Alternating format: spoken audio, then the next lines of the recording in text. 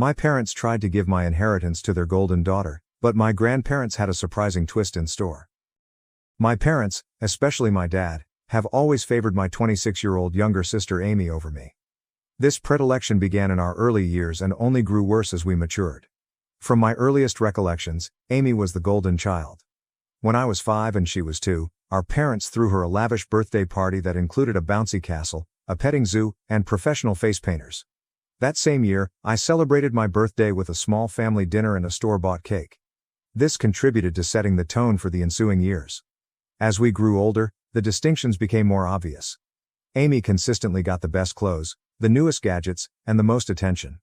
When I was 10 years old, I remember setting aside months' worth of allowance for a new bike. Amy threw a fit when she saw it because she wanted one too. Instead of teaching her to save or wait, my parents went ahead and bought her a bike that was even better than mine. School was another setting where the bias was apparent. Amy's parents typically missed my school events, but they were at all of hers. In 4th grade, I played the lead in the school play. I was so excited that I practiced for weeks. On the night of the play, my parents were an hour late, so they missed my big scene. Amy complained of a stomachache, so they were comforting her. Later on, she was okay. They had just lost track of time while playing with her. Nothing I ever seemed to do seemed adequate in terms of academics.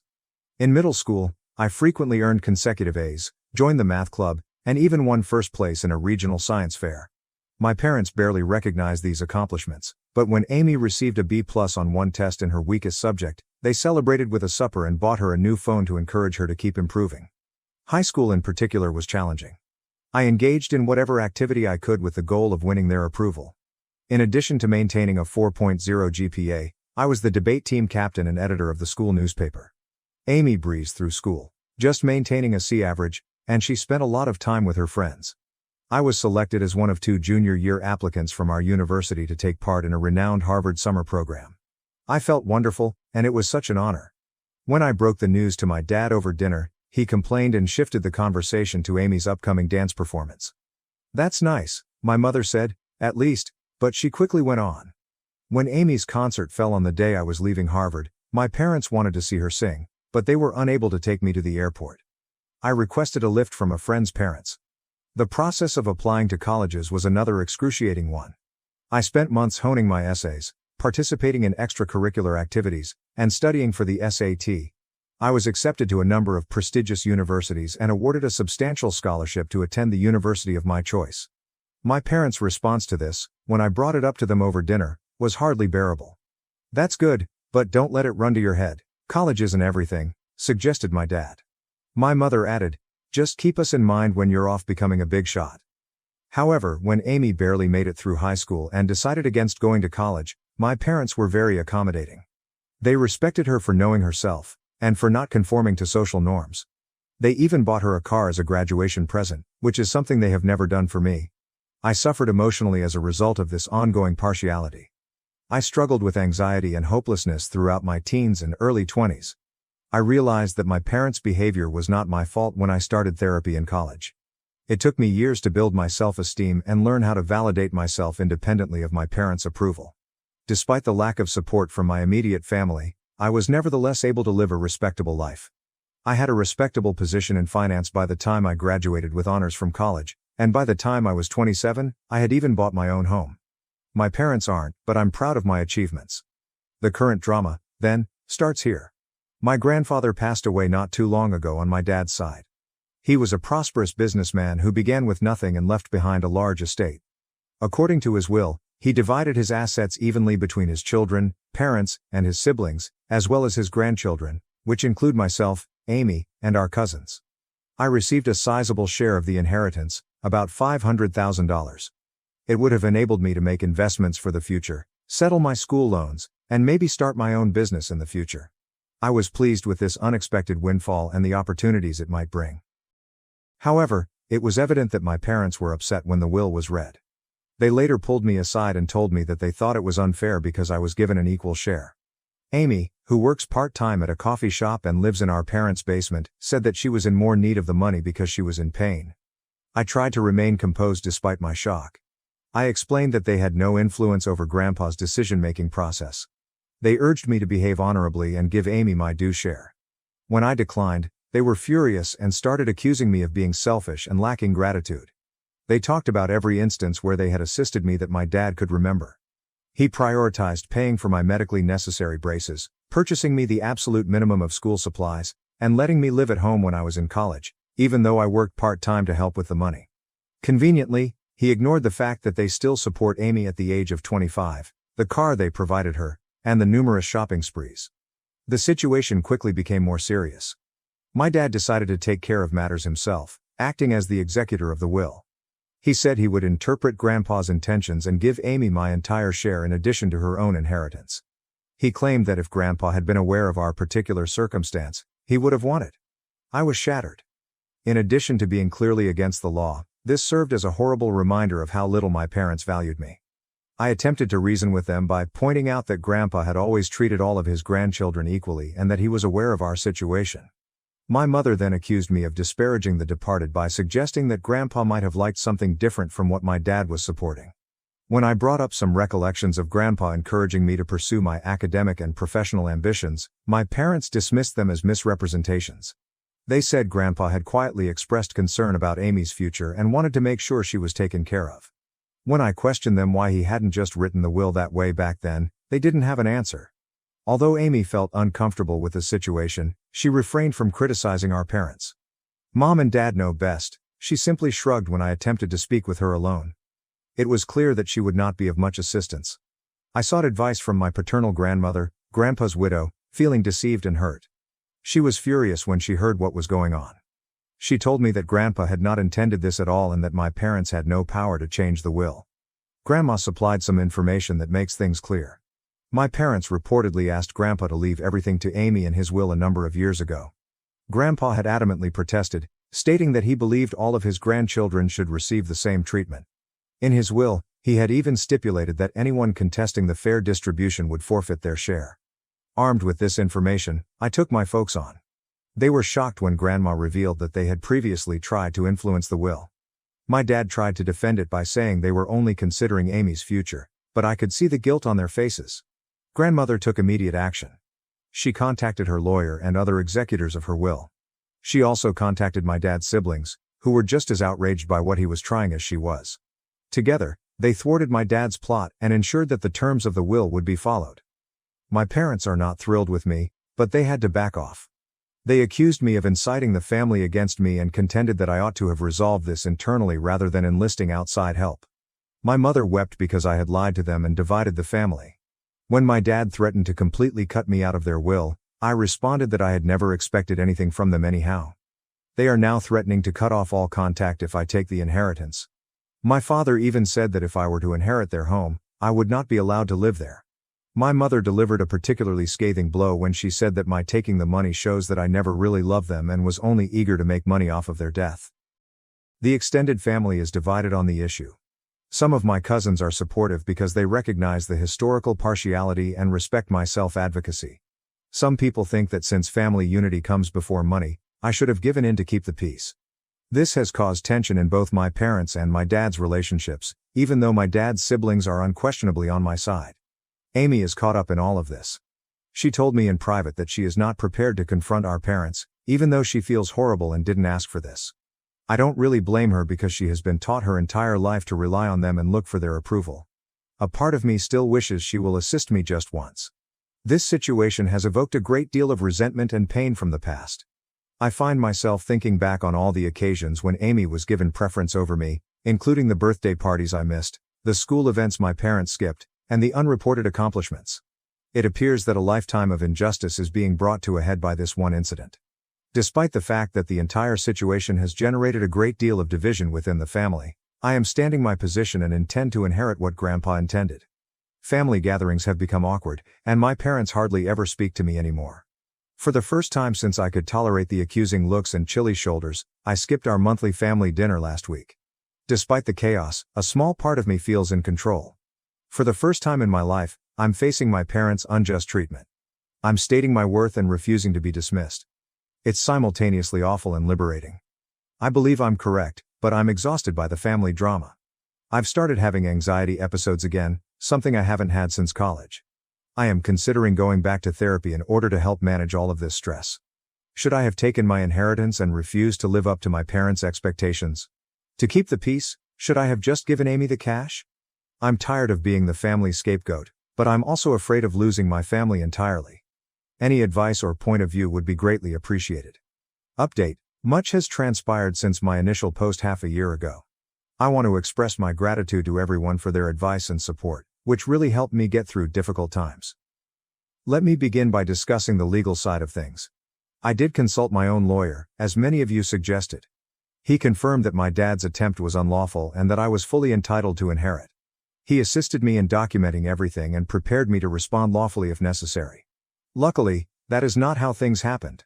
My grandma and her lawyer, together with my dad's brothers, resolved their differences out of court. The will was executed just as planned, and I received my entire fortune. My dad's attempts at will manipulation resulted in his removal as an executor. This process, which took several weeks, was a little taxing. After threatening legal action, heated meetings, and irate phone calls, my parents were forced to back off since the law was clear. However, the family fallout has been notable and is still going on. My parents first reaffirmed their position. They accused me of neglecting my sister and being greedy. Additionally, they attempted to incite other family members against me by spreading claims that I had somehow forced Grandpa to give me money. Fortunately, the majority of the family was aware of their deceit. There was one particularly terrible incident at a family get-together approximately a month after the will was accepted. My aunt was entertaining and hadn't invited my parents, so they caused a commotion when they showed over without warning. As my dad began to yell that I had stolen from Amy and turned Grandma against her, my mother threw an old photo album right at my feet and said, "I ruined all these wonderful memories." It was awful and uncomfortable. It took a few family members to calm things down and convince my parents to go. My grandmother, bless her, was my strongest ally during this entire ordeal. She told stories of my grandfather, who was always proud of my accomplishments and who particularly wanted to ensure that all of his grandchildren had equal opportunities. She also claimed that Grandpa had kept a scrapbook of my achievements, including copies of my college acceptance letters, media clippings of my academic achievements, and even the program from the university play that my parents had been late for. This realization was both beautiful and heartbreaking. Additionally, Grandma offered to update the family's records. She planned a family get-together without my parents there and detailed the whole history of my parents' prejudice, including incidents I had either completely forgotten or had never heard of. It was heartbreaking to finally have someone acknowledge the injustice I had endured for years, but it also brought up old wounds. In all of this, my sister Amy finally found her voice. After considerable introspection and several lengthy conversations with our grandma, she personally came to me and apologized for not standing up for me earlier. She claimed that although she believed our parents' preference was wrong, she had been too afraid to question it. We talked extensively and passionately about our early years and how they affected us both. Being the favorite child wasn't as amazing as it seemed, Amy acknowledged. She felt a lot of pressure to meet our parents' expectations and never learned how to stand on her own 2 feet. She related stories of how she longed to do things independently, but our parents would step in and take care of everything for her, denying her the chance to grow and learn from her mistakes. This conversation was a turning point in our relationship. We started to repair the sibling bond that our parents' favoritism had severed. Through this family turmoil, the two of us have been getting together for coffee on a regular basis to talk and support one another. Everyone was shocked when she announced that she would use her inheritance to pay for education. She said she was inspired to take charge of her own life after witnessing me defend myself. She first enrolled in a local community college with the intention of transferring to a 4-year university after deciding what she wanted to study. Our parents gasped with surprise. I think they were aware that Amy had not benefited from their babying. My parents' reactions to all of this have been varied and evolving. At first, they viciously attacked us both. Since they claimed I turned Amy against them, they attempted to use guilt to get her to drop out of college in order to support the family. When that didn't work, they changed tactics. My mother started to realize how harmful their behaviors had been after having several lengthy conversations with my grandma and witnessing Amy's remarkable change. She has started therapy to deal with her issues and made some tentative attempts at reconciliation. She apologized, acknowledged that she had been unjust, and asked for an opportunity to make amends.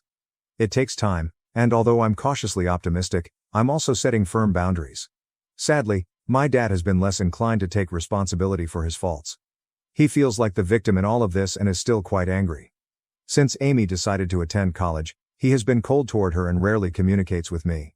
He has made a few attempts to exert control over us, threatening to sell the house we grew up in if we don't change our ways or offering to forgive us if we do. It hurts to see him alienate himself from both of his children in this way, even if we are both standing strong. The extended family's dynamics have undergone a significant shift. I now reside nearer to my grandma and my dad's siblings, who have been really supportive. I feel less alone in this battle now that I've heard from my aunts and uncles about how they've dealt with my dad's difficult behavior throughout the years. I've also grown closer to some of my cousins who supported me. We can all catch up without being distracted by the drama of the older generations by starting a monthly cousin supper. I have been using my inheritance well for myself. I feel incredibly financially free now that I have paid off my student loans. I have put together a diverse investment portfolio in collaboration with a financial advisor. Additionally, I have some money saved up for the possibility of starting my own business in the future. I'm looking into starting a community center that offers affordable mental health services and courses on financial literacy. The most important use of the funds, however, has been for me to purchase therapy for myself and offer to do the same for Amy. We are both trying to move past the things that happened to us as children and are learning how to set healthy boundaries with our parents. Even though it's a long path, I already feel like I'm learning more and getting better at overcoming long-term bias and emotional neglect. My life has improved in some surprisingly positive ways as a result of this entire process. I've learned a lot about setting boundaries and protecting myself. Even though I know I made the correct decision, it hasn't always been simple, and there are still challenging days. I'm proud of myself for defying pressure and guilt. One of the most surprising outcomes has been a shift in my career path. Managing all of this family strife and going to treatment has made it easier for me to recognize my own enthusiasm for helping those suffering.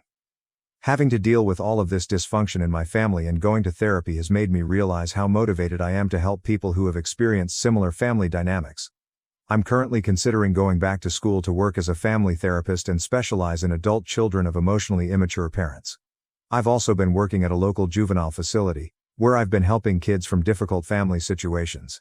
It is incredibly fulfilling to be able to provide the kind of support and encouragement I wish I had received as a child. I'm even thinking of spending some of my fortune to start a scholarship fund for kids in similar situations. My communication with Amy has continued to improve. Every month, we celebrate Siblings Day by doing something fun for the two of us. Last month's hike and lunch was the most relaxed and intimate we've experienced since we were young kids.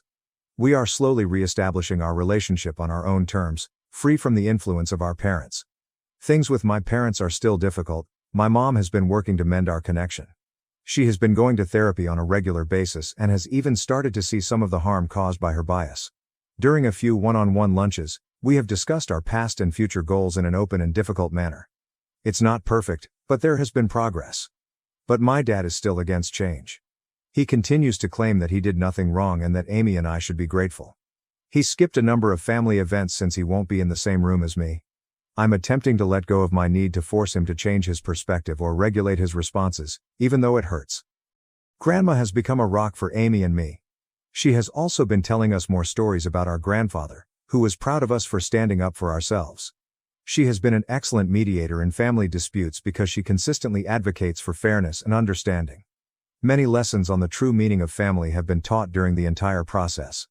I've realized that sometimes the family you choose may be more supportive than the one you grew up in. I have become closer to my aunts, uncles, and cousins who supported me over this trip, in addition to creating a close-knit group of friends who have been very beneficial. I've also grown to realize how important it is to set boundaries and take care of myself.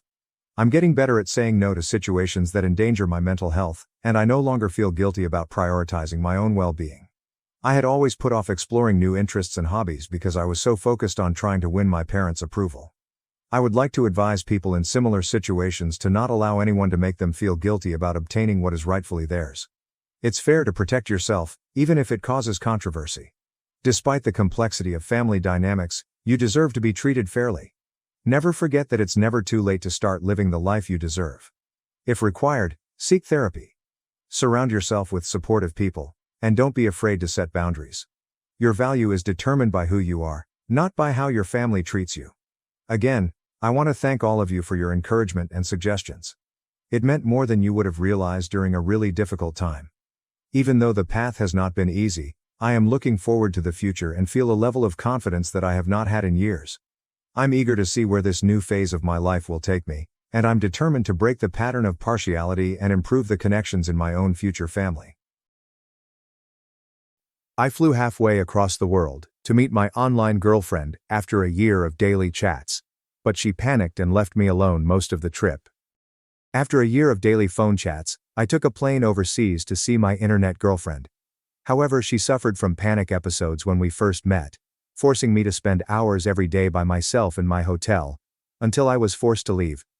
Since I honestly don't know what to think anymore, I, 29 male, need to get this off my chest. For backstory, I met this girl, 29 female, a few years ago in a Discord server where we both played a game thanks to some online pals. We immediately clicked since we had similar hobbies and senses of humor, and I was astonished by her professional ambition. She is quite passionate about her work, which is tech-related, I don't want to be too specific, and she is constantly discussing projects and other relevant topics. We increased the frequency of our conversations, and eventually we were chatting for hours every day. We occasionally had phone chats with other people, but once everyone else left, we would continue to talk until around 3 in the morning. To be honest, it didn't feel like the previous internet connections I had.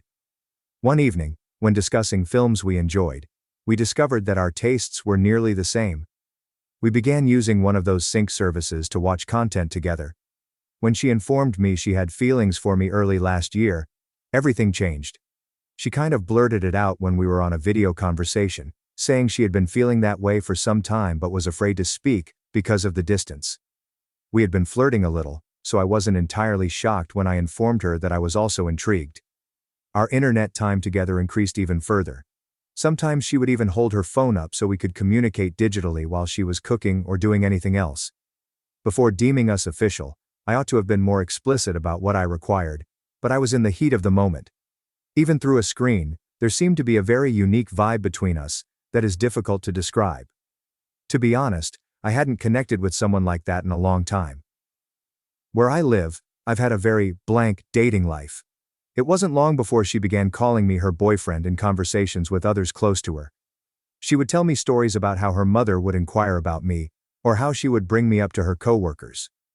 Examples such as, "My boyfriend said the funniest thing today," or, "My boyfriend and I are going to see this movie this weekend." These statements were flattering, but I always believed that we needed to meet in person before formally committing to a relationship. However, it was definitely a mistake on my part that I never really corrected her. I suppose I assumed we would meet soon enough, and didn't want to offend her. We discussed getting together several times. She takes medication for a chronic health condition, and has rather severe anxiety difficulties. Although it makes traveling difficult, it doesn't truly affect her day-to-day existence. We decided that seeing her in Canada would be more sensible for me than having her visit the United States. Additionally, it's not exactly stress-free to cross the border with all the political outcries going on right now. I won't get into politics here, but it's true that crossing borders is more difficult these days. I made the bold decision to plan a trip to see her around Christmas. Flights and a hotel cost far more than I should have, but I thought it would be worth it. Due to the short notice, the flights alone cost over $700, and the accommodation for 3 nights cost an additional $600. To be honest, I could hardly afford it. However, I had been saving for some time and felt that this was crucial. After all this time of communicating, I was rather eager to finally see her in person. In the days before the trip, we discussed it virtually daily. She also appeared excited, however she admitted to being anxious about her nervousness getting the better of her. When we first met, she informed me she had been discussing anxiety management techniques with her therapist. That gave me hope that she was making preparations to ensure the visit would be successful. She even compiled a list of the locations in her city that she wished to show me. I had every reason to believe she was as excited about this as I was, as we discussed visiting a museum she loves, and a few places she thought I might enjoy. I just got back from that trip this past weekend, and I'm still getting used to it. Actually, I've spent the majority of my frigging time here in my hotel room, where I'm composing this. I flew all this way to see the city, but I have hardly seen it yet. The trip got off to a rough start. After landing, I took a 40-minute Uber to my hotel, which cost about $60 because, of course, everything in this place is pricey. I was anxious as well. I've only visited Canada a few times. I've never been to this city, and I was going to meet someone I'd only ever seen on a screen. The entire Uber ride made me feel nauseous. She was replying to my constant texts with updates on my whereabouts, but they came out as hurried and tense.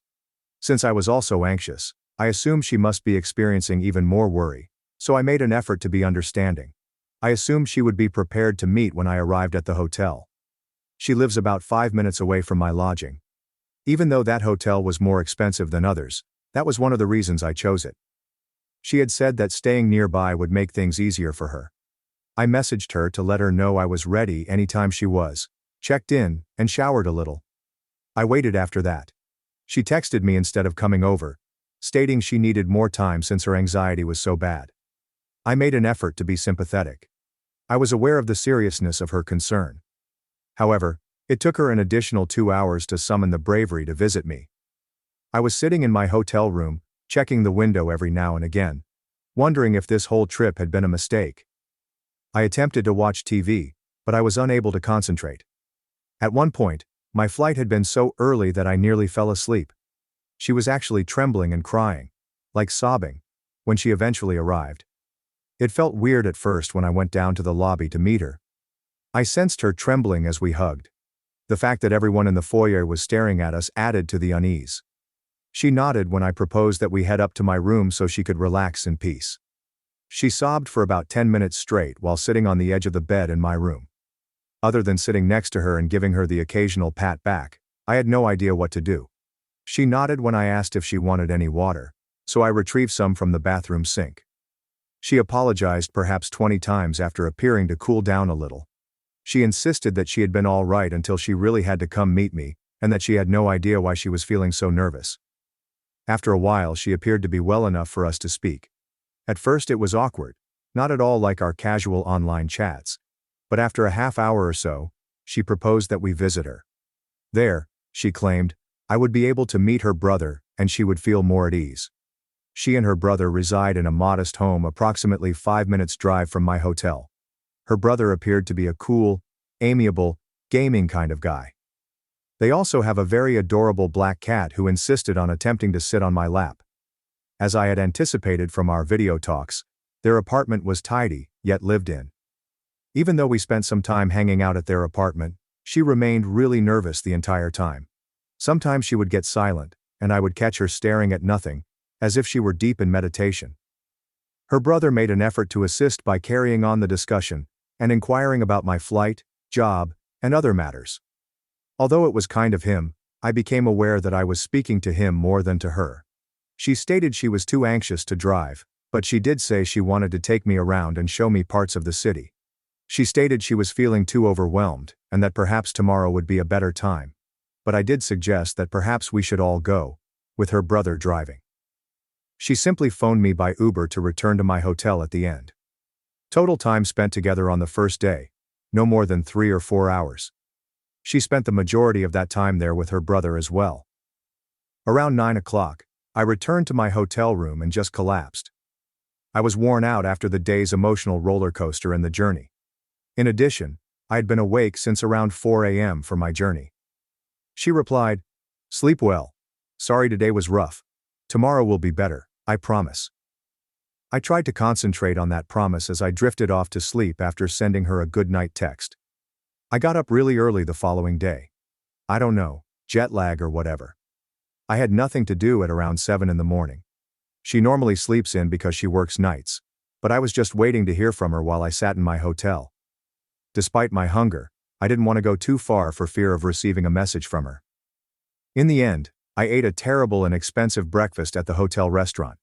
I just waited and waited after that. I took a shower, watched TV, browsed social media, and made a quick call to my mother. She eventually messages me 4 hours later to let me know that she's awake but not quite ready to see me, because she's still feeling nervous. She said that she simply needed some time when I asked if there was anything I could do to help. I thought there might be less pressure if we met in a public place rather than her coming to the hotel. "Maybe," she responded, "but I'm not sure yet." Said she would notify me shortly. I tried not to show my frustration at this point, but I was becoming rather annoyed. In order to have something to do, I decided to pick up some items from the drugstore that was within walking distance. I bought some Tylenol because I was about to have a headache, some food, and a portable toothbrush because I had forgotten mine. I was mostly simply passing the time. I discovered a small lunch area close by after spending far more time than was required exploring the pharmacy. Perhaps bringing her something to eat would be a kind gesture, so I thought I could get lunch for the two of us. After getting sandwiches for the two of us, I returned to the hotel to leave my belongings before visiting her. I messaged her to let her know that I had gone to get lunch and to ask if I could come over right now. After 15 minutes or so, she responded, "Sure, I could come over." I took the food to her apartment after calling an Uber. We were about halfway through day 2 when I eventually arrived at her apartment, which was approximately 2 hours later, and she hadn't even eaten the food I had brought. She thanked me for thinking of her, but claimed she wasn't hungry. I made an effort to hide my dismay. At least it wasn't wasted because her brother took the second sandwich. We spent some time sitting in their living room chit-chatting. She appeared slightly less nervous than she had been the day before, but not entirely at ease.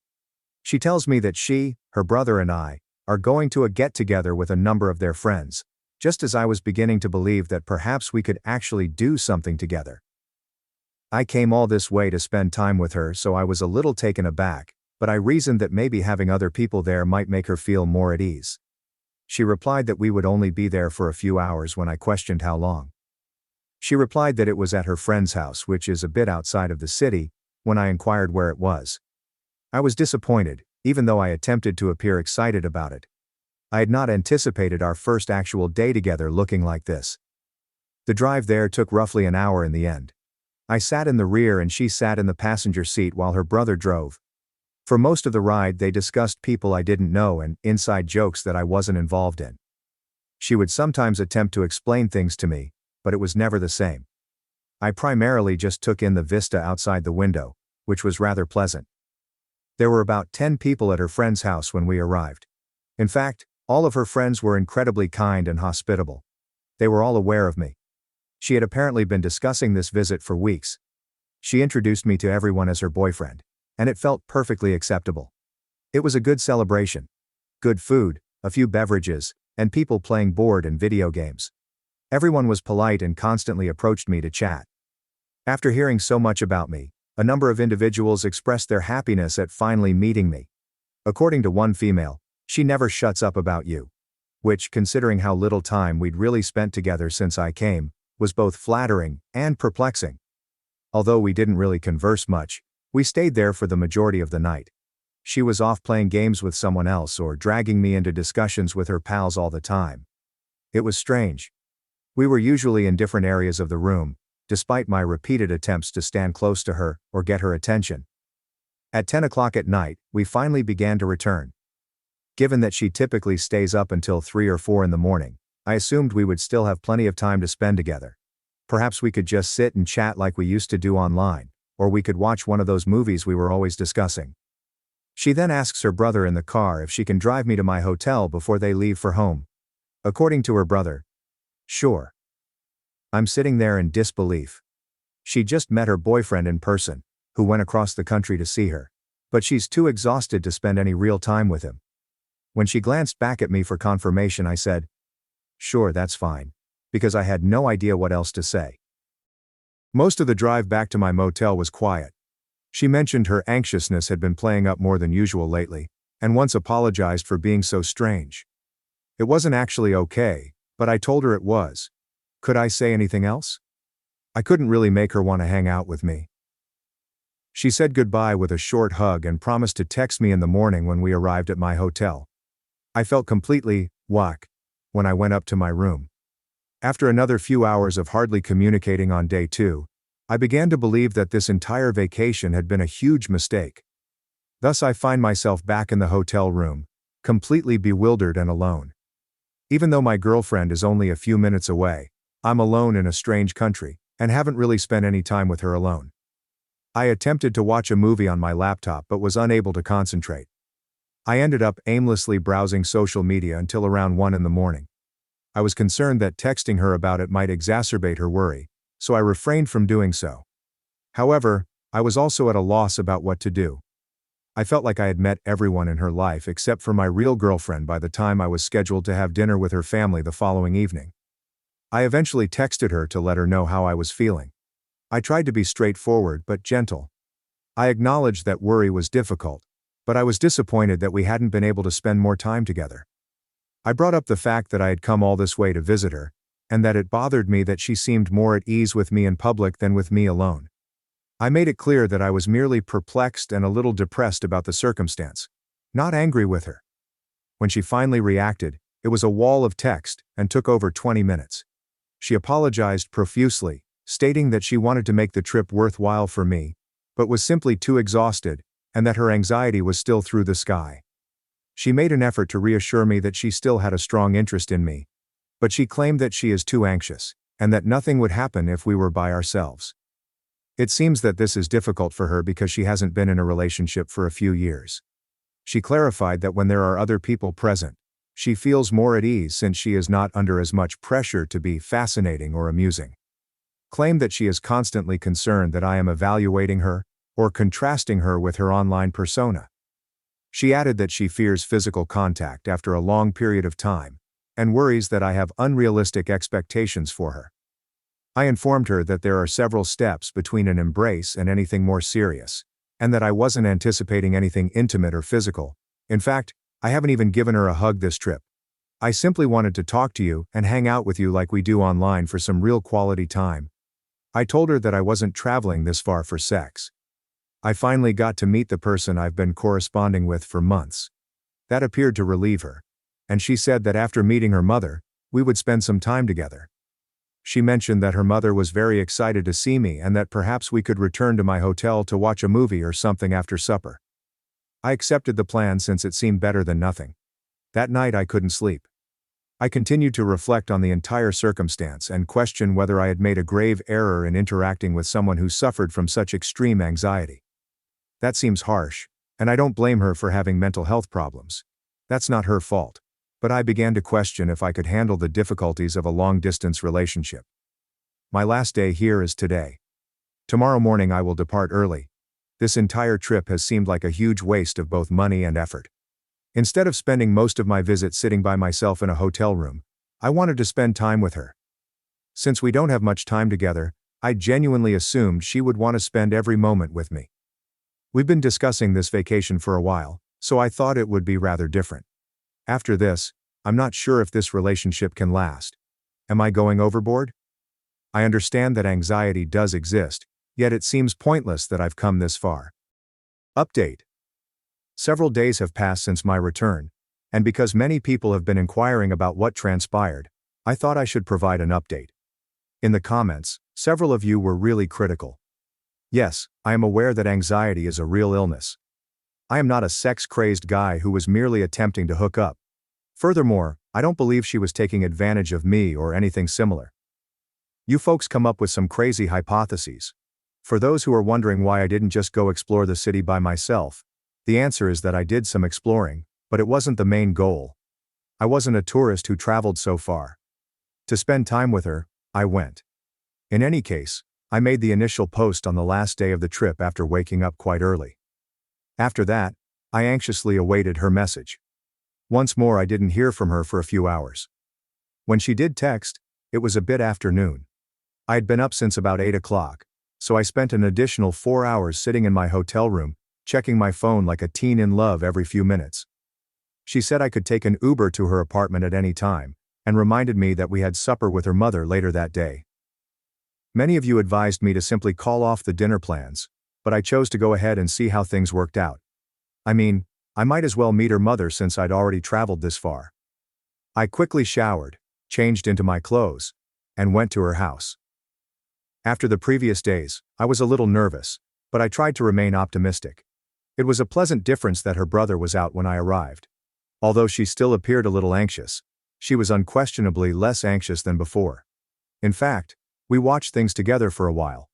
We sat side by side on her couch after she recommended the show she had been eager to see with me. We sat close and it felt more like the quality time I had been hoping for, because she looked to be having a better day in terms of anxiety. It was pleasant that she even leaned slightly against me. We didn't actually engage in any physical activity.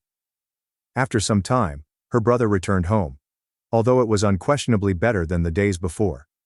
She told me more about her friend's remarks about us at the party, and we discussed some of them. It sounded more like our internet chats. We began preparing to go have dinner with her mother at around 5 o'clock. This caused me some anxiety. It's usually a huge deal to meet the parents, and I wasn't sure what to anticipate considering how the journey had gone so far. I could sense that she was agitated once more as she drove us to the restaurant. I made an effort to divert her attention by keeping the conversation light. It was a charming, tiny Italian restaurant. When we got there, her mother was already there. As soon as she noticed us, she got up and hugged her daughter before turning to grin warmly at me. They have the same eyes, so I could tell right away where my girlfriend acquired her appearance. Her mother's dinner went unexpectedly well. Her mother was approachable and inquired about my work and family without being overbearing. Her mother looked sincere in her excitement about me and her daughter being together, and we clicked immediately. My partner appeared more at ease throughout dinner than I had observed throughout the entire trip. She was grinning, contributing to the discussion, and even putting her hand on my arm to emphasize a point. When we left, her mother hugged me, which was wonderful, and said I could come over at any moment. Even though I wasn't sure whether there would be another time at that moment, it felt good. We returned to her apartment after dinner. Although her brother was present, it felt more private because he tended to stay in his room. It was much the same as before. Hanging out, talking, and watching things. It felt more one-on-one than before, yet it wasn't quite alone time. Was this trip's final day what I had anticipated? Not at all. However, it was unquestionably superior to the initial days. She offered to drive me back herself, which surprised me because I was half expecting her to call me an Uber again as the evening wore on. It seemed like a minor triumph. We discussed the trip on the way back. I made an effort to be understanding when she apologized once more for the way things had gone. She acknowledged that I wished we had more time, like today, and suggested that since the first meeting was over, perhaps next time would be simpler. She accompanied me to my room when we arrived at my hotel. She assisted me in making sure I hadn't left anything in the bathroom or drawers when I was packing for the early departure. Despite its simplicity, it had an intimate feel that most of the tour had not. We kissed goodbye as she was ready to go. Just a good kiss goodbye. Nothing fancy. No makeout. It was short but sweet, and it got me thinking about what the journey may have been like if we had arrived at that moment sooner. After she went, we exchanged a few texts. She stated she wished we'd spent more time together, and I was getting ready for bed because my flight was so early. She said that although she had purchased a frame for a photograph of us, she had come to the realization that we hadn't really taken any quality group photos. The handful we had from the weekend didn't really fit her needs because they were primarily group photos from the party. That really disappointed me, so I suggested that perhaps I should simply take an Uber back, so I could get a decent photo. After 10 minutes or so without hearing back, I assumed she had either fallen asleep or became distracted. Then she texted me out of the blue to tell me to come downstairs. She explained that she had driven all the way back to the hotel. Anxiety be damned, she said. Just to take a picture and kiss me goodbye. At first I didn't understand. She was indeed in the lobby as I rushed downstairs. In addition to taking selfies, we also asked the night cashier to take a few group photos. Then we kissed again, more deeply this time. She gave me a tight hug, and said in a whisper that she was happy I came, but that the weekend wasn't what we had expected. Of the entire visit, that particular moment at the conclusion felt the most genuine and connected. I got up really early the following morning in preparation for my journey. Shortly after returning home, she must have texted me to wish me a safe journey. The return trip went well, giving us plenty of time to reflect about what had transpired, and what it meant for us moving forward. Overall, I'm going to maintain my optimism, even though it wasn't the ideal weekend I had hoped for. I believe that the decision to shorten the vacation was probably a mistake. Given her anxiety problems, 3 days isn't really enough time to get to know someone. Perhaps the last several days could have resembled that last night more if we had had a week. Since I returned, we've texted daily, and it's been nice to get back to our casual discussions. I've tried to be encouraging without being pushy, and she's been more forthcoming about her anxiety and the things that make it worse. In their upcoming appointments, she stated that her therapist wants to focus exclusively on her relationship anxiety, which seems like a good start. When she has to choose whether or not to travel down here for an event that is taking place sometime this summer, we'll see how things work out. I believe that will be the true test.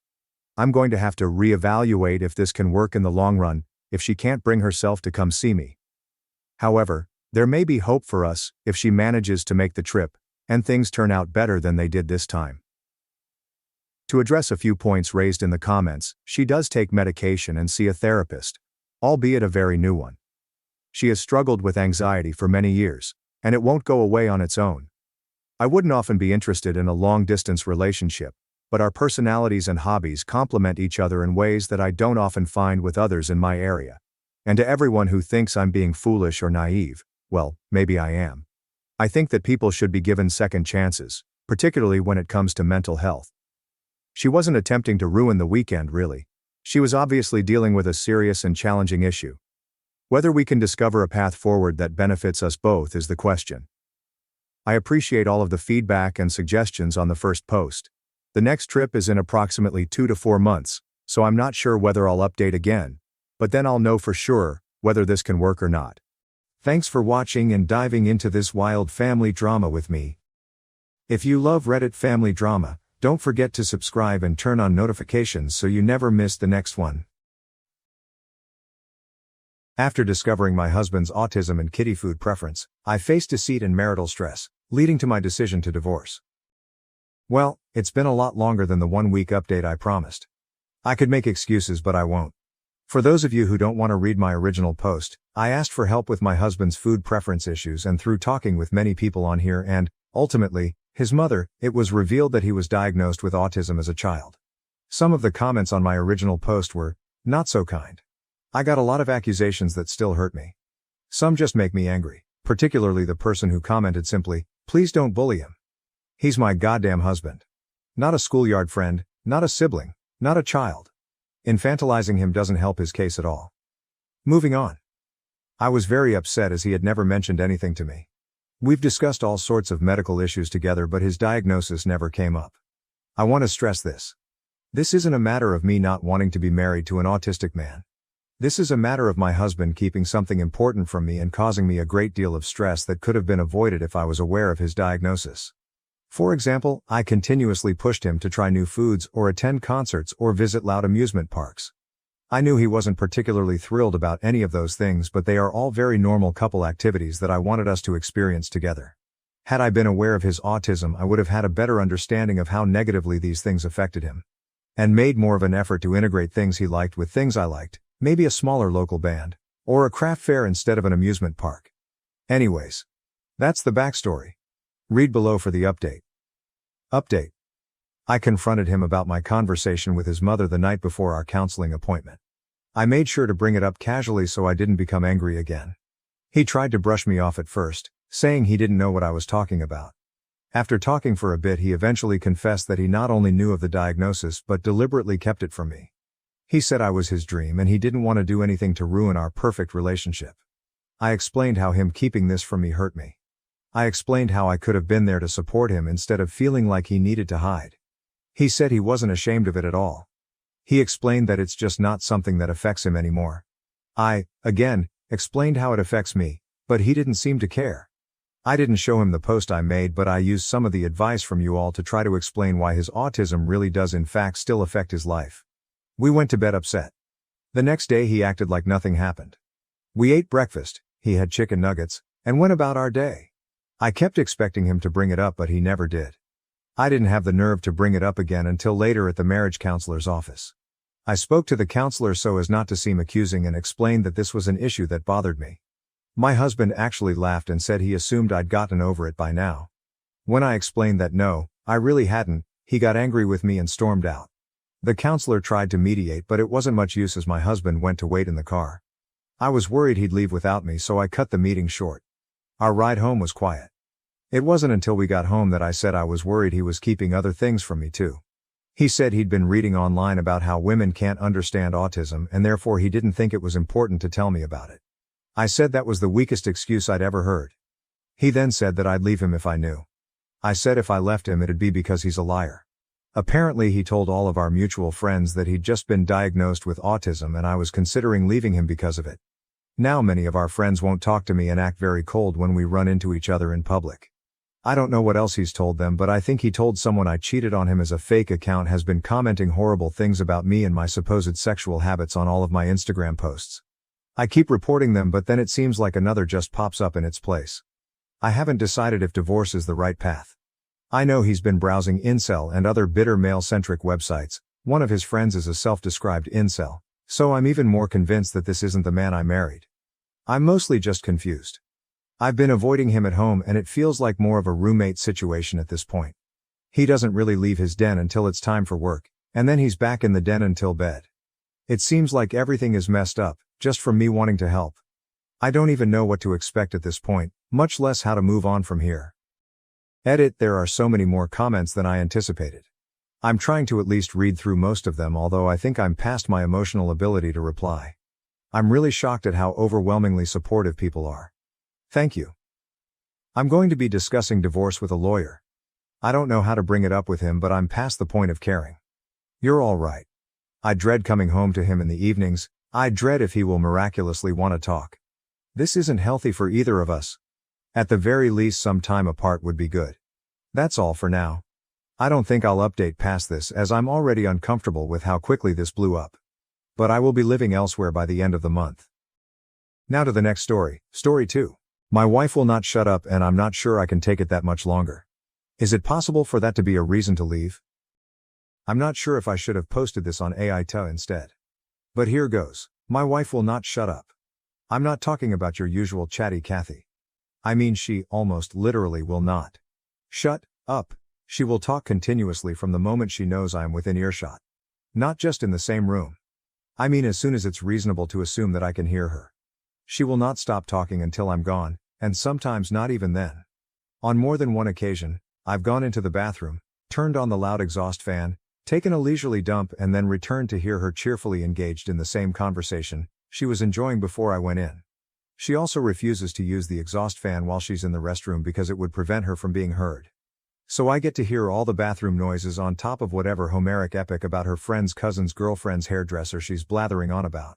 I once drove from Tampa, Florida to Chicago, Illinois with her, before we were married. I'm such an idiot.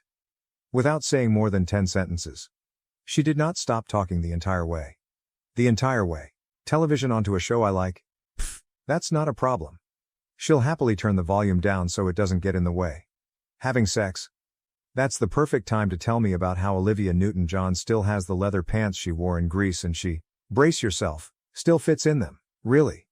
Needless to say, we don't go to the movies. Ever. I've been shushed out of too many theaters. I get it. She grew up in a huge Italian Catholic family in the Bronx. If you don't talk loud and constantly, you don't get to talk at all. I, on the other hand, grew up in a Scandinavian family with 2 children. To this day, I'm not sure we ever had a conversation in our house. I actually often wonder if that's what made me attractive to her. I was taught to politely listen to people and then wait for them to finish before replying. She never finishes, or takes a breath it sometimes seems. So to her I'm paying rapt attention to her no matter how much she talks. That's not true though. Another difference between people of Swedish heritage is that we don't use filler words for acknowledgement. Other than the Minnesota nah, useful on every occasion, we're pretty much silent when we listen to others. No or yeah or OMG needed. A nod of the head every 10 minutes or so is all you need to convey your attentiveness. I think it has a lot to do with living in the frigid north. You keep your mouth open as much as my wife does, and your teeth are going to shatter from the cold. To her, that's like being in the room with a dead person. She's always stopping to ask, "Are you even listening?" Or say, "You never pay attention to me." Or even quiz me with, "What did I just say?" I've become an expert at storing the last 2 to 4 words she says and parroting them back at her. She'll be like, blah blah blah. And then she told him she wasn't taking that kind of crap anymore. And I'll go, "That kind of crap?" As if I had any idea what kind of crap it was or who it was that wouldn't take it anymore. And she'll say, "Yeah," and think I've been paying attention the whole time. I joke about it a lot, but it's actually getting to the point where it's a problem. Our son is 7 years old, and he has developed a pronounced stutter because she interrupts him constantly. Growing up in her house, if anyone paused even for a millisecond, that was grounds for talking over them. And you talked loud so they didn't finish. My son apparently inherited some of my less staccato speech patterns, and she basically just uses that to interrupt and take over the conversation. It got so bad that he started automatically stopping and restarting words, even when not being interrupted. I didn't know that was considered a stutter until we went to one of those parent-teacher night things, and a teacher listened to wife and then turned to me and said, Well, at least now I know why Josh has a stutter. Just like that. She's failed at least one job interview because of this. I know because I lined it up with a business acquaintance myself. He called me up and said sorry, but he just couldn't take being in the same room with her because she wouldn't stop talking. We rarely are invited for a second couple's date. She monopolizes the conversation every time we go out with other people. Who wants more than one does of that? You're probably wondering, well, have you told her about this? Yes. Many times. Sometimes jokingly. Sometimes with utter seriousness. The reactions vary from anger, talks louder, higher, faster, and uses lots more swear words, to tears. She's the only person I know who can carry on a totally unrelated conversation while sobbing hysterically.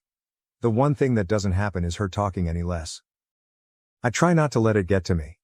She's a very affectionate woman. Loves me to death. Mother of my child. Pretty as the day we met, prettier even. We still get plenty of alone time. Granted, she won't shut up while we're doing it, but I'm pretty busy so I don't really notice as much. But it does get to me. It's selfish and shows a lack of self-awareness. There's a time and a place for enthusiastic conversation, and they're not always and everywhere. I know the answer to the problem. I have to talk back. In effect, the only thing that possibly could shut her up is for me to do the same thing as she does. I would have to interrupt at the slightest pause. I would have to talk louder, yelling if necessary, when she tries to interrupt me. I would have to learn to use Italian hand gestures to emphasize my points and chop off her objections. But I'm not Italian. I'm a waspy pale dude who grew up in a household that would have made a mortuary sound like a middle school cafeteria. 12 years of this has finally pushed me to the brink. I'm not sure I can take it that much longer. I'm just not sure if I could get a word in to tell the judge why I'm there in his divorce court. My wife wouldn't let me. TL.dr. Wife will not shut up. Is that reasonable grounds for leaving her? Edit, obligatory Reddit. OMG, I had no idea this would blow up. Which is true. I thought maybe a couple of people would just call me an asshole and that would be it. But RIP. Inbox. It was nice to know you. So in the interest of not replying to every comment, I will try to address some of the common ones and answer some of the questions I saw popping up multiple times. Also thanks for the, often hilarious, advice. Q1. Is this BS?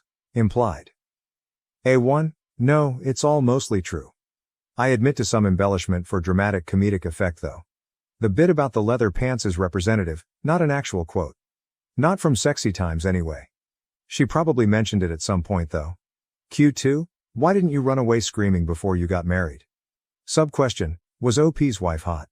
A2. Yes, she is hot, and funny, and vivacious. Also, I really was a Nordic silent bear. Thanks, you/Sarah_Dragonfire, my wife drew me out of my shell. And if I'm brutally honest with myself, when you're young and getting laid on the regular, a lot of things don't seem all that terrible. Damn you penis, this is all your fault. Q3. Did your kid really develop a stutter because of this? A3. Medically speaking, I cannot state this with 100% certainty. The cause was never formally diagnosed. However, I watched it happen firsthand. I'm not a qualified speech therapist, but I think it was a reasonable conclusion to draw based on the observations I made. I'd welcome a dissenting opinion from an actual professional though, if only to salve my conscience. Which leads to, Q4. Aren't you really the one responsible for your kid's stutter? After all, you did nothing to stop it. A4. Guilty. And I feel utterly like shit about it all the time.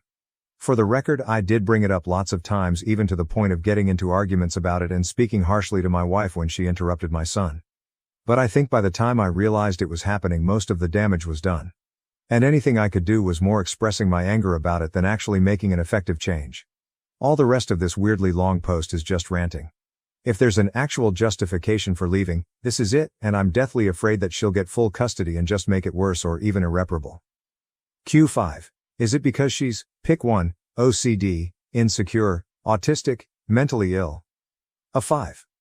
I don't think so, although I've always sensed an overwhelming need for attention. I see it in her family dynamic, in that all of her many siblings were in constant competition for their parents' attention and affection. Q6. Have you tried counseling? A6. No, probably should have, but I know her well enough that even mentioning it would shatter her. It's bizarre that I can't bring myself to do a lot of things people have suggested, and believe me, I've probably thought of all of them, because they just seem too cruel to me. And yet, I'm seriously considering divorce. I realize the contradiction there. I feel unsafe because my autistic neighbor exhibits strange behavior. He constantly follows me when I take my dog outside at night. Hi all. I've never posted here before, but I've been thinking about writing this for a while now, since I'm really starting to feel uncomfortable and could really use some advice for who to contact and what to do.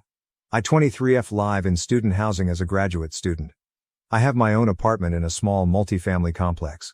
There are about 4 other students there, one of which I will refer to as S, 45M. S has autism. I know these terms are outdated, but for context, his autism is rather profound, and he has lots of social difficulties and stims in conversation. I previously haven't had any real difficulties interacting with him, especially since I used to be an instructor for children with autism and am used to handling various social behaviors from people on the spectrum. But in the past couple of months, his behavior towards me has changed, and I'm at a loss for what to do. I take my dog out at various times throughout the night to relieve herself.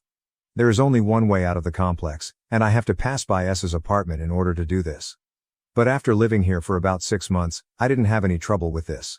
Sometimes, he'd come out to say hi, and I'd let him pet my dog. But this was always at an appropriate time. About a month and a half ago, things started to get weird when I took my dog out at 4:30 a.m., which isn't unusual, and saw him peeking at me through the window. He then opened the door and came outside to sit down and pet my dog. She started barking and I politely told him that I can't have her barking at this time of night and took her inside. I'll admit I felt a bit uncomfortable with him coming out so late at night. After all, he is a large older man and I'm a very small female. For the next month, I would notice S lingering outside the apartments a lot more often. I found it disconcerting when he was doing this late at night. My partner, 20F, came to visit for a month, and while she was there, his behavior got even stranger. Nearly every time I took my dog outside, he would open his door and come out to talk to me, which made me uncomfortable because it seemed he was actively watching for me.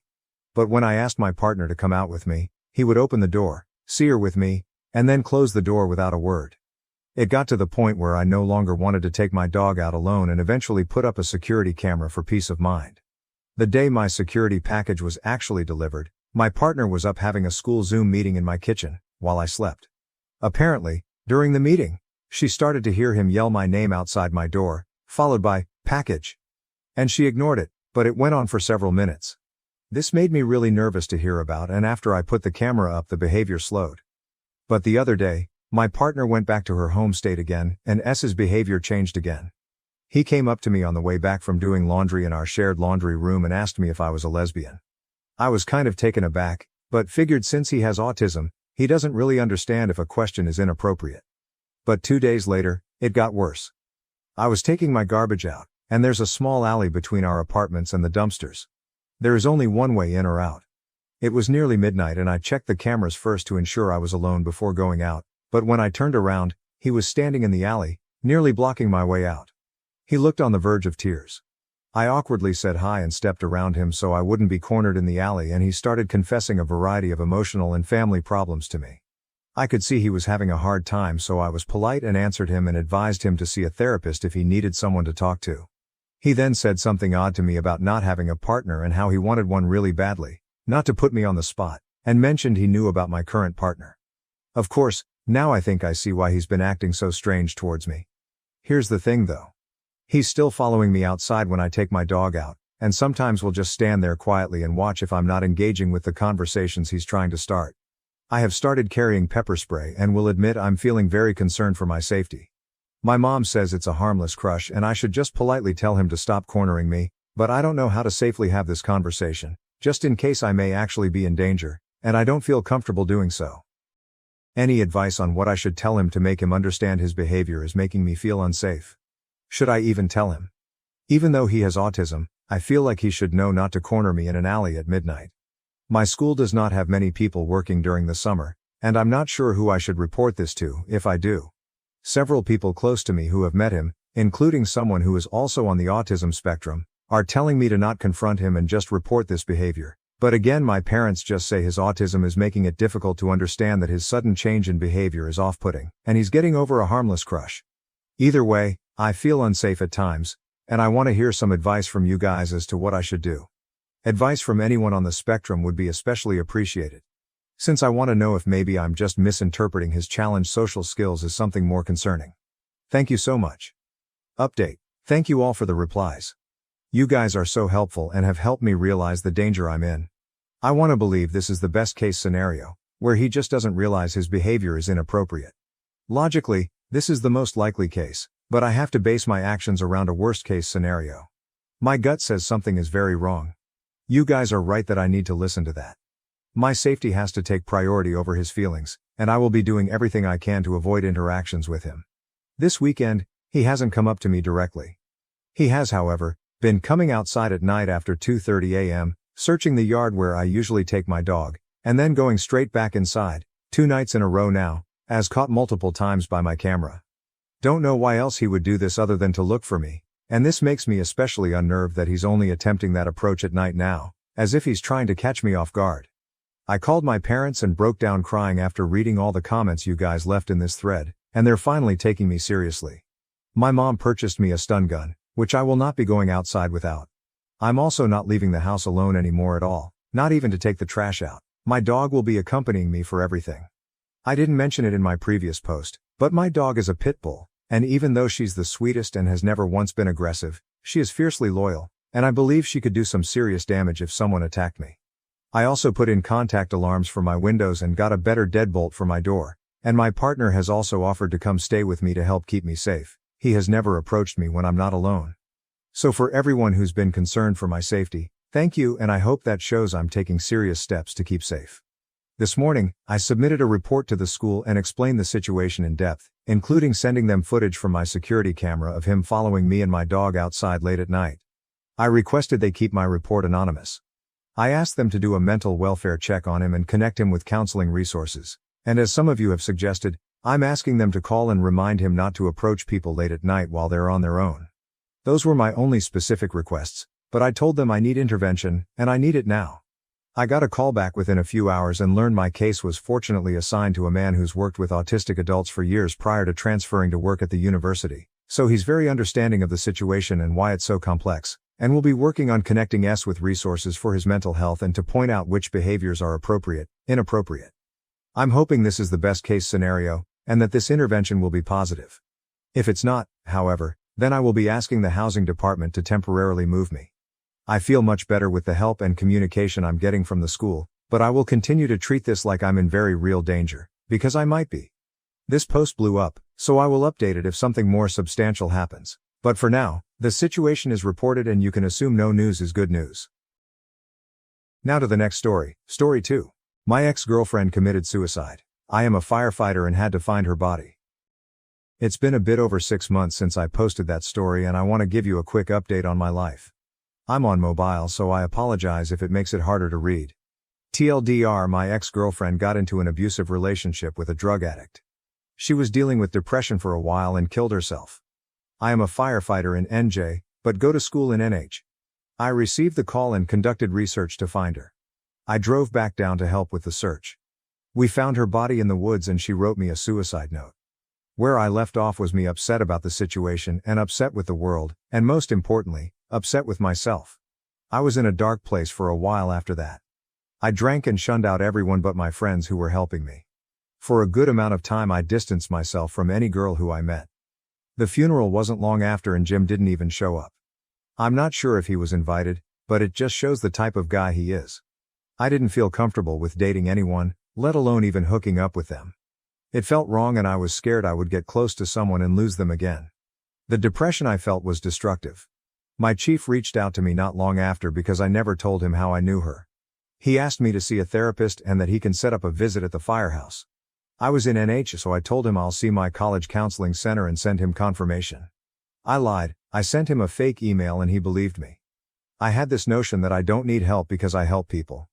After 3 months I was still depressed, but I started to talk to girls again. I met this really nice girl named Sarah. We talked and even hooked up a couple times. After a month and a half she asked if we could start dating. I told her I couldn't. I told her my story and said I don't feel comfortable being close with anyone. She took it well and still wanted to talk, but I couldn't anymore. I felt as if she crossed a line in my mind and we couldn't go back. I didn't want to be close with anyone like that again. Fast forward another month, my friend Kelsey asked if I wanted to go to her sorority formal with one of her friends. I accepted and that's when I met Kristen. Kristen was perfect, she was really sweet and a great date. We ended up talking for a while, and this time I decided it was time to be proactive. I opened up to her about what happened to me, and I told her I want to take it very slow. She completely understood. Instead of scaring her off, she helped me more than anyone has ever had. She convinced me that avoiding therapy is a bad move, and that there is no shame in seeking counseling. So I made an appointment and went. The therapist told me about a suicide prevention org on campus that I should join and tell my story. I joined them, and they had suicide prevention events where people tell their stories to help others.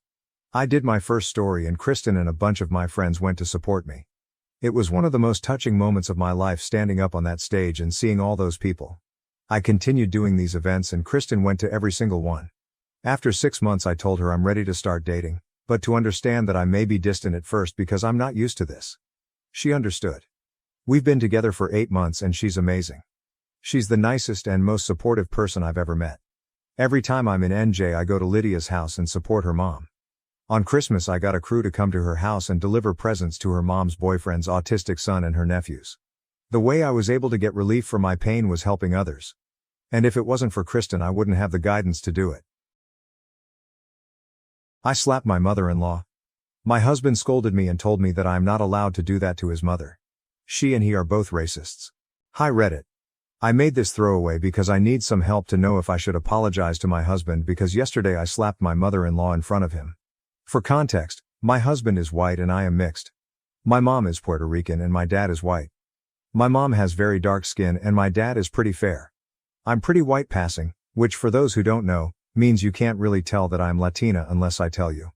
A running for mother-in-law joke is that melanin skips a generation because my maternal grandpa is also very fair, but my maternal great-grandma is very brown. With that out of the way, I'll get into my situation. I have been with my husband for 7 years, married for 5. We have a 3-year-old little girl who is the light of my life. When she was born, she had a head full of dark brown curls, dark brown eyes, and a fairly olive complexion. She looks like me when I get tan. You can definitely tell she's part Latino. Despite knowing all this, my mother-in-law has gotten it into her head that my daughter isn't my husband. She's been telling anyone who will listen that I must have had an affair because there's no way her son's child could be that color. Yeah, how nice. My mother-in-law has always been standoffish with me. She never made a big effort to get to know me and was always more polite than anything else. Mother-in-law has made some offhanded comments before about Latinos, but husband would brush them off because she's from another time. I wanted to write off her behavior as just her not being educated enough. I realize now that was my mistake because it gave her the okay to keep going. When my husband and I heard from my sister-in-law that mother-in-law was saying this, we invited her over to talk about this. I was really hoping we'd be able to fix this.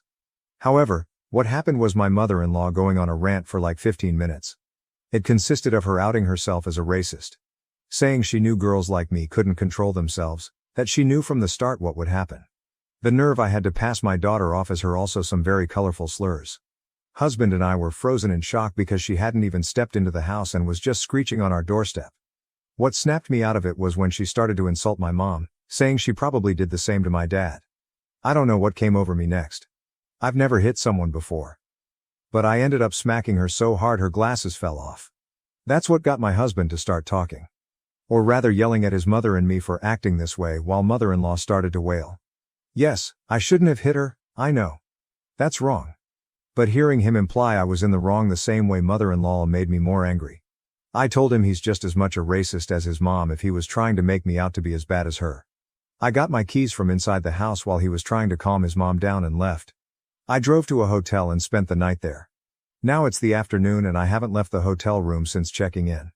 Husband and several other friends and Faye mother-in-law have been trying to reach me. I only replied to my sister-in-law to tell her I'm safe at a hotel and asked her to not tell my husband what hotel I'm at. Guilt is starting to sink in and I'm questioning everything. Like, did I allow my mother-in-law to do this? Did I showcase behavior that made her think I was cheating? Does my husband think I cheated and that's why mother-in-law has this in her head? And of course, should I be apologizing to my husband for hitting my mother-in-law? I know violence is wrong and I hate making excuses, but I just couldn't handle someone talking about my mother-in-law that way. So Redditors, should I be apologizing to my husband? How do we get through this? Any and all advice is appreciated. Edit, no. My daughter was not at the house. We sent her to have a weekend sleepover with my sister's mother-in-law. I'll be picking her up tomorrow afternoon.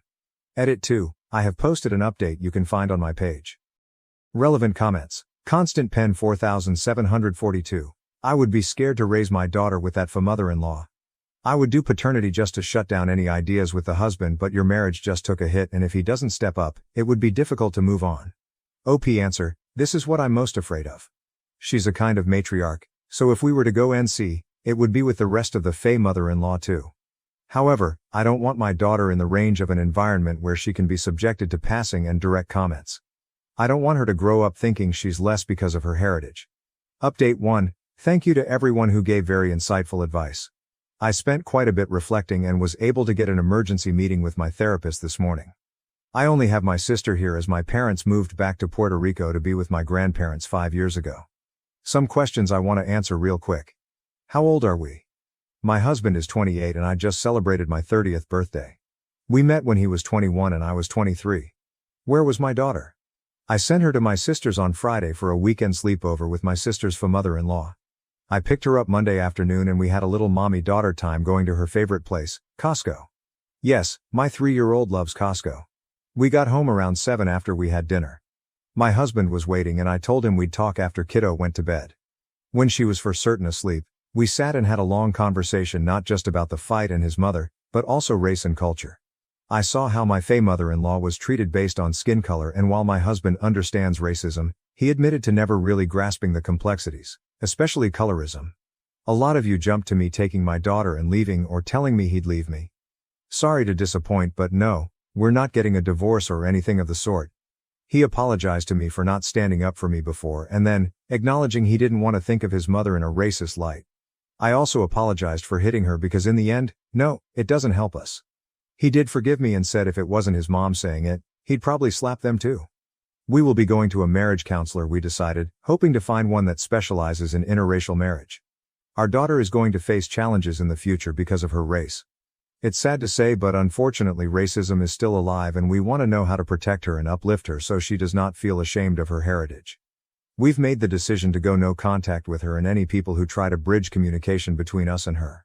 She will have no contact with my daughter unless it's years down the road and she shows significant changes in her behavior. My husband will be driving to her house tomorrow to inform her of our decision. I'd consider a paternity test and DNA test, but only if mother-in-law pays. I don't want to entertain this on my own dime. We've also decided to not make any public posts regarding this. If people want to believe her story, that is on them, not us. My husband knows our baby is his. The irony is she looks more like him than me. Her curls are even from him.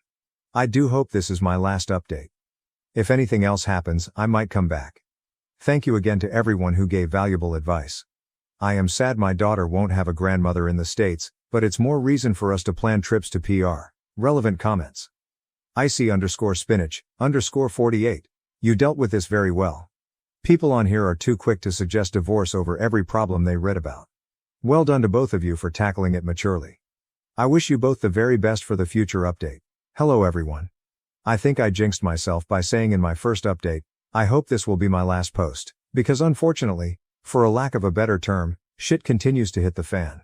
For those of you saying I should be arrested for slapping my mother-in-law, I hate to disappoint, but she is not pressing charges. This is all thanks to my husband who said he'd expose my father-in-law's various affairs. Yes, it turns out that my father-in-law cheated numerous times on my mother-in-law until his death 2 years ago. According to hubby, he was paying for sexual favors even on his deathbed. This is deeply disturbing because father-in-law and mother-in-law appeared to have a loving marriage. Apparently, that was just for show. I can't even begin to imagine how hubby is feeling.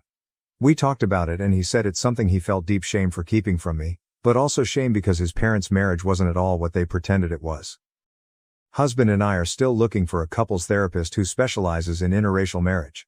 Husband is also looking for a therapist of his own after the conversation with mother-in-law opened his eyes to a lot of other traumas and issues he feels haven't been properly worked through. I'm so proud of him for taking these steps. Now on to how the conversation on Wednesday went, which is of course why I made this update to continue to vent. As I said in my first update, husband went over to mother-in-law's house to inform her that her behavior is unacceptable and will be going no contact for the foreseeable future. Mother-in-law didn't take this well. The irony is that she told husband that he couldn't keep her from her only grandchild. Funny because she spent the week claiming our daughter wasn't his. She threw some colorful insults at me, claiming he was never like this before he met me and that this was all my idea to hide my apparent affair. In response, husband said if she's so certain that I'm cheating and that our daughter isn't his, she can pay for a paternity test and a PI to find my affair partner. You know, an affair partner that doesn't exist. Husband says mother-in-law's face turned a comical shade of red and he swears there was steam coming from her ears. This is when mother-in-law said she'd press charges and husband said he'd just tell everyone about father-in-law's serial cheating. Mother-in-law apparently burst into tears then, got down on her knees, wailing he couldn't leave her. Hubby just pushed her off and left. I had already blocked her number so she couldn't contact me, but she blew up husband's phone till he came home and he blocked her. Husband is going to be sending her an email, reiterating what he said about NC, and until she proves she's gotten help, understands she was wrong, and apologizes, she won't be seeing any of us. Both of my husband's sisters called us to get the scope of the problem and agreed to set the record straight with anyone who tries to get a hold of us for mother-in-law or tries to echo her conspiracy theories. Anyone who wants to back her up can crowdfund for a paternity test and private investigator. We've spent too long building up our finances to waste them on the ravings of a mad woman. Husband and I did read comments on the posts. I did tell him about it and show him, and we both thank you for the support and helpful comments. Husband has a special message for those doubting me and saying I should get arrested, get fucked incel. I love this man so much and I'm so lucky to call him my husband and the father of my little girl. We'll be celebrating mother-in-law being out of our lives by taking our daughter out to Texas Roadhouse, eating an ungodly amount of rolls, and seeing Despicable Me 4. Wishing everyone love and thank you again for all the support. Edit. I forgot to add this too, but she also threatened grandparents' rights on the grounds that I endangered my daughter by taking the medication I use for my autoimmune disease during pregnancy. We doubt she'll actually go forward with that, but we will consult a lawyer regardless. Relevant comments. Do Coffee 6106. It sounds like you and your husband have been through an incredibly challenging and emotional time. It's great to hear that you're both taking steps to address the situation with professional help and that you have a support system in place. OP answer, thank you. I feel equally blessed that his two sisters support our decision to go NC and won't be trying to defend or speak on mother-in-law's behalf. Snoowords 4839. Look up emotional incest. Mother-in-law needs therapy to stop trying to make your husband take the place of father-in-law. Start that fuck you binder. She may call Child Protective Services and tons of other problems. Make sure she isn't on any pickup list for your child. Most states, grandparent rights go nowhere when both parents are married. Cameras and documents. OP answer, thank you for saying the pickup list for daycare. Even though she's never picked her up before, I'm realizing that's a scenario and will be letting her daycare know. Gwynison. This is what I'm most afraid of. She's a kind of matriarch. So if we were to go NC, it would be with the rest of the family too. I'm glad OP and her husband appear to have decided this doesn't matter, because it doesn't. The mother-in-law only remains the matriarch who can dictate what the rest of the family do, cut off OP and husband over their no contact, if they agree with and allow her to do so. And as it seems so far, his own siblings are not going to do that. If they did, well then they're just awful racists like the mother-in-law, or at best enablers of it. So no big loss if they choose to ban them from the family, right? Now to the next story. Story 2. I asked my friend to be friend with benefits and now she won't talk to me. I'm worried I ruined our friendship and don't know how to fix this. I met this girl 2 years ago as my lab partner for one of my classes. We became friends, eating dinner together after class and studying together. We've continued to take the same classes, but I don't see her as often one-on-one because we joined an informal study group with other people from our class. Recently, she's been more open than usual, getting closer to me when we're working on a problem together and being more chatty, flirty. She and I are both single and have been for a while. I thought that she was interested in me and I decided to take a shot in the dark. I pulled her aside after a study session last week and once everyone else had left I brought up how we're both single and asked if she wanted to be friends with benefits. She asked what I meant and I said that we could hook up sometimes and otherwise keep things the same and still be friends. She said that she really isn't interested in that and that she doesn't see me that way.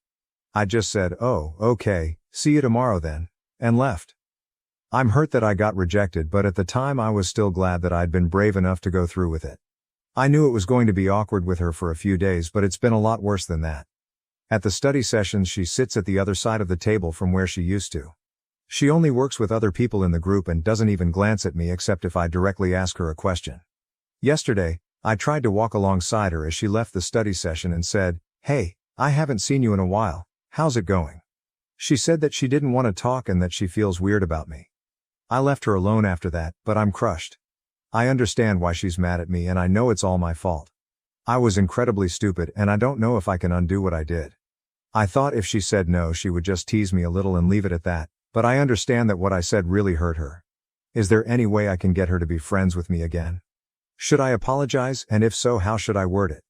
I really don't want to lose her as a friend. Too long, didn't read. I asked a friend if she wanted to be friends with benefits and now things are awkward between us. I don't think she even wants to still be friends. Commenters tell OP that he massively fucked up the girl by approaching her the way he did. He could have had a chance if he asked her out on a date first instead of straight up asking her to have sex with him. They tell OP that the girl probably feels like he just sees her as a sexual object instead of actually as a friend. OP says, I understand that's how I came across, but that's not what I feel. I value her as a friend independent of how I see her sexually. What can I say so that she knows I still like her as a person? Commenters tell OP that it's too late and she sees him in a completely different light now. Update. So I took the advice in the original post and didn't say anything further to her. Last night she sent me a text telling me she doesn't think she can be friends with me anymore. She said that what I did made her very uncomfortable and that she's not attracted to me and doesn't know what made me ask her that. She told me to leave her alone and to not talk to her at the study sessions. I didn't reply to that and I'm not going to today's study session. I feel ashamed and embarrassed at what I did, but I'm also very hurt that this happened. I'm upset that she's throwing away our friendship over this even though I know I shouldn't have asked her that. I also think she's been telling other people what happened. In my first class this morning this random girl who sits near me said, "Did you really ask, friend's name, to hook up with you?" I asked where she heard that and she just told me to stay away from, friend's name. I'm afraid of how many other people she might have told, which is partly why I don't want to go to the study session today in case she's told them. I also got a text later from an unrecognized number saying you're a creep. I blocked that number but I'm feeling very uneasy. This situation has been stressful for both of us, so I don't know why she's making it worse by telling people about it. We've both suffered enough already and would be better off if we just move on. I'm still devastated at losing her as a friend and at being rejected, so I just want to lick my wounds and slowly get over it. To be clear, I accept that I've lost her as a friend and that this was my fault for being so stupid. But I feel that she's gone too far by airing our dirty laundry when this should really be kept as a private matter between us. I'm also worried that I won't have a chance with other girls at our college if they hear about this. Is there anything I should do about the story spreading, and if so, what do I do? Should I say anything to her? There's a lot of things happening at once and I'm confused as to what I should do. Commenters keep asking why OP approached the girl the way he did and why not just ask her on a date. OP says, I thought for the last month or so that she was into me and I was pretty sure of it, so that's why I was so forward. That's no excuse for my behavior, but that's what was going through my head. I didn't want to date her at least at first, so I didn't think about asking for a date. That would have been the better move, but she would have shot me down anyways, so I guess it doesn't matter. And, I've always thought that date equals sign relationship.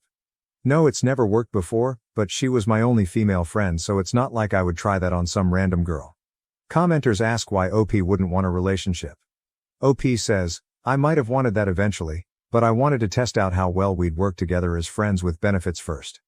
I'm not really a relationship type of guy, so I can't just jump into that out of nowhere. I didn't want to be tied to someone immediately like that. And, I haven't had a relationship, but I wouldn't be able to hook up with other girls if I was in one, and it's too serious for me to just jump into that. OP feels that he should face no repercussions and whines, but I don't understand what she gains from telling people about it. I'm going to be a better person and not do this again, but it isn't going to help if everybody knows what I did. I won't say anything to her, but I wish she would just let it go. Commenters tell OP he deserves the reactions he is getting from the wider friend circle and that the girl is warning other girls of his behavior and general creepiness. OP states, I feel awful that I made her feel bad, but given my situation all I can think about right now is how to get through this. I wanted to test the waters and maybe go from friend with benefits into a relationship if it went well. I was an idiot for thinking that, but that's what my thoughts were at the time. She won't talk to me anymore, but I empathize with how she's feeling and wish I had never said that to her. But why is it wrong to be concerned about my chances with other girls? I'm genuinely trying to learn from this and I understand everything you've said except this part. It seems like a natural thing to be worried about, but I understand I have to learn from this and change myself to be better. And keeps trying to be the victim. I would just from her reaction alone. I don't think it's okay for other people to hear about a private matter, but I understand why she's doing it. Since OP keeps insisting the girl telling other girls about his actions is ruining his chances with these other girls, some commenters are confident that OP has never had any experience with other women before. OP confirms, "I haven't had sex, but I took a girl to prom in high school." After so many commenters telling OP how and where he went wrong, OP still makes the whole thing about himself and still doesn't get it. OP says, "Yes, I know that, but she could have kept my name anonymous and still gotten support by explaining the situation to her friends. That's not what happened and I know I deserve it, but I still don't like having random people confronting me about this." Relevant comments Muad_dib, "I'm willing to bet money he watches some form of pickup artist, men's rights arsehole online who convinced him that he should be betting women left, right and center because only betas want a relationship or some shite like that. Because that is the only way I can wrap my head around a guy who is still a virgin thinking it's somehow a solid plan to open with that offer, and then get mad that she tells other women in the group about him so his genius plan can't work on them either. Literally nothing else should be giving him the impression that you seek out friend with benefits deals as openers with women, let alone women you're in class with." Ashy Pink. "He said she was his only female friend. Which makes me think you're exactly right." OP reads normal friendliness from women as flirting or sexual interest. A lot of men do this, unfortunately. He also seems to feel entitled to having his mistakes hidden by the person who he inflicted them upon. A classic recipe for a nice guy. Lenerva, this. I read the whole thing when it happened. He's a virgin with no dating experience at all, but he values the idea of fucking around with tons of girls more than getting to know a girl he likes, who likes him. Even though it's clearly never actually going to happen. Not with his people skills and lack of sexual experience. He has this mistaken idea that it's easy to have a harem of girls ready to fuck you. And that getting to know one person at a time and dating casually for a while would detract from your life. He thought that even going on a few lunch dates is inherently more serious than proposing a friend with benefits situation. Presumably because he assumes friend with benefits get to see other people, though in reality most people who are FWB are either exclusive or agree to talk before they sleep with others, for health reasons. He just is not at all ready to date, or even have sex with women because his ideas about sex, dating and relationships are completely wrong. Mom and stepdad asks me to have S*X with the stepdad. She is a piece of crap for allowing and enabling such behavior. My mom had me at 18 right out of high school. Long story short, my dad died at 19 while he was away at uni. Then my mom remarried at 21 and had my sisters. My stepdad, we'll call him Scott, was the only father I've known. He's been a great father, nothing out of the ordinary. Absolutely perfect parenting until I turned about 19. I remember Scott was becoming a little more touchy than normal, and a little too personal. He would offer me wine, I declined, and would ask me about my sex life after one too many glasses. I brushed it off because I thought maybe he was being a nosy father and just wanted to make sure his daughter wasn't having sex. Then this kind of stuff continued, to the point where my stepdad tried to kiss me last year. I told my mom and she just laughed and told me, "That's how he gets after too many drinks." I knew then I had to make plans to leave, so I started saving up. After that incident things died down a bit until my mom got pregnant at 39. It's a higher risk pregnancy so she's on a lot of bed rest, and taking extra care of herself per her doctor. A couple of weeks ago, my mom and Scott sat me down and told me her doctor said she should avoid sex during her pregnancy due to various health reasons I won't get into. They asked me if I could have sex with Scott just until she was able to have sex again. Of course, I said no. I was livid, I was crying. She told me she'd be okay with it, and she'd be in the room as well. I told her that was even worse. Like, what are they thinking? I have enough money now for an apartment, I got approved, I'm signing my lease next week. My parents are ignoring me and the whole house is full of tension. My younger sisters don't understand what's going on and my mom told me not to say anything. But my sisters are smart, they know something is really up and won't stop asking me about it, especially the oldest. She came to me crying today and told me I better tell her what's going on right now. I didn't say anything. So any advice? What do I tell her? What do I say to the younger ones? How do I tell a 16-year-old about this without being inappropriate or bashing my parents? Response to OP: bashing your parents would be unfairly putting them down for something benign. What they've done is wrong and sick on so many levels. Forget about not wanting to be inappropriate because it's more important to prevent you and them from dealing with more abuse. It is highly likely that your other sisters will be subjected to this if they have not already, and they are younger and more easily victimized. You could speak to your teen sisters privately and ask them if they have had any uncomfortable experiences with your stepdad. Like him talking too much about sex or making advances, and make it clear that you're a safe person to confide in. I would also reach out to a trusted family member or someone you can ask for help from.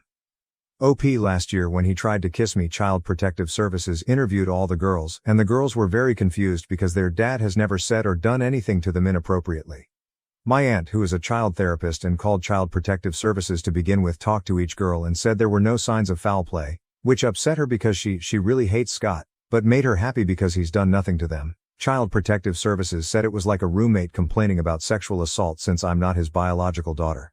My aunt has been fighting to make my mom leave for years, but since Scott is not abusive to her or the girls, and makes a lot of money, she won't leave. But my aunt has actually mentioned he's been manipulating her with kindnesses all these years so she would be okay with him having sex with me when I became an adult, and it worked. My aunt and I don't think he's going to hurt the other girls, but you never know. We most likely will call child services again. OP, my aunt and I are probably going to call again and try to get the girls out and with her, or my grandparents who want them to stay there. My concern is telling the girls. I would be devastated if I was 16 and someone told me my dad tried to have sex with my sister, so now I have to live with my grandparents. So what do I say to her? Do I break her heart? Response to OP: yes. You need to break her heart so that she will not be groomed into a sexual relationship with him. Then you can encourage her to get therapy. Another response: do I break her heart? You will never be the one to break her heart in this situation. It's your mom and stepdad who are breaking her heart. You're just the one who has to tell her. None of this is your fault. You are not responsible for the trauma inflicted on anybody here. Much easier said than felt, I know, but I can't articulate how strongly I believe this. Their trauma will involve you, but it will never be because of you. You're a good sister. A really, really amazing sister. Update: the original post is above, too long. Didn't read? Basically, my mom and stepdad asked me to have sex with my stepdad. I declined, freaked out, and am now leaving. My concern is for my sisters. My aunt did what she said she was going to do. She barged in with 3 other people, one of them a social worker friend of hers, who was off duty, and my uncle. None of them are allowed at the house, so as soon as Scott found out they were there, he called the police. Before the police even showed up, I told my 16-year-old sister and the 14-year-olds what happened. The 16-year-old got angry at her dad. She was walking around the house ranting at her dad and crying. Eventually she decided to come with my aunt and I, and then we would figure out where she could go from then on. However, the 2 14-year-olds did not believe me. They actually started laughing. Then they got angry and told me I was trying to destroy our family and how could you make up a sick lie. It got to the point where they threw my and my 16-year sister's stuff out the window. By that time the cops came and told my aunt, uncle, and the social worker they had to leave the property. The social worker friend let the cops know everything that's been going on. The cops didn't care. They just cared about the noise and the trespassers. So I, my 16-year-old sister, my aunt and uncle and their friend left. Very soon after, my grandparents came and got the other 3 girls, after the 14-year-olds called them and came to their senses. I found out from my grandma that one of the 14-year-olds confronted her dad and he didn't deny anything. In fact, he called me a whore and said I should have had any problems doing what he asked. That's when they packed a bag and called my grandparents. My grandparents explained everything separately to the little one. She told my grandpa she prefers him to our dad because grandpa doesn't yell at her. As much as that pained me, I hope it's enough to keep the girls at my grandparents for good. My 16-year-old sister is going to emancipate herself and stay with either our grandparents or our aunt. Child Protective Services was called, but it was my grandparents this time. I have multiple screenshots on my and my aunt's phone of my mother incriminating herself, so we will be able to file charges and hopefully get Scott on the sex offender registry. That way the girls can stay with their grandparents permanently. Thank you all for the support.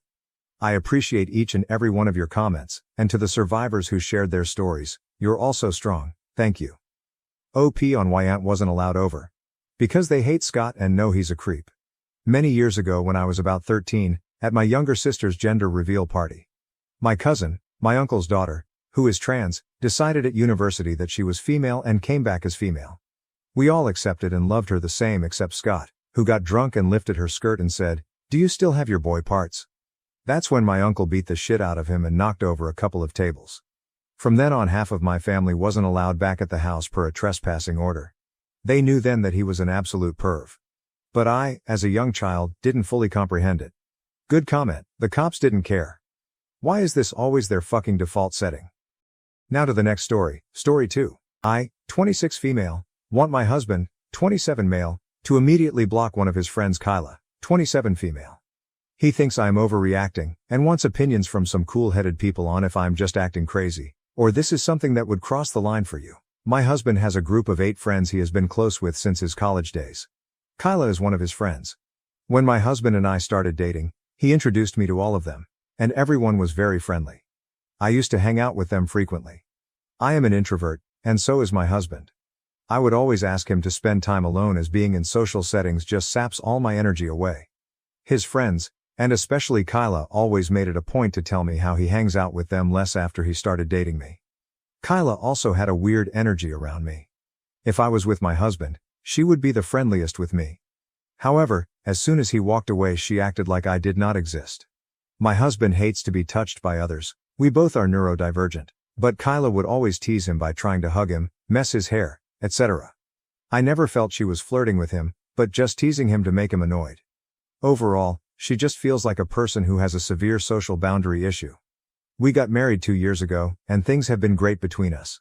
Last week, we had our second marriage anniversary and invited a bunch of people.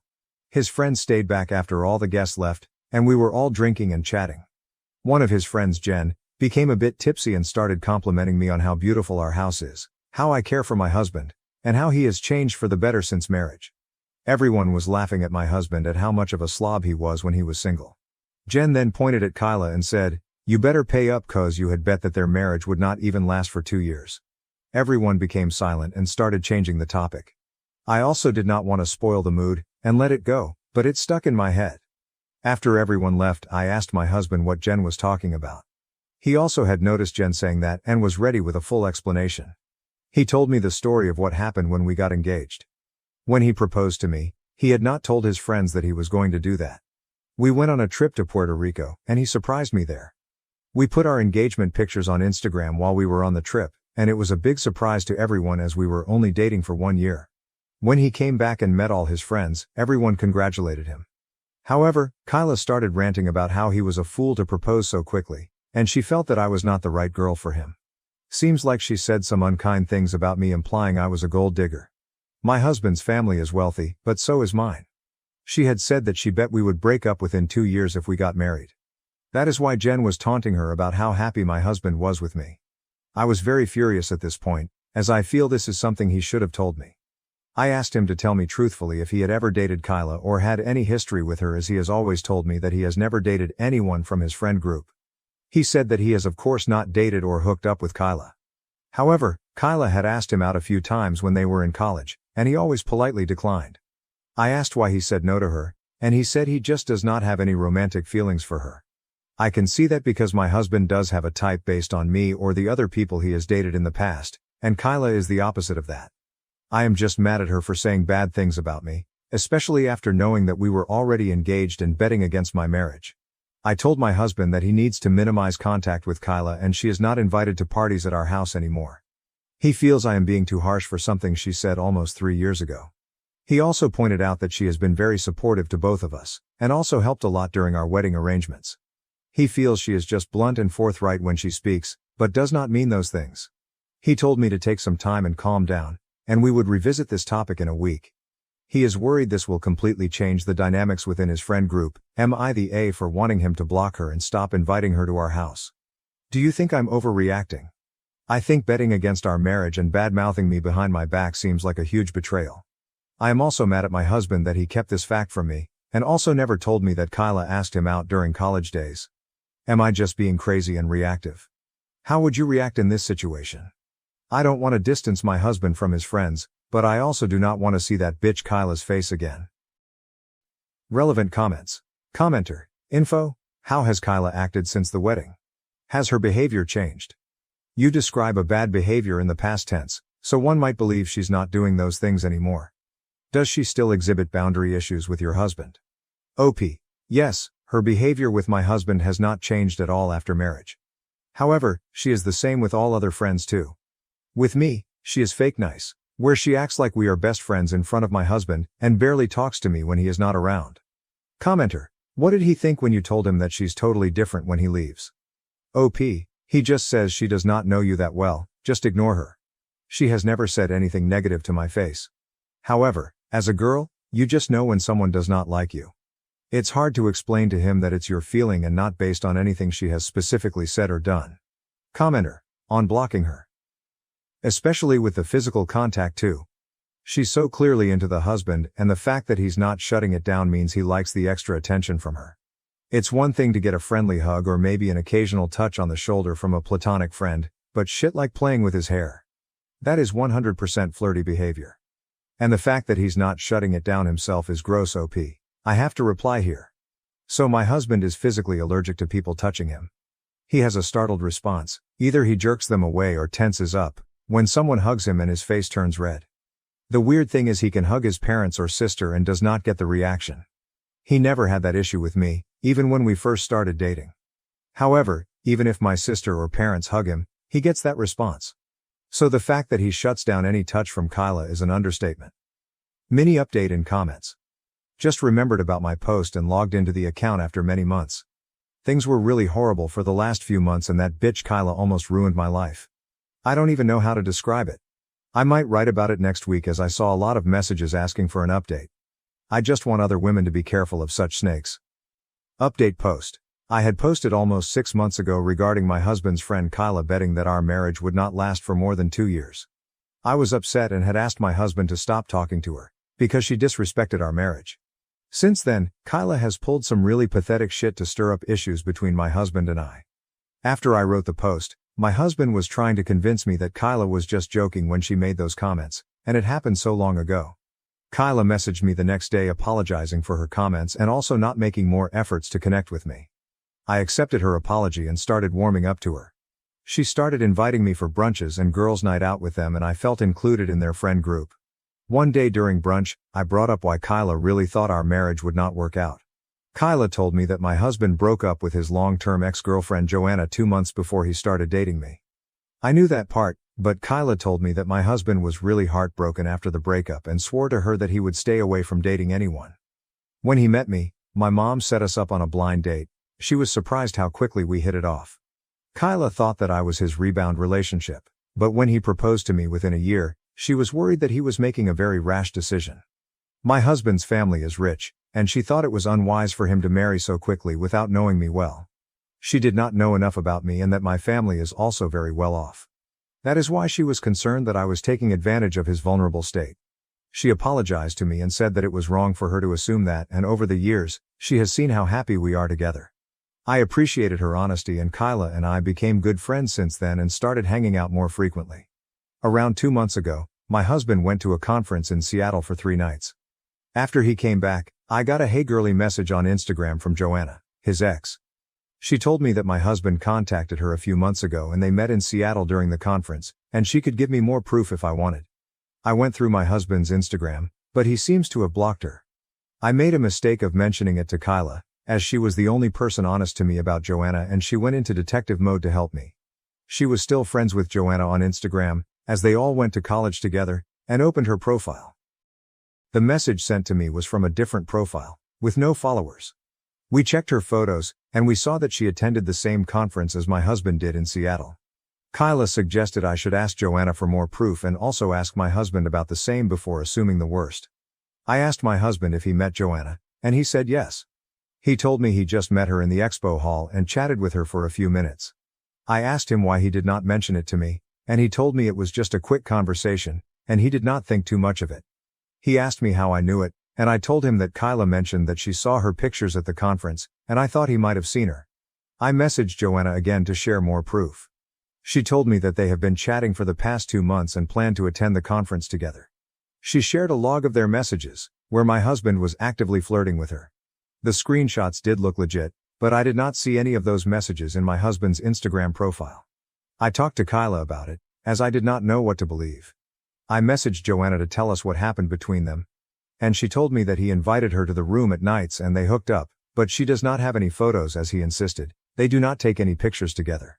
I immediately realized it was fake and messaged Joanna to fuck off. She kept on insisting they were telling the truth, and she spent the nights with my husband in his room on all 3 nights. I told her that my husband and I were playing video games, Sea of Thieves, for almost 2-3 hours each night after his dinner, as that is what we do to catch up when he is away. Unless Joanna was sitting behind him watching us play until he fell asleep, she was full of shit. I also told my husband about the whole incident and he told me I should have come to him sooner. He told me that he has gone no contact with Joanna ever since they broke up and he just ran into her at the conference. He told me I could check his phone and everything to verify that he has blocked her everywhere. I told him I do not need to, and Joanna might have run into him and just decided to fuck his life by making up stuff. When all the friends met that weekend, my husband and I told everyone about how Joanna sent messages to me and faked everything. Kyla was also telling what happened as she had told her about it. Kyla accidentally let it slip out that it's luckily, we are nerds and played video games at nights before sleeping, else, props go to Joanna for making up a convincing story. I never told Kyla about the video game stuff. I just told her Joanna is full of shit and I blocked her. It took me until I came home to connect the dots. I told my husband about it and he confronted Kyla. She denied it and told him that I told her about the video game stuff on a phone call, but I don't remember doing it. We have since decided to keep our distance from Kyla. Kyla has called me multiple times to meet up, but I just make up reasons that I'm busy. I do not know why she did it, but at this point, I am not interested in it, and we have decided to just see her on social occasions and avoid hanging out with her as much as possible. I feel stupid that she played me for a fool, and I should have not gone to her when Joanna started messaging me. In hindsight, it seems suspicious that Kyla started telling me about Joanna and at the same time, Joanna claimed to have an affair with my husband. I do not know what her intentions are, but I am mad enough that I will avoid her as much as possible. I wish I had some real proof that she was the one messaging me, so that I could expose her. I also feel bad for suspecting my husband. But I am glad my husband and I are on the same page now. Relevant comments. Commenter, does your husband also believe that Kyla made up a fake Instagram account, pretending to be Joanna? Because that's pretty psycho behavior. OP, yes. He believes me because I told him that I never told Kyla why I thought the account was fake. It's possible she guessed it if I ever mentioned to her that we play video games at night, but it seems suspicious she would guess that was exactly the reason why I realized the account was fake. Commenter, why didn't you try to message her real Insta since you knew the one she used to message you wasn't her main? Why not message her main account? That would have cleared it up pretty quick, I would think. Commenter, why didn't you try to message her real Insta since you knew the one she used to message you wasn't her main? Why not message her main account? That would have cleared it up pretty quick, I would think. OP, her Instagram was private. I did not want to follow her as it would have looked really bad for me to add her, when my husband has blocked her. The only way I could see her Instagram was when Kyla showed it to me on her phone. To another commenter, trust me, I thought about this. Firstly, I will look crazy if I reach out to Joanna, my husband's ex, behind his back. Secondly, even if it was her messaging me, she would just lie and tell me it was not her. I also cannot disregard the fact that I started getting messages a week after my husband ran into her and told her that he was happily married to me. I have to accept that Kyla, if it was her, will get away with the BS. We do not have any proof it was her, and all we could do is distance ourselves from her. Commenter, why did you lie to your husband about the fact that this woman had messaged you in the first place? You are the problem here. OP, agree, I should have told him right away. I tried to be sneaky to know if he really met her at the conference. I was half expecting him to deny it if he was trying to hide something happened. I think I let my insecurity get the worst of me. Lessons learned. Commenter, did he bring a gaming PC or Xbox with him to a work conference? OP, we both use Steam Decks to play games together when he is away. My stepdaughter wants her real dad to give her away, even though he breaks her heart by skipping town and breaking promises he makes to her. My stepdaughter will be getting married on August 3rd. The wedding planning has consumed most of her and her mother's life. I say her mother because we aren't married, though we've lived together for 10 years, for the past 6 months. My stepdaughter graduated last December from university. I paid for her to go to college, though it was a state school, it still ran $40,000. She does not have a job and has been living with us for the duration of her college career and since her graduation. I also bought her a car to get back and forth from school when she finished high school. From time to time her deadbeat father would pop into her life and she would fawn all over him. Although he has not contributed a cent to her education or paid any child support, though that is my girlfriend's fault as CS was not part of the settlement, she still loves him and wants him in her life. He stays long enough to break her heart by skipping town and breaking some promise that he made her. The wedding venue holds 250 people max. I gave them a list of 20 people that I wanted invited, since I was paying for everything. They told me that was no problem and they'd take care of it. So I let these people know they'd be getting an invite and they should save the date. Saturday, I saw one of my friends on this list at the golf course and asked if he was coming. He told me that he wasn't invited. He told me that he got an announcement, but not an invitation. He had it in his back seat, along with probably 6 months of mail, and showed it to me. Sure enough, it was just an announcement, and my name was nowhere on it. It had her dad's name and her mom's name and not mine. This led to a pretty big fight with my girlfriend, as I found out that none of my list of 20 made the cut for the final guest list because 250 people is very tight. I was pissed, but not a hell of a lot I could do because the important people in my life had already been offended. My girlfriend said, if some people didn't RSVP yes, I might be able to get a couple people in. But that is an ultimate slap in the face in my opinion. So, I was boiling on Saturday. Yesterday we had a Sunday dinner with the future in-laws family and us and a surprise guest, the real dad. At this little dinner my stepdaughter announced that her real dad was going to be able to make it to her wedding and that now he'd be able to give her away. This was greeted with a chorus of, "Oh how great and how wonderfuls." I don't think I have ever felt so angry and so disrespected. I was shaking. I took a few seconds to gather my composure because I honestly wasn't sure if I would cry or start throwing punches or both. Once I was sure I'd be able to speak, I got up from my chair and said I'd like to make a toast. I can't remember exactly what I said, but the gist of it was this. I'd like to make a toast. The sound of spoons against glasses rings in my ears. It has been my great pleasure to be a part of this family for the past 10 years. Ah, how sweet. At this point in my life I feel I owe a debt of gratitude to the bride and groom, because they have opened my eyes to something very important. Confident smiles exchanged. They have shown me that my position in this family is not what I once thought it was. And now a glimmer of confusion and shock begins to spread on the faces in the room. Though I once thought of myself as the patriarch or godfather of the family, commanding great respect and sought out help in times of need, it seems instead that I hold the position of an ATM, good for a stream of money, but not much else. As I have been replaced as host, both on the invitations and in the ceremony, I am resigning my financial duties as host to my successor, real dad. So cheers to the happy couple and the path they have chosen. I finished my drink. You all can let yourselves out. Is this selfish? I'm supposed to shell out 40-50 grand for a wedding that I can't invite anyone to? That I am not a part of? I'm so done with this crap. I'm done with my stepdaughter. I'm done with my girlfriend. I transferred the money out of our joint account last night. She has not had a job since she moved in with me. This morning I called all the vendors I had written checks for deposits to refund my money. At present, it looks like I'll lose around $1,500 for the venue, but the other vendors have been great about refunding.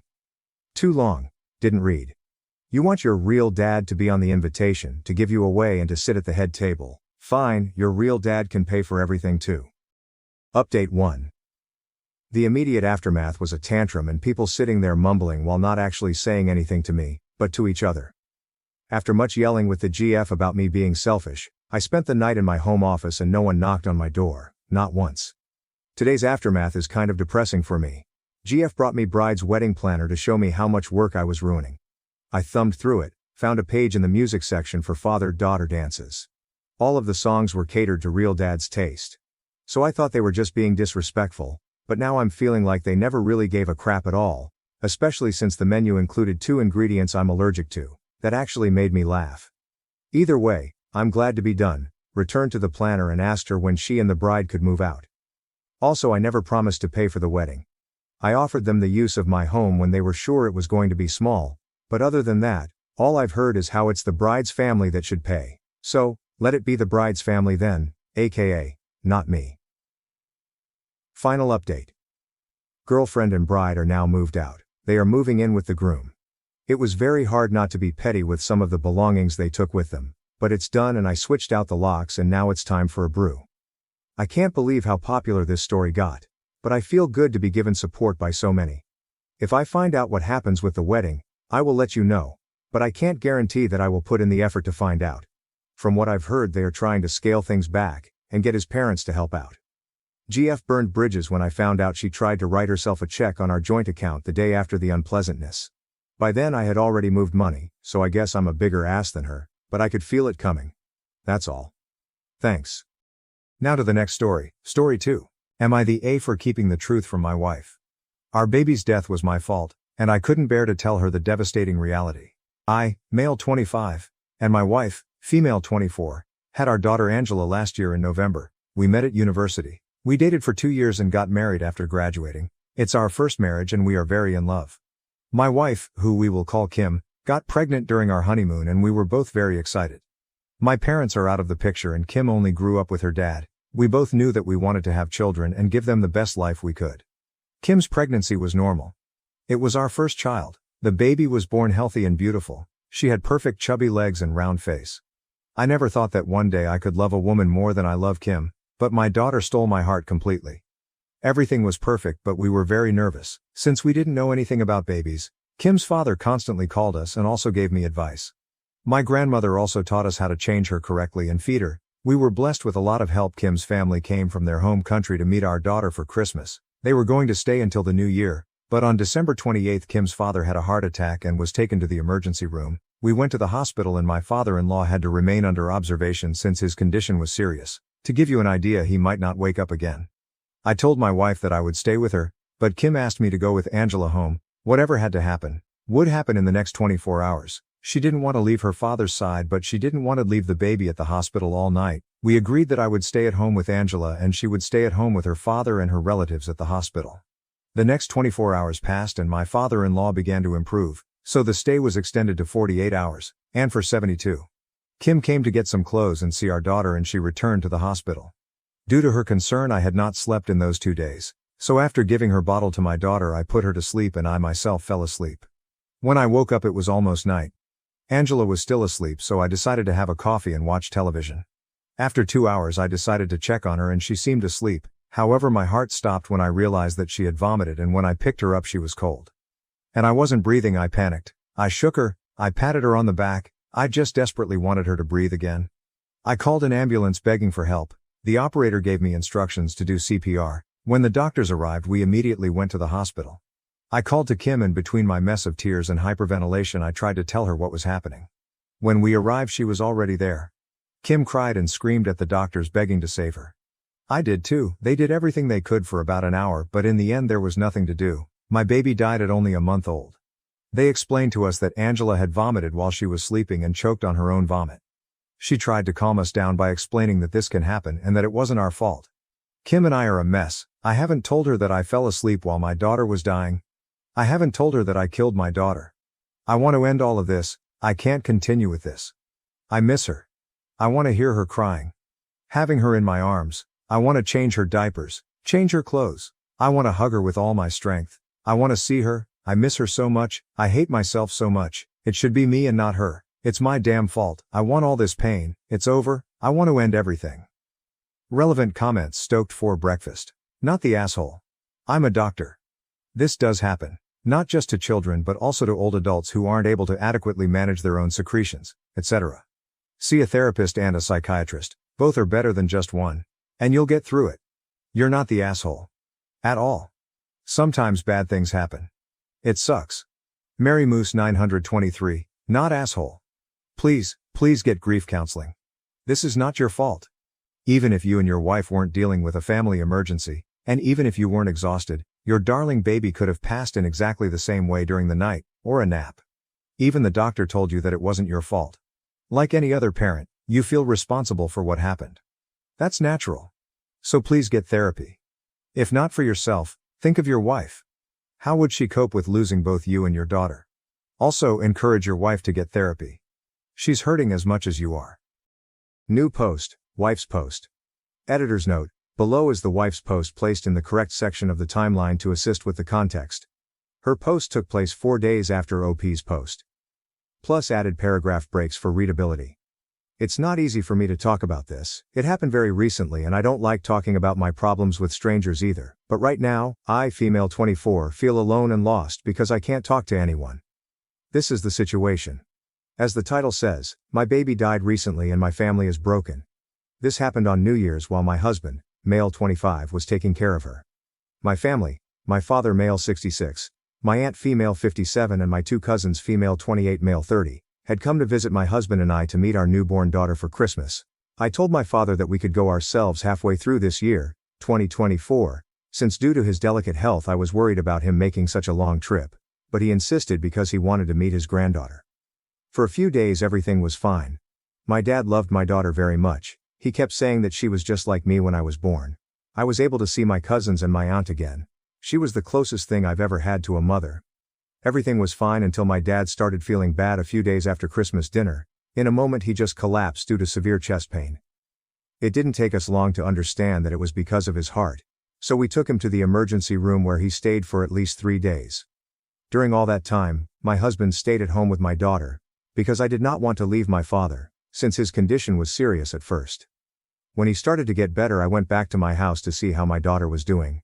I felt calm when I saw that my husband was taking good care of her on his own. However, I asked him if he needed me to stay with him.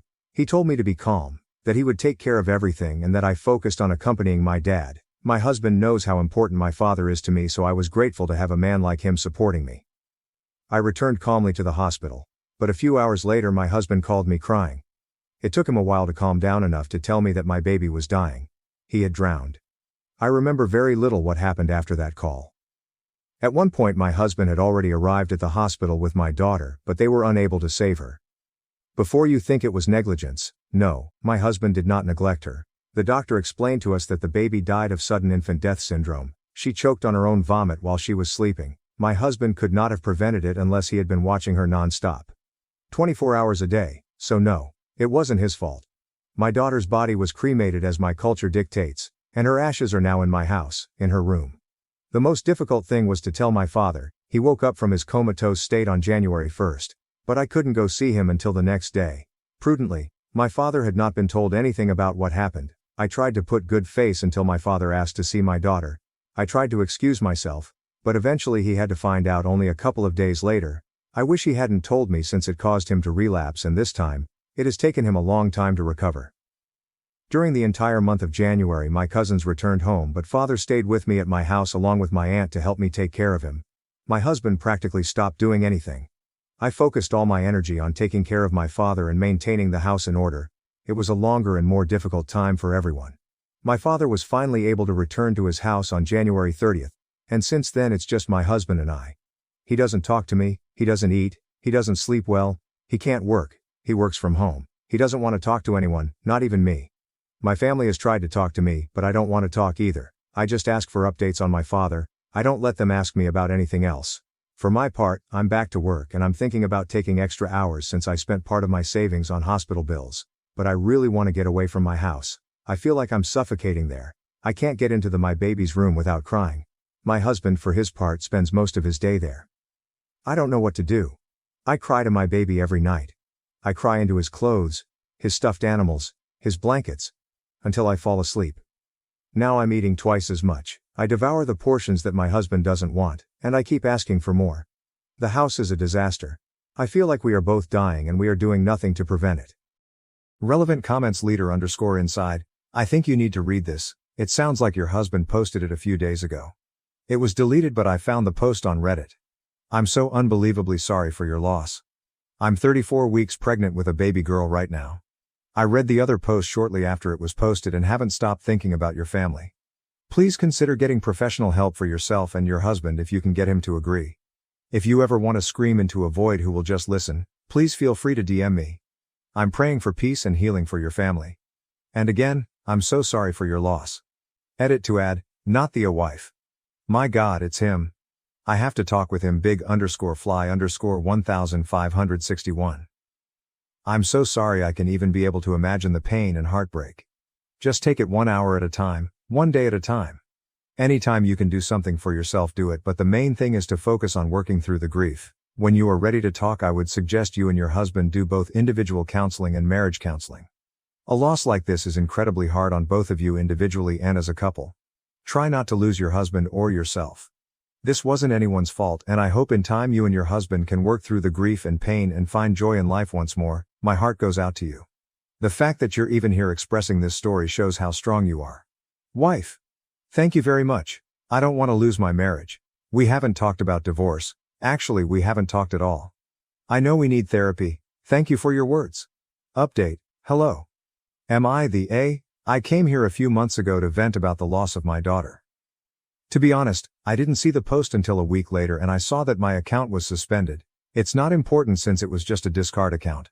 So I opened another one just to let you know that I have read all your comments. Kim and I we are fine, however we are in the process of being fine. Kim is also an active Reddit user and saw my post. We talked a lot, we cried, and I have to say I'm glad she saw it. Since Angela is not with us, I have spent most of the time in her room, and Kim returned to work very quickly since she no longer needed maternity leave. But our therapist gave us a lot of advice on how to deal with grief. I have been diagnosed with depression and I'm working on it with the help of Kim. She's also in therapy. We support each other in every way we can. My father-in-law is as well as can be. He recovered, but he hasn't been well since we told him about Angela. Kim calls him practically every day. She can't do much more since he lives in another country and it's already difficult enough for us. Right now we are looking to sell our house and move to a smaller place. We bought the house thinking about having a big family, but we are going to postpone that for the moment. No matter how broken I am inside, my wife is my priority right now, so I have to prioritize my marriage. I will not update again. I wanted to assure all the noble souls who supported us that we are still here and we appreciate your words and support. You're all wonderful people. God bless you. Relevant comments. Dehydrated rain. Absolutely heartbreaking, but it might be better for her. Staying home and unoccupied gives the mind a lot more time to focus on the empty room and intrusive thoughts. 8 hours of work distraction and a good therapist/psych might speed up healing. I'm not saying this to sound callous, I speak from personal experience. Family emergencies for 2 people, but not as bad as this story. Krazi 11. A part of me just broke seeing her comment, "My God, it's him." 2 parents grieve the loss of their newborn baby. Neither can handle that grief and are rapidly slipping away, and they're both so hurt that they can't even talk to each other about it due to all the guilt and heartbreak.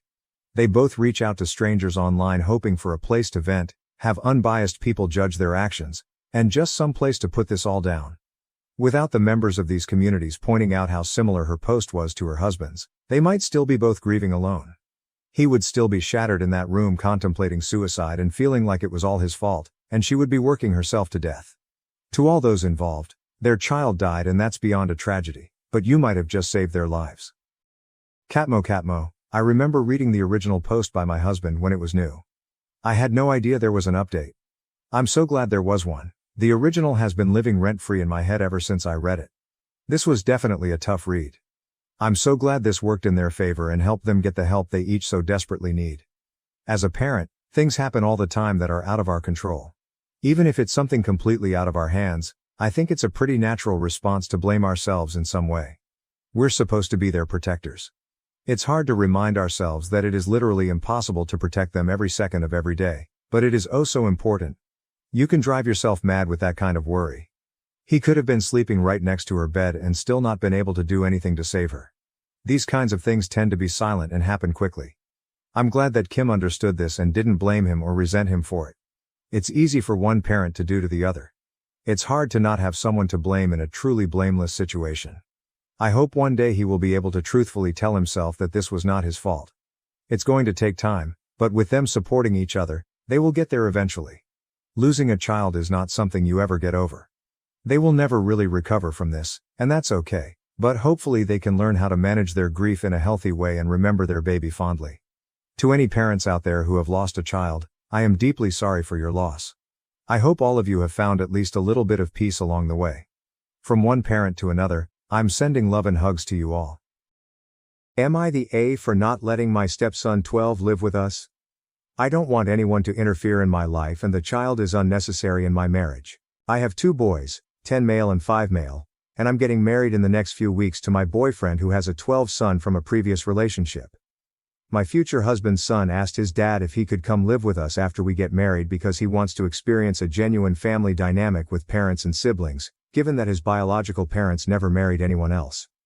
My husband is on board with this idea, believing it would contribute positively to the boy's personal growth.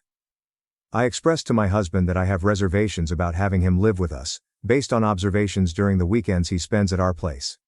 Firstly, he appears to have a strained relationship with my younger son. He rarely includes him in activities unless I specifically prompt him to do so. When I ask him to assist the younger boy, such as accompanying him to the bathroom, he does so with obvious reluctance. Secondly, he displays an excessive competitive streak towards my older son. He consistently aims to outperform him, and even taunts him when he succeeds. I find this overly competitive atmosphere uncomfortable.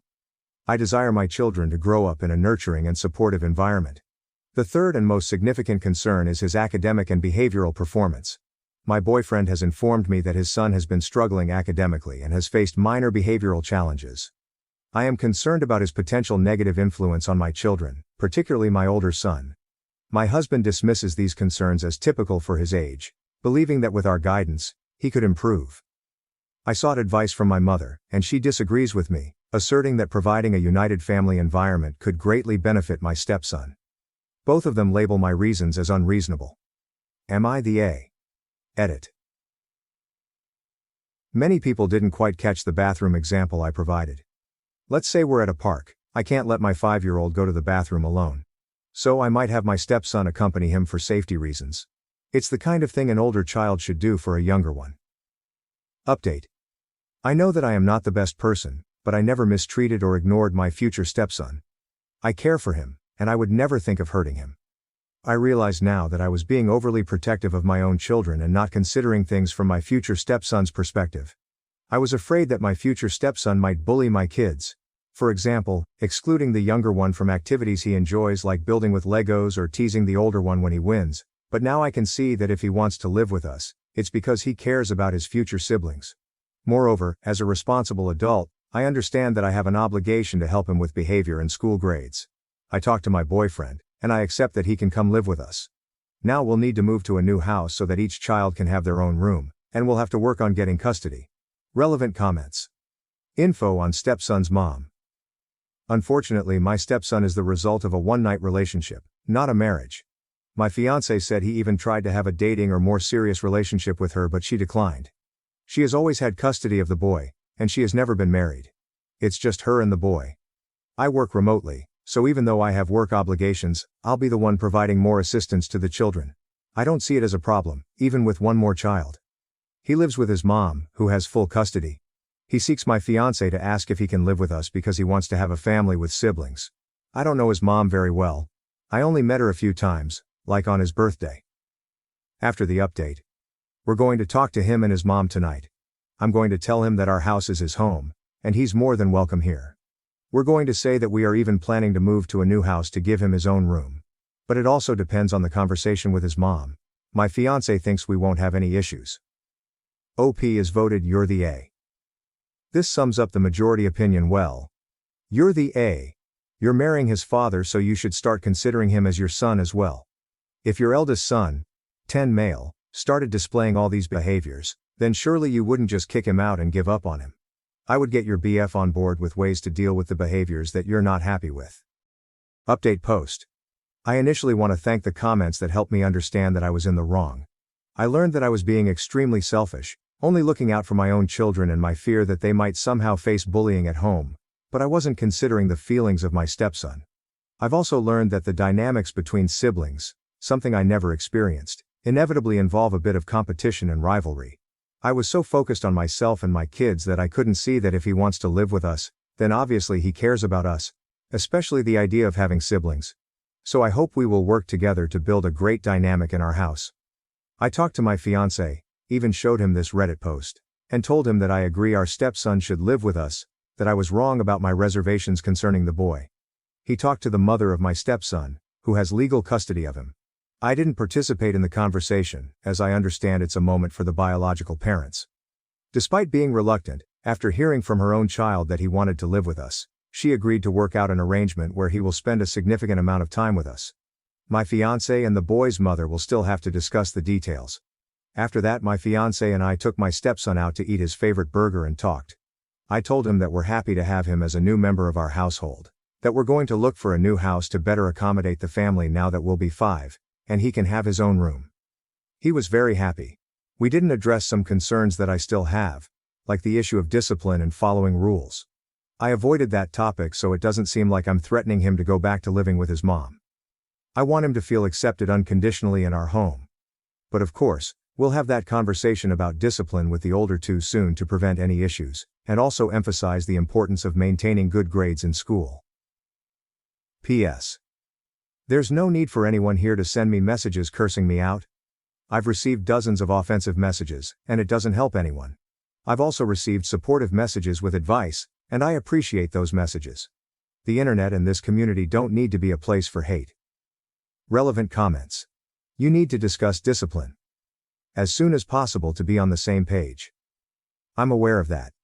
This issue has always been one of the key points for me.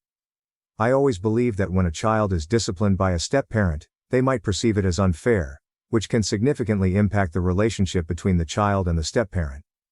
However, we've discussed making a list of rules and the corresponding consequences for breaking each rule, so I hope that no one feels unjustly treated. If something comes up that isn't on the list, then the decision will need to be a joint one between me and my fiancé. OP's stance.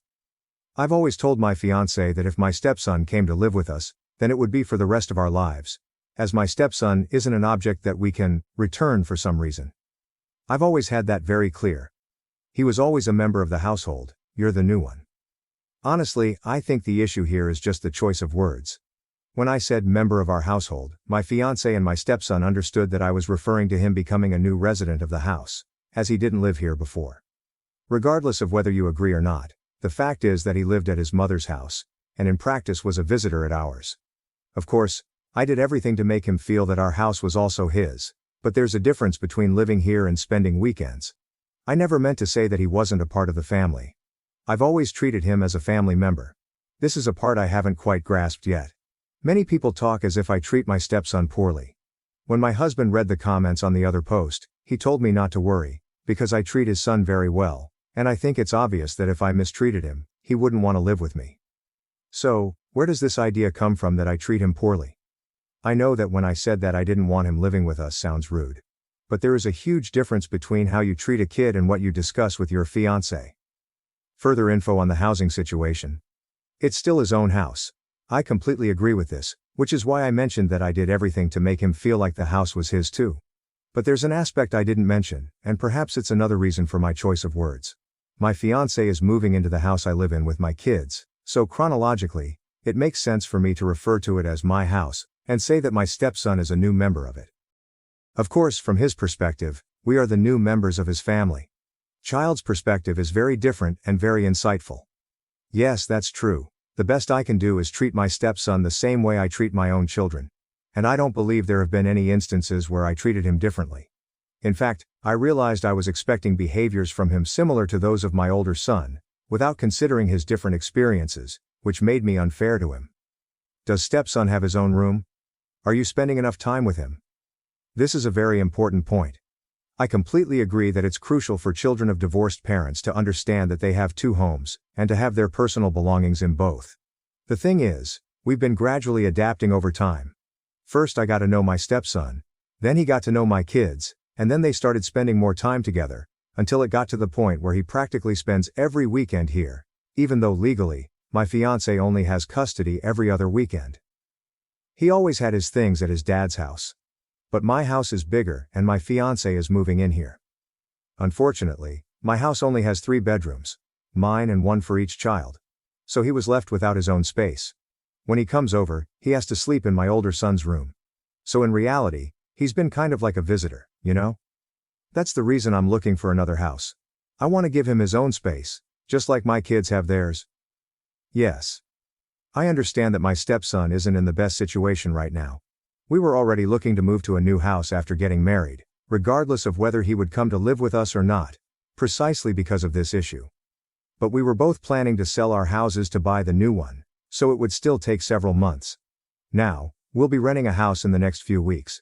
Since we were already exploring the real estate market, we already know of a house that we like. Clarifying the bathroom example above. I never used him for free childcare.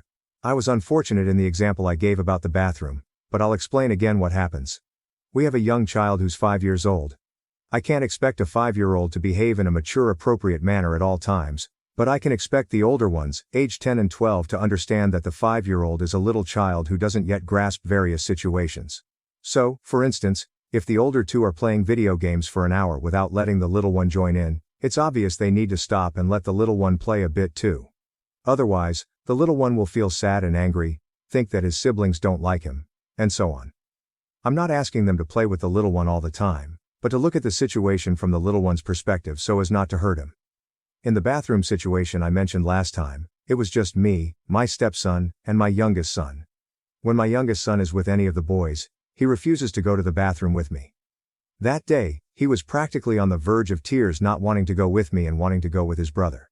So in my view, my stepson, upon seeing the boy almost in tears over a trivial situation, should have understood he should help to prevent him from actually crying. But he only helped after I insisted a lot.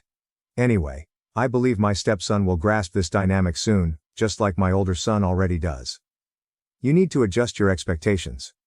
You need to adjust your expectations. You are correct. Now to the next story, story 2. I have had enough of my stepdaughter, so I moved back to my parents with my son. I'm also 8W pregnant and I don't know what to do. Update. Hi everyone. I don't know if this is even ethical because it's about a minor. I will keep it anonymous and hope for the best. I am at the end of my tether here and I feel paralyzed and in desperate need of advice. I, female 38, met my husband, male 44, about 4 years ago. I'm 8 weeks pregnant, only husband and I know. I have a son, male 8 with my BF who passed away in a car accident before my son was born. My husband has a daughter, female 13, stepdaughter for stepdaughter, from a previous marriage. My stepdaughter lives with us every other week. When we got married, my ex-wife tried everything to get full custody of stepdaughter and failed. But it was made very clear to me, by stepdaughter, ex-wife and husband, that I am not her mother and am not allowed to participate in raising her. Stepdaughter basically ignored me and my son for weeks. It wasn't perfect, but it wasn't hurting anyone directly. My son learned very early not to cross stepdaughter and kept to himself when she was around. I suspected the ex-wife behind stepdaughter's coldness towards me and thought this must be hard for stepdaughter with all these changes. I tried to befriend her over the years but she wasn't having it. It got worse when my ex-wife remarried and got pregnant with twins 2 years ago. She started ignoring stepdaughter, trying to get my husband to have her more, we happily obliged, and basically stopped being a mother to her. It didn't help either that the new husband didn't like stepdaughter and wasn't shy about not wanting to raise another man's daughter. I asked my husband if we could take stepdaughter full time and try to raise her because I saw that her mental health was deteriorating and that she needed stability. The ex-wife blatantly refused this suggestion, so we continued with it every other week. The twins were born about a year ago and all went downhill from there. It seemed like the worse stepdaughter had it at her mom's, the more she hated me and my son. She would throw fits a couple of times every time she's with us. Break our stuff. Call me a bitch if I tried to tell her off. It's her house because her father bought it and we're just guests. She would yell at my son and she even hit him a couple of times, telling him to keep to his room if he didn't like her treatment of him. When I told her not to put her hand on my son, she told me, "What are you going to do about it?" My son grew fearful of her and would ask me to take him to Grandpa, late BF's father, when she's living with us. I talked to my husband about it. I told him stepdaughter needed professional help because she's not feeling well and she's making us miserable when she's around. So she started to go to therapy. 6 months now. Other than that, my husband didn't know what to do either. If he tried to talk to her about being nice to us, she played innocent and told him she was playing around and hugged and kissed my son in front of him, and if he tried to be stern, she threw a tantrum and accused him of loving my son more than her. 3 months ago, my son's grandpa passed away. This hit my son and me very hard. My son was inconsolable for many weeks and couldn't really understand what it meant that he couldn't see Grandpa again. Grandpa was a carpenter. So was my late BF. So from a very young age my son loved hanging with him in the garage, working. Many times when he's there he comes home with something they made together. Butter knives, boxes, chessboards. And for my 38th birthday last summer I got a stool that my son designed himself and built with his grandpa and then painted. This was the last project they had together since Grandpa passed away a few weeks later, so the stool was priceless to us. We had it in the kitchen. The stepdaughter made a lot of negative remarks about the stool, how ugly and poorly made it was. She laughed at my son's poor taste and he was very distraught. This was the first time, however, that my husband got very angry at her and asked her to go to her room. She was so scared of his reaction that she went without any protest. This Christmas, my stepdaughter was supposed to be with her mother. On Christmas Eve her mother dropped her off at our house very early in the morning. Her new husband had decided he didn't want her to go with them to his parents' house where they usually spend Christmas. The stepdaughter was on the verge of tears standing there listening to her mother making excuses to my husband and me. My husband hugged stepdaughter the whole time and I tried to fight away my tears. After her mom left, she went upstairs to her room to sleep. I also went to sleep since we don't usually wake up this early on holidays. When she saw me, she smirked and said she didn't want ugly furniture in her house. I pulled her away and told her to go to her room and tried to get the pieces of wood out of the fireplace. That was when she threw a scalding hot liquid in my face. It was hot cocoa. I yelled in pain and my son started panicking, so I ran to him to tell him that I was fine. The stepdaughter stood there laughing. I took my son upstairs and went back to her. I grabbed her hard in her arm and started pulling, pushing and dragging her up to her room and locked the door. Husband came home with my parents moments later. My mom took me to the emergency room and my son insisted on coming with me. I had second-degree burns on my cheek and neck. When I went home, my husband was so mad at me for assaulting stepdaughter by using force to get her to her room. He told me I should have had compassion knowing how hurt she was by her mother's abandonment. I told him that I have had enough with this. I am living a nightmare 1 or 2 of my life. Having to go on eggshells in my own home whenever she's around. My son is a prisoner in his own room when she's living with us, too terrified to cross a boundary of hers. I told him that I didn't know how to handle this, and that it was a mistake from the beginning that I wasn't allowed to be a parental figure in her life with authority. He disagreed and told me that she has a kind heart and needed patience. But the thing is, I don't think she does. She targeted my son's handiwork, fully aware of its sentimental value. And my face because she always hated the fact that my husband thinks I am beautiful and is open with complimenting my eyes and smile. I didn't stay there for Christmas. I took my son and parents and went to my parents' home where I live now. My husband is in panic mode. He's been texting and calling me all the time trying to get me to move back and work things out. Stepdaughter even texted apologizing, he probably made her. But I don't know what to do. I love him so much, but I'm ashamed to say that I hate that girl. My son starts hyperventilating of the thought of living with her again. And what about my unborn baby? I feel sick of the thought of having 1-2 custody, and being at the mercy of his half-sister when it's my husband's week. This thought makes me want to have an abortion. Please tell me if there's another solution to this hell I'm living. Update. Hi everyone, I hope you enjoyed the holidays.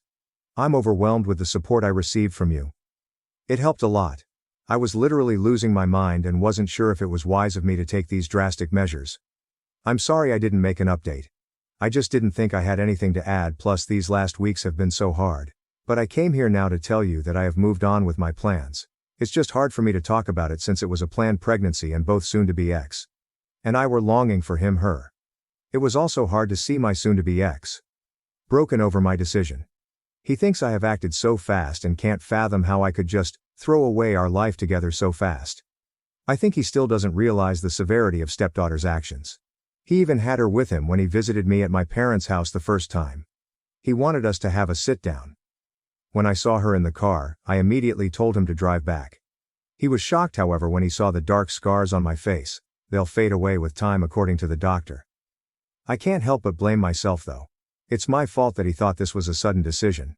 Had I been more honest and open with him, he would have known this was hurting me and my boy for months now, years really. This blame will lie with me and me alone. I thought by keeping my mouth shut I would minimize the damage. How wrong I was. My stepdaughter is living with her grandparents full time now and I think it's going to be a permanent thing. Her stepdad is adamant about not having her around his children. I think this is so messed up on so many levels, but I don't know if I have a say in this. It's her parents' call even if I think it a grievous mistake. And I can't say that I care either. My boy is doing better. He loves living with my parents. He knows he will have to change schools and he's so scared about it, but he still thinks it's great that we moved. We started therapy. In one session the therapist tried to explain to him how stepdaughter is not feeling well, and that she needed help. He got upset and told the therapist he didn't agree with her. He told her stepdaughter isn't the only one hurting. Many kids have bad parents and that he never knew his father and lost people he loved, but still he wasn't mean to his family. I cried for days after this. I am so sorry for what I put him through. I just want to spend the rest of my life making it up to him. My beautiful baby. With Omicron we're back to working from home, so it really doesn't matter that I live 5h from work. I work in a bank and I have talked to my boss. She will help me apply to a nearer office. I think I have covered everything. If anything major happens I will make a new update. Thank you again for the support. You helped more than you can imagine. Ciao. Edit. We have rebuilt the stool. We couldn't make it perfect and we had to patch it in many places and repaint it. But we love it. Some explanation from OP. I'm sorry I haven't been able to answer all your questions. I wrote my update very late and went to sleep. When I woke up it was locked. I will try to answer some here soon. To be ex. And his ex got divorced because the ex cheated on him. Her relationship with the affair partner didn't last. An affair partner left her when they got busted. This happened way before soon-to-be ex and I met. But the resentment came from soon-to-be ex. Moving on. From what I understood, soon-to-be ex and his ex were planning to give their relationship a second chance right before I met him, and he allegedly changed his mind. He blatantly denies this, but I've heard it from his ex and even stepdaughter. I know I was harsh on the stepdad, simply because I don't think him to be a good human being. His reluctance towards stepdaughter started way before the twins, and even before they got married he made it clear he would prefer it if stepdaughter didn't live with them. He even tried not to have her at their wedding. But after the incident, I don't blame him, even though I know he was happy he got a reason to get rid of her now. The problem is that stepdaughter loves him and the twins. She never speaks ill about him and always praises him. When she felt hurt by them, her hatred for me increased instead. I don't know how to explain it, but I kind of understood her. My soon-to-be ex isn't an evil man. He's probably a bad parent, but I don't think he is malicious.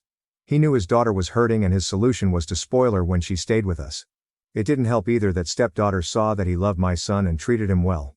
She always accused him of favoritism, and that drove him to spoil her even more to prove that she's his first priority. A vicious circle.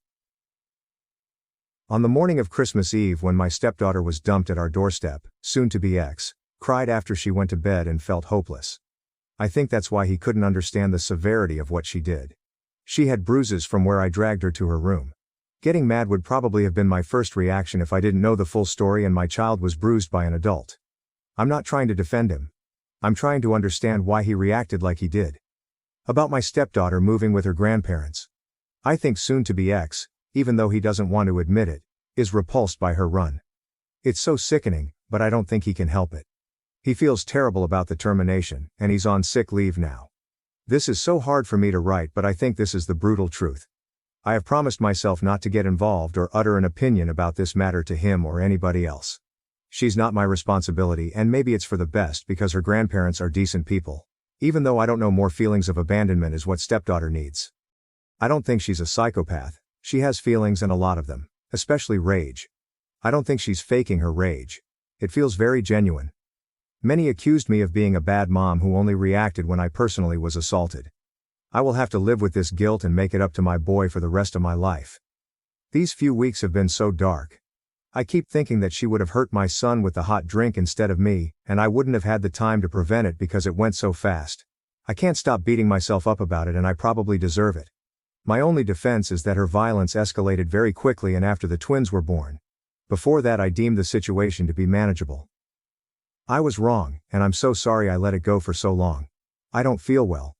The termination was so hard on me because I loved and wanted the baby. This has nothing to do with my political views or beliefs. I don't live in the US or any other religious country. Where I live, abortion is a basic human right and not a political view. It was hard for me because I have longed for a baby. Please stop abusing me in the chat, calling me a murderer and whatnot, or at least do it here and not hide in the private chat. I'm going to live with my parents for a while now, even after we settle the economy and separate our finances. I feel like it's good for us ATM. My son is so happy with them, even if he misses soon-to-be ex. He knows if he chose soon-to-be ex. It meant stepdaughter too, so he's trying to adjust to a life without his dad. We're getting a dog. He has always wanted one but couldn't because stepdaughter is allergic. I hope this answered all your questions, and thank you again for the support. Relevant comments. Commenter. OP mentioned soon-to-be ex. Feeling unwell right after mentioning pregnancy termination.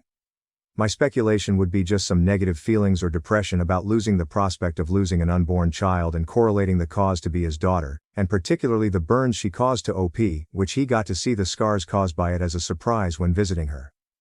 I am assuming OP's injuries were bandaged up when she came home from the ER, and was confronted by OP and had no idea about the severity. Seems like things went from blissful ignorance to shocking realization of the current state of things around him. Some sort of a breakdown. From his life going from being married with child, stepchild, plus unborn child on the way. No more marriage. Stepchild is gone along with the wife. Discovery that bio-daughter was violent towards wife and stepson, which resulted in wife getting second-degree burns and scars on neck, face, and that ended up being the direct cause of termination of unborn child. Pretty much went from thinking he's got a near-perfect life to where did everyone go in the span of a single day. Commenter. I'd like to hear more about why stepdaughter is with her grandparents rather than father. All we have is conjecture. Understandable that we won't get an answer if OP has completely broken it off with him. Which it sounds like she has, and is certainly for the best. Am I the asshole for not allowing my mother to bring her boyfriend I don't know or want to know to my wedding? I, 33, am not close with my mother, 55F, at all. She divorced my dad, 60, when I was 7 and almost immediately married my stepfather, Mark, whom despite everything, I was close with. They remained married until I was 16. I was upset when she divorced him and went to live with my dad and stepmom. In my adult life, I've chosen to remain close to my stepdad and even attended his wedding to his current wife, who is a very nice woman. My dad and my stepmom are great people. Since her divorce to my stepdad, my mom has been in and out of relationships, each time claiming this guy is the love of her life until they do something she doesn't like and they aren't the love of her life anymore. Both divorces with my dad and my stepdad were for very petty reasons. Dad, I think because he wouldn't allow her to get a new car because the budget was tight. I think the one that lasted the longest was 6 years and I think it's the current guy she's with, according to my sister.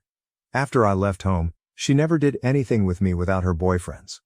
When I was 25, she broke up with her boyfriend and tried to cry to me about it. After working with my therapist, I set the boundary with my mother that if she wasn't willing to do anything with me without her boyfriend to not bother and I didn't want to talk about her love life. She was very hurt and we fell out for a while but she came back around a year later and has respected my rules since, but we only get together about 3 or 4 times per year. I understand that my mom's relationships and love life are important to her so I respect that we don't get together often. Fast forward to this year, I'm getting married to my partner, 35M, of a decade in October. It's a small intimate backyard wedding and reception, BBQ. We live in a rural area and our backyard wedding will have roughly 40 people. My dad, stepmom, stepdad and his new wife have all been invited. My mom asked if she could bring her boyfriend. I said no because I don't know him. My mom asked if she could bring him to meet me so I could meet him before the wedding. I said no and that I still had no interest in meeting her boyfriends. She said she understood but she felt it was unfair that I wasn't allowing her a +1 to my wedding when my dad and my stepdad were allowed to bring their spouses. I told her that the difference was that I knew their spouses. She wanted to know why I was so adamant about refusing to get to know her boyfriend. I explained to her that I saw no need since she'd just break up with them and move on to someone else eventually as she has always done before. She started to cry and told me I was being unreasonable and treating her as if she's a witch ****. Both my fiancé and my sister feel like I should suck it up for one day and let her bring her boyfriend so she can be comfortable there. I'm seriously considering it but I wanted to know if I'm TA here for sticking to my boundary at my wedding and what your thoughts are. Update. After reading everything here, I've decided to email my mother and invite him. I was already leaning towards telling her that he can come when I post it.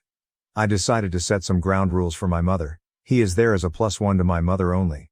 I made it clear to her that he is not my family and he is not my stepfather, so I will appreciate her not telling other people at the wedding he is my stepfather. Mark is my stepfather and he will be there.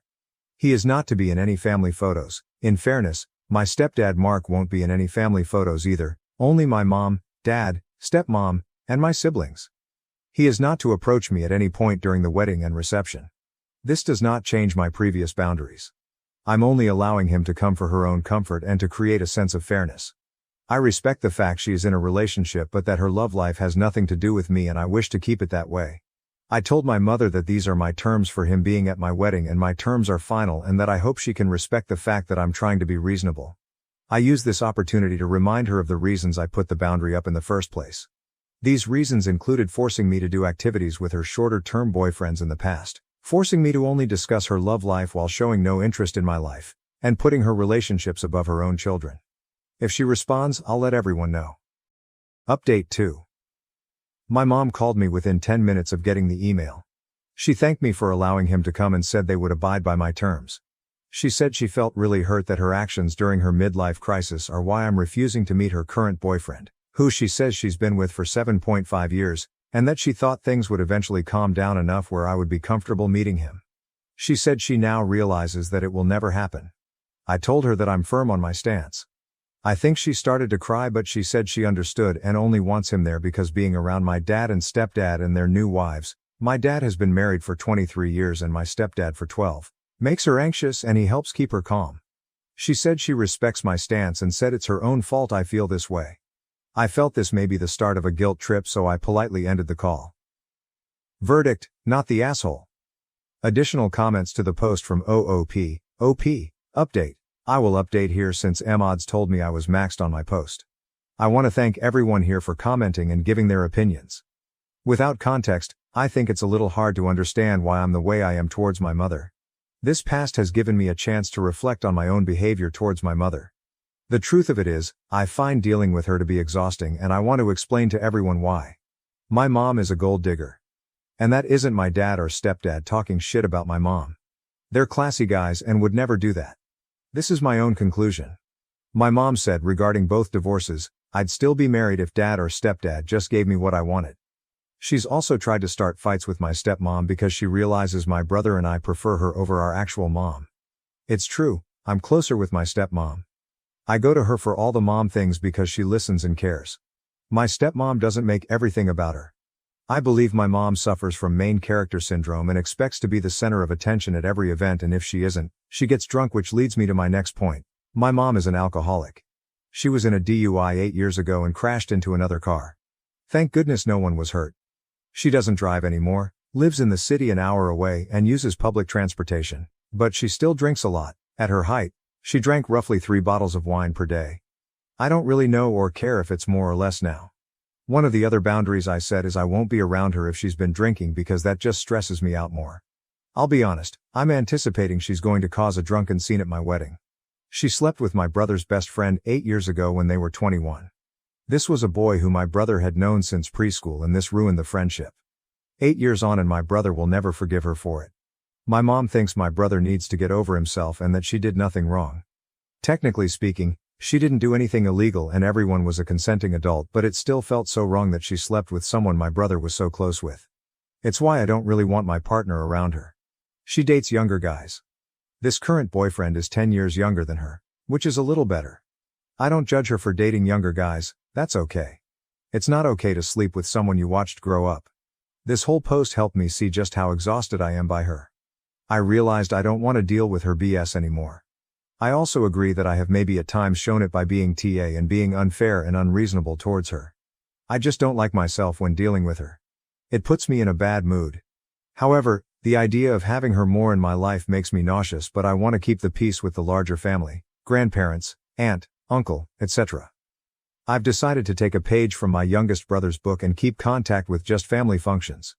He's cordial to her at family events and keeps the peace when he's around her, but he keeps his distance and won't see her outside of a family event. So I'm going to do the same. I realize she could get sober, go to therapy, and change her entire life around, but I'm still going to see the woman who drinks all the time, sleeps with my brother's friend, and just treats people like garbage. It's not fair to anyone. Not me for having dealt with her, and not her if she ever did or was actively working hard to change her life. I do want to make sure she's taken care of, fine and healthy, but I also want to not be emotionally involved anymore. Figuring that out is above Reddit's pay grade. Relevant comments from OOP, resident_test_2107. Honestly, I think you need to distinguish the hurt you felt as a kid when she broke up with your 2 father figures from what would happen now if they broke up.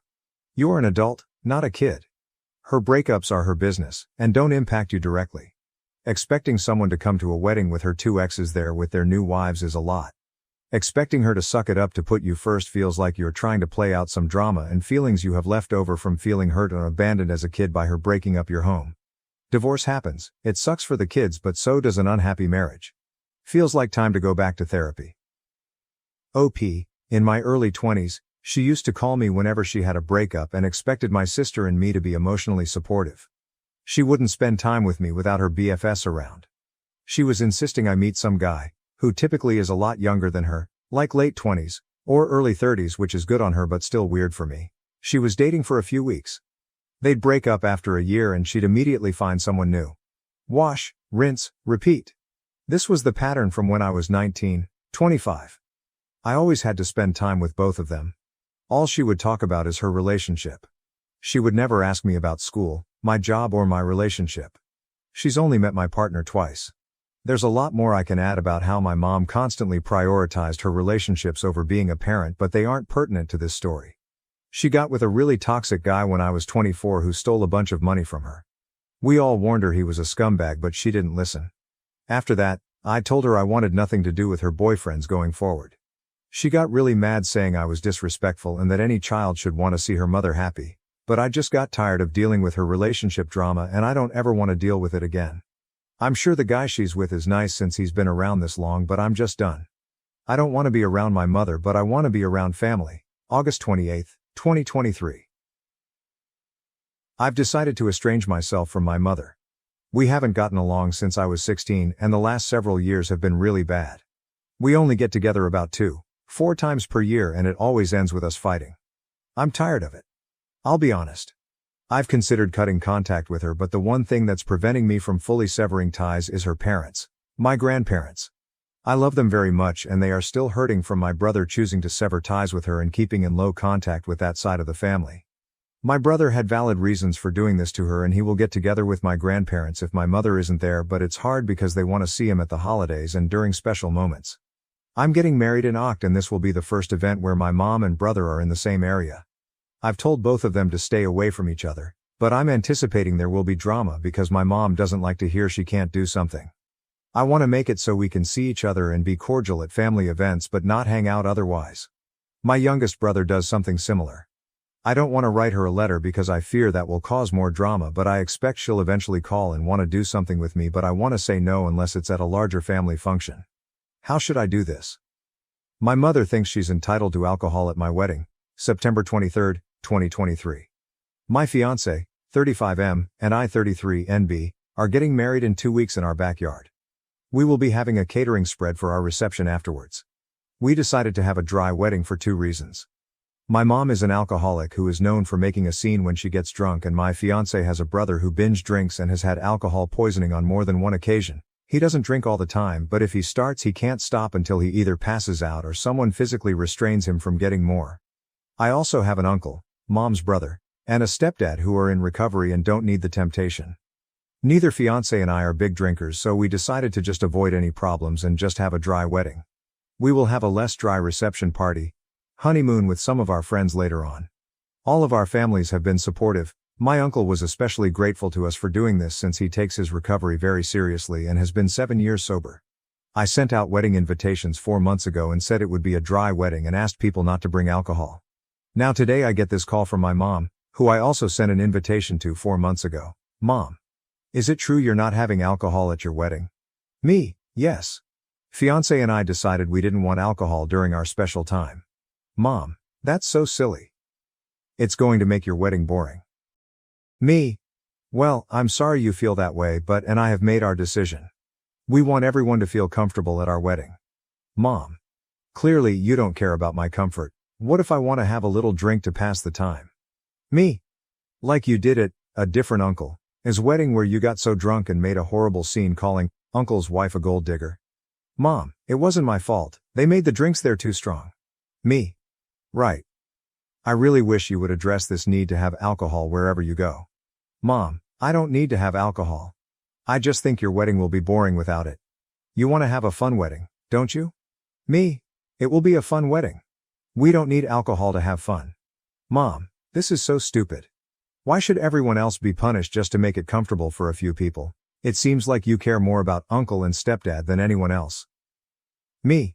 Or maybe I just want to avoid any scenes. Mom, I just told you that wasn't my fault. Me, just like your DUI isn't your fault? Mom, how dare you bring up that difficult time in my life? I was going through a lot emotionally. What the hell is wrong with you kids? You need to mind your own business. If I want to drink, that's my business. Me, well, my wedding is my business. We do not want alcohol there. That's final. I can't stop you if you decide to pregame my wedding, but I've already made it clear to uncles and brothers that if you cause a scene that you are to be made to leave. Mom starts crying. Why do you kids hate me so much? What did I ever do to deserve to be treated like this by my children? Me, are you really ready for me to go down that list? Mom, none of you understand. None of you will ever understand. I'm the mother of the bride. I should be treated better than this. Me, I think I've treated you pretty well during this process. I've acquiesced to your boyfriend whom I don't even know coming to my wedding. I've even given in to some of your other demands. So please tell me how you've been mistreated. Mom, you didn't invite me to go dress shopping. The mother of the bride always goes dress shopping with her daughter. I barely know because you never bring him around me. How do I know that you're marrying the right person? Me, that's because Aunt made my dress. Mom, sarcastically. Well, isn't that just special? Me, sighing. As for the rest, I think you know why. We aren't really close enough for you to have any say in who my significant other is. Honestly, Mom, I'm done with this conversation. If you really feel that strongly about this, I'll understand if you don't want to attend my wedding. Mom. Oh, I bet you'd like that, wouldn't you? One way or another you will respect me as your mother. Me? Sure, Mom. I'm hanging up now. Bye. Guys, I'm so livid right now. I have half a mind to uninvite her. I spoke to my dad and her brother. My uncle thinks her drinking is getting really bad again and has been wanting to hold an intervention. I told him I'm focused on the wedding right now, but that I definitely agree this was out of line and something needs to be done. What should I do? I don't want her ruining my wedding, but I'm so tired of dealing with this. Sorry, this is probably above Reddit's pay grade, but I just needed to vent. Update, I sent a text reiterating the rules. She said she knows where she isn't welcome and said she won't attend. My dad told me not to worry about this anymore and that he'll see to it that she doesn't ruin my wedding. Update 2. I sent this text to my mom. Mother, at this point I'm going to officially uninvite you from my wedding. I'm not going to allow you to change your mind, and I'd prefer it if you do not come to my wedding at all given your poor behavior. At this point, I've decided I don't want any further contact with you unless you decide to curb your toxic behaviors and drinking. I wish you the best. I hope you can find a way to heal, but I can't do this anymore. I'm sorry if this hurts you, but I can't handle you in my life anymore. If you try to force the issue, I'll be forced to take legal action up to and including contacting law enforcement. Please don't contact me again. I went to delete her from my Facebook page only to find a post that she had just written saying how being a mother is a thankless job and how she doesn't understand how she raised rude and judgmental kids.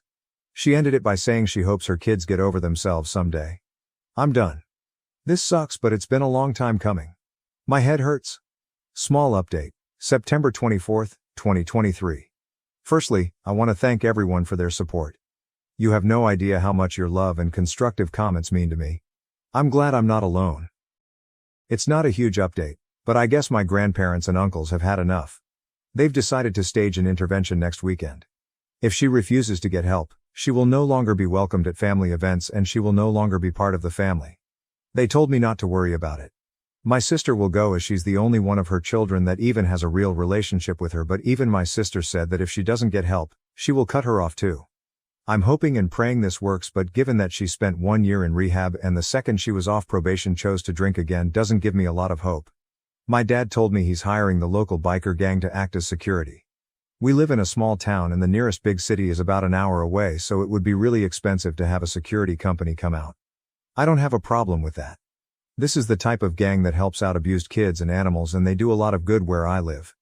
The worst I've heard about them is they doled out some rural justice to a guy that was beating up the sister of one of the members and ran him out of town. When my mom got her DUI, she ran into someone's house and car. When she tried to back out, no one was hurt, thank goodness. And I guess it was the house of a relation of someone in the gang, so they agreed to help, and my dad is paying them to be security just in case. They know my family. One of my dad's cousins is a member, and they know my mom. I think she dated a guy in the gang at one point, and what to look out for. It may be moot if she ends up in rehab. I'm not stressing about her anymore. I have 13 days until my wedding. I'm going to focus on the final touches and just enjoy myself. My biological mom made her choices. Now that I've stood up for myself, I feel nothing but relief. My stepmom will be there and I see her more as my real mom, so it's all fine. I've been through a lot of therapy already, so I've had to make peace with how my actual mother is. I'm officially estranged from my mother, September 24th, 2023. Same day. Well, it happened yesterday. I got into a fight with my mother and officially estranged myself from her. It sucks, and I had a gnarly headache when I was done. Her drinking and behavior just proved too much and I had to univite her from my wedding. I feel sad it came to this, but the most powerful feeling I have is relief. Update. My mother thinks she's entitled to alcohol at my wedding, September 30th, 2023. I didn't think I'd be back so soon, but it's my mom's world and we all just live in it. My mother got 911 called on her for domestic violence on Tuesday. She apparently started throwing wine bottles at her boyfriend, who locked himself in the bathroom and called the cops while she destroyed their place in one of her temper tantrums. She wasn't making any sense when the cops got there, so they restrained her and took her to a hospital. She's been stuck in the psychiatric ward ever since. My sister was listed as a contact for her and she got the call about mom on Wednesday. The doctors at the hospital spoke to my sister and they think she may be showing signs of alcohol-related dementia and some sort of psychotic disorder like bipolar disorder. They currently have her in alcohol detox, and from what my sister was told, it's pretty bad. They won't allow her visitors until she's out of detox, not that anyone really has a desire to visit her anymore. My sister and I decided enough was enough, and we petitioned for guardianship for her yesterday at the request of a social worker who interviewed my sister, my uncles, my grandparents, and myself.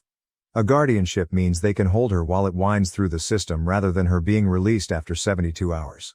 My grandmother's upset as she thinks all of the issues should be kept in the family and the state shouldn't step in. My uncles and grandfather are on the side of having a guardianship. As far as they're concerned, she's not welcome in the family anymore, and they won't allow her to continue to take advantage of anyone in the family anymore. My sister and I say let her be a professional's problem and let them figure out what to do with her.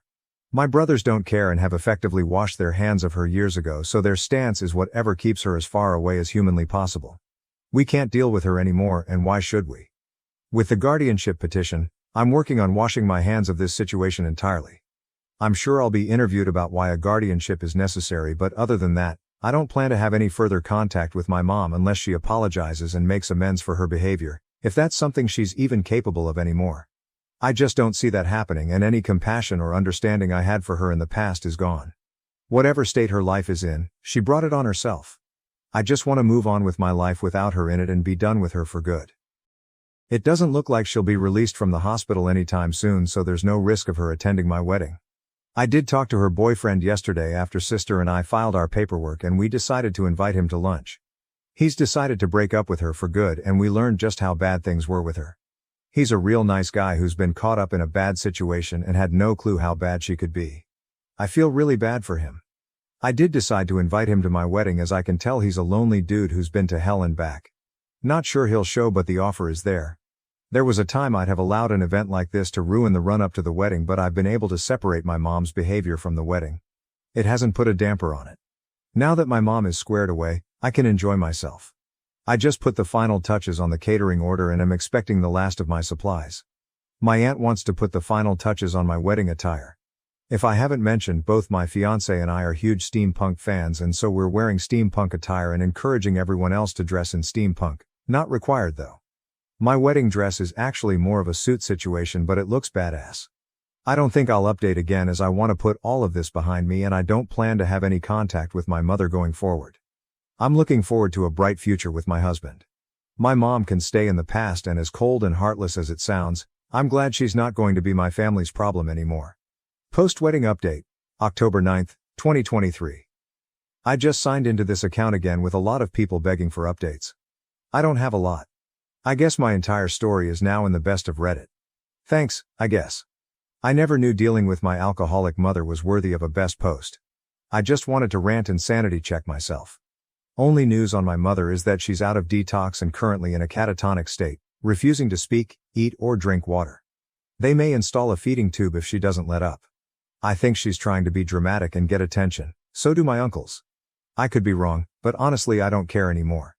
We're not sure she has dementia, but she definitely has something going on, but doing any kind of evaluation while she acts like this is difficult. She also has liver disease, needs dialysis and possibly even a transplant, if she qualifies. The doctors made it very clear that if she doesn't quit drinking, she will die within the next 5 years, and it may even still be too late. I think I'd feel more sad, but I've had to realize that I lost my mother long ago. I did invite my mom's boyfriend, but he chose not to come. He's decided to get help for his own alcohol issues, according to my sister. I wish him the best. As for the wedding, I'm now happily married, and on Wednesday I took a pregnancy test that came back positive.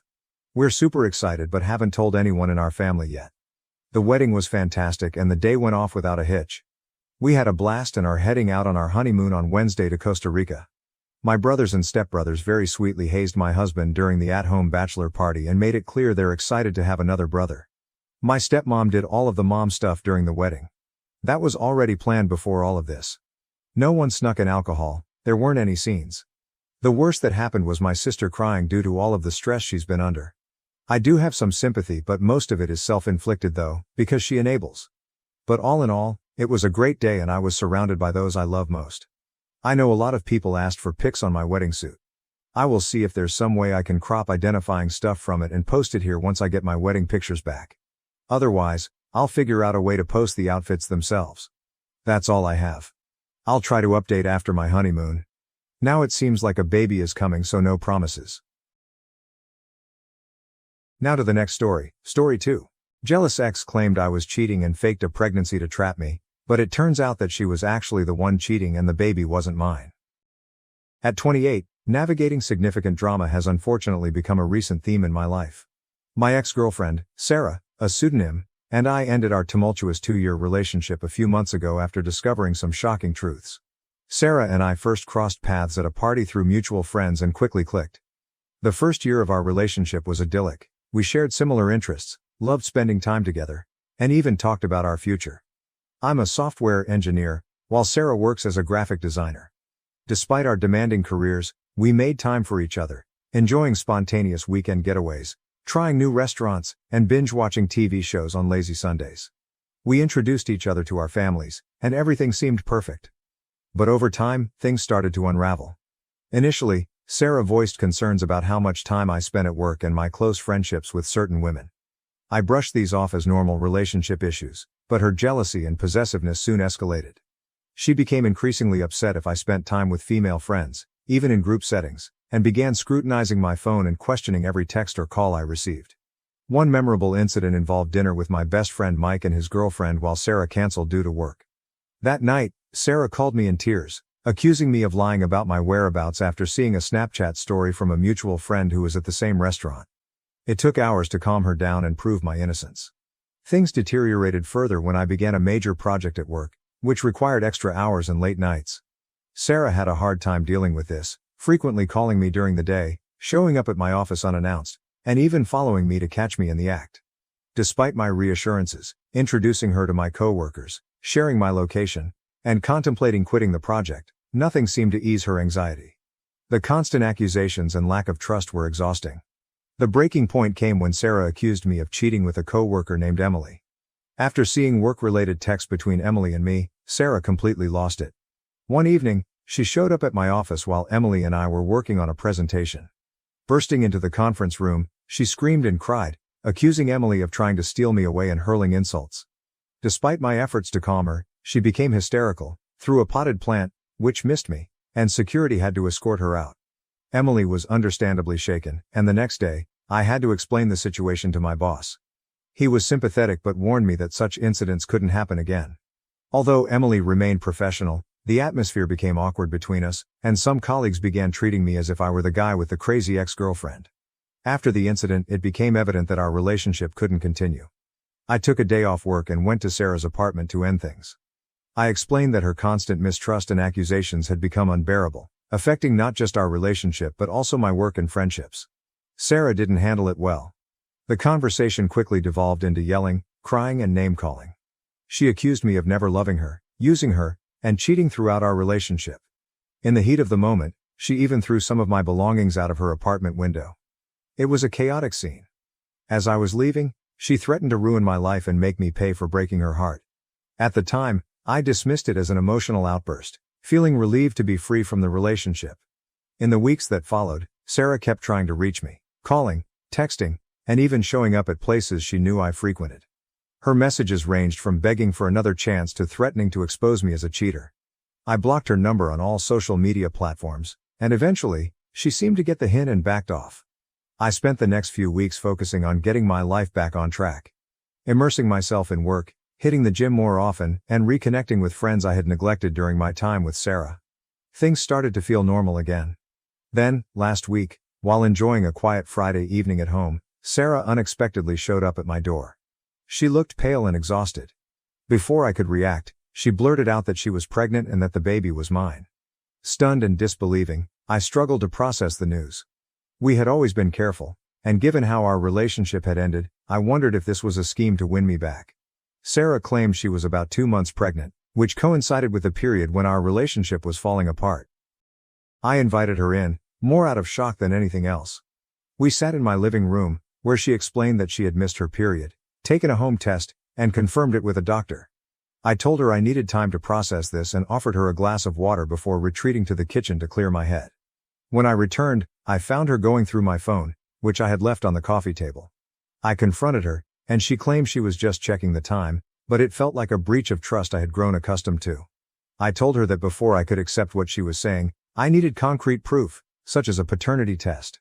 Sarah was upset and accused me of not trusting her, which felt ironic given our history. She pleaded for me to believe her, but all I could think about were the times she had accused me of lying and cheating. I insisted on a paternity test and medical proof of the pregnancy. Sarah grew angry, hurling insults and accusing me of cowardice for not taking responsibility. She threatened to tell our mutual friends and my family that I was abandoning her and the child. Then she stormed off, slamming the door behind her. Since then, I've been a wreck. I can't concentrate at work. I'm struggling with sleep, and I feel constantly on edge. I question whether I'm being too harsh. What if she really is pregnant? Yet another part of me wonders if this is a manipulation tactic. I've spent hours researching false pregnancy claims and paternity rights. Although I've considered reaching out to Sarah, I remember how toxic our relationship had become and how much happier I've been since the breakup. I haven't shared this with anyone, neither my family nor my best friend Mike. I'm unsure of what to do. Am I wrong for not believing her and demanding proof? Should I have handled the situation differently? I keep replaying the conversation in my mind, wondering if I missed something. Sarah did look different, tired and stressed, but could it simply be from the aftermath of our breakup? And why wait 2 months to tell me if she's truly pregnant? The thought of Sarah spreading the news weighs heavily on me. My parents would be devastated if they believed I was abandoning a pregnant girlfriend, and I can only imagine how my friends would react. I've always prided myself on being a reliable person, and the idea of being perceived as a deadbeat dad is distressing. But at the same time, I can't accept this without verification. Sarah's past behavior has eroded my trust in her word alone, and bringing a child into the world is a massive responsibility, one that I'm not sure either of us is prepared for, especially given the state of our relationship. I've been contemplating reaching out to some of our mutual friends to see if they have any insight, but I'm concerned about stirring up rumors before I have a clear understanding of what's really happening. What if Sarah hasn't shared this news with anyone else yet? I don't want to be the one to spread potentially false information. On the other hand, there's a nagging fear that it might be true. I'm not prepared to become a father. Sarah and I had discussed the idea of having children in the distant future, but never as something immediate. The thought of being tied to Sarah for the rest of my life, especially given how toxic our relationship had become, is overwhelming. I've even wondered if the child might not be mine. Given how accusatory Sarah was about my fidelity, could she have been projecting her own issues? Could there have been someone else involved? It's a distressing thought, but I can't ignore any possibility. The more I think about it, the more confused and frustrated I become. I feel trapped with no good options. If I reach out to Sarah for more information, am I opening myself up to further manipulation? If I ignore her, am I potentially abandoning my child? I know I need to act, but I'm paralyzed by indecision. Every option seems fraught with potential pitfalls.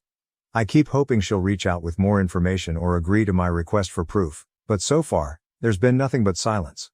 Part of me wonders if I should just agree to whatever Sarah wants to keep the peace, but I know that's not the right approach. If there is a child involved, they deserve parents who are committed and certain, not someone who's just trying to avoid conflict. I've even considered seeking legal advice, but that feels like such a drastic step. What if this turns out to be a misunderstanding or a false alarm? Would involving lawyers at this stage be an overreaction? This whole situation has forced me to reevaluate our relationship. Were there signs I missed? Red flags I ignored? I thought I was being a good boyfriend by trying to reassure her and prove my faithfulness, but did I inadvertently enable her behavior? Should I have ended things sooner? It's been a week since Sarah showed up at my door, and I feel no closer to a resolution. Each passing day feels like a ticking clock. If she is pregnant, decisions will need to be made soon, but how can I decide anything when I'm unsure of the basic facts? I keep questioning whether I'm wrong for insisting on proof. Should I have been more sympathetic or more trusting, or am I justified in my caution given our history? I honestly don't know anymore. So here I am, turning to the internet for advice. I realize this is a complex situation, and maybe I haven't provided all the details needed for a full judgment, but I'm at my wit's end. I need an outside perspective. Am I wrong for not believing my ex-girlfriend and insisting on proof of her pregnancy, or am I justified in my caution given our past? What would you do in my situation? Update 1. Hey everyone, it's been about 3 weeks since my original post, and a lot has happened. I wanted to provide an update on the situation with Sarah and her pregnancy claim. First, I want to thank everyone who commented on my original post. Your advice and perspectives have really helped me gain some clarity. Many of you suggested that I should stand firm and insist on proof, while others pointed out that I need to prepare for the possibility that Sarah might actually be pregnant. A few days after our confrontation, Sarah reached out via text. She apologized for her earlier outburst and acknowledged that my doubts were understandable. She agreed to provide medical proof of her pregnancy and to undergo a paternity test once it was feasible. I was relieved to see her taking a more measured approach, though I remained cautious. We arranged to meet at a local coffee shop, a public place to avoid any potential drama and to maintain civility.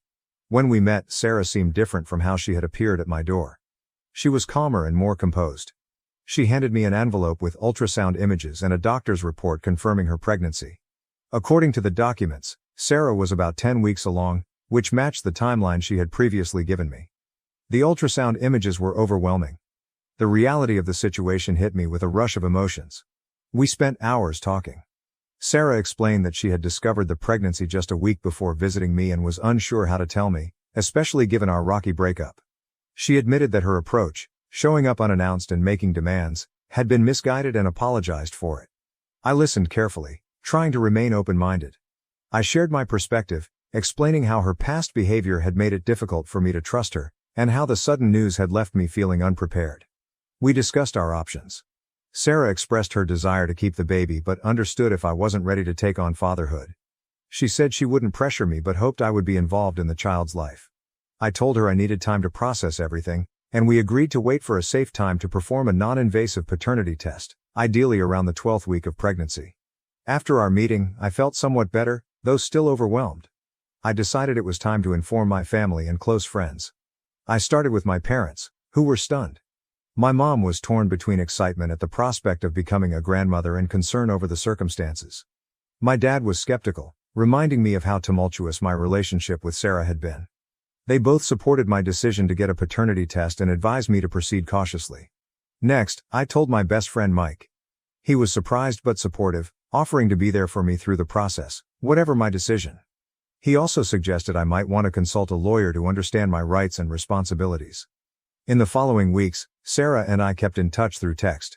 She updated me on her doctor's visits and how she was feeling. Navigating this new dynamic with someone from my past was strange.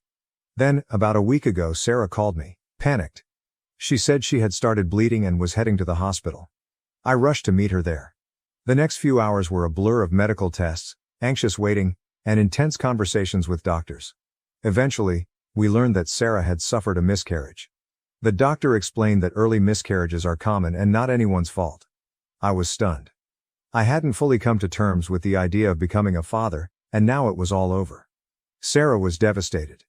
Despite our issues, seeing her in such pain was heartbreaking. I stayed with her until she was discharged. The drive back to her place was quiet, and when we arrived, Sarah broke down. She apologized again for her handling of the situation, saying she had been scared and unsure how to proceed. She acknowledged that her past behavior, her jealousy and accusations, had been wrong and that losing the baby made her realize how much she had messed up between us. I listened, feeling a complex mix of emotions. I was saddened by the loss of a potential child, despite my uncertainty about fatherhood. Yet I also felt a sense of relief, which then made me feel guilty. A part of me still wondered if the whole situation had been real. I asked Sarah if she had shared the news with anyone else. She said no, that she had been waiting until after the first trimester to tell her family and friends. So only my parents, Mike and I knew about the situation. That night, we talked extensively about the pregnancy, our failed relationship and what might come next. Sarah mentioned she planned to start therapy to address her trust issues and jealousy. She didn't ask to reconcile or manipulate the situation, which I appreciated. I told her I needed some time and space to process everything. She understood and agreed that it would be best if we didn't see each other for a while. As I left Sarah's apartment that night, I felt a mix of exhaustion and relief. The emotional roller coaster of the past few weeks had been draining. Now a week later, I'm still trying to process everything. I've started seeing a therapist to help me work through my feelings about the situation. Having a neutral person to talk to has been beneficial. I've also been reflecting on my relationship with Sarah and my own actions. While I still stand by my decision to ask for proof of the pregnancy, I recognize there were moments when I could have communicated better or been more understanding of her insecurities. Sarah and I have exchanged a few texts since that night. She's been attending therapy and feels it's helping her understand her behavior more clearly. She's apologized again for how she treated me and for the way she initially handled the pregnancy news. I'm uncertain about our future. Romantically, it seems unlikely we'll get back together given everything that's transpired. However, I'm open to the possibility of building a friendship once we've both had time to heal and grow. Regarding the pregnancy, I still have doubts. The medical documents appeared genuine, and the hospital confirmed the miscarriage. Yet, given our history, a part of me remains skeptical. For my own peace of mind, I've decided to accept that it was real and move forward. This experience has taught me valuable lessons about communication, trust, and the enduring impact of past actions on relationships. I'm trying to apply these lessons to become a better person and partner in the future. My parents and Mike have been incredibly supportive throughout this ordeal. They've listened, offered advice, and simply been there for me. I'm thankful for their strong support system. Looking back at my initial post, I can see how bewildered and unsettled I was. I still believe I was right to ask for proof, but I now understand why Sarah might have reacted the way she did. Fear and hormones can drive people to act out of character. In response to those who asked, no, I haven't shared the details with any of our mutual friends. Sarah and I agreed that it's a private matter and that spreading it would only stir up unnecessary drama and gossip. As for work, things have fortunately settled down. The tension with Emily and my other co-workers has eased, and I've focused on my projects, which has been a welcome distraction.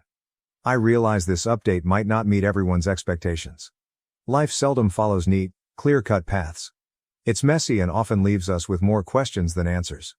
I'm still processing everything and know it will take time to fully come to terms with it. For now, I'm taking it one day at a time, concentrating on my personal growth and healing. I appreciate all the advice and support, it's been invaluable. If anything significant changes, I'll provide another update. For now, I'm focused on moving forward, learning from this experience, and working towards a better future. Update 2. I had hoped to conclude my story with the last update. It seemed like a somewhat decent ending, but life has a way of complicating things. It's been about 2 months since my last post, and my anger from everything that's happened hasn't subsided. Just when I thought the situation with Sarah couldn't get more complicated, I was proven wrong. After the miscarriage, Sarah and I had limited contact. We exchanged occasional texts, mostly with her updating me on her therapy progress and me responding politely. I was still working through everything and trying to move on. Work was going well. I'd immersed myself in a new project, which served as a welcome distraction. Relations with my co-workers, including Emily, had mostly returned to normal, and I was even starting to consider dating again, though I hadn't gone on any dates yet. Then, about 3 weeks ago, I received a call from an unfamiliar number. When I answered, a man's voice asked if I was my name. After I confirmed, he introduced himself as Robert and said we needed to talk about Sarah. My stomach sank. I asked who he was, and he revealed that he was Sarah's ex-boyfriend. Apparently, they had been together for a few weeks during a break Sarah and I had taken. I remembered that break. It was after a particularly bad argument, and we had spent about 2 months apart. Robert contacted me to share some information he believed I needed to hear. We arranged to meet at a local bar the following evening.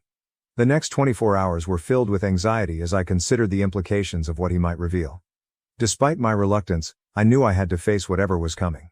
When we met, Robert appeared surprisingly composed. He was about my age and seemed like an ordinary guy.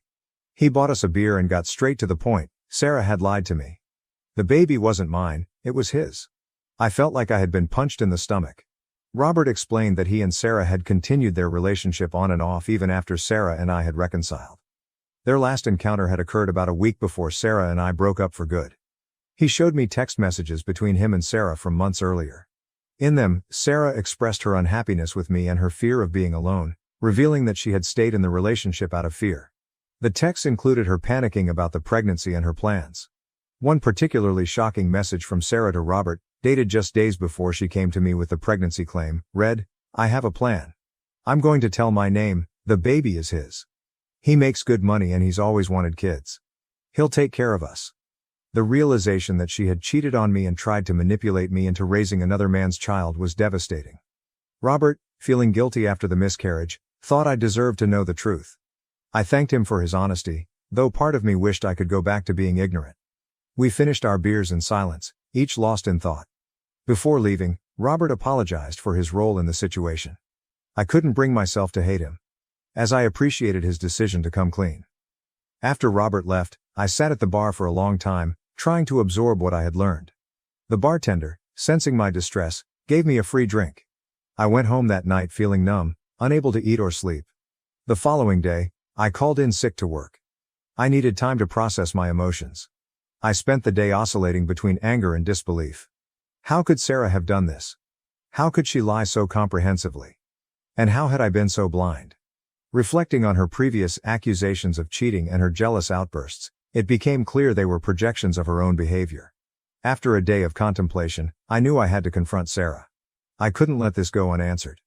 I texted her to arrange a meeting, which she likely thought was a routine check-in. We met at the same coffee shop where she had shown me the ultrasound pictures. As soon as she saw me, she knew something was amiss. Before she could speak, I laid everything out. The meeting with Robert, the text messages, and all the new information I had. At first, Sarah seemed poised to deny it, but then she broke down in tears, apologizing and saying she never intended for things to go this far. I asked how she could lie so deeply and attempt to trap me into raising a child that wasn't mine. She explained she was scared and desperate, hoping that if she could get me to accept the baby, everything would work out. I told her that what she had done was unforgivable. She had not only betrayed my trust in the worst way but also been willing to drag an innocent child into her deceit. Sarah pleaded for forgiveness, saying she would do anything to make amends, but I knew there was no fixing this. The trust between us was irrevocably shattered. I told her I never wanted to see or hear from her again and hoped she would continue therapy because she clearly needed help. Then I stood up and walked out, ignoring her desperate pleas for me to stay. The next few days were a blur. I informed my parents and Mike of what had happened, and they were furious on my behalf. My mom wanted to call Sarah and confront her, but I asked her not to. I just wanted to be done with the situation. I also decided to inform a few mutual friends to preempt any potential misinformation from Sarah. I didn't go into all the details. I simply said Sarah had cheated and lied about the pregnancy. Most were shocked and supportive. One friend admitted she had suspected Sarah might be cheating and had seen her with another man but didn't realize it was serious. She apologized for not coming forward sooner. I was hurt that she hadn't said anything earlier, but I understood her reluctance to get involved. At work, I finally confided in Emily about everything that had transpired. Her response was incredibly supportive and understanding. She admitted she had always felt something was off about Sarah but had held back from saying anything negative about my girlfriend. Through all this, Emily and I have grown closer, and I'm starting to see her in a new light. Who knows, there might be potential for something more in the future. Since our confrontation at the coffee shop, I haven't heard from Sarah. I've blocked her number and all her social media accounts. A mutual friend informed me that Sarah has moved back in with her parents and continues with therapy. Part of me hopes she gets the help she needs, but mostly, I just want her out of my life permanently. Reflecting on our relationship, it's clear now how toxic it was. Sarah's jealousy and insecurity weren't just minor issues, they were indicators of deeper problems. I now realize I should have ended things much sooner. I've been contemplating why I stayed with Sarah for so long and endured her behavior. I think part of it was fear of being alone, another part was the misguided hope that I could fix her and earn her trust, and, I'm ashamed to admit, a part of me enjoyed feeling needed, even if it was in an unhealthy way. Coming to terms with the loss of the future I had envisioned has been one of the hardest parts. Even though I had doubts about the pregnancy, a part of me had started to imagine what being a father might be like. Having that possibility snatched away, only to discover it was all a lie, has been painful. However, I also feel relieved that I learned the truth before it was too late and that I'm no longer bound to Sarah for the rest of my life. In the past few weeks, I've focused on myself. I've resumed running, a hobby I had abandoned during my relationship with Sarah. I'm reading more, spending time with friends, and even considering a solo trip. Work has been a great distraction. I've immersed myself in a new project at work, and my boss has noticed. He's hinted at a potential promotion if I continue performing well. It's nice to have something positive to concentrate on. As for dating, I'm not ready to dive into anything serious yet. I need time to heal and rebuild my trust. But I'm open to meeting someone new when the time is right. This experience has taught me a lot about myself, relationships, and trust. I've learned the importance of trusting your instincts. If something feels off, it probably is. To those who followed my story from the start, thank you for your support and advice. You helped me gain clarity when I was too close to the situation to see it. If there's one takeaway from my story, it's this. Trust is invaluable, and once it's broken, it's incredibly hard to restore. Don't stay in a relationship where you're constantly questioning your partner or yourself, and if someone reveals their true nature, believe them the first time. As for me, I'm taking things one day at a time. Some days are more difficult than others, but overall, I'm doing okay. I'm looking forward to the future and confident that I can face whatever challenges come my way. This will be my final update on this matter. It's time for me to close this chapter and move on. Thank you all again for your support throughout this turbulent journey. Here's to new beginnings and better days ahead. It's been about 10 months since my last update, and I didn't think I'd be writing another one. I thought the chapter with Sarah was closed for good, but life has a way of surprising us. After everything with Sarah and the revelation about her cheating, I focused on moving forward. I threw myself into work, continued with therapy, and began rebuilding my social life. Things were going well. The promotion my boss hinted at came through, and I'm now leading my own team on a major project, which has been challenging but rewarding. Emily and I have been working closely, and I have to admit there's been some flirting between us. We haven't acted on it yet, partly because I'm wary of getting involved with a coworker after everything that happened with Sarah, but the attraction is definitely there. Then, about a month ago, everything changed again. While at the grocery store one evening, just picking up dinner supplies, I ran into Robert, yes, the same Robert who had revealed the truth about the baby. We were both stunned by the coincidence. Robert asked if I wanted to grab a coffee and catch up. I hesitated at first, questioning whether I really wanted to revisit everything, but my curiosity got the better of me and I agreed. Over coffee, Robert updated me on Sarah's situation. After our last encounter, she'd had a complete breakdown, quitting her job, moving back in with her parents, and diving into intensive therapy. Robert had been in touch with her parents, feeling a sense of responsibility for her current state. He told me that Sarah had recently discovered she was pregnant again, and this time, it was definitely his child. Although they weren't rekindling their relationship, Robert intended to co-parent with her. I was filled with anger. Why should Sarah get to have a baby after deceiving me about the last one? Yet I also felt a sense of relief, glad that I wasn't in Robert's position, tied to Sarah for the foreseeable future. Robert seemed genuinely excited about fatherhood but admitted he was anxious about co-parenting with Sarah given their complicated past. He mentioned that Sarah had made significant progress in therapy, addressing her trust issues and manipulative behavior, but he remained cautious. Before we parted ways, Robert hesitated and said, "There's something else you should know. Sarah's been asking about you and wants to apologize in person for everything she did." I told Robert I'd think it over but made no promises. In the days following, I couldn't shake the thoughts of what Robert had shared. I discussed it with my therapist, trying to navigate my emotions. On one hand, I had no obligation to meet Sarah or hear her out. Her actions had been unforgivable, and I had every right to keep her out of my life. On the other hand, a small part of me wondered if hearing her apology might bring some closure. After much consideration, I decided to meet with Sarah. I figured facing it head-on was better than always wondering what if. I asked Robert to arrange the meeting, making it clear that this was a one-time occurrence. We met at a park on a Saturday. I chose a public park for our meeting, neutral ground to avoid any potential drama. When Sarah arrived, I noticed how different she looked, smaller and less confident. She sat on the bench next to me, maintaining a respectful distance. For a moment, we were silent. Then she took a deep breath and began. "I know nothing I say can undo what I did," she started. "But I want you to know how deeply sorry I am for everything. For the cheating, the lies, and for trying to trap you with a baby that wasn't yours. It was inexcusable, and I'll regret it for the rest of my life." She went on to explain that she had been diagnosed with borderline personality disorder, which shed light on but didn't excuse her past behavior. She spoke about the intensive therapy she was undergoing, learning to manage her emotions and insecurities in healthier ways. "I'm not sharing this to ask for forgiveness," she said. "I know I don't deserve that. I just wanted you to know that I understand how much I hurt you, and I'm doing everything I can to ensure I never treat anyone that way again." After she finished, I took a moment to collect my thoughts.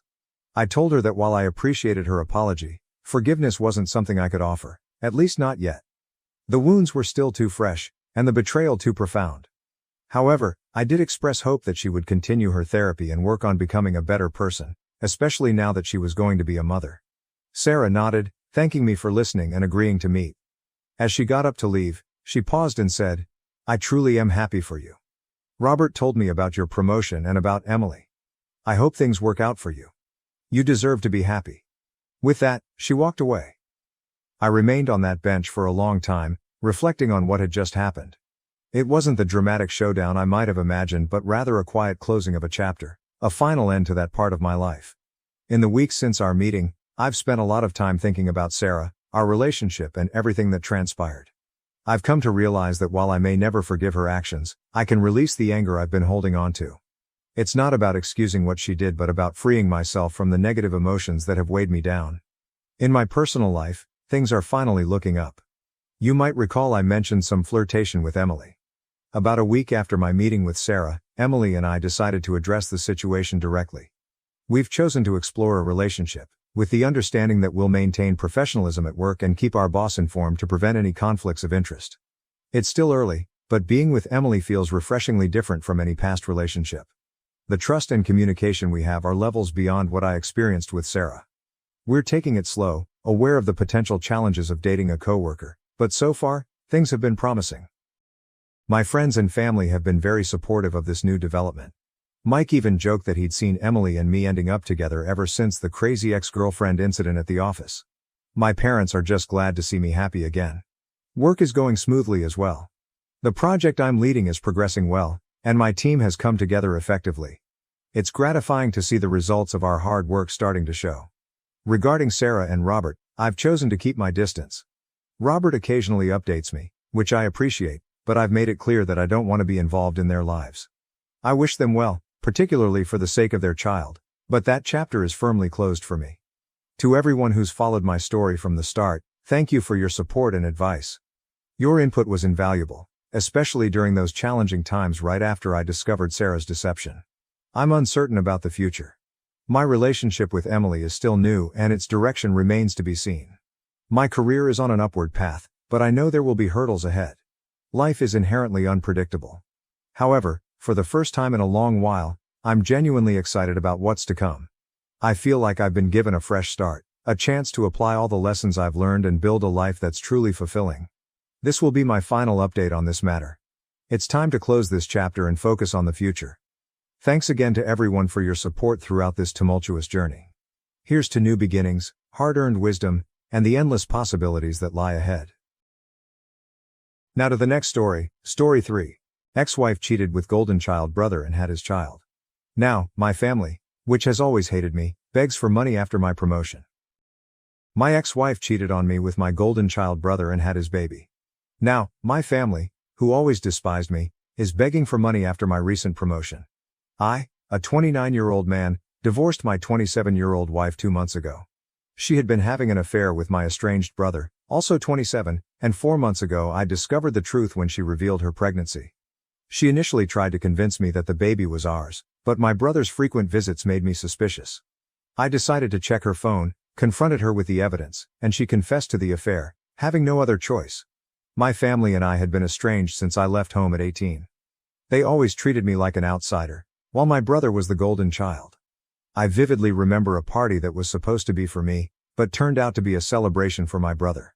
When I confronted my parents about it, they told me they didn't want my brother to feel left out after my acceptance letter and that I should focus on uplifting him instead.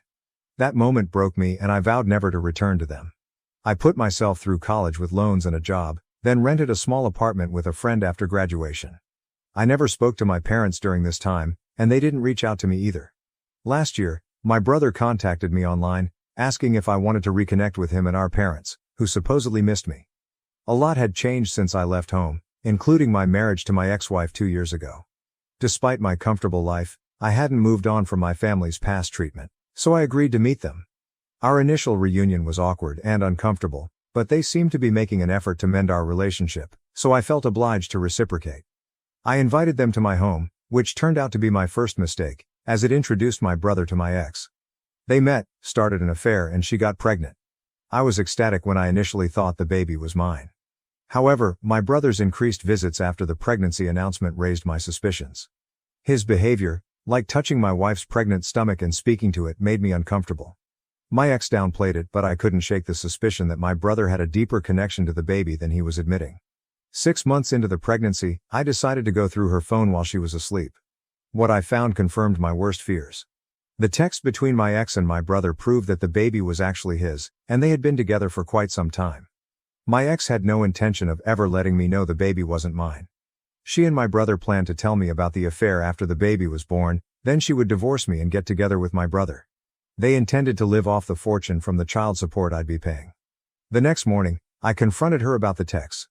Although she tried to deny it at first, she eventually confessed. That marked the end of our 2-year marriage. Naturally, my parents sided with my brother and my ex.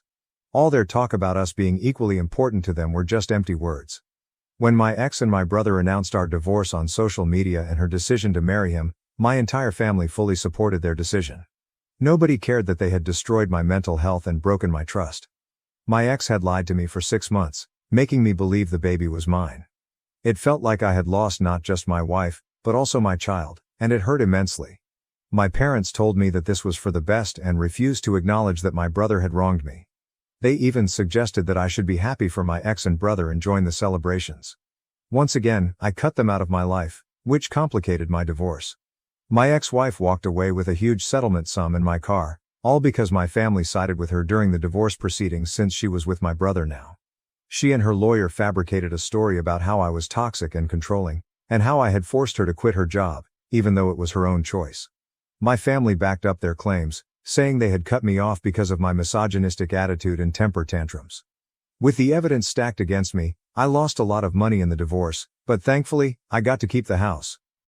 When the divorce was finalized, I was just relieved that I was done with this mess and wouldn't have to deal with these horrible people ever again. Fortunately, there's no waiting period for a divorce where I live and my ex-wife didn't contest it, so I was able to wrap it up quickly and move on with my life. It was tough to forget everything, but I immersed myself in work and pushed myself to improve, hoping to move on from this nasty episode as quickly as possible. That paid off, as I got a promotion with a better position, higher salary, and a better company car. The works basically. I couldn't have been happier, so I decided to treat myself to a solo dinner at one of my favorite restaurants. I made the mistake of posting about it online, and within a day or two, my mother contacted me, asking me to visit them. I was baffled as to what they could possibly want from me now, given that we hadn't spoken since the divorce was finalized, and they had supported my ex and her lies. I managed to ignore her for a few days, but then she started calling me relentlessly. Eventually, when nothing else worked, she showed up at my office and refused to leave, getting into a fight with the receptionist, which was quite embarrassing. So I promised to visit in a few days, which finally convinced her to leave. A couple of days later, I finally visited my family. They had used the settlement amount to move into a bigger house to accommodate the baby, who had been born just over 3 weeks ago. I guess the alimony was also being used to pay the bills, but it didn't really bother me since the alimony was a small part of my salary at this point, and I could easily afford it. My brother wasn't home, and my ex was asleep, so it was just my parents who spoke to me. I didn't bother with any small talk and just waited for them to get to the point. After about 5 minutes of silence, my father blurted out that my brother had been fired from his job, and the alimony and settlement weren't enough anymore. They mentioned they had seen my post about the promotion and were hoping I could help them out since they were running low on money. My parents had retired a long time ago, my brother was jobless, and my ex obviously wasn't going back to work anytime soon. The alimony wasn't sufficient to cover the expenses for a family of 5, especially with a newborn in the house. I was aware of this, but I was shocked that they had the audacity to approach me for money after everything that had happened. I was so stunned that I couldn't speak for a few minutes. Finally, I came to my senses and decided I didn't need to entertain any of this. I simply got up and left without a word. As I reached the door and opened it, I found my brother standing outside. My parents were urging me to stay and listen, and my brother looked a bit alarmed to see me there. I still didn't say anything and continued to leave. It was raining heavily, and the short walk to my car parked outside their lawn left me completely drenched, worsening my already terrible mood. This is where I might have been at fault because my parents and brother followed me, and while I was looking for my keys in my pocket, they decided to ask for help one last time. This time, it was my brother who made the plea. He's always been smug and arrogant, a direct result of our parents' favoritism, so it was strange to see him asking me for help. It must have been difficult for him, so they were definitely honest about their dire situation.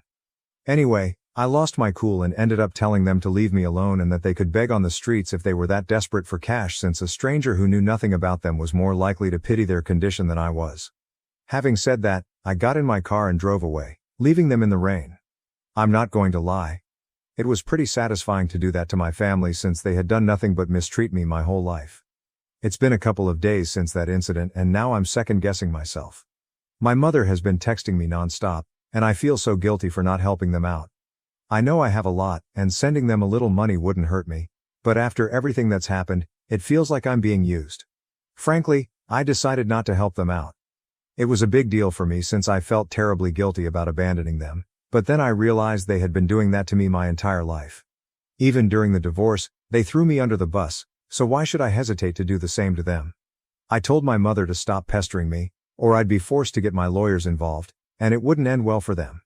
Naturally, that irked them, so my brother showed up at my house a few days ago to talk. He said he felt sorry for how I'd been treated during our childhood but couldn't help that he was inherently better than me, which is why he got preferential treatment.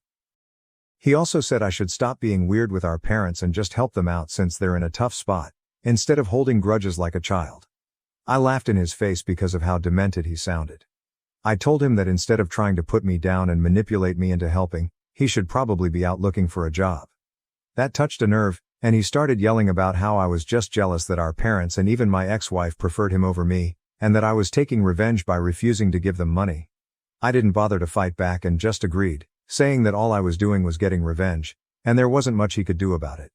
He got super pissed off and threatened to come after me and force me to cough up the money, saying I'd regret ever speaking to him that way.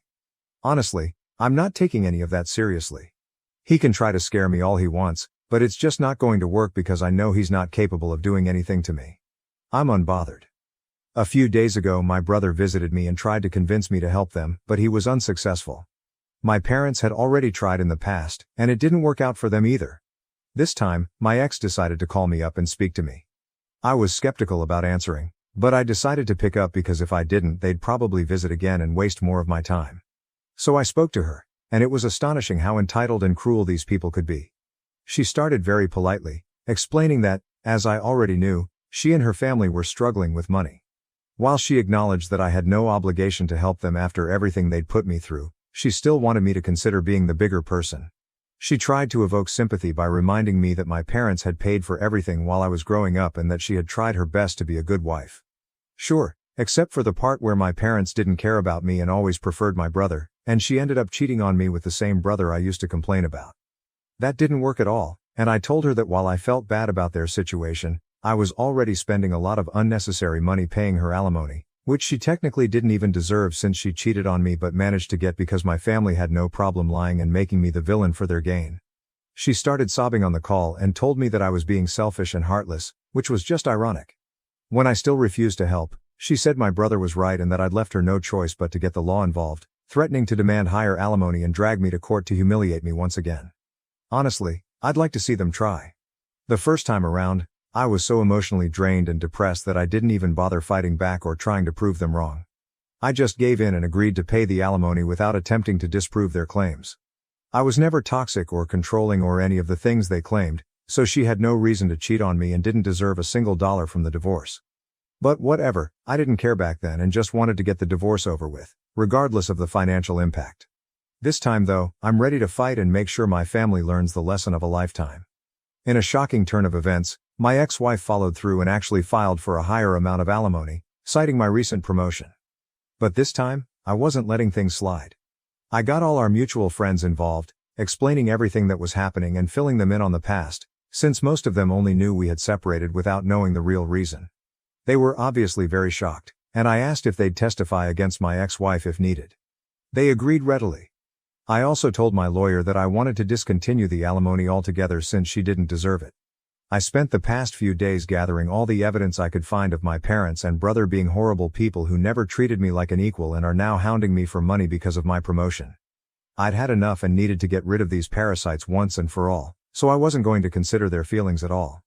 I managed to convince some of my cousins, who had seen me treated like an outsider in my own home, to speak on my behalf, and they kindly agreed, even though we were never particularly close. My lawyer was pleased with the evidence we gathered and said we might actually be able to stop paying alimony. It was already known that she cheated on me, but the reasons she gave, painting me as the villain and my brother as the hero, were all lies. Even though I hadn't fought back the last time, I was determined to set the record straight this time, and I did. My family had nothing to say when I presented several video testimonials from friends and a couple of relatives, proving that everything my family had said was a lie and that I wasn't the person they made me out to be. They probably thought they'd be let off the hook as easily as before, but I wasn't emotionally fragile anymore. Honestly, everything they put me through made me a lot stronger. Yesterday, it was finalized that I no longer have to pay my ex any alimony, thanks to the new information that came to light. I was probably the happiest man on earth when I realized it was finally over. Seeing the smug look wiped off my family's faces and my ex on the verge of tears was incredibly satisfying. But honestly, I couldn't care less about her crying anymore. I was just done with the whole ordeal. I thought I'd go home, treat myself to some great takeout, and enjoy a movie, but of course, my family had to do everything in their power to ruin my happiness. I was only a few yards from my house when I noticed my brother's car parked right outside. Confused about why he'd be there, I still went inside, only to find my family standing outside my door, blocking my way in. I was taken aback and didn't know what to say, but decided to act unbothered and told them to get off my property or I'd call the police. That's when my dad spoke up, telling me I should be ashamed of myself for what I'd done. He lectured me about having no sense of responsibility towards my family and accused me of betrayal for not helping them when they needed it most. When he finished, I refused to engage or respond, standing there silently. I didn't want to give them the satisfaction of getting a rise out of me, which I guessed was their goal, to make me so emotional that I'd eventually give up and do something rash and stupid. But I'm not an idiot, and their desperate measures weren't going to help their case, which they should have realized by then. My silence probably pissed them off even more, and despite my mother demanding that I treat my dad with respect and talk to him, I still refused to speak. I could see them getting agitated because they clearly hoped for a huge fight, but nothing of the sort was happening. After some more yelling, my brother finally snapped and grabbed me by the collar. He then tried to hit me, but my dad managed to pull him back just in time while he yelled about how I was nothing but a jealous loser who would never amount to anything. It was really funny coming from an unemployed guy still living with his parents and begging his brother for money, but okay. I told them they needed to leave or I'd actually call the cops. Given their financial situation, they should probably make a run for it within the next 5 minutes. Begrudgingly, they went away, but not before one last-ditch attempt by my mother to shame me into coughing up some money. It still didn't work and eventually, they left. It's been almost a day since that incident and they haven't tried to contact me since. I'm truly hoping it stays this way.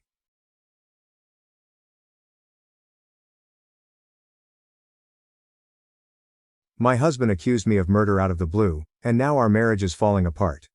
How can I salvage our relationship and rebuild trust? This is long and ridiculous, sorry. My 30 female husband, Luke, 33 male, had a sister, Laura, 29 female. We were all close and saw each other 2-3 times a month, along with their parents. Almost 6 months ago, Laura fell down the stairs at their family home and died. It was a freak accident. There's a window on the half landing and she hit her head on the sill. I was the last person to see her. I was there for less than 10 minutes and she was in her pajamas making coffee. I didn't even stay for a drink, and I struggle with how such a brief and meaningless interaction could have been her last. She deserved so much more. My husband and I have only been married for a year, but we've been together for 4 and have known each other for 20 plus. When Laura's parents found her, they called my husband straight away and we rushed over. We faced the whole thing as a family. In the days after, Luke started quizzing me. Exactly what we talked about, what she was wearing, where we were standing, etc. It progressed to saying I was providing conflicting information. On tiny details he was deliberately misunderstanding, and accusing me of withholding information because I couldn't tell him things like what pajamas she was wearing. This escalated quickly but lasted for less than a week, as I lost my cool, and made it clear that I was done answering questions. He didn't bring it up again and I wrote it off as a grief quirk. His behavior was generally that of a normal grieving person. Last Friday he outright accused me of murdering her, in front of his parents. Out of the blue. We were all stunned. There was an inquest which recently concluded, and there was never any doubt the verdict would be accidental death. He said it was completely obvious, and he couldn't believe that no one else could see it. He claims I went through his phone and found his messages with Laura. I have absolutely no idea what messages he's talking about, I have never looked at his phone, and that I went over to confront her and things got out of hand, and I pushed her downstairs. By the end he was shouting about going to the police and getting the inquest overturned, and how I wasn't going to get away with it. Let me be clear, Laura and I had a great relationship. We all did. I have no idea where this has come from, other than these messages I haven't seen, and even then, I don't think there's anything I could ever see on someone's phone that would drive me to murder. It's just ridiculous. He's been with his parents since this happened and will not talk to me at all. I've had some contact with his mom, but she's not being very communicative.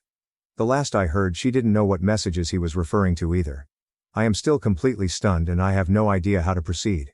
I made a commitment to be there for him always, and I understand that grief can manifest in strange ways, But part of me feels like my love for him died the second he called me a murderer, and I don't know how we could possibly work through this. I also really don't want to be thought of in this way, and I have no idea if he has said anything to people we know. I obviously haven't. A brain tumor or psychotic break has crossed my mind and I suggested it to his mother, and she just said she'll talk to him. Other than the questions before, he hasn't been acting odd. Obviously he's been grieving, but he seemed sane and sensible other than this. I feel like I'm going mad. Does anyone have any advice at all? Too long, didn't read. My husband's sister died in a horrible accident. And my husband, for absolutely no reason other than some mystery messages, thinks I murdered her. Edit. It has come to my attention that I accidentally used Laura's real name once in this post. Can I kindly ask anyone who commented, who is, real name? Delete their comment as I really don't want this to bleed into my real life. For obvious reasons. Relevant comments. Moral talk. Fuck no. You don't salvage this, you get a lawyer and get the fuck out. Best case scenario. He has just admitted to sending messages with his sister that he thinks would make you angry enough to kill her over them. I have some ideas about what those might be and they're all bad. How did the parents react when he did this? OP answer. When he first laid out the accusation, at his parents' house, both his mother and I just kept asking him about the messages, and all he would say was that I knew exactly what messages he was talking about. She was as stunned as me, and his father just said he didn't understand what he was talking about.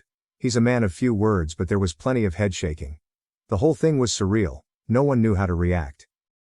Wonderful. Prior 381. You need to get a lawyer to protect yourself in case he does go to the police. I would write down everything that you can remember that happened that day and keep it just in case. He may be having a psychotic break. As stated, don't talk to him or his immediate family or your friends without someone present or preferably by text or email. Save everything. You need to take his accusations seriously and cover your ass. OP answer. I was interviewed by the coroner's office after her death as I was the last person to see her. She died about 3 hours after I saw her, and I'd been to the supermarket and was home by that point. It's all verifiable and was a recorded interview. I haven't spoken to anyone but his mother, and that's only been over messages. She's never been a big texter, but she has seemed very cagey over the past few days. I don't know if this means she's seen the messages. I've asked and been ignored. Grulsh's good. I think they mean to record everything you remember about the day your soon-to-be ex accused you of murder. OP answer. I'm feeling so freaked out at the idea that he came up with this, almost immediately after her death, and has either been sitting on it or planning his confrontation, that I'm basically trying to dissect the past 6 months. Maybe it's time I start writing things down. Right until it happened, things felt very normal.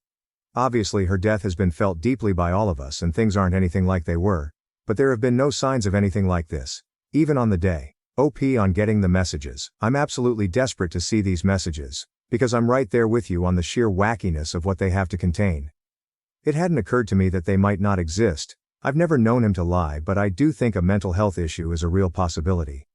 His relationship with his sister didn't seem odd, and I've never been interested in his phone, but he's never been defensive about it either, so I think you might be right. If I had such incriminating messages, I'd probably worry about them before now. When told to find an old iPad to use to access them, I have his iCloud password. It has a backup from yesterday. I have no idea how to turn this into something I can actually use. It doesn't have a messages folder or any signs of how to use it for anything other than restoring a whole phone, which I don't want to do. Does anyone know how to actually get the messages from this? Sorry to throw a tech support request in. I can't believe I didn't think of this. Huge thanks to the person who suggested it. Can I force my husband to get a mental health assessment, and do I risk being arrested, or prosecuted? We're in England. I'm in a bizarre and complex situation with my husband. I have broken the law, and I feel I have no choice but to do so again for my safety. I don't know what type of solicitor I need, or what the next steps should look like. We're in England, and I'll try not to editorialize too much. My husband's sister died suddenly at the start of the year. Her death was an accident, and there was no suggestion to the contrary. The inquest was recently concluded and a verdict of accidental death returned. I was the last person to see her, but her time of death, which was almost immediate due to her injury, was confirmed to be hours after I had left the house. All of this was verified at the time. In the immediate aftermath, my husband behaved strangely and kept trying to trip up my story of the last time we saw each other, which was a brief interaction. Last week, months after this was first and last mentioned, he outright accused me of murder, in front of his parents. He says I saw his messages with his sister and confronted her, and that he's going to have the coroner's decision overturned and have the police investigate. I haven't seen or heard from him since. Today is day 9. I posted for advice on Reddit. I'm pretty desperate at this point. And it has spooked me. Quite reasonably, I think. But also led to me committing a crime and planning another. My husband's iCloud credentials were saved on an old iPad in his office, and I downloaded his backup last night. I have read all of his messages with his sister, and there's absolutely nothing like he describes. I understand this is illegal and I'm concerned about the possible ramifications. I am also waiting for a call back from a locksmith to change the locks on the home we own together, which I believe is also against the law. So this leads to my actual questions. I feel justified in what I've done for my safety, but is there a degree of pragmatism under the law for these issues because of the situation, or am I shooting myself in the foot?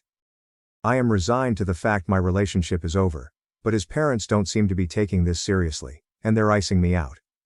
I believe this is a serious mental health issue which may put people, namely me, at risk. Can I do anything about this when all I have is the fact I'm being accused of murder? I feel he needs to be detained and this should be investigated as a full-blown psychotic break. Sorry, this is all a bit mental. In addition, what type of solicitor do I need? My understanding is that a coroner decision can't be appealed, is that correct? Are his accusations going to go anywhere? Can I protect myself from this or stop him escalating to telling others? We live in our hometown and everyone knows everyone. This could follow me forever and it's either a lie or a delusion. Any advice would be greatly appreciated. Relevant comments.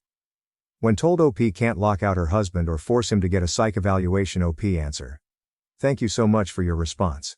Locking each other out doesn't sound like a pattern I want to get into, but I think I'll go ahead and change them once on the basis that it isn't. You did this so you have to leave the house. And also you'll be prosecuted. Levels of seriousness. In terms of him being deemed to lack capacity, is there any way I can trigger the process that you know of? Is something like this sufficient for the Mental Health Act to kick in? I've been Googling and, you can be detained if professionals think your mental health puts you or others at risk, and you need to be in hospital, seems very vague. Obviously I'm biased, but accusing someone of murder and screaming about how they aren't going to get away with it feels like risky behavior.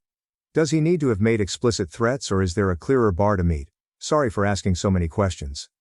No Firefighter 9257. You are jumping ahead of yourself and playing out situations that have not occurred.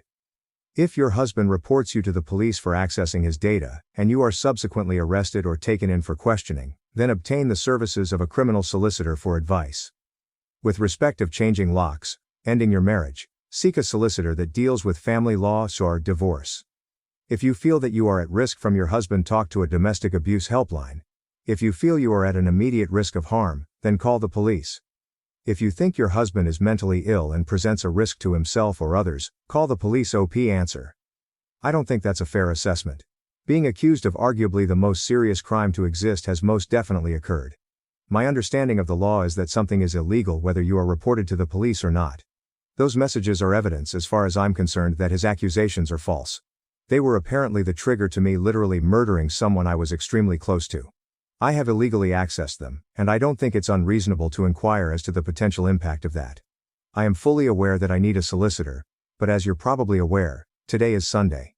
I don't know if I need to seek someone out based on a divorce, which honestly, if this is a mental health issue, is not going to be something I go for, or a criminal solicitor, or someone who deals with the Mental Health Act, as my absolute priority preference is getting him assessed. My only exposure to the legal system in my entire life was through the inquest, and that is obviously completely different to any of this. I'm not educated in this area. Commenter, it's sad, and slightly suspicious, that OP is jumping ahead to mental health assessments to defend themselves from accusations of murder when their husband is clearly going through some serious issues coping with the death of his sister. OP answer. What else can I do? He has blocked me everywhere, and we went from a normal couple dealing with the new normal 6 months after the death of his sister, to me being accused of murder over a family dinner because of messages which clearly don't exist. And it's been 9 days, and I've heard nothing since. Can I remind you that the inquest was held and concluded? I dropped off some Tupperware, grabbed an umbrella I'd left behind the previous week, went to a big Tesco, then went home and called my mum. I was already home by the time she died, and my whereabouts were extremely easy to verify because my husband was home all day. It's obvious that he's going through some serious issues coping with the death of his sister. That is the exact point of all of this. Update 1. Firstly, Thank you to those who helped me get to my husband's iCloud backups through an old iPad. I wasn't expecting much from Reddit, but I got valuable practical advice before my post was locked, and I appreciate it. There were no crazy, or even suspicious messages. I've searched for over 100 terms and scrolled back over the years. I saw a side of them both I wasn't expecting, but nothing that explains the claim I murdered Laura over their chats. Nothing to suggest he was cheating. Absolutely nothing to suggest incest. I repeat, no incest. No weird gaps where deleted conversations or a switch to another app would fit. Just siblings making plans, sending memes, and gossiping. They said unexpectedly horrible stuff about a few people but not me. It was a sort of relief, but it raised more questions than it answered. I sought legal advice, also from Reddit, after posting here. Turns out my options are divorce him or sit down. I contacted my community mental health team, who said they'd reach out, but made it clear it wasn't urgent. I then called his mom and said that if I didn't hear from him by this weekend, I would get a solicitor and ask for a mental health assessment as part of the divorce. In response, he made a ridiculous post to Facebook, which neither of us have used in years, and everything blew up. I'm going to try to keep this succinct. On Friday night, he made a long accusation on Facebook, with new information. He said he'd been planning to leave me for months with his sister's support, and I found the messages, and murdered her. The coroner has reopened the case and the police are preparing to arrest me, and he needs to make sure people know before the trial stops him talking about it. It was well written and seemed vaguely plausible. He messaged people with links so it got some attention. We live in our hometown, and have a large circle of friends because we've been here all our lives. People I haven't spoken to since school were reaching out to me asking WTF was going on. It was madness. In response, I posted the export of his entire conversation history with Laura, also to Facebook, when I finally got back in. I linked to the chat along with a post explaining my side, and noting that I had changed my ex's iCloud and Apple passwords, and that if he wanted them back, he should comment on my post and update his own, admitting that he was lying. He eventually did. When I started getting messages about his post, I panicked, and changing his password seemed important to preserve everything because he'd know I had access. When I spoke to him the next morning, it's clear he's not having a mental episode at all, but is claiming one because he's been caught in a big lie. As soon as he was outed, he called me, clearly drunk, begging and promising to explain everything if I deleted my post. I hung up and told him to call back the next day. He did. After many missed calls and texts. And he tried to bargain and guilt trip me with his mental health until it was clear the wrong people had seen his conversation. It's hard to describe, but it seemed fake. It was too well rehearsed, and then this morning, when it was clear he was getting nowhere, he blocked me. Begging for mercy and reciting facts about mental disorders doesn't align with someone in crisis with a sincere belief that someone murdered their sibling. The question of why he did all this remains unanswered, and he will not be getting his passwords until it is. The legal advice subreddit said this stuff is technically illegal, but it's beneath a court to take action, so I'm going to count on that because I felt like I had no other choice at the time, and now I don't see any other way to get answers from him. I am desperate and it's all I've got. So there we are. The relationship I have believed was my destiny since I was a teenager has boiled down to petty, convoluted and vindictive bullshit, played out on social media, for reasons still unknown. My hope for a brain tumor is fading and clearly tomorrow morning is going to be when I lawyer up and stop posting about this. I am mortified. I have no idea whether some people might believe him, and I still don't know why this all happened in the first place. Sorry I don't have a happier update, and thanks once again to everyone who offered advice. Relevant comments. OP on her husband's reaction after confessing to lying. OP answer, he didn't react at all. He'd called me tens of times at that point and we'd had 5 conversations on the phone about it. He was laser focused on me deleting the chat log from the get-go. But when I made it clear that posting that comment and editing his original Facebook post was the only way to progress the conversation at all, he finally did it. Then he went silent publicly as far as I can see, but continued begging me behind the scenes. Henna Karina. What on earth is in those chats that he's so desperate to keep people from seeing, and that would conceivably lead you to kill someone? Is there any chance they were using some kind of code or something? OP answer. I think it was the fact that it proved his story false, alongside the way they spoke about some people. It was really damaging stuff and I can see why he panicked. I hated to do it to him but I really couldn't think of anything else because so many people had questions. Sonic Blue 2117. Sounds like he's staging mental issues to get rid of you, or create a reason he's not responsible. Cheating? Money missing from work, personal or family? OP answer. This is exactly how it comes across. He kept saying about how various behaviors he's shown over the years fit anxiety and depression, they don't. And that his vulnerability has led to a complex grief-related breakdown. He is not particularly informed on mental health issues, so I don't understand how he went from a drunken shambles to that level of insight overnight, when he had apparently been in an active crisis, posting horrible lies on Facebook, less than 2 hours before calling me initially. You make an interesting point about finances that could be something weird, but definitely not to the extent that it explains any of this. When Laura died, she had a loan and credit account that no one knew about. The total on them was less than $3,000, and I don't know what happened because they weren't mentioned much after they came up initially, but everyone was a bit surprised.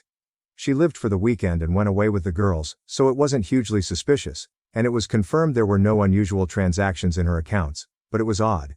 She was saving to move out, so she was pretty open about her finances generally, because she was excited about her savings goals. I don't think it points to anything, but I'm at a point where anything could be relevant because it's all such a mess. Update 2. Hi everyone. Me again. Both times I've posted here it has paid off hugely in terms of helping unravel this mess, so I hope it's third time lucky. For the past few weeks I've been trying to figure out why my husband suddenly accused me of murdering his sister, who died in an accident at home, 6 months ago. It still feels as ridiculous now as it did then. When Laura died we found out she had about $3,000 in hidden debt. It was odd because she was pretty open about her finances, but it wasn't out of character for her to overspend, so I hadn't really thought about it since.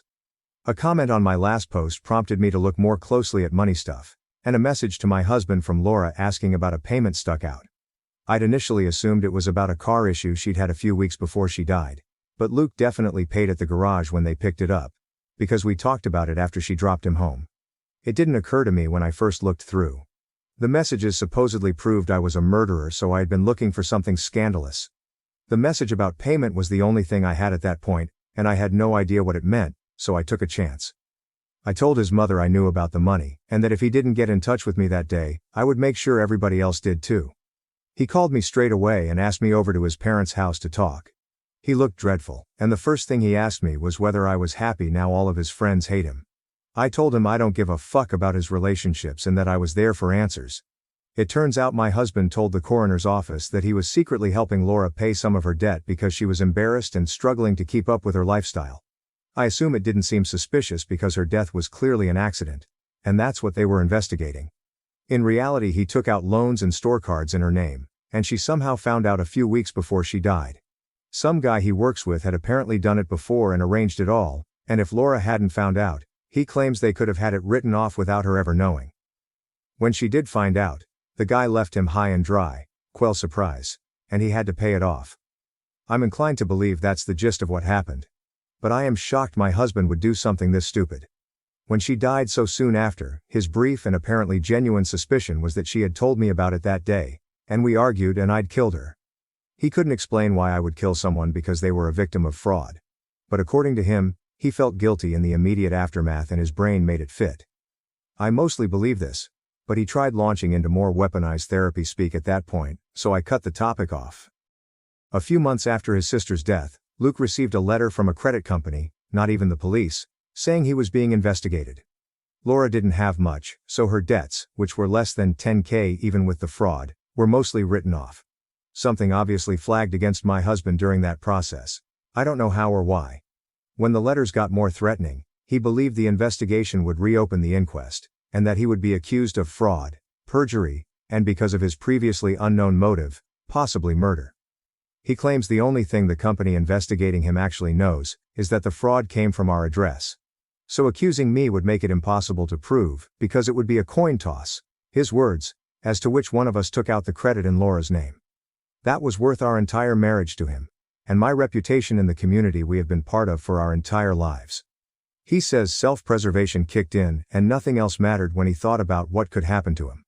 When I asked him how his witness statement fits into his plan, because it proved he lied either way by acknowledging he knew about the debt and paying it, he froze for roughly 1,000,000 years before saying he hadn't thought of that. Obviously my response was to ask why. If he hadn't thought of it, he specifically said it was a lie he needed to cover earlier in the conversation. Suddenly he's sobbing and his parents are rushing in to ask me to leave. I was in tears at this point, asking how the fuck he could do this to me over something so stupid. And how much his parents knew about this, as his mum was pushing me out of their house. All she said was that she couldn't have this conversation with me. She was crying too but wouldn't say another word. I am now 99% sure the fucker was trying to frame me. Not for her death, but for the fraud. He was going to claim that he was lying for me in the coroner's interview, right? If he wrapped it all up as quietly paying her off on my behalf then genuinely suspecting me of her murder, it would protect his reputation and point the finger at me. It just doesn't make sense any other way. Is my husband trying to frame me to weasel out of his actions, and how do I get to the bottom of this? I'm obviously open to theories because Reddit is the only reason I got this far in the first place. That being said, please don't come up with conspiracies about Laura's death in the comments. It's upsetting. She was wearing shitty old slippers and walking upstairs with a cup of tea, and she slipped and hit her head on a windowsill. This was never a murder mystery, it was someone's life, and she died just because. Maybe a butterfly flapped its wings somewhere, I don't know, but it's hard enough to accept without having guesses shouted at me on the internet whilst my marriage falls apart. Relevant comments.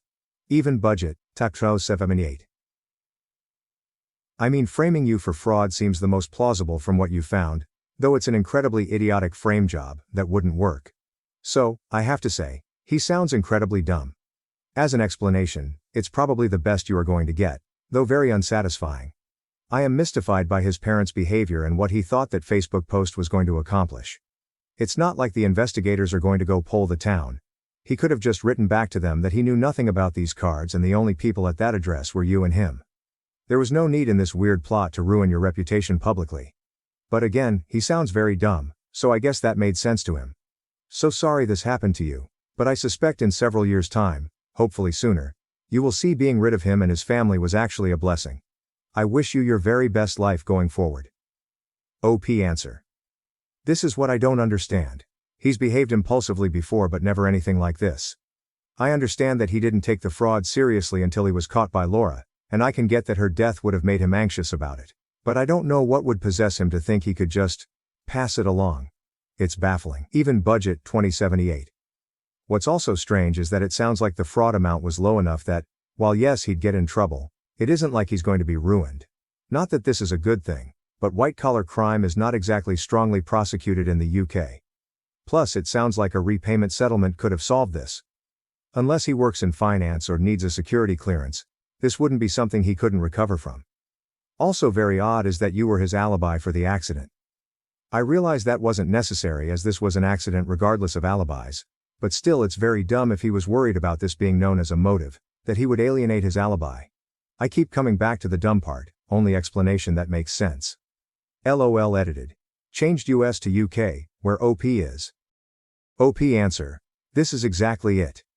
3K would have been manageable. He could have set up a plan to repay it over a year and he'd have needed to tighten up but would have been fine. It was a private company so getting their money back would obviously be more of a priority than seeking prosecution.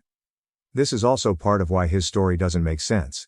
It's such a small amount in the grand scheme of things to blow up your entire life. The only thing I can think of is pure desperation to protect his reputation. But even then, who goes that far? Strong Bottle, 4161.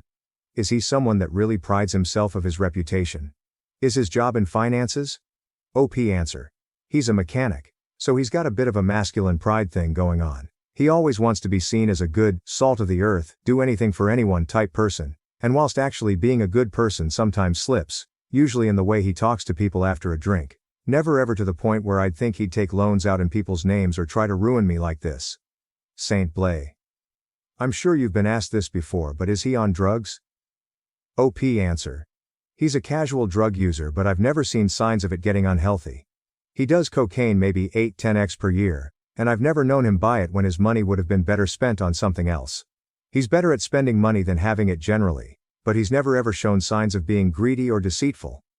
The only thing I can think of is that it would have been in the lead up to Christmas, but his gifts weren't particularly extravagant so I don't think it was a desperate attempt at a magical Christmas. My best friend claims I owe her everything I have, including my boyfriend. She thinks I wouldn't be successful without her. Is she right? I know I should be careful calling someone best friend in a post like this, but I don't know how else to call Jessie. Our parents are great friends so we grew up together and she kind of had my back in high school. Long story short, on the teenager food chain, she was on top and I should be on the bottom. But nobody messed with me cause I was Jessie's friend. Jessie is one of those people who require attention. I never minded though, nobody is perfect, right? But now that I have my first real boyfriend, she doesn't know how to behave. Every time we are together she is really handsy. Always touching his arms, running fingers through his hair, complimenting him. And now she even started with the prank spankings on the butt, you know. I just feel really uncomfortable with it. Maybe it's normal. I mean, Jessie has a lot of guys friends, so maybe this is okay. My best friend never thought much of it either. Am I just overreacting? She is super pretty, so maybe I'm just jealous. Anyway, yesterday something really threw me off. Best friend had to do some work and I had a book thing, hobby. So we decided to meet later at a friend's house. They were getting together to drink and so on. Best friend finishes work early and calls me, but I don't really need him to come over to the book thing. I know he doesn't like it, so I just tell him to go to friend's house. Then I start getting texts from Jessie all like, "Girl, you gotta come to this party now. Your best friend is wasted. LOL. LOL. We so drunk you need to come and stop us. I can't behave myself if you don't get here soon." And so on. The book thing took longer than I thought and I was just getting mad and madder, but I am a very non-confrontational person, so I deal with it. I call best friend when it's over, cause I don't feel like going to this party anymore, but I was his ride, so I ask him if needs me to come pick him up. He says, sure. I get there and don't even go inside. I am ready to release the hounds of hell on him. But he gets in my car and he is stone cold sober. I ask him if he was drinking and then show him Jessie's texts. He gets super upset and says she was lying. He wasn't even hanging directly with her, but catching up with a friend who just came back to town. He says I should have texted him letting him know what she was saying so he could confront her about it, since you don't ever seem to be able to give that girl some boundaries, his words. Now I am thinking maybe I should talk to Jessie. But maybe she was just drunk and annoying me cause she wanted me there. I don't know. I mean, this girl was really nice to me growing up when she could have been a bitch. I don't like how she behaves around him, but at the same time I don't want it to look like I don't trust her. Is there a polite way of going about it? Or I should maybe wait and see if this happens again? Am I overreacting? Too long. Didn't read Old Friends Are Handsy with my boyfriend, and it upsets me, but I don't know if I should tell her or how. Update. Thanks to everyone for your comments and help. I decided to talk to Jessie and posted a development to the story update 1 yesterday. I posted here about how my best friend Jessie is a bit handsy with my boyfriend and it makes me feel uncomfortable. Too long. Didn't read as she touches him a lot and sent me inappropriate messages when she was at a party with him. I am very thankful to all those who commented, especially the ones who encouraged me to say something and what. I don't like arguments, so those were very important to me. Thank you. Last night we were alone because she wanted me to help her choose clothes for an event. I was at her place, so I thought I should say something. I wanted to say something. I was very polite and just said that I knew she meant no harm, but I didn't feel good about it. So I asked her if she could tone it down. I should have said stop, but I guess I'm weak. She didn't really say anything mean, but her attitude was a bit off, I think. She was looking at me in a scornful kind of way, and the way she smiled once I was done talking. It just felt weird. She didn't say anything else but, okay, and we just moved on to choosing her clothes and I left after. We were supposed to go get something to eat, but she said she was tired. I am not dumb, she was hurt. So I texted a common friend, more her friend than mine, and without getting into details, I just told him that I talked to Jess about something that was important to me but that I was afraid she may have gotten the wrong idea from it. The common friend said, look, I don't want to get involved, but you should watch it. I asked what he meant, he said nothing, just watch it. A little while after that he texts me back and says changed my mind, I do want to get involved. And sends me a bunch of prints of texts going back and forth between him and Jessie. It basically starts with him asking her if the two of us had a fight, cause I was worried. He was kind with his words, I don't mind him stepping in. And then just a non-stop stream of her being horrible. She says I had a big mouth and was judging her behavior cause I'm a prude who doesn't know how to be around guys. How she taught me everything I know about having a life and how dare I tell her what she can or cannot do, or how I should thank her for even having a boyfriend at all. Common friend actually called her out for being rude and no friend of mine. After the prints he told me I'm done with her, I give up and you should watch it. He also said it was okay if I told her I had the prints. I didn't though, didn't know what to say. I mean she is not 100% wrong, but even though I know that, it really hurts to read those. This morning I woke up and saw she texted me late at night. She says she knows Pete sent me the prints and she didn't mean to be rude, but it's ridiculous that I'm jealous of her because if she wanted my best friend she could just have him, you want me to prove it. So I'm being silly and should drop it, is what she meant. She ends it with kisses and a joke. So I don't know if she was being playful, apologizing, threatening or being pragmatic. I didn't answer her yet. I don't know what to say. Should I even say something? Or should I just let it go? I wish I could talk to someone about this, but I am very private. I usually go to Jessie with these things. Help, too long. Didn't read asked an old friend to stop being so handsy with my boyfriend. She took it the wrong way and told a common friend I got no business telling her what to do since I owe her so much notable comments. Commenter. Sounds like this person is completely wrapped up in their own head and has a serious case of overthinking their importance in life, especially other people's lives. Obviously we're all going to tell you to drop her because she's not a desirable person to be around if that's how she acts/talks to you in person and behind your back. This person thinks they own you enough so that they're decided to let you have your best friend. Fuck that shit. Also show your guy everything that's happened cause guaranteed she's going to go after him. OP, I suppose you're alright. It just gets me, you know? It's a 20-year-long friendship. I keep thinking maybe this is a misunderstanding. She didn't mean it or she is going through a hard time and doesn't know how to deal with it. I am just trying to make sure I am not overreacting, so I needed some outside perspective. As for my best friend, I think he would turn her down quite fast. He doesn't really like her. He just hangs with her because of me. He's always saying that he'd rather not and all. So it's unlikely that they'd be alone together. But I will talk to him. Thank you for the heads up. Turns out she already went after him. I was stupid. Update 2, my boyfriend is having sex with her. A friend convinced some other friends to send me prints of text between themselves and either my best friend or best friend. They're pretty clear. I confronted my best friend, he looked lost, said he loves me and it was just sex. He says Jessie kept throwing herself at him, teasing him, and he said he didn't like her but I still wanted to hang out. He said he just had sex with her to see if she would move on and leave him alone, and that it only happened a couple of times. Says he won't do it anymore. He doesn't even like her. He loves me, asking me to please forgive him. From the text, once I finally made it through them all, I think that Jessie went to the party, where me and my best friend met, because she wanted to hook up with him. She had it bad for him, but he didn't feel the same way. She was trying to get him to break up with me and then to get me to break up with him. It worked. As of yesterday he is a single man. In some of those texts they are talking about some of the hookups. I feel like throwing up. I blocked him, cause he was still trying to get in touch. I ghosted her. But she just sent me a message saying she just heard what happened and, you know this was probably for the best, right?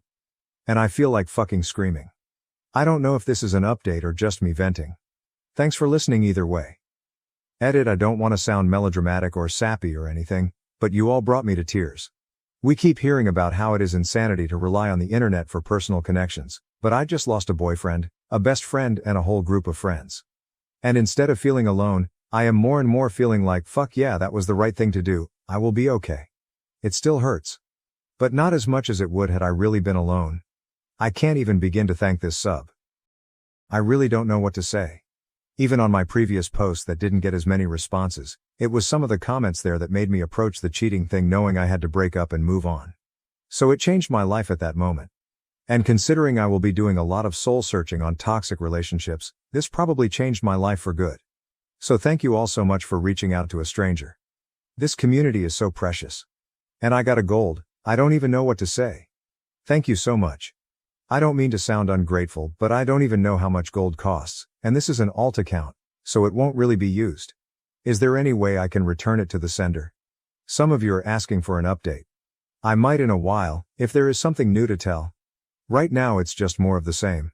I don't think I will be able to answer all the comments, but I am trying to at least answer the ones with questions. Thank you.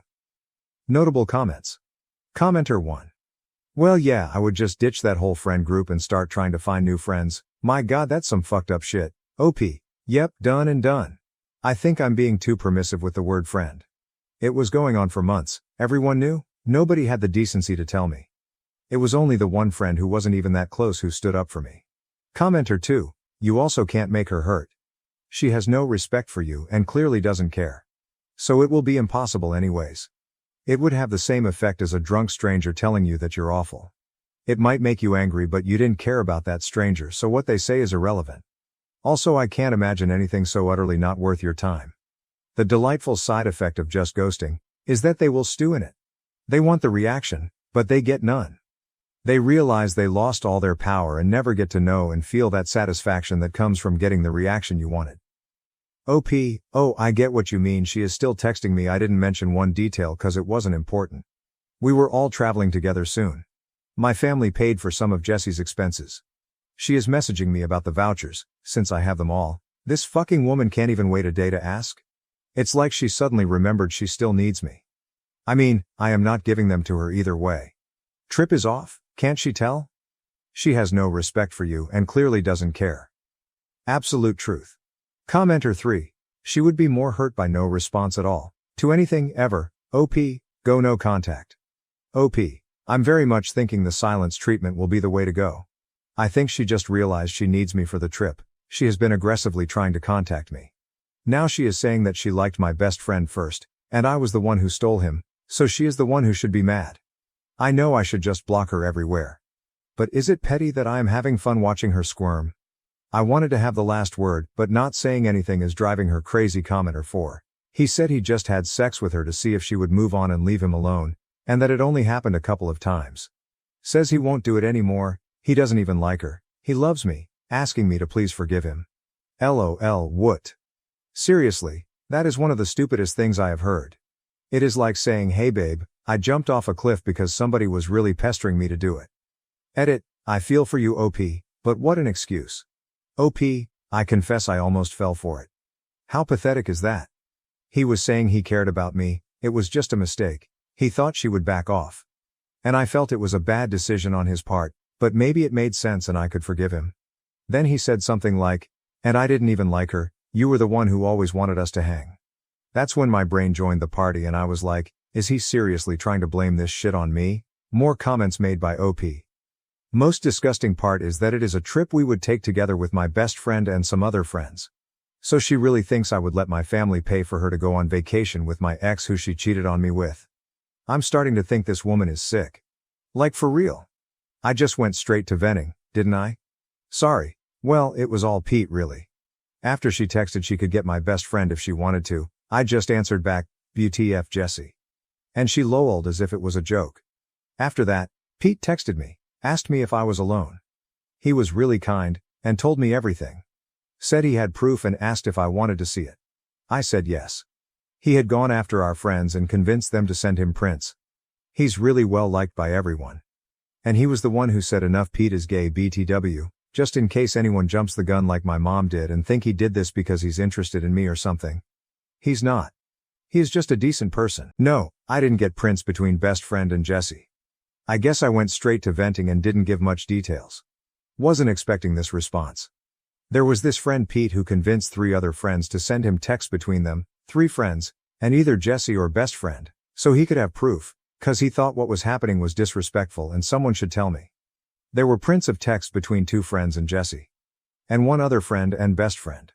They were pretty clear. Jessie especially didn't seem to care about hiding it at all. Best friend texts were mostly wondering if I had noticed something. And wanting Jessie to back off, while saying she was hot, etc. There was nothing 100% confirmation on his side. It wasn't a talk between him and one of his closest friends, so it was kind of generic. But when I confronted him, I said I had prints, without saying what they showed, and he just confessed. I really appreciate the prints. It was ultimate evidence. But I don't think they did it for me. It's a Pete thing, you'd have to know him to understand. He's the stand-up guy who is everyone's friend. He is a huge person. I think they sent the prints because it was something, for him, you know? He was the one leading the charge and dealing with consequences. If it were just me, I don't think they would have done it. Update 3 I said I'd come back if anything relevant happened. EX best friend kept trying to get in touch through common friends. They kept asking me to unblock him and at least hear him out, cause he was really sorry, he loved me, he was a mess, he didn't mean to. Someone even went as far as to ask me if I was really sure it happened. They offered to send me prints of texts where he was talking about me, so I'd see how he always had great things to say and how much he cared. But I've had it with the print screen drama for life and said no. To the ones who insisted I told them I wasn't unblocking him, had nothing to say or hear, and if they kept pushing me, I'd block them too. I ran into my EX best friend at this book thing I go to often, hobby of mine. Maybe I'm being presumptuous, but I think he went there for me. He didn't really have any business there, but I'm just speculating really. He asked if I had a few minutes for coffee. I said I was late. He walked me to my car. He looked so good, smelled great. He was so sweet. Was even wearing his hair the way I like it. I feel horrible because even after everything, I still like him. He apologized some more. Said he knew I needed time and space but asked if I'd consider giving him another chance cause he would wait for me. Said he would never talk to Jessie again. And would act like they had restraining orders against each other. And I just found it really funny how everything he was saying required me trusting him. Which I don't. So I told him I wasn't interested anymore and he should move on. I wish I said something snappier or wittier. But I had nothing. This was Saturday. I haven't heard from him or friends since. I think that was that. Jessie also kept trying to talk to me. Like I told some of you in the comments, I had a trip coming up. It would have been me, Jessie, EX's best friend and a few friends. Since Jessie couldn't afford it, my parents paid for most of her expenses. She must have remembered this right after everything went down and panicked because I had everything, vouchers, confirmation emails, credit card info. She went crazy. Even showed up at my place. I wasn't home and my roommate told her to fuck off. Exact words. I didn't block her at first cause I admit I was having some fun watching her despair. I talked to my mom and she was amazing. Told me I should cancel everything even if it cost us money. It was fine. So I did. And for one last bit of print screen drama. I printed all the emails I got confirming cancellations and sent those to Jessie with the word bye, before blocking her. My roommate has been amazing. We were never really close and now I don't even know why. She canceled plans with her friends to stay with me and invited me to go out with them next weekend. A few of you suggested I see a therapist and I did, yesterday. I really liked it. It was just one appointment and I mostly just talked, but it felt good. She gave me homework. She talked a little about unhealthy and abusive relationships and asked me to think about my friendship with Jessie and try to point out what was healthy and what was unhealthy about it. Made me realize she was never really my friend. She was taking advantage of me for years and she even had me thanking her for it. Therapist also told me about this saying, I think that's what it is, called the narcissist's prayer, which goes something like, that didn't happen. If it did, it wasn't my fault. If it was, I didn't mean it. And if I did, then you deserved it. Which is totally how Jessie is handling this whole thing now. So good riddance indeed. And a final piece of gossip. Pete talked to me yesterday. He checks up sometimes, he's a good guy. Again, he is gay, in case someone is still thinking this might turn into a romantic comedy. He said Jessie was super sure that since I broke things off, she and Dean would hook up right away. But apparently he doesn't have the same plans and that freaked her out over the weekend. Pete says he really is a mess and went out drinking hard 4 nights in a row to the point he had to be carried home by his pals. And yesterday, they all went out for lunch at this burger place. Jessie was going to run her fingers through his hair or something and he just pushed her away and told her to stop and to never touch him again. Great that now he manages to do that, huh? I guess in the end he really did like me in his sick way. The thing is, I don't want to be with someone who likes me in a sick way. I want to be with someone who likes me in a healthy way. I think I deserve that. I am also thinking about taking the money I got back from the trip to go somewhere else by myself. Haven't decided yet. Anyway, this will be the final update on this, since it is unlikely that I will have anything new to add. Now I think I just need time to heal and let go, you know? I might come back in a few months if there is reason to do a yay life is awesome now post, but I wanted to post this update now cause I wanted to end this whole story on a bright note. And of course, thank you all again. You are the best. Too long, didn't read it's all good. As well as could be anyway, thanks Reddit. My wife's gym addiction is ruining our marriage. She's having an affair with a gym friend, leaving me with our unborn child. OP's wife, 30F, has always been fit but has been increasingly passionate about working out over the last 1.5 years, returning to a gym she had previously left due to her busy schedule.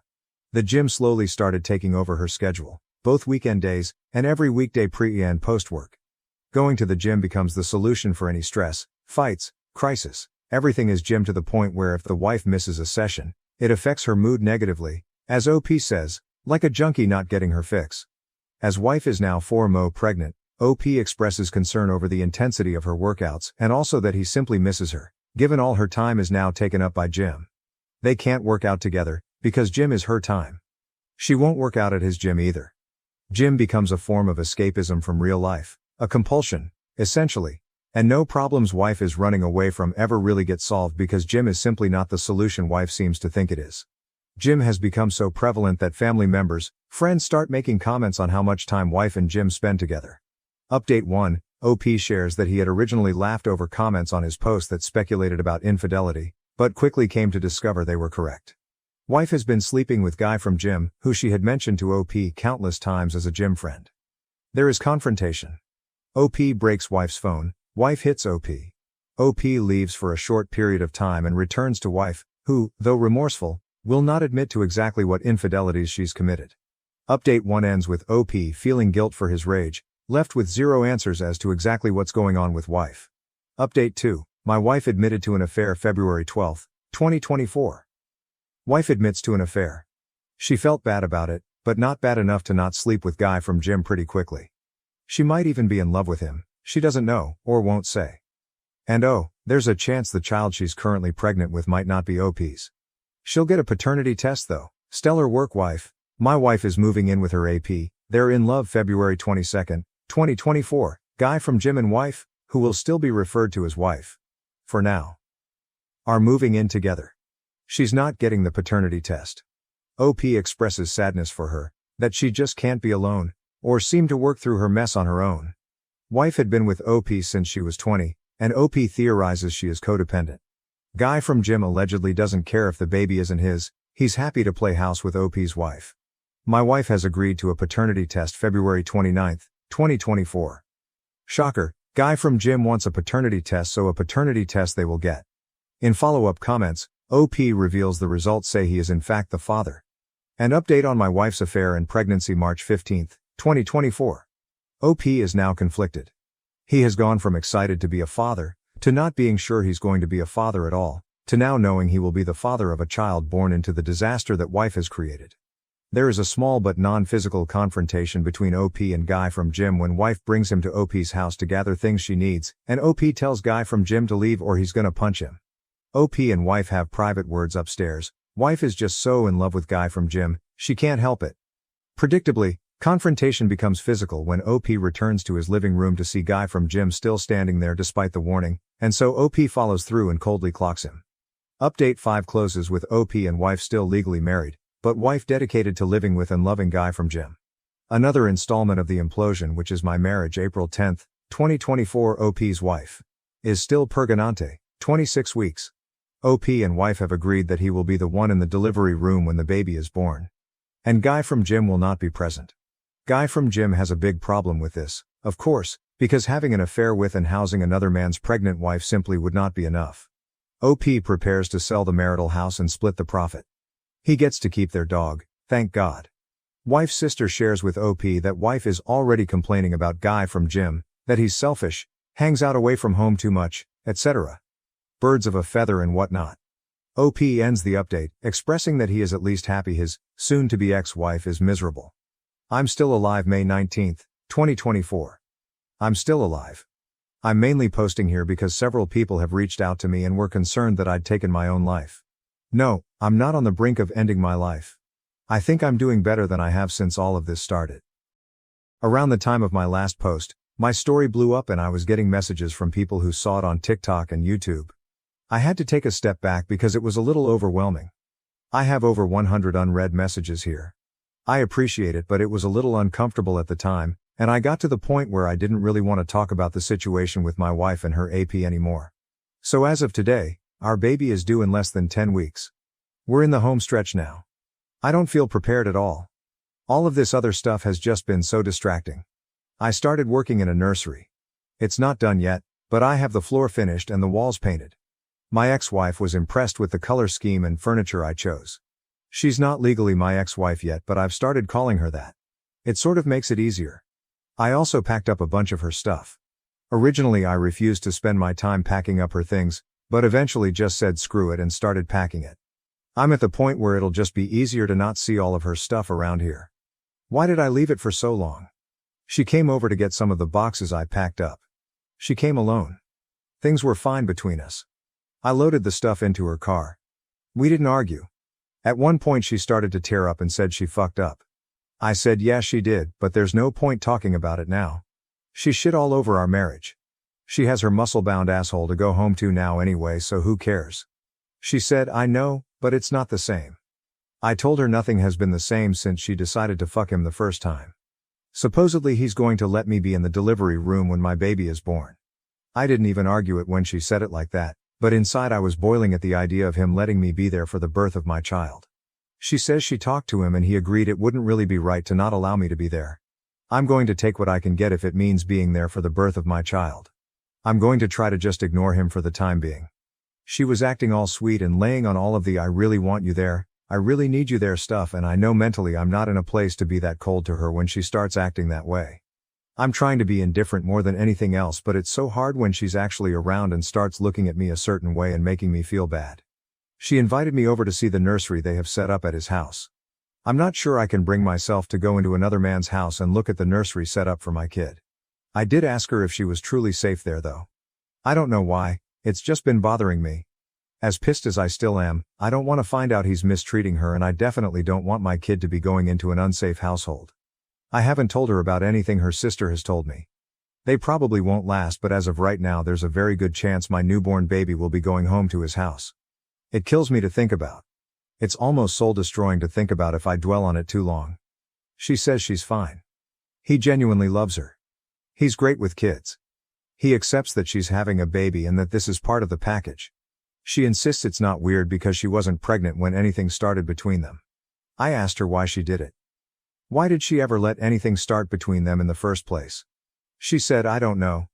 Then went into I don't want to talk about this mode and left pretty soon after. Typical behavior from her. Just run away. Overall, I'm doing okay. I'm not sitting here depressed and drinking a bottle of scotch every night anymore. I mean on occasion, but for the most part no. I feel more used to my new normal now, and that'll all change yet again pretty soon. Additional info: there's a draft of a custody plan now, but the court won't approve anything until after the baby is born. Right now she's in agreement, but there's plenty of time for her to change her mind, or for him to convince her to change her mind. She plans to breastfeed, but with agreement that she'll pump and the baby can drink from a bottle when not with mom.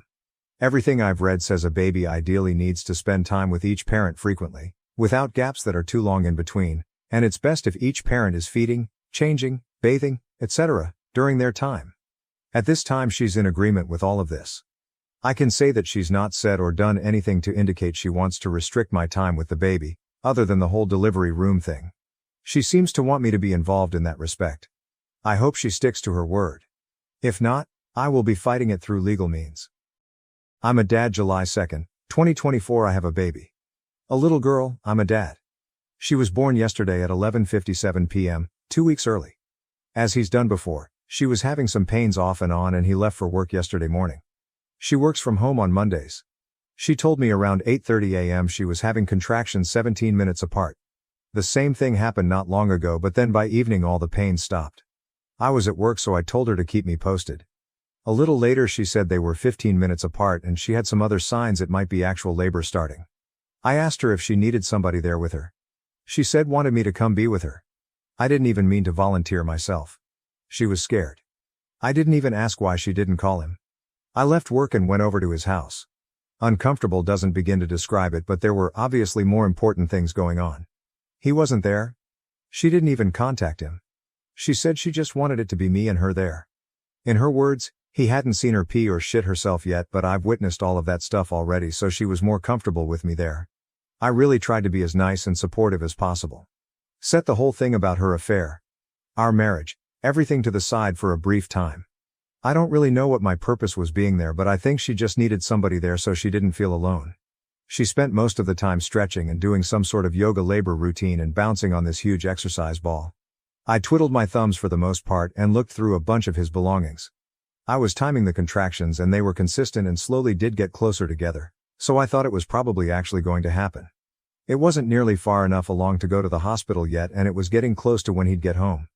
I was planning how I'd handle that when she called me into the bathroom to ask her if I thought her water broke. It wasn't like in the movies with this huge gush of water. So he got home and I was there. He came into the house and the first thing he asked is, "What are you doing here?" I think he thought something else was going on. "No, you just left and went to work and left her alone when she was scared." He said he was home and he'd be with her until it was time to go to the hospital.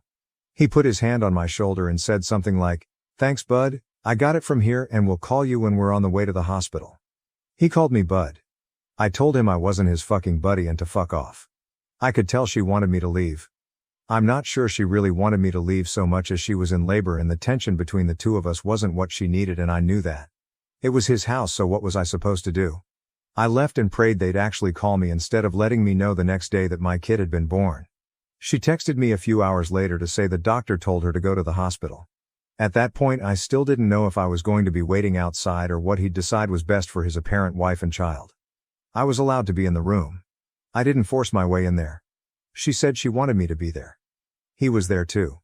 By far the single most awkward experience of my life, and the only reason I was able to excuse it was because she told me she wanted me there and I didn't want to miss the chance to be there when my kid was born and to hold my kid before he did. I can't imagine what the doctors and nurses were thinking. Fucking humiliating. Then the guy tried to police what I could see. I put the baby in there. He's fucking watching and it's like this is still my wife and that's my baby. I chose to stay dignified and I ignored him the entire time. I was there to do whatever she told me to do and my focus wasn't on him, but in any other setting I don't think I would have been able to hold back. The baby came flying out. I mean, as far as labor goes. These are the nurses' words and I trust labor and delivery nurses to know what they're talking about. She tore very bad because the baby came out so fast. The baby is so tiny, barely 6 pounds and only 18 inches, but perfectly healthy. I went home for a short rest, although I really couldn't rest at all. I went back today and of course he was there. Surprisingly, he said he was going to give us some time alone with the baby. Not sure if she had previously asked him to do that when I showed up or not, didn't ask. He even brought us all food back when he returned a few hours later. I wondered if mine might be poisoned, but I tried to be nice. He's still not gone, so I'm wondering how long he'll be around. I just can't let myself do anything that will make her try to keep me away from my daughter now. I don't want them making it difficult for me. I'd prefer not to share her name publicly, but I can confirm it's the name we chose for a daughter years ago. He had no say and he hasn't said anything about the name at all. It kills me to see him holding her though. I eventually left because it was just too much sitting there pretending to be like some bizarre company. I'll know I will get my time with her when he's not around. He's already posting them on his social media. I don't know how I'm going to do this, but I'm going to figure it out. I just have to find a way to be the bigger person because I won't let him or their relationship discourage me from being my daughter's dad. I totally get doing anything for your kids now, and if it means having to pretend to get along with him, I will. Additional comments from OOP. It's not about picking me. I just have a hard time not caring about her anymore. The fact that she was carrying my child made it a lot more difficult. Otherwise, I could have and would have cut all ties with her. I don't know, I still feel the need to protect her or help her. Hopefully it'll get easier now that she and the baby are two separate people. Honestly, I'm considering doing something pretty stupid. She's getting discharged from the hospital early tomorrow morning. I don't want them to go home with him, so I'm thinking about asking her to come home to our house instead. It's ridiculous and sets us up for disaster. It wouldn't be to be with her. I don't want my newborn baby going home to another man's house. I don't think it's for the baby's sake that I want to stop it. It's for my sake. But it's not like we'd be divorced and living together forever. So we'd live together for some period of time, but eventually we'd go our separate ways, date other people and so on. I can't trust her again. That would probably be worse for our kid in the long run. At least by being in two separate homes in the first place, this will just be the norm for her and she won't have to go through that heartache of being one family splitting into two. I just don't know how I'm going to be able to handle seeing my child going home from the hospital to his house. I'm honestly scared to be present when they're discharged because I'm not sure I can control myself. I caved and I asked her to come home with me when they was discharged from the hospital. I framed it more like, if you don't want to go home with him, you don't have to. I let her know she could come home to our house if she wanted to. She said she can't. Why? Because he's done so much for her. He moved her into his house. They have a whole nursery set up. He loves her. I don't love her anymore after what she did, her words. But he loves her and accepts her even with the baby. She thinks she'll never find anyone who will love her and love our baby too, so she can't risk losing him. I tried to tell her she doesn't owe him anything. Just because he let her move in and there's a nursery there doesn't mean she's indebted to him, especially not when it comes to something this big. She said, I want to, but I just can't. I'm sorry. I left. I told her I couldn't sit there and watch the get into his car and go to his house. As a consolation I got a, you can come over and see her tomorrow. Great. I know she did this. This is all her doing. But why am I the one feeling like I failed? This wouldn't have happened if I hadn't immediately shut her out. I basically just pushed her to him. OOP on the AP posting pictures of the baby online. Today I told him he can't post pictures of her online. He said he was just posting a few pictures to say how proud and happy he was of my wife. It wasn't weird. I said he can post her all he wants, but he can't post the baby. He didn't seem to be taking it seriously. So I told him I know he wishes he'd won this one, but he didn't. She's my kid, not his. If he's genuine about being all buddy-buddy and respecting me as the actual father, he'll respect my request. He said okay, he understood. We'll see. New updates. Life update July 24th, 2024. Many people have asked for an update on my situation, but I've been pretty busy. There's the baby, plus a week of completely unrelated but never-ending annoying problems. Remember that book Alexander and the Terrible, Horrible, No Good, Very Bad Day? That's the week I've been having, but I'm not even going to get into it beyond saying I can't even stay at my own house right now due to a giant hole in the wall. I've been dealing with insurance and contractors all day, and they hit a water pipe. I'm still on paternity leave and continue to regularly spend time with my daughter. We have a set schedule for when my daughter comes to stay with me, so I've been spending less time over at his house.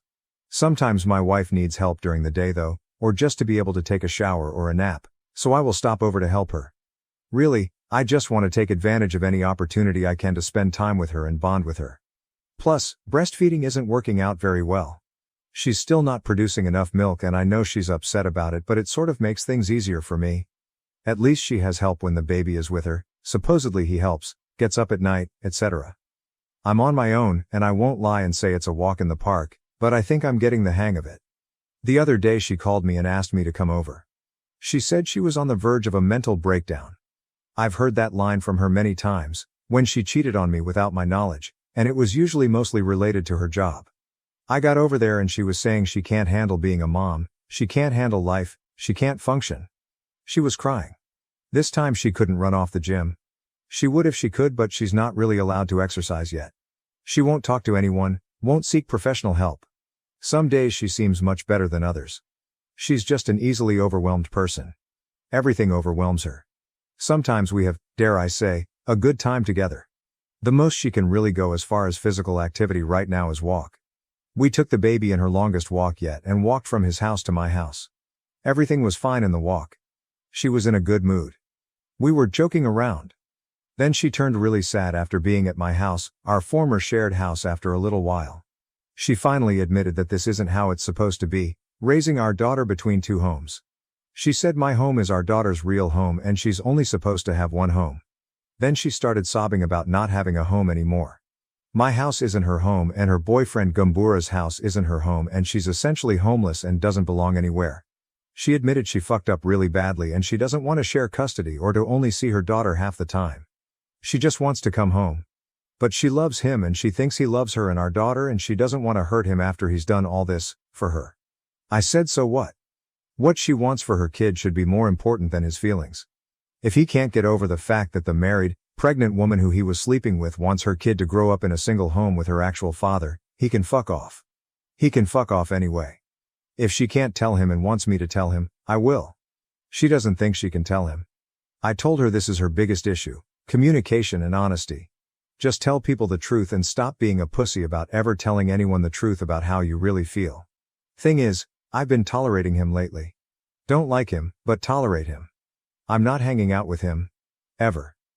I know it sounds crazy coming from me, but I think he's genuinely in this.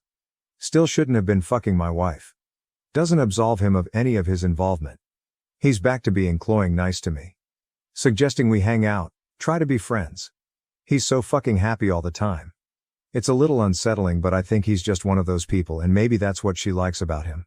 I'm not one of those people, never will be. So anyway, she and I sort of got into an argument, started as a discussion, turned into an argument, then morphed back to a discussion, all about everything we don't like about each other in our relationship. In the end, we were both able to say what we need from the other person. She's just too overwhelmed right now and can't make any changes. She can't handle trying to change right now. It gives her too much anxiety. So I don't know, we're sort of at an impasse right now. Then this stuff with the house, I've just been extra stressed and not really all that pleasant to deal with. My wife has moved home, for now July 28, 2024. This month continues to be the strangest I've ever experienced. The repairs to my house were made and I'm back home thankfully. I can only take a few nights under my parents' roof. I slept with somebody else. We went out on a date.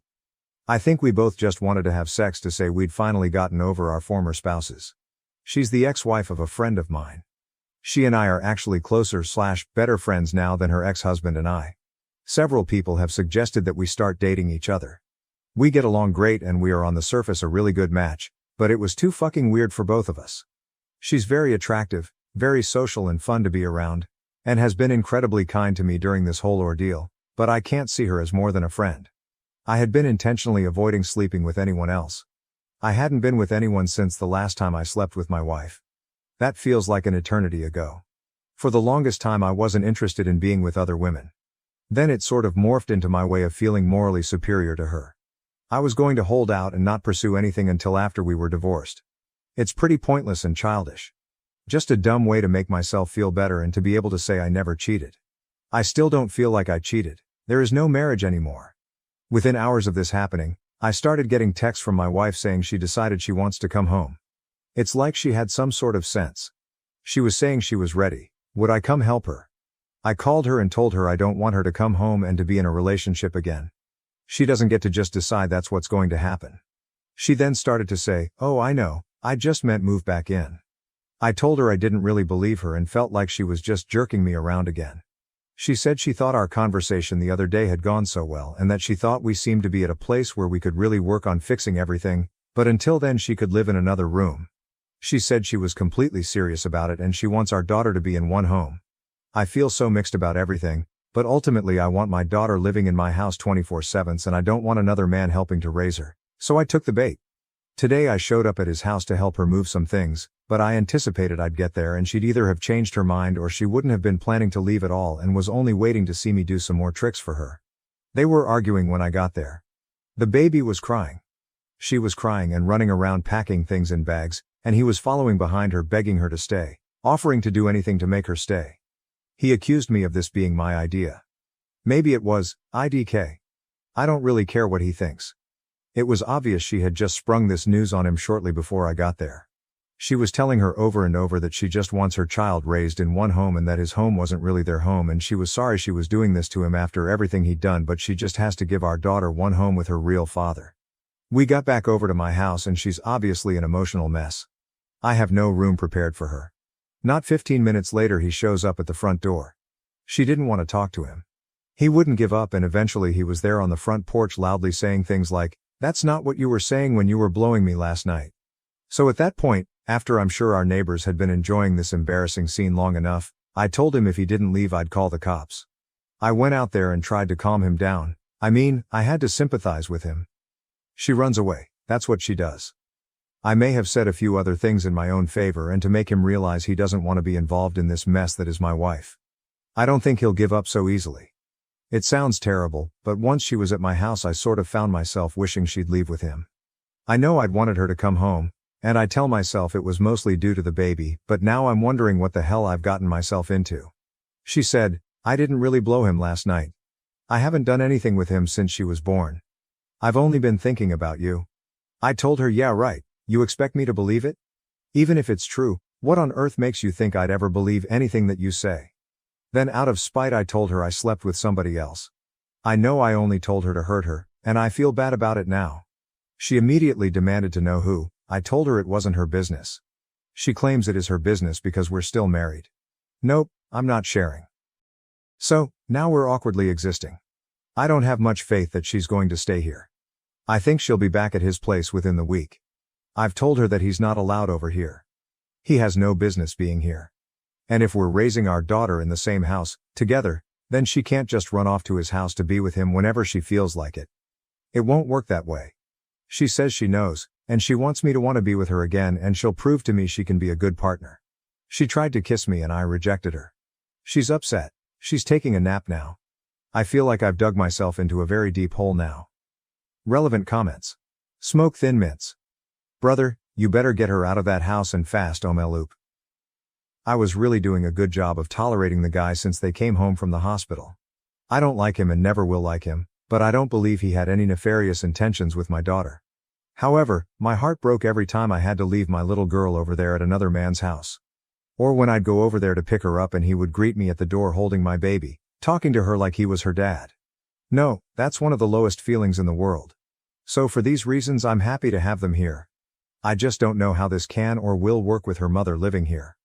DC Photo 78, is this really the environment you want your child to grow up in? OOP, no, not at all. But I also don't want her growing up in another man's home. What I'm worried about is my wife dragging her back and forth. I've told her she can't do that, it's not fair to me or our child. Purple_Bishop 2 If you really don't want your daughter being raised half-time by AP, your only real option is to truly attempt to reconcile, but it's pretty clear neither of you really want to reconcile with each other. It's just that neither of you want to be apart from your daughter. If she is going to live with you for even a couple of days, you need to have some tenderness in your heart for her and be willing to lovingly interact with her and your daughter. Your WW is postpartum and an emotional wreck, so if you gray rock or get angry, shit will go south fast in a way that won't be good for your daughter. All other paths lead to 50-50 its custody and acceptance of AP having a role in your daughter's life. Be civil, not friendly, civil, to AP as you say your W loves him and will likely go back to him soon. If you and AP are at war, it will be terrible for your daughter. OOP I'm going to be nice. We sat on the porch while it was storming outside tonight and she was talking to the baby and said, "This is how it should be. Daughter's name, Mommy and Daddy." Several rude comments immediately popped into my brain, but I kept them to myself. I figure I might as well enjoy it while I can. Well, enjoy having my daughter here and maybe pretending we're a normal family for an hour. I'm not actually enjoying having my wife here right now. It's not making me feel good. I didn't mind when she was here the other day when we took a walk and came over here, but today I'm really not enjoying her being here. I'm going to keep that to myself. During Friendsgiving, I discovered my husband and his two friends had a hot tub pee game where they peed in the hot tub while I was in it. Last night we did a small Friendsgiving at my husband's parents' house who are out of town. It was mainly centered around his boyhood social circle, most of whom still have a family that live in the neighborhood. After we got done eating, a few of us decided that it would be nice to relax in the hot tub and look at the lights of the city. We had been there for maybe 5 minutes and my husband said, "Everyone ready?" His two friends gave a thumbs up and then in succession they each said done. My husband's friend Sakim said it was done last and they all started laughing and the other two said, "Okay, we'll buy the next round." It was an obvious inside joke, so I asked what they meant and they started laughing and explained the hot tub pee game that they had been playing since they were like 5 years old. I wanted to throw up and asked if they seriously all just peed in the hot tub. My husband said yes and it's no big deal. I was disgusted, so I got out, took an hour-long shower and went to sleep in his sister's old bedroom and decided I didn't want to talk to him until today. Today I feel like I've calmly approached him and tried to explain how dirty he made me feel. How unsanitary it was and how, while I appreciate that he has these long-running rituals with his friends, he needs to stop the ones that would make him laugh in middle school and for certain leave me out of them. All he keeps telling me is relax, you're making way too big a deal of this. I am sick of hearing him make excuses for this disgusting and childish behavior.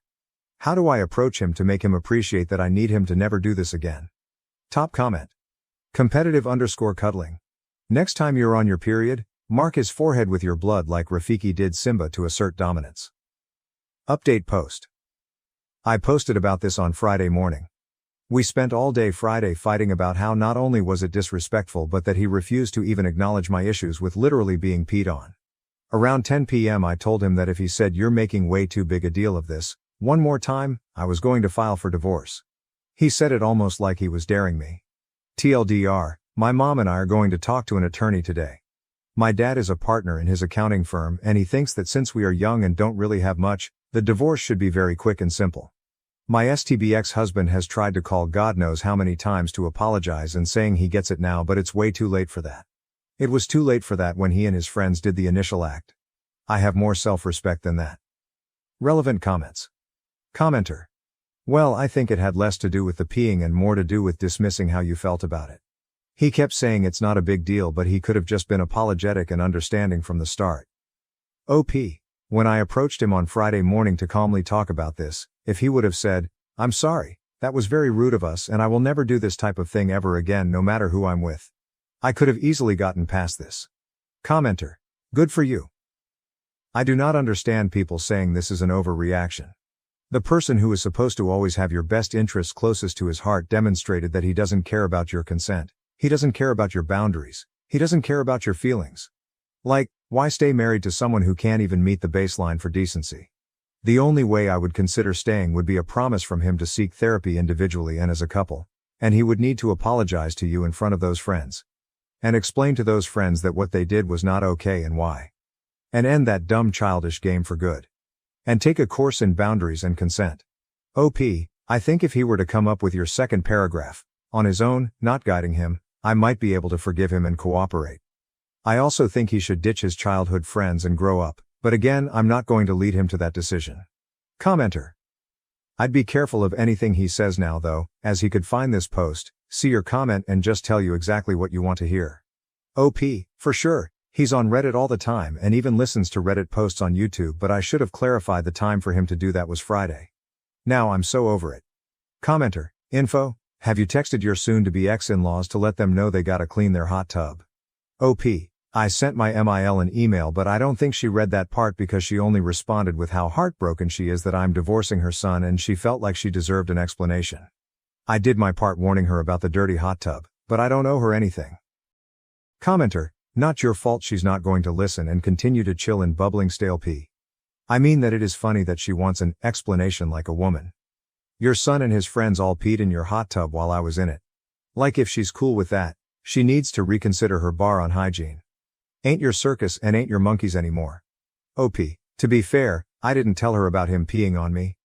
I don't ever want to bring that up to anyone, unless it's needed in the divorce for me to get spousal maintenance, so unless he told her, which I really doubt, I don't know is the real reason. But like you said, it's not my thing anymore. He can tell her whatever he likes. Editor's note, spousal maintenance is the same thing as alimony. On spousal maintenance, I've supported him through a master's degree. I think state law says I'm entitled to 40% of his salary for half the number of years we were married. It will help me take some time off, get over the divorce and get on my feet again. Commenter, how long have you been married for? OP, just over 5 years. Commenter, deleted. Your husband dodged a bullet there. OP, I truly hope he feels that way. Judging by the 57 texts he's sent me just this morning. I don't think he does. Commenter, downvoted. LOL, are you guys seriously trying to defend this lady's delusional 5-year-old mind? Just say it out loud, I am getting a divorce because my husband peed in a hot tub. OP, I've been saying to myself for 3 days now and it sounds more right than ever. Commenter, downvoted. It's pretty obvious you do not love him LOL.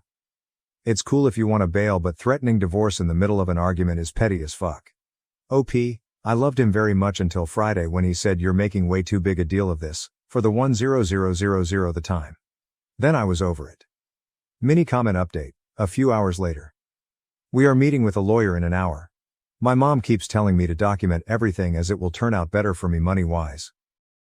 Now to the next story, story 2. We broke up just after a month of dating because my boyfriend gave me a very bad and sexist book. Now I'm happy with my same-age husband. I met my boyfriend in our master's program. We became friends over this past year and started dating and becoming serious shortly before I left the state for a summer internship. He gifted me a book to read, saying it was one he liked. It's A Spell for Chameleon, by Piers Anthony, a fantasy novel written several decades ago. I knew nothing about it prior, and began laughing at it 2 pages in because of how ridiculous the writing was, especially about women. We Skyped after I got through the first chapter, and I tried respectfully explaining my doubts about the book. He made a deal with me. Knowing I'm a big Harry Potter fan, he promised to give the HP series a chance, starting with Philosopher's Stone, if I gave his book a chance and kept reading. This rocked my world, and I had a sudden burst of motivation. I'm on chapter 3, and I cannot stand this book. It is one of the most sexist and misogynistic texts I have ever had to read, and it honestly makes me feel like crap. Not to mention it's just poorly written all around, painfully spoon-feeding obvious symbolism, and excessively throwing in fantasy creatures concepts that do nothing for the plot.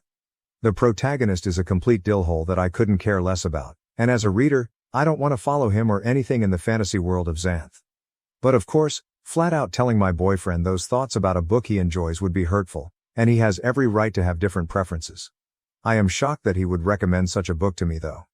He is a respectful and educated man, treating me very well and identifying as a proud feminist.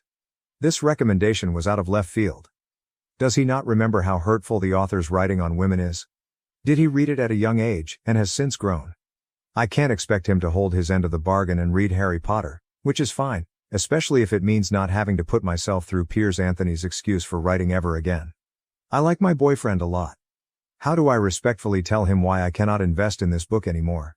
It's important to me that he realizes the negative messages being suggested, but I want to do this without insulting his taste or making him feel at fault. TL Doctor, boyfriend gave me a book to read, and I accepted. I think it's sexist and poorly written. How do I tell him that I cannot keep reading? Should I explain my concerns? Relevant comments. OP explains why the book is horrible. Example 1. I like beautiful girls, he said. And I like smart girls, but I don't trust the combination. I'd settle for an ordinary girl, except she'd get dull after a while. Sometimes I want to talk with someone intelligent, and sometimes I want to. He broke off. Her mind was like that of a child. It wasn't really right to impose such concepts on her. Example 2. That's the point, he said. I like variety. I would have trouble living with a stupid girl all the time, but you aren't stupid all the time. Ugliness is no good for all the time, but you aren't ugly all the time either. You are variety. And that is what I crave for the long-term relationship, and what no other girl can provide. Example 3. All women are the same inside, they differ only in appearance and talent. They all use men. Example 4. That whole rape trial in chapter 3. Example 5. Other girls manage to enhance their appearance by cosmetics or padding or specialized spells, but besides Sabrina all other females look somewhat artificial. She was no enemy. This was the PG-2 example I mentioned. Example 6. There was much more of her he longed to see, and to touch, but that could come only after marriage. She was that sort of girl, and it was part of her appeal. The girls who had it didn't need to put it on casual display. PG-3, Mikatoba. Oh good lord. I looked up the book and thought, this couldn't be that bad, could it? I guess it is that bad. Top comment. The first thing to ask is when he last read this book. If, like you said, he hasn't read it since adolescence, he may not remember how truly awful it is. If he's read it recently and still recommended it, well, I'd be totally honest about how I felt about it. But that's just me. You can certainly just tell him you gave it a fair shake, but it wasn't your cup of tea. Update. The post was locked shortly after I put it up, so I wasn't able to comment back to most of you. I went through every comment and took them all into consideration. Thank you all for your thoughts. We Skyped the other night and the topic came up. I started by saying I liked him a lot and really do appreciate how much he's willing to share with me. He caught on to where I was going with this and started laughing. Then I started laughing. And I realized how silly small of a thing this all was. I guess I didn't want to risk hurting his feelings. When the reason why I didn't like the book came up, I explained, and he totally understood. It's been at least a decade since he's read the book, and he can see where I would feel uncomfortable. He will still consider reading the first HP book, since I gave his book a chance. And being a single dad, his kids also like the series, so it would be a chance for him to connect more with them. I ended by saying that I hope this doesn't discourage him from sharing more things he likes. If anything, it encourages me to find more that you'll appreciate. Q heart flutters. TL.ER, good talk, he's awesome. New update. Hi. I would reply to this under the username you lazy chickbum, but it got locked a little over a year ago. Reddit banned me for sharing a mayor's office contact information lol, and I created this one shortly after. It's hilarious this post is being shared because it's from such a different time in my life. Your instincts are right. This relationship only lasted a month after this post. I took an opportunity to live and study abroad for a few months and it was clear that he didn't want anything that deep, dodged any conversation that required vulnerability, didn't like that I wasn't always 100% perky, etc. I also had a rough breakup before this and wasn't making the best judgment calls when it came to dating. I could have caught a few more things about him that give similar concerns now as this book recommendation then. So I called it off. Oh my god, then he suddenly wanted to make it work, and kept it up for over a year after the breakup. We weren't even together that long.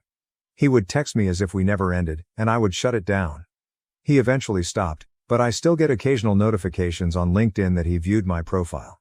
I'm now happily married to someone my age, not knocking appropriate relationships with age gaps. I'm good friends with a couple who are 12 years apart, but I dodged a bullet, folks. Thanks for giving me a good laugh with this flashback. Now to the next story, story 3. I'm 15 weeks pregnant with our poly family's second baby and here I am thinking of running away from the family that we've created. Married for 9 years, me and my husband have been doing the polyamory thing for 4 years now. This started when my husband confessed to having feelings for one of our mutual friends. He really sold me on the idea of a poly triad and we started living together. My family disapproved and stopped visiting us. That hurt, but things were okay. I did struggle with some jealousy issues. Although I told my husband that I was open to dating someone new and bringing the new person into our fold, in reality, I wasn't ready at all. The guys I liked quickly distanced themselves romantically as soon they heard that I was a married female in a non-monogamous relationship. It was hard. As for the guys who were okay with my situation and pursued me, I wasn't attracted to them.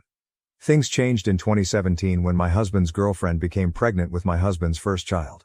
I love the kid, I really do. She calls me Maman and loves me a lot.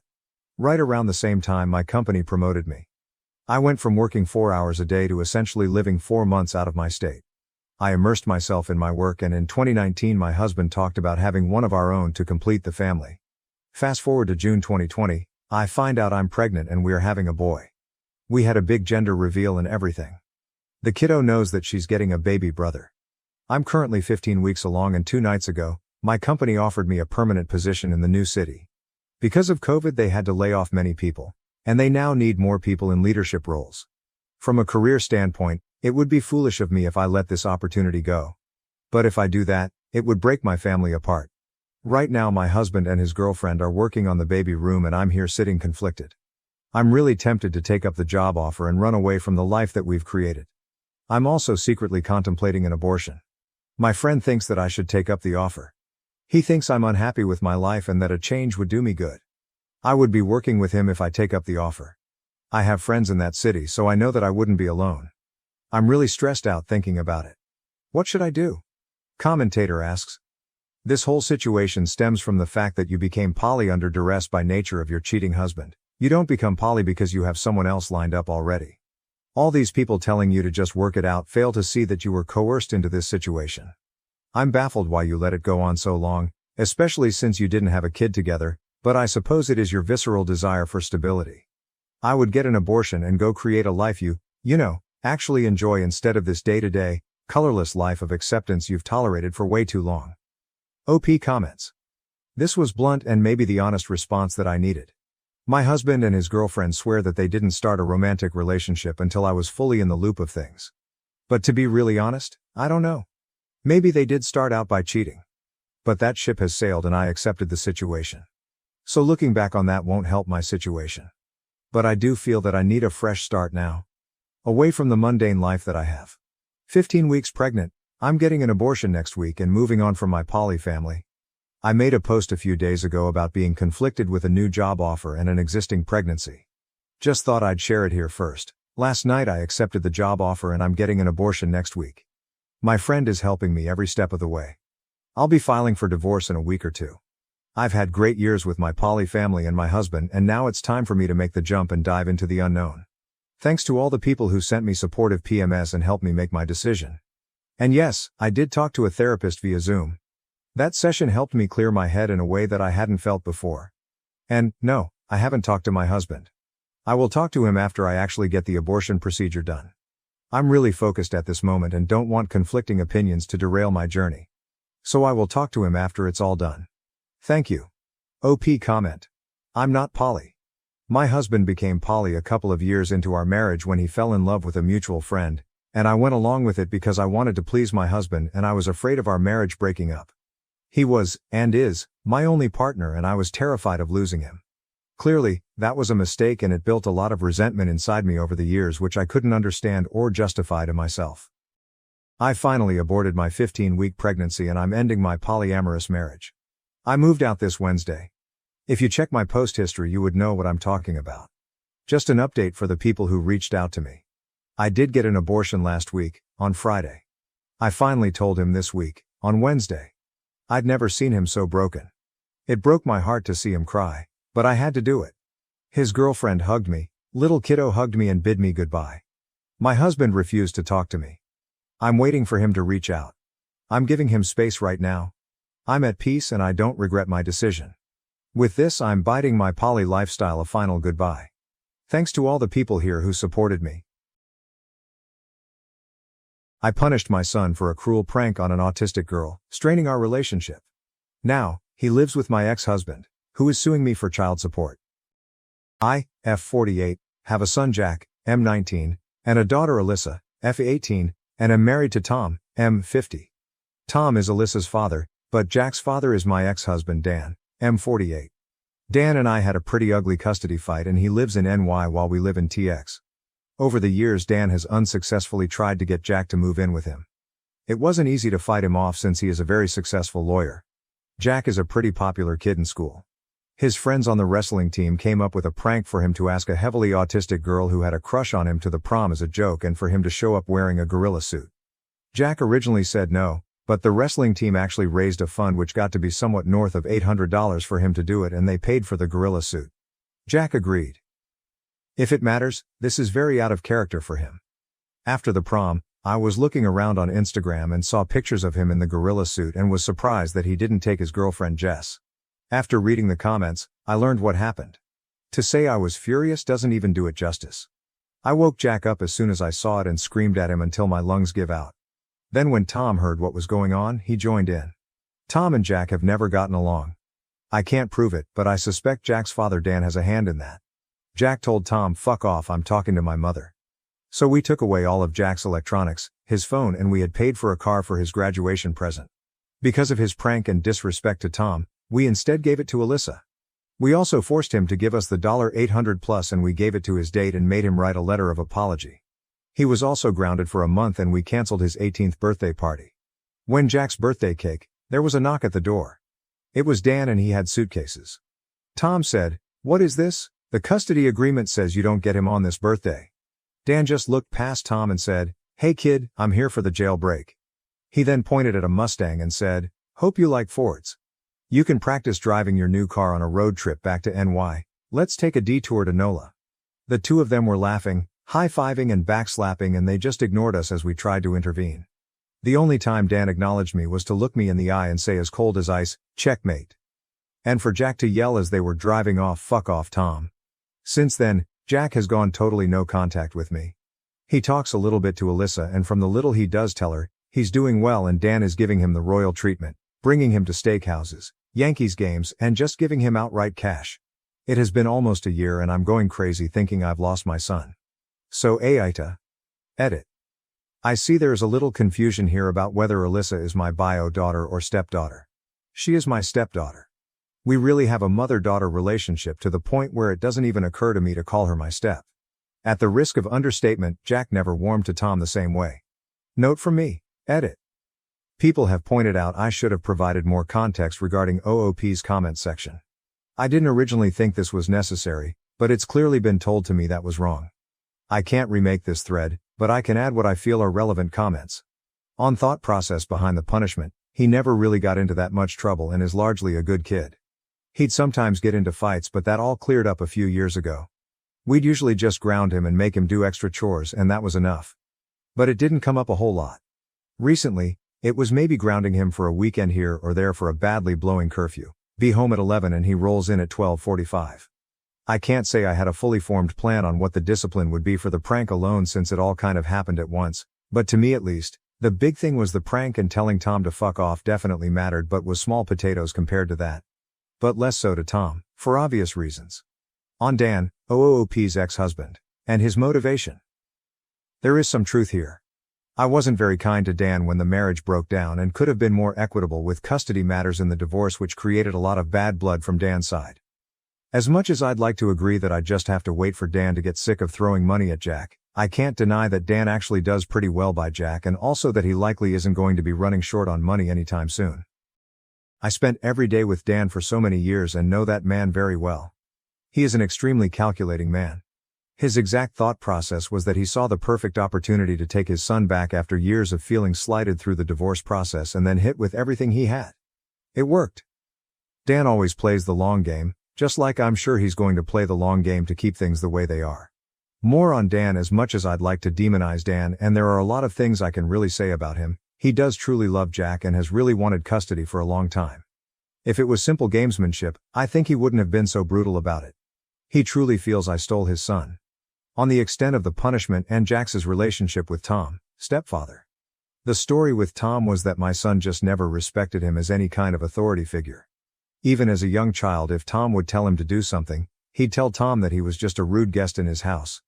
I can't prove it, but I have to think Dan had a hand in it. How else would Jack know that it was my money from the divorce that bought the house and that Tom was broke? Also funny you mention about my son calling Dan with his side of the story. I have no idea how he did that. I had his phone locked away for 2 weeks when that happened.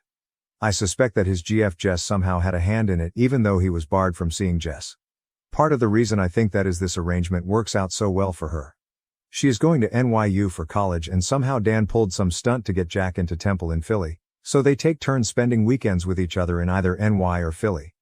Dan's Instagram post from last week was the three of them having dinner together at Peter Luger's. On money troubles and child support issues, I just feel so stupid. I know Dan. He has been waiting years for an opportunity like this and I handed him the perfect storm. I am not proud of it, but I did not treat Dan very well towards the end of the marriage. To be clear, I never cheated on him though. But he has hated me since then. Also, since he doesn't live with me anymore, child support is terminated. We divorced in New York where child support goes to 21. I don't know how I'm going to make next month's mortgage. Dan is a very high earner, so it was a big check. He can actually go after me now for child support and my lawyer tells me he has already filed the paperwork for that. More on child support. Tom is on disability. I knew I'd have a problem in 3 years when Jack aged out of child support, but I was hoping Tom would be back to work by then. Unfortunately, I am very familiar with the way child support works. You have a number for household income which gets negotiated after it gets to a certain point because the law says you stop counting dollar for dollar above a threshold. Then after that total is arrived, you split by relative income. I do pretty well, but not like Dan. I used to do better before COVID. At the time of the divorce, I won a very high household income split. It was good for me back then since he had to pay me. Now I have to pay Dan my portion of that very high number. So I get the double whammy of losing the checks I was getting and now I have to write big checks his way. On Tom and Jack's difficult relationship. I tried to introduce Tom slowly and things started out okay. They were never warm but it was peaceful. Things started getting rougher when Tom moved in. He had an accident at work and got behind on bills. It was a little sooner than we would have liked, but Jack had known him for a year at that point. It started with little things, like Tom telling Jack to clean his room, or put away his plates or mow the lawn. Jack just wouldn't do it. I'd noticed that every time Dan flew down to spend a weekend with Jack, it got a bit worse. I remember a few years ago overhearing Jack on the phone call Tom my pet loser. A phrase I know Dan has used about others before. When Jack was 16 there was one time that Tom's back was hurting and he told Jack to warm him up with a plate of leftovers and Jack was playing a game and told him to get it himself. Tom unplugged his Xbox and then Jack said, "This fucking guy, he stays here for free, eats free food and now even thinks he has a butler. This isn't a fucking hotel, Tom, you can't afford one." Then another time when Tom told him to mow the lawn and Jack said, "Don't tell me to mow the lawn at my own house, you mow the lawn and make me a sandwich when you're done." Jack isn't like this with anyone else. He's usually very kind, quick-witted and gracious. The thing that freaks me out is that he is almost exactly like his father. If he likes you, he'll be as debonair and smooth as can be. But if he doesn't, he really doesn't. And he truly hates Tom. More on their relationship. The end of the marriage wasn't pretty. I have to take responsibility for that, and the divorce was very contentious. Following that, there was a lot of bad blood, but it definitely got worse once Tom entered the picture. Tom once made a Facebook joke about how he wishes they would bring back paddling in schools. To say Dan went nuts does not cover it. He literally got on a plane immediately from New York, busted into my house and started making all kinds of accusations and threats against Tom.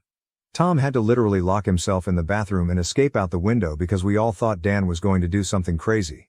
Following that, I had to spend the next 2 years in litigation proving that Tom never has and never will lay a hand on Jack. Jack has also been rubbing it in Tom's face that has his father's permission to defend himself against Tom if he ever wants to get old-fashioned with him. Jack is a 6-2 wrestling champion and MMA hobbyist. Tom is a 50-year-old man with a bad back half his size and they are both keenly aware of it. If Tom ever laid a hand on Jack, I'd see to it that he'd be in jail. But I suspect his first stop from any such encounter would be the trauma ward. Yet more on their relationship. There is a little culture clash between Jack and Tom. Tom is an old-fashioned Texas man where he believes kids should do what they're told. Jack grew up in Manhattan. Believe me, Tom has way dialed things down from what he'd normally do, but he does believe that kids should listen to adults and help out around the house. He realizes that there is a lot of tension and that his usual approach isn't going to work, and I have even told him that if he tries it, I won't be able to maintain the marriage if he can't find a way to make a peaceable home with my son. After I told him that, he mostly just tried to step out of any kind of parental role, but sometimes, he'd still tell Jack to do something and Jack would react very badly. Jack acknowledging his wrongdoing, but still feeling the punishment was way too harsh. Thanks. He has blocked my number. Alyssa does still talk with him a bit since they had a cordial enough relationship. She even offered to give him the car back to make peace. He told her to keep it since he has a better car now and told her that he doesn't have any bad blood against her. For a while he was telling her that he'd never forgive me. He appreciates that he did wrong, but that I took it way too far by taking the car away and because I wouldn't let him see his GF for a month. The last time Alyssa brought it up, there was some movement on that. He said maybe sometime in the distant future, but not for years. So Alyssa is acting as a bit of a back channel. However, she's still so young and I don't like asking her to be in the middle of it, which must be hard because it really pains her how she sees Jack as a big brother and how bad Jack's relationship is with her father. OOP on apologies and potentially fixing this. I don't know if I agree with all of this, but for what it is worth, I have tried offering apologies. He has blocked my phone, but I sent him emails where I apologized for giving his car to Alyssa, for screaming at him, for trying to force a relationship with Tom on him and for taking the money. He has never responded. You do have a good suggestion though, apologizing to Dan. Dan hates me. To take some accountability, the reason for the divorce is I didn't treat Dan very well during the marriage. He resented the custody schedule. He thought the child support was far beyond what was needed to support Jack, and he made no bones about the fact he considered me to have stolen his money and his son. But with all that said, the worst he can do is hang up on me.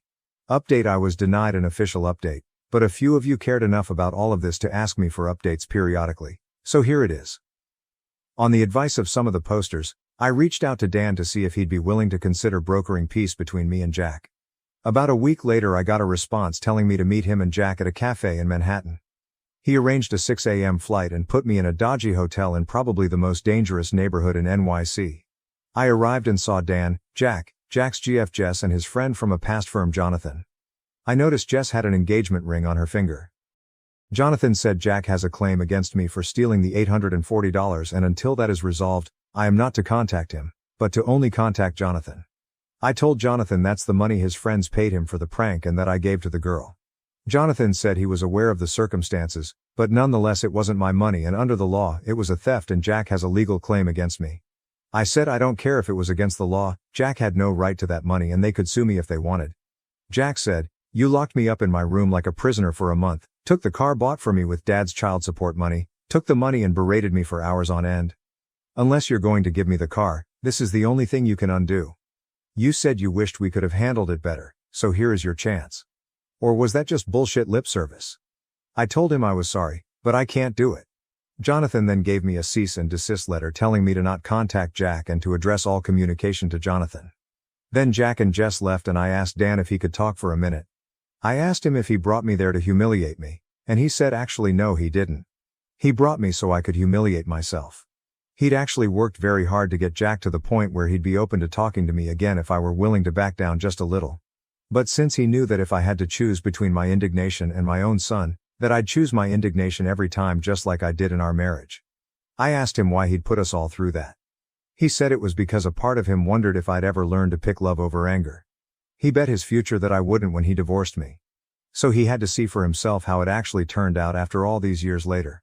I asked him if Jack was just a pawn in his game. He said no, if I actually would have picked Jack he'd be with me now and there would have been nothing anyone could have done to stop it. But instead, my indignation over a stranger was more important to me than learning to move on with my own son. I asked him what about the girl. He then said, "I hope she'll be a wonderful daughter to you since you lost a son for her." I told her I don't know the girl. So then he said sounds like a bad trade, and left. Also, I'm apparently not invited to Jack's wedding. At this point I posted thanks for posting the update. I'm a little confused why you weren't willing to pay the money. These are some quotes from comments you said earlier. If you lose your only child, nothing else really matters. I didn't understand that before. Hopefully you never do. On if you would be willing to divorce Tom to get Jack back. If I had to, yes. Truthfully, that's kind of been falling apart anyway, and the only reason I haven't divorced him is because I don't want to lose Alyssa. I should never have touched the car. I should have just grounded him, insisted on the apology, and maybe also made him hand over the money. Losing a relationship with a child is a hell of a thing. It is like death. I hate what he did, but there is nothing worth losing a child over. I lost my son for that girl who I don't even know. Exact words were high road, low road, I don't care. Whatever wins. The irony is that now I'm sitting where he was, except worse. I'd do anything for him back. So after all that, you weren't willing to give Jack his $800 back. Where is the disconnect here? If you are really willing to do whatever it takes, then why weren't you willing to do this? And her response. I was so angry. I am still so angry. He was sitting there, smug as can be with his little girlfriend, my ex and my ex's best friend there as his lawyer. At that moment, I just couldn't. The whole thing was to humiliate me. They stuck me in a crack den of a hotel, made me trek all over New York, then they all show up laughing and backslapping, and the lawyer tells me I can't talk to my own son unless I pay him $800. I just don't even know what to do anymore. Dan reversed the polarity on the child support, and I'm now a few months behind on the mortgage, and the hole gets deeper and deeper. I placed my house for sale on the market. I'm just at wit's end. Now to the next story, story 2. I lost points in an English class debate for stimming, which my teacher found distracting. As someone with ASD, this felt unfair. I'm gonna sound annoyed in this post because, well, I am so mad about this, mainly because of both the conversation after as well. We had a debate in my English class. Okay, great. I need better skills in public speaking. I'm fine that I lost points from bad speaking skills, but what I'm mad about is the fact that I lost points on stimming. I didn't even know that was something he could take off, but he did. And that just seems unfair. He said it was distracting and he couldn't focus on what I was saying because I kept rocking back and forth and slightly punching the podium, which made too loud of a sound, etc. I don't think this is fair, like at all. And maybe I'm overreacting. Maybe I'm upset over nothing. I talked to him today stating some things and stuff and getting clarity and asking for extra credit and stuff. He said that I need to present myself better, and I need to make eye contact, stop stimming, and just socially act my age. Which I think it is uncalled for. I'm diagnosed with ASD, I have an IEP for that, nothing academic related, this is an honors class. Anyways. Again, maybe I'm just making it a bigger deal than it is or being a crybaby. I've cried for the past 3 hours over the last 2 days on how much I hate myself that I can't be normal. Is this fair? And what should I do? Comments from OP. I'm not technically failing the class now, but it definitely feels like failing. My grade went down from a 90 to a 79. I can't take dual enrollment without an 85 or higher. This is just honors English. 2. However, I've been telling both this teacher and another teacher about how I want to take the criminal justice dual class. I have everything to take the class except if I can't get this English grade up. Plus, I basically planned my whole life out, and the only time I can take the dual class is next semester if I want to take the APs I want in senior year. Which may be why I'm so butthurt over 4 points that I lost from stimming. 'Cause that makes a difference. Even if it's small, it was 50% public speaking / 50% actual research topics. He actually said my arguments were really good, I used good sources and I explained things well. But my public speaking part killed the grade. I lost points on poor presentation overall. So for example, poor eye contact, speaking clarity, repeating sentences, which I also am annoyed about because I repeated one because I was stumbling over my words. However, 4 points to an already poor grade is a lot. My teacher took off points for stimming. Update. Posted on November 27, 2023. I posted a post about 10 days ago discussing how my English teacher took points off my presentation during a debate because of stimming. So I thought I should update you guys on what occurred after. For one, I discussed it with my teacher on my own. I wrote an extra credit proposal, which he granted. I ended up getting a 5-point extra credit assignment over Thanksgiving break. I had to tell a speech to my family about the importance of gratitude and what it means to me. Secondly, I talked to my dad and stepmom, which they both not the happiest. We ended up talking to him. While he won't change my grade for the major, he is giving me a chance to make up for minor grades. If I do some extra work etc., 2 minor grades will become 100s. My teacher took points off my debate for stimming. Update to the update, posted on December 18, 2023. First and foremost, I brought my grade up from a 78 to a 90. I know that grades aren't everything, but honestly I can't be more excited about this. I also got a 100 on my state EOC, which I know probably had a huge curve, but still. I was extremely nervous about it. Secondly, we ended up adding stimming onto my IEP. The person who does my IEP was annoyed that we even had to specify it since she thought it was common sense. Lastly, the teacher got to talk about the importance of inclusion in his classroom and also to better understand some neurodiversity disorders in better detail. That yours truly helped write since mental disorders and psychology is one of my special interests. Anyways, that's about everything that has happened. My last day of school was Friday, meaning I am officially done with this teacher for the rest of my high school career, and I can happily say, I am very excited to not have to deal with him anymore. Edit, y'all. This was an English class, not a debate class. Specifically English 2 honors. Probably should have mentioned that. My brother once threatened to kill me, my husband, and our children. He was sentenced to a year in prison but will be released soon. What should I do? Hi everyone, I'm so grateful to this community and the incredible support. I'm posting this to update you about our case. My brother called and threatened to kill me and my husband and kids about 2 months ago. He also has a history of getting guns, an axe, and other supplies with plans to commit other murders. He has hurt a dog sexually when he was younger, but did not hurt people yet. It has been horrible and difficult, and I'm not sure that I could have survived emotionally without my friends, colleagues, and this community. You gave me amazing advice. We are moving this upcoming weekend. My husband has been more supportive with the move, even though he still feels that he could take on my brother. I'm not interested in physically confronting my brother. I don't want to live in constant fear. Meds and the psych hospital didn't help him. I think the only thing that will help is a long-term inpatient unit, but our state doesn't have those resources. My brother was released from the hospital straight to jail. He currently awaits his court date in May. I met with the prosecutor today and gave my statement. They put his bail at $500,000, the highest the detective I've been working with has seen for a misdemeanor. His lawyer requested to lower it, but the judge refused to lower the bail amount. I was told the judge is aware of his previous serious plans and preparations to kill. The prosecutor plans to go for the most jail time possible for this, a year. I don't know if jail is right for him, but if he is released he will hurt someone. I spoke with my dad, and he was so mad at me for speaking with the police. He kept saying how my brother was asking for help and sharing his fantasies with me, not threatening me. He kept telling me to withdraw my statement. He said that I'm the one that put my brother in jail. It broke my heart. I told my dad that I only told the police the truth. I told him my brother is sick and will hurt someone. My dad said, "You don't have a crystal ball." True. But he's made his intentions clear again and again and again. His doctor said he has no empathy. His only thrill is thinking about hurting others. The prosecutor said that even if I withdraw my complaint, the state is still bringing these charges. The social worker and prosecutor said this to my parents, but my dad, mom, and sister keep insisting that I need to recant my statement. I'm terrified of every small noise in the house. We are leaving our friends and everyone we know and moving because of my brother's actions. I feel so heartbroken that my dad and family are blind to it. Everyone else, police and medical staff included, can see the clear writing on the wall. Relevant comments. Commenter, please keep your location private from your family. While they downplay the threat your brother poses, they're a risk. I can easily see them disclosing your new location to him just to prove he's not a danger. OP posted about her relationship struggles with her husband. Please help me stay in my marriage. I'm losing my patience. Married for 8 years. We have 3 kids, 7 to 2 years old. We both work full-time. Recently we had to move due to a safety issue. My husband did not want to leave and made me feel crazy for wanting to flee for our safety. Our already fragile marriage feels unstable with the added stress of moving. My husband is on the spectrum, and I thought that working from home would help him be less stressed and more kind. But he is unhappy, unkind, yelling at me and the kids, and generally questioning any decision or request I make.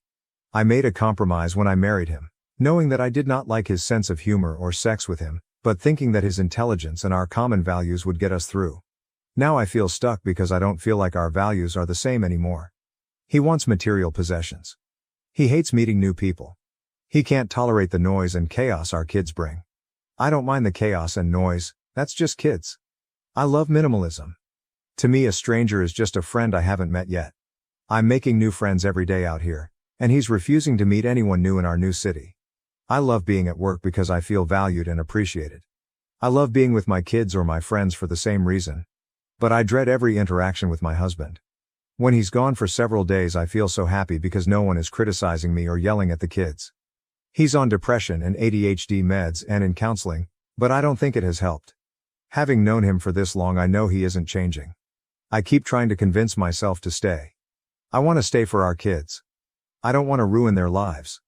I'm just so very unhappy with constantly managing his feelings. I don't care if I will be alone my whole life. I don't care if I'll ever be loved. I just don't want to feel miserable. But I need to stay for our children. I feel so lost. I just want to not feel bad. Relevant comments. Commenter, why do you need to stay for the children? What good is it for them to be exposed to this? OP, I've dated people before that had these qualities but didn't match on values, or ended up doing something that hurt me. I made a decision to marry my husband knowing we matched well on most things. But since having kids he has become angry. Activities that we used to enjoy together he no longer enjoys. He used to make me feel special. I'm hoping that things change and he becomes happy and fun again. Update 1. We have 3 young kids and we both work full-time. We moved to a high cost of living location and my husband has encouraged me to get a second job because I have a profession that pays well. I told him that I enjoy working and I do, but I manage appointments for the kids and already feel stretched thin. I use lunch breaks to pick up meds for the kids or make phone calls for appointments for the family. My days off are used to take kids to appointments. I clean the house in the evenings. I let him know he'd have to take over the appointment coordinator role, start cooking more, and do more childcare if I'm working 50 or more hours a week. Well, I got off of work at 7 tonight and ran by the pharmacy to pick up our son's prescription. I was there over my lunch hour, but they messed it up so I came back after work. The line was long and I texted him updates. By 8 something I got the med and drove home. He was pissed because he took the kids to Costco for dinner and one accidentally dropped their food. I got home in time to help with bedtime while my husband yelled at the kids and told me he can't handle it. He said he could handle things if I actually made it home at a reasonable time. I'm kind of dumbstruck. Does he want me to work more or take care of the kids? I can't do both, and I told him this ahead of time. When we met he told me that he wanted kids and I agreed to have kids.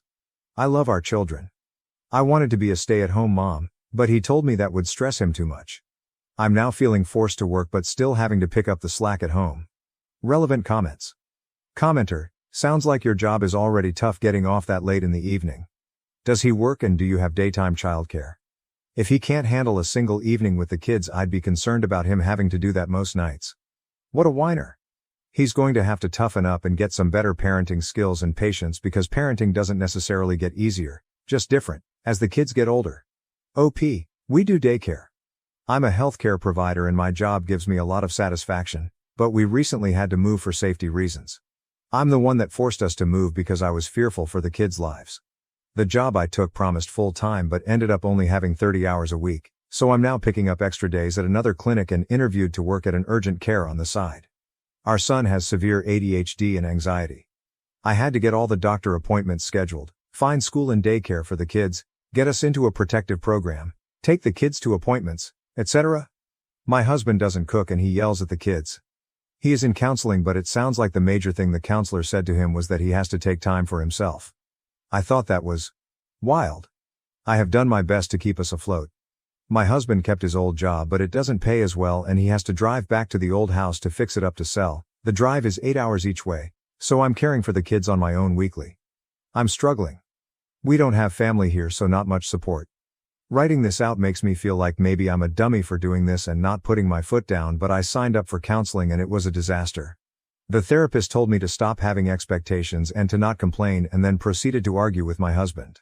Commenter, dude, there are a lot of bad therapists out there so please don't let that deter you. We had to go through a few before getting one that worked for us. I couldn't believe the internalized misogyny and blatant sexism of many. The worst one didn't take insurance so we were paying $200/WK for one session. She was obsessed with his family and how they were the image of perfection. She asked if she could meet his parents. She also told me that I should not have expectations. It should be clearly communicate and discuss expectations. She told me I was not allowed to bring up relationship issues. She would only ask me to listen to him and validate his feelings. It goes on and on. Do not let someone speak to you like this. Your feelings are valid, and find a new therapist if you are told otherwise. OP, wow, did we see the same therapist? It was almost verbatim what this therapist said to us. I'm the one that booked the appointment and filled out, not even joking, the 39 mandatory forms before the appointment. She berated me for filling out all the forms myself. Before any input or questions, she pointed to my unhappiness in our marriage from the filled out forms, and told me that I clearly overthink things and talk too much. Yeah, you had 39 mandatory forms. Of course it's a lot. Update 2, quick recap on her previous situation and thanks the community for their support. I want to let you know we are safe. We are in our new state. My husband is trying his best and being far more supportive. He still believes we should have stayed to fight, but he's accepted the fact I felt the threat was real. The kids are adjusting to life in our new state. We made some friends. Our location is not public, despite my license to practice medicine being available online. It is far from the first result and our address is hidden. My employer is very respectful and kept my name off of the clinic list of providers. I've signed up for address protection through our state. This is thanks to many of you who advised me to move and hide our address. I appreciate all your kind advice. I am flying back to our old state today to testify against my brother tomorrow. He decided to go for a jury trial on advice from my parents. I'm an anxious mess and have tons of conflicting feelings. I helped raise my brother and a large part of my identity has been helping and protecting my siblings. A small part of me feels that testifying against him, and sharing everything I know, will destroy his life and be a betrayal. But I know he made his bed and must have consequences. It's the right thing to do, as shitty as it feels. The boy I helped raise is not there anymore. He is not the same person that sexually abused a dog, that has threatened to shoot up a hospital pediatric unit, stab my sisters, kill my parents with an axe, or kill me and my husband and kids with a sledgehammer. I dread seeing this man tomorrow. Every time his photo shows up on my phone I panic. Meeting people with the same name makes my heart beat faster. I can't stop feeling fear. I plan to tell the truth and let the jury decide if my brother is guilty. I worry that this will destroy what's left of my relationship with my family of origin. I have to do the right thing even if my parents and sisters think this is a betrayal of our family. My sister told me this will not change things between us, because she believes I will do the right thing for the family. But the truth is I plan on doing what's right for my family and the community. Again, I am grateful to you and will update you on how things go. Updated added via an edit. I just gave my testimony. My brother and mom were staring daggers into me, but I did my best to keep calm. They only allowed me to testify about the threatening phone call, not about any of my brother's past history. Not about guns, axes, or dogs. Relevant comments. Commenter. You're doing the right thing. Congratulations to you for actually doing something and preventing a tragedy. You're awesome. I don't know about American law, but is there a possibility to testify without the defendant in the room? Like, remove him from the room while you can testify. I've asked for this and I've seen it happen many times as a lawyer in another country. OP, I do not think there is a way to testify without my brother being in the room. I know that my family will also be there, and in a way, knowing how much they do not want me to testify is the worst part. My family is Soviet with a history of alcoholism, abusive behaviors, and secrecy. I'm trying to break that cycle for my own kids and to raise them to tell the truth, even if it is difficult or scary. It's heartbreaking that my brother grew up to be this person and threw all of us into this horrible situation. I wish that I didn't have to go against my parents' wishes, but I truly don't have a choice. Commenter, your brother is desperate for help. And your parents and sister want to ignore those cries for help because IDK they don't want to look bad. If your brother is released and hurts or kills someone, what then? OP, my parents were mad at me for taking him to a crisis center initially when he admitted to being suicidal. They thought I should have brought him home to them to take care of it themselves. I think their approach would have allowed him to hurt someone. They think him buying guns and an axe, and tactical gear and scoping where to shoot people is just fantasies he had. My dad said it's no different than watching World War II movies, or reading historical fiction. My parents also don't believe that he sexually abused their dog, even though he admitted to it multiple times and the police and FBI told us about it and the social workers confirmed it. I didn't want to believe it either, but my brother admitted to it himself to my face and he looked very sheepish, and embarrassed that he did it. He didn't expect that his doctor would reveal it to the police, but they did. My parents care more about their son and how the family looks than the actual well-being of their daughters or grandkids. Update 3. Hi everyone. Thank you again for your kind support. Here is a hopefully final update. I testified against my brother today, in the case of threatening to kill me, my husband, and our kids. My brother was found guilty. I gave a victim statement and my husband gave one virtually. I was able to provide more background on his past threats and guns and other weapons. My testimony at trial was very limited to the phone call, so it felt good to be able to say all the reasons we have to take him seriously. My mom gave a tearful character statement saying he was so gentle and would never hurt anyone. The judge cut her off mid-testimony. It was honestly so validating. He will be released from jail in 2 weeks to serve out his sentence of 2 years of probation with regular check-ins, mandated therapy, and possibly having to wear a GPS tracker. The judge also extended the protective order for me and my husband and kids to 4 years. My mom is renting a hotel room for my brother once he's out of jail. They are trying to find a halfway house, but it will most likely be not very secure. At least probation and mandated therapy should help, I hope. I do not plan on having any future contact with my brother.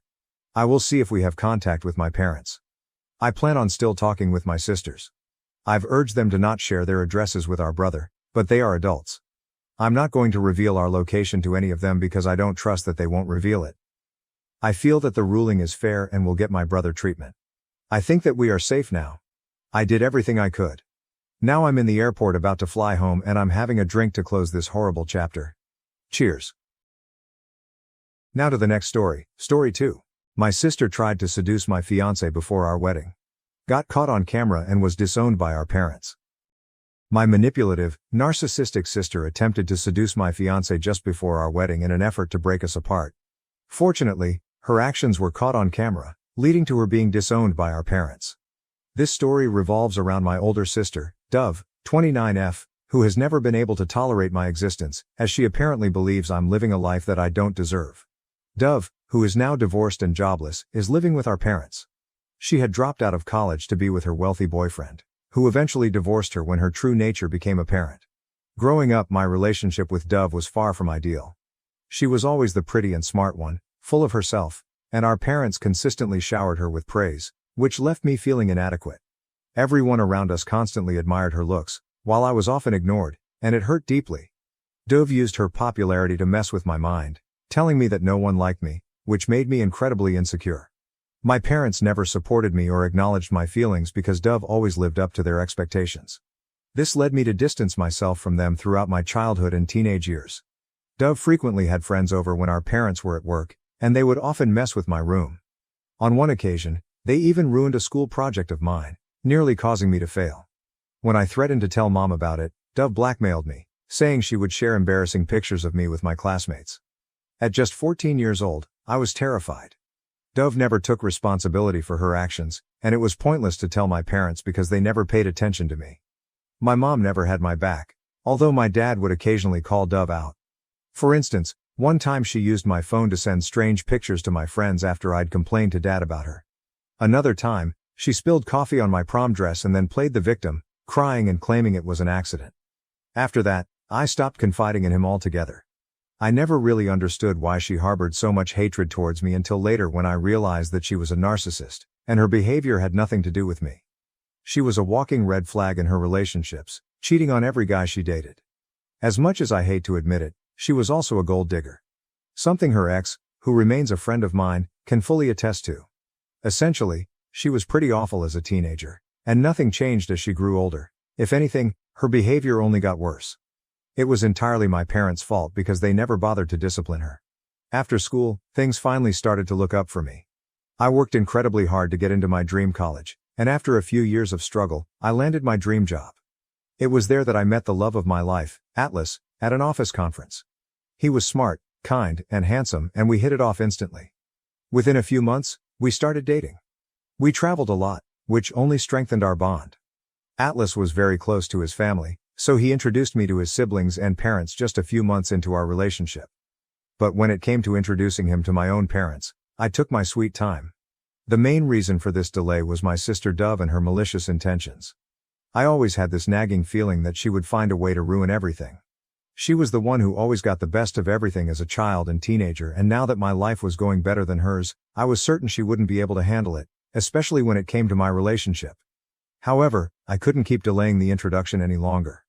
Atlas was beginning to grow suspicious of my reluctance to introduce him to my family. So, after a year and a half of dating, I finally told Dad about him. Dad was thrilled that I had found a man who was worthy of me and invited us over for dinner. While I was excited, I was also equally stressed because I knew Dove could go to any lengths to sabotage my happiness. Although Atlas was aware of my family dynamics, I went over it with him in detail.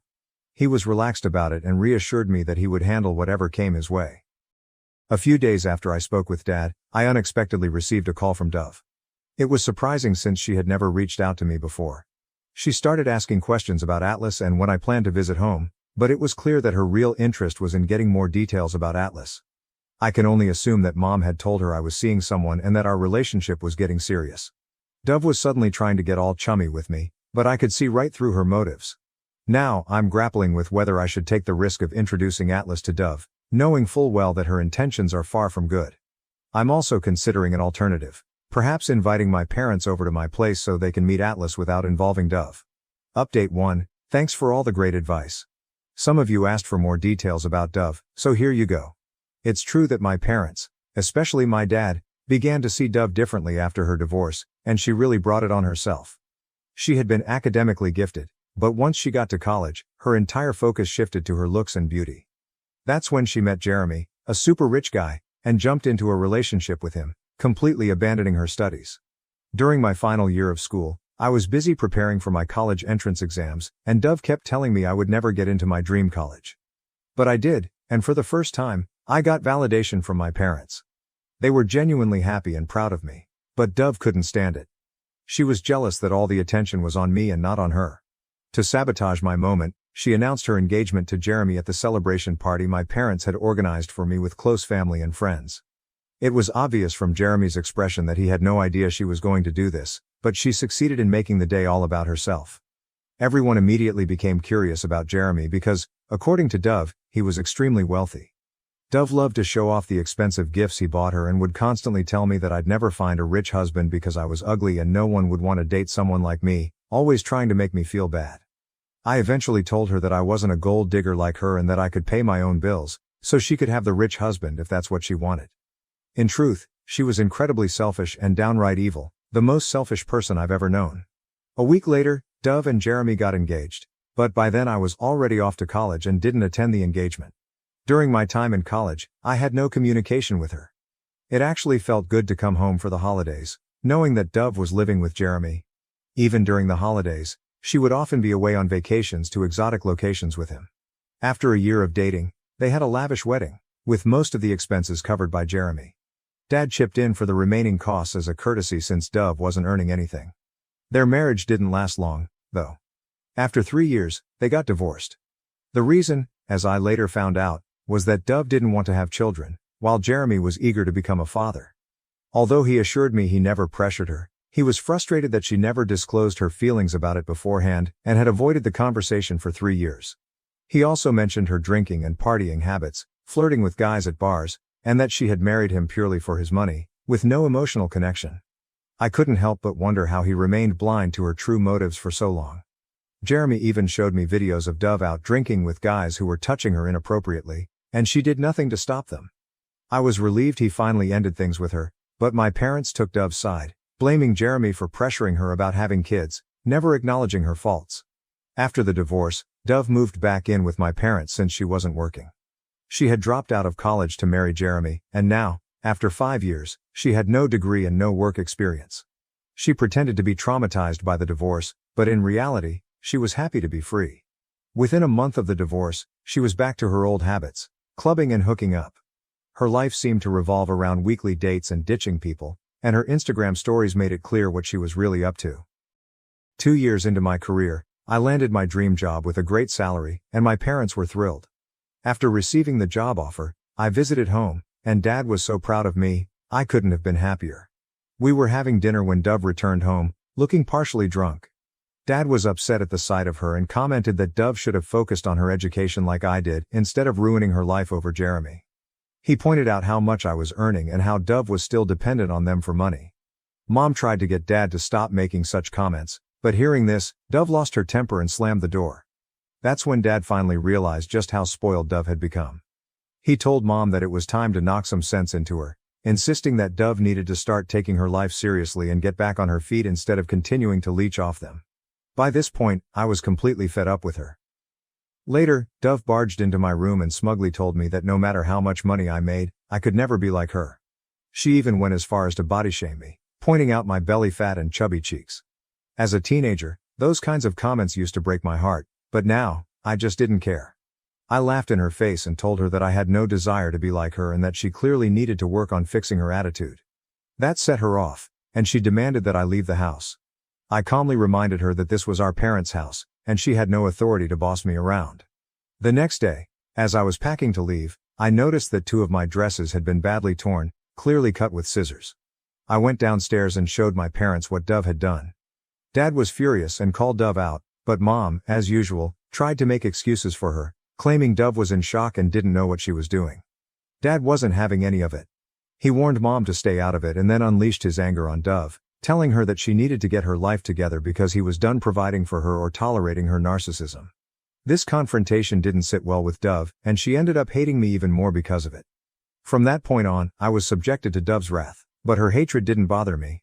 It only became unbearable when she started making advances on my boyfriend. After much consideration and talking it over with Atlas, I decided it was time to visit my parents with him. There was no point in hiding him from Dove any longer because, no matter how hard I tried, she would eventually find a way to get to him. My friends advised me that it was better to test his loyalty now than to risk losing him later. Dove would only succeed in her malicious intentions if Atlas allowed it. With a sense of dread, I showed up at my parents' house with Atlas. I tell you, she was practically throwing herself at him. As he was exchanging greetings with Mom and Dad, Dove almost forcefully pushed herself onto him for a hug. I have no idea what made her think Atlas would fall for her looks. She had completely transformed her appearance, dyeing her blonde hair black, getting all dressed up in a new outfit, with her nails and hair perfectly done, as if she was on a date with him. She tried to force her way into the conversation, but it was clear that everyone was ignoring her. At the dinner table, she quickly rushed to sit beside Atlas.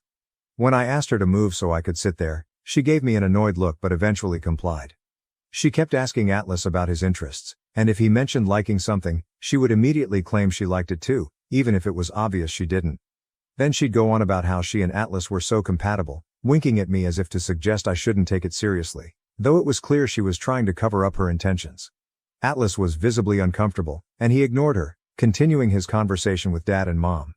Her desperate attempt was so blatantly obvious. After dinner, I decided to take a shower, leaving Atlas by himself. That's when Dove walked in, asking him to call her number because she claimed she couldn't find her phone. It was obvious that this was just a ploy to get his number. How twisted. Atlas also told me that while I was occupied with other things, Dove tried to play the victim, telling him her sob story about the divorce and how much mental distress it had caused her, dragging on about how it took her years to recover. To make matters worse, Mom even chimed in, blaming Jeremy and speaking ill of him. After a while, Atlas asked me if I wanted to go for a walk and give him a tour of the neighborhood. Before I could respond, my sister quickly stood up and said, "Sure." Atlas looked at her, surprised, and firmly stated that he wanted some alone time with me. Her face turned red with embarrassment and she quietly retreated to her room. It's only been a few days since that visit and I can already sense that Dove is planning more schemes to lure Atlas into her trap. I can't deny that it worries me, but at the same time, I trust my man and am curious to see how he handles her advances. Update 2. Hello everyone, I'm thrilled to share that I'm engaged. Atlas proposed to me last month during a trip and yes, he got down on one knee with a ring, and I couldn't stop gushing over it. But even after our visit to my parents, Dove didn't stop with her manipulative tactics. She started texting Atlas, asking how he was doing. Knowing that Atlas is a huge cat lover, Dove began flooding his inbox with cute cat videos, even though she never cared for cats before. After discovering that Atlas adored cats, she went so far as to get one herself and began recording videos of it to send to him. For the first few weeks, Atlas showed me Dove's desperate attempts to appear caring and concerned, sending messages that pretended to inquire about his work and well-being. After a while though, he stopped sharing her messages with me. I assumed she had finally given up on him and moved on, and we both shifted our focus back to more important things, especially with our busy work schedules. One day, as I was scrolling through social media, I noticed that Dove had added Atlas to her account. She was liking and commenting on nearly all of his posts, using silly heart icons. She even went back and commented on old pictures and videos from 7 to 10 years ago. I immediately felt uneasy about it, so out of the blue I checked his phone. I discovered that Dove was still texting him occasionally, but her messages were unread and seemed odd. She was clearly trying hard to get Atlas's attention. In his call logs, I saw missed calls from her, including one that came in around 3 a.m., which made me feel anxious. I confronted Atlas about why he hadn't told me that Dove was still texting him. He got a bit nervous and explained that he had been ignoring her and thought it was better if we didn't talk about her. I pressed him further about the calls, and he remained calm. Then he sat me down and explained that one day, Dove had called him, sounding really upset. He got scared, thinking something might be seriously wrong, but it turned out she just started talking about traumatic experiences related to Jeremy, saying she needed someone to talk to. Atlas told Dove that she should talk to her parents instead and that it wasn't appropriate to call so late. He also mentioned that she should have let me know first. That really struck a nerve with me, and I told him that keeping this from me wasn't okay and could lead to me losing trust in him. He reassured me that he would never fall for her tricks and that I had nothing to worry about. Even with his reassurance, I had read too many stories about husbands falling into similar traps, and I didn't want to be naive by blindly trusting him. I told him that the next time Dove called, he should hand the phone over to me so I could catch her in the act. Sure enough, one night, her call came through, and Atlas woke me up in the middle of the night. I answered the phone, and Dove immediately went silent when she heard my voice. She quickly claimed it was a mistake and hung up. The next day, I tried calling her multiple times to confront her, but she never picked up. So I texted her from Atlas's phone, letting her know it was me and that she needed to stop calling or texting him at odd hours. I also told her that if there was anything urgent she should contact me directly instead. After that, she finally stopped texting him, and I felt relieved that she was out of our lives. After Atlas proposed to me, I sent a picture of the ring to my dad. Dove must have shown it to Mom, and not long after, she started her stalking behavior again. She began texting Atlas and sending ridiculous videos. I was completely fed up. As soon as Atlas told me, I called her and unleashed all my pent-up anger, telling her to stop playing games and get a life.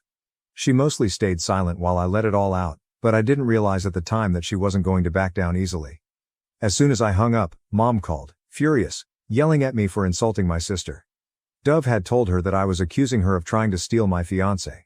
Mom claimed that my cruelty had caused Dove to have panic attacks and insisted that I be more considerate toward her, reminding me that Dove had been struggling with depression for years and was still recovering from her traumatic divorce. I found it laughable because Dove was never depressed about her divorce. I hung up the call and immediately informed Dad that if they continued to ignore Dove's behavior, I would have no choice but to cut them out of my life. I was done being a puppet in her game. I couldn't keep turning a blind eye to her antics. Update 3. I never imagined Dove would stoop so low. She had always made my life miserable, but I never thought she would actually try to seduce my fiancé before our wedding. The bullying, body shaming and constant ridicule were one thing, but realizing that she was willing to go as far as trying to ruin my wedding by seducing Atlas was a bitter pill to swallow. As we were planning our wedding, I wasn't in contact with Mom after our last confrontation.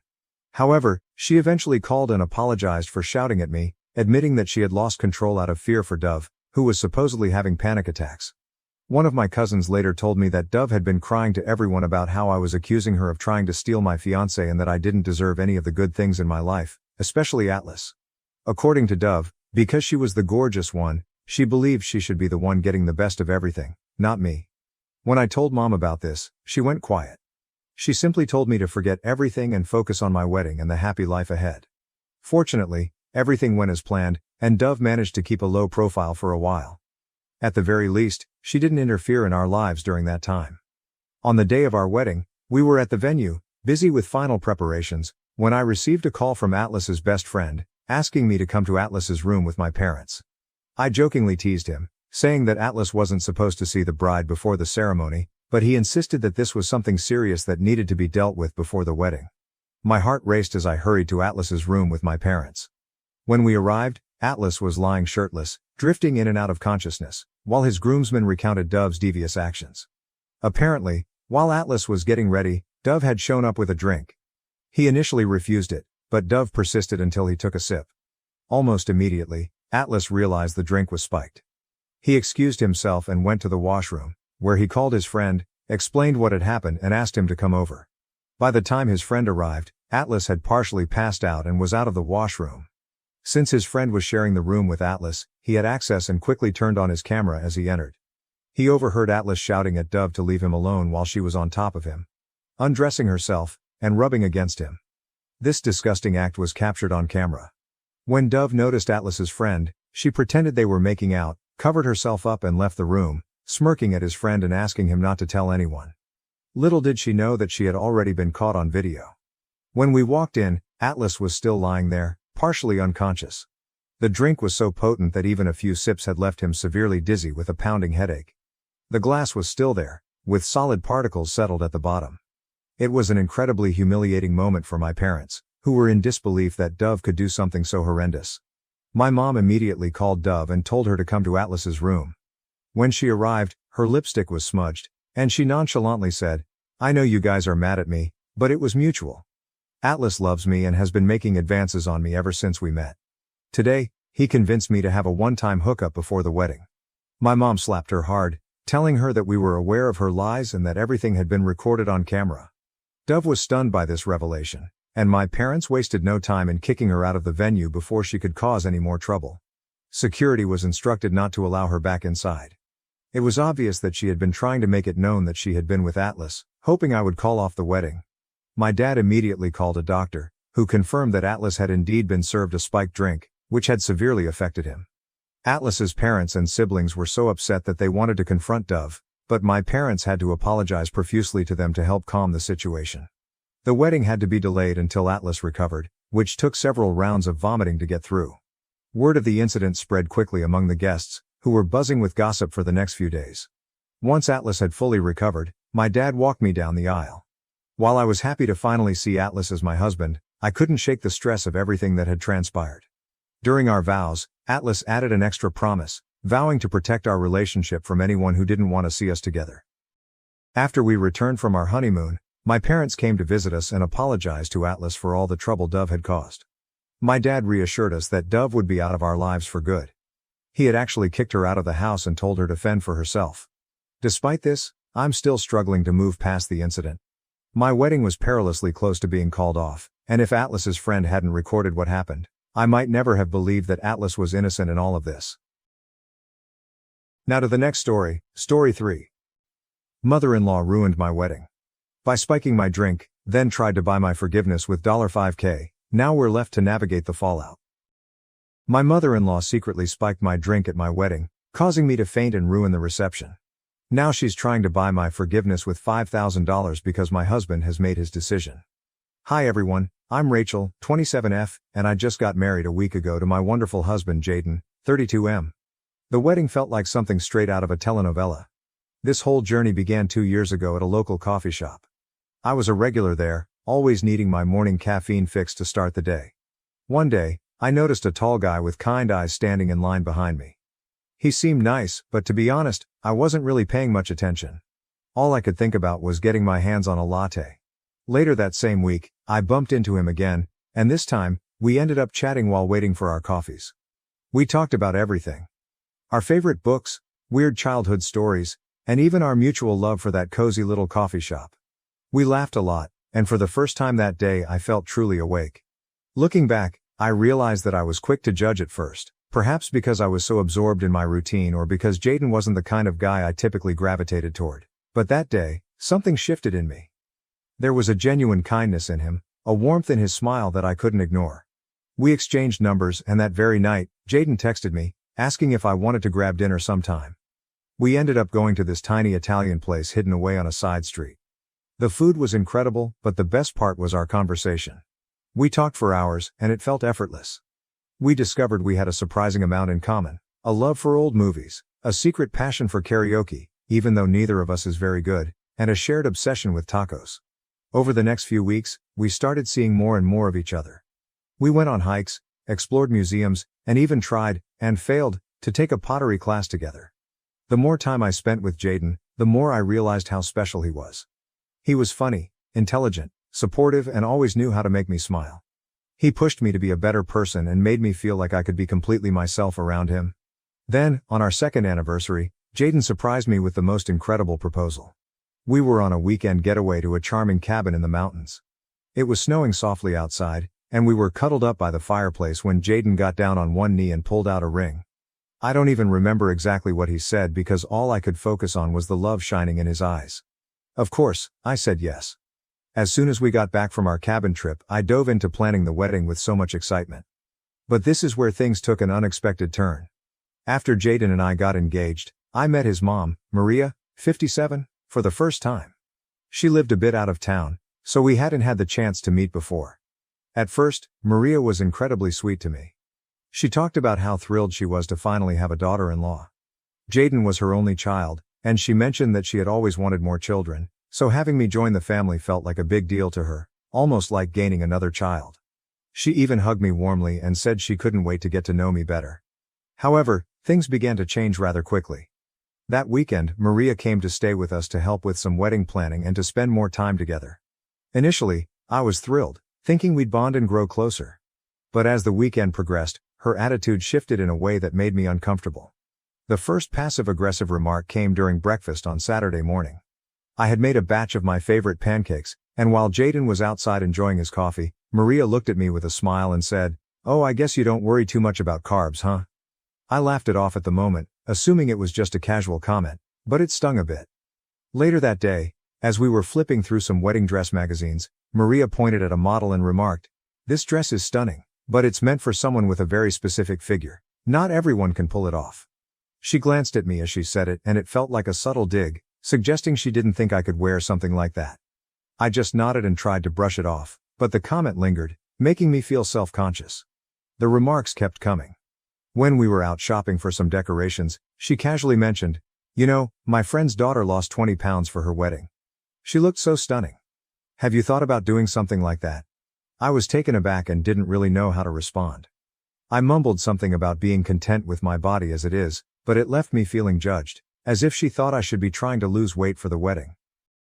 The next morning, while she was looking through my kitchen cupboards, she commented, "Oh, you have a lot of snacks here.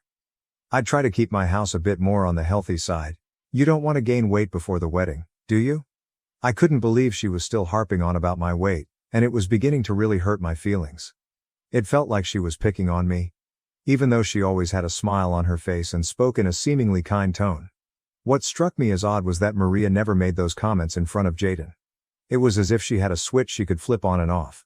When Jaden was around, she was all smiles and sweet words, but the moment he stepped out or was in another room, she'd start making those passive-aggressive remarks.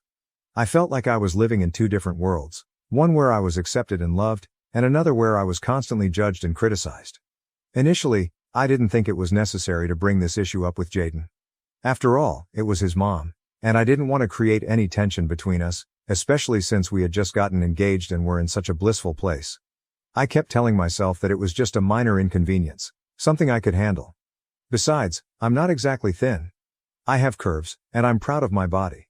I've worked hard to feel confident in my own skin. Maria's remarks were more annoying than anything else. It felt like she was trying to undermine my confidence, but I was determined not to let her get to me. However, Maria started coming over more frequently. It felt like she was around every weekend, and it was beginning to drive me a little crazy. I worked from Monday to Friday and only had the weekends to focus on wedding planning. But every time I turned around, there was Maria, offering to help or just hanging around. It was tough to concentrate on wedding preparations with her constantly there, making little comments and acting like she knew better than I did. One weekend, she called to say she'd be coming over again. I felt a knot of anxiety in my stomach because I really needed some time alone to plan without her input. So I told her I was going to be busy and wouldn't be at home. She asked what I was up to, and before I could stop myself, I blurted out that I was going to look at wedding dresses. I think I just wanted her to know that I had important things to do. To my surprise, she got really excited and said she'd love to come along. I didn't know how to say no without sounding rude, so I reluctantly agreed. The next thing I knew, she was at my door, beaming and eager to help me find the perfect dress. I tried to smile back, but inside, I was dreading how this shopping trip would unfold. We visited a few bridal shops, and from the moment we stepped inside, Maria was in full mom mode, suggesting dresses that didn't appeal to me and making comments about how certain styles wouldn't flatter my figure. It was utterly draining. I felt like I couldn't even breathe without her casting judgment. When I tried on a dress that I genuinely loved, she remarked, "It's nice, but don't you think it's a bit snug around the waist? Maybe something more flowy would suit you better." I was crushed because I adored that dress, but her words made me second-guess myself. By the end of the day, I hadn't found a dress, and I was feeling pretty low. Thankfully, Maria went back to her place, and I finally had a moment of peace. For the next few days, she kept texting me, asking when I would be looking for dresses again. I just kept saying that I didn't know when I'd have the time. I was determined not to tell her when I planned to go shopping, but my plan unraveled when Jaden mentioned to his mom that I'd be going dress shopping the next day. So she called me, asking what time she should come over. I found myself at a crossroads. Maria had already made so many remarks about my body that I dreaded the idea of her tagging along. I knew that if I took her with me to the bridal shop, she would ruin the day with more comments and judgments, so I decided to come up with an excuse. I told her that the bridal shop had a rule allowing only 2 people to accompany me, and my mom and maid of honor were already on their way. I realize now that it was a pretty lame excuse, but at that moment I couldn't think of anything else. Maria quickly pointed out how ridiculous my explanation was and said, "What kind of bridal shop only allows 2 people? That's just silly." I fumbled for a response and said, "I know it's weird, but that's what they told me." I was sweating bullets because I knew how flimsy my lie sounded. I hurriedly told her I had to go and ended the call before she could ask any more questions. As soon as I hung up, a huge wave of guilt washed over me. I hated lying, especially to Jaden's mom, but I just couldn't face another day of her making me feel bad about myself. I decided to focus on the positive and remind myself that this day was supposed to be fun and exciting. My mom and maid of honor picked me up and we headed to the bridal shop. I did my best to shake off the lingering guilt and just enjoy the moment, and in the end, I found a dress that I absolutely loved. After that, Maria didn't call, text, or even visit our house. She still kept in touch with Jaden, which was a bit of a relief since it avoided any awkwardness between them. I sent her a picture of me in the wedding dress, hoping to share some of my excitement with her. She responded with just a thumbs up emoji and nothing else. I wasn't sure how to interpret that, but I decided not to overthink it. With so much to do as the wedding approached, I didn't have time to dwell on her reaction. As the wedding day drew nearer, I became increasingly busy with all the preparations. Honestly, I didn't reach out to Maria again. There was so much to coordinate, finalizing the guest list, confirming the caterers, and ensuring that all the decorations were perfect. Finally, the big day arrived. It exceeded all my expectations. The ceremony was beautiful, and I couldn't stop smiling as I walked down the aisle toward Jaden. The look on his face when he saw me in my dress was priceless, making all the stress of planning worthwhile. We said our vows, exchanged rings, and just like that, we were married. The reception started off perfectly. The venue was gorgeous, the weather was ideal, the food was delicious, and everyone seemed to be having a great time. I loved our first dance. Jaden and I had taken a few dance lessons and we managed not to step on each other's toes. It felt like a fairy tale, and I was on cloud 9. Everything was going smoothly until I decided to get a drink. I walked over to the bar for something refreshing, and there was Maria, standing right there. She turned to me with a big smile and said, "You look like you're having a wonderful time. Let me get you a drink, just relax and enjoy yourself." I was a bit taken aback by her sudden enthusiasm but thought maybe she was trying to make up for all the awkwardness. She handed me a Shirley Temple and I thanked her and took a sip. A few minutes later, I started feeling drowsy, but I assumed it was just because I was tired. Then, I fainted on the floor and lost consciousness. Everything went black, and the next thing I knew, Jaden was panicking and calling for an ambulance. I could hear the worry in his voice as he tried to keep me awake. People were gathering around, but it was all a blur.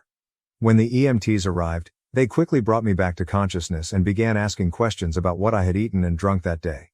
I told them everything, including the meal I had at the reception and the Shirley Temple that Maria had given me. They expressed concern and asked if there was anything unusual or if I had taken any medication. That's when Maria, looking a bit guilty, stepped forward and admitted that the drink she gave me had alcohol in it. She explained that she didn't think it would be a big deal and thought it would help me relax. I was stunned. Why would she add alcohol to my drink without telling me? The situation became even more complicated when my maid of honor, Emily, spoke up. She informed the EMTs that I had taken some anxiety medication just minutes before walking down the aisle. I had been so anxious about everything going off without a hitch that I took a small dose to calm my nerves. It turned out that the combination of the medication and the alcohol in the drink was what caused me to collapse. There must have been some kind of chemical reaction that knocked me out. The EMTs explained that mixing alcohol with certain medications can be very dangerous and that I was fortunate the outcome wasn't more severe. After the EMTs left, Jaden turned to Maria and demanded that she leave. His voice was shaking with anger, and Maria looked completely shocked. She tried to explain, insisting she hadn't meant any harm and that it was all just a misunderstanding, but Jaden wasn't having any of it. He shouted at her to leave the reception immediately. I had never seen him so furious, and it broke my heart to witness his anger towards his mom on what was supposed to be a joyful day. With all the chaos, I wasn't feeling well, and the mood at the reception took a nosedive. Guests started to feel uncomfortable, and the joyous atmosphere we had worked so hard to create just vanished.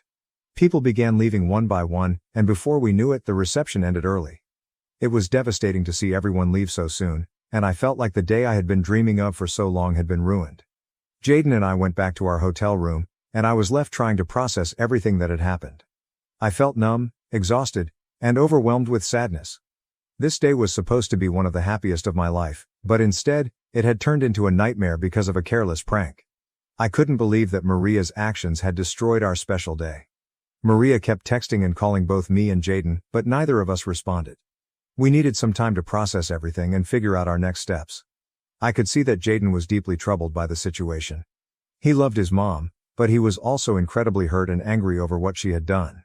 It was a difficult situation, and I had no idea how to fix it. When we finally returned home, I tried to put the whole incident behind me and focus on starting our new life together, but it wasn't easy. Every time I thought about our wedding day, I felt a pang of sorrow. I kept replaying the events in my mind, wondering how things could have turned out differently if Maria hadn't pulled that prank. It felt like a dark cloud hanging over what should have been a beautiful memory. Thankfully, we soon left for our honeymoon, and it was such a relief to escape all the drama and stress. Jaden and I had an amazing time exploring new places and creating beautiful memories together. It was the perfect getaway, and for those 2 weeks, I felt like everything was back to normal. We laughed, relaxed, and enjoyed each other's company without a care in the world. When we returned home, reality hit us hard. The moment we pulled into the driveway, there was Maria, standing at the door. My heart sank, and a wave of anxiety washed over me. I had anticipated this confrontation, but I wasn't prepared for it to happen as soon as we got back. What made it worse was that she didn't offer an apology. Instead, she kept insisting that it wasn't her fault and that it was all just a prank.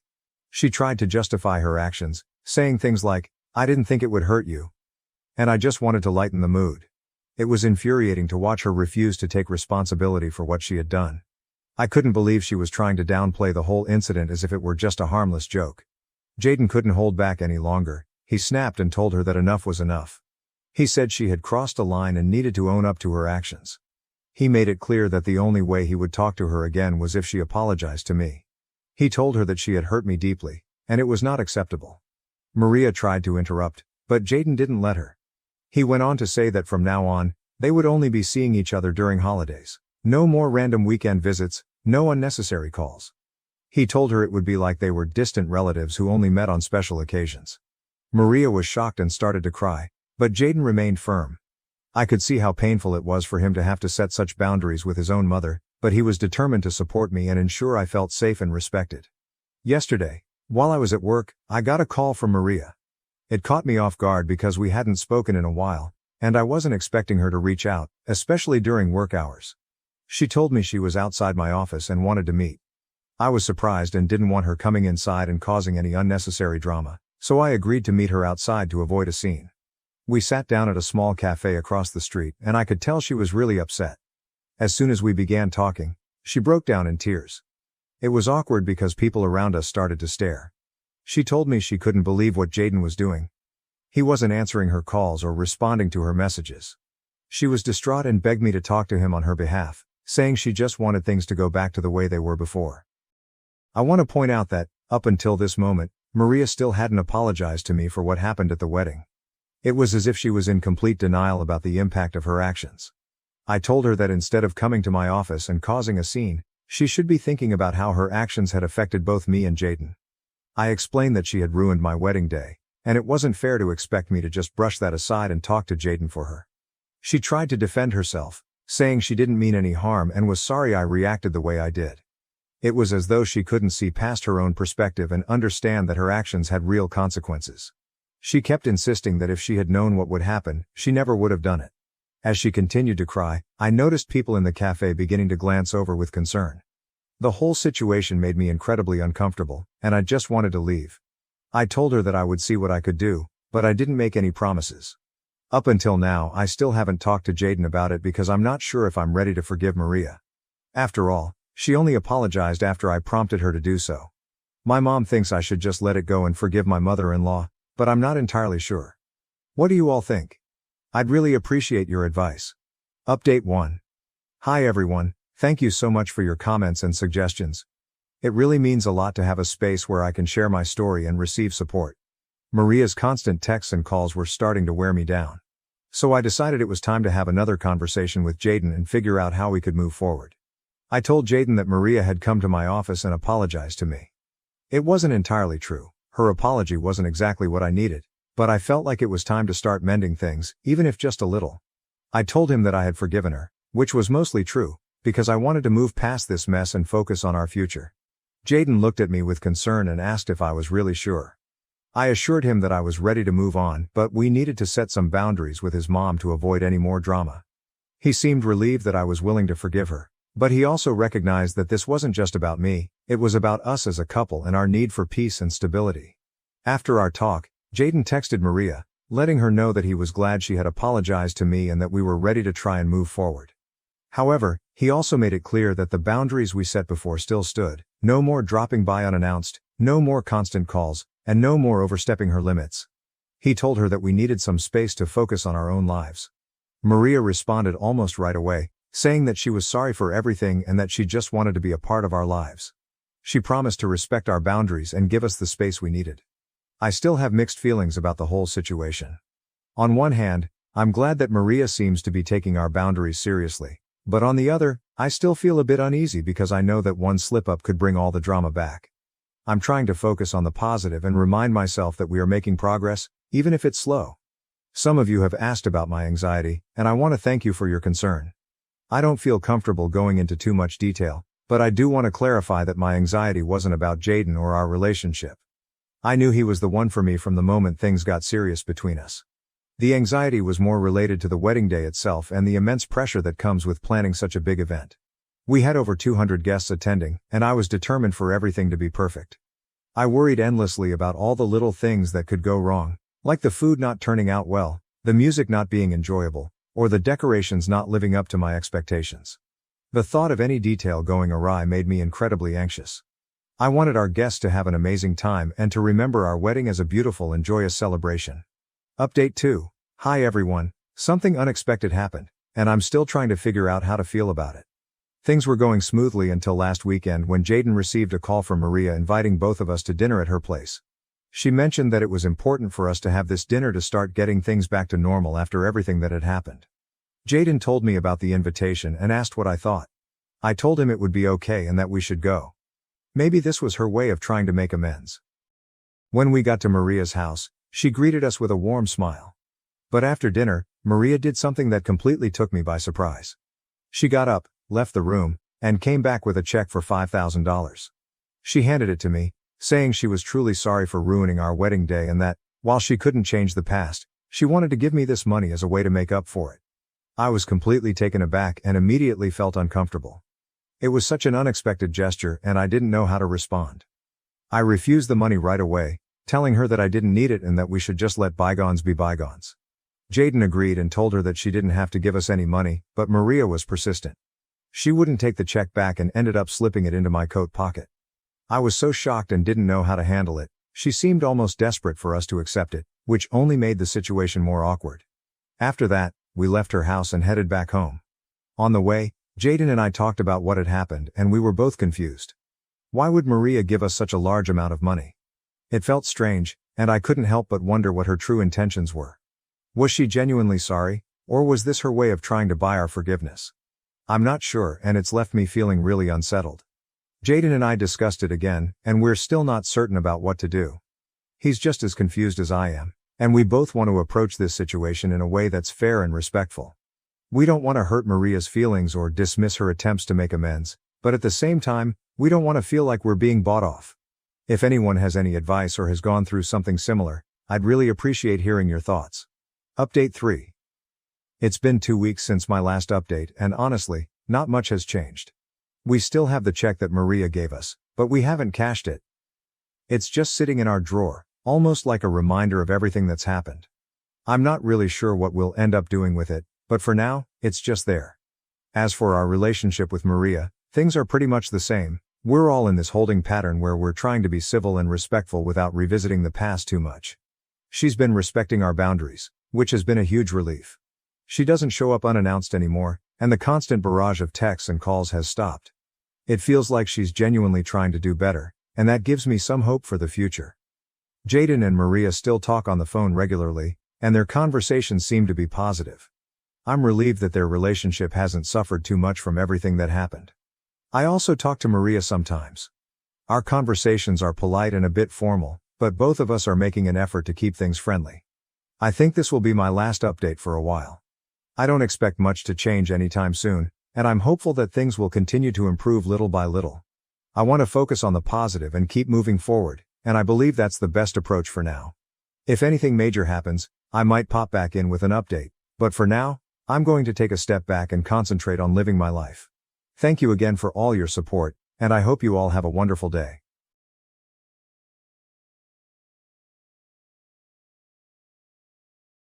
My husband is cheating on me with my best friend, betraying both our marriage and my trust in the most painful way. I'm honestly not sure where to start, so I guess I'll just start.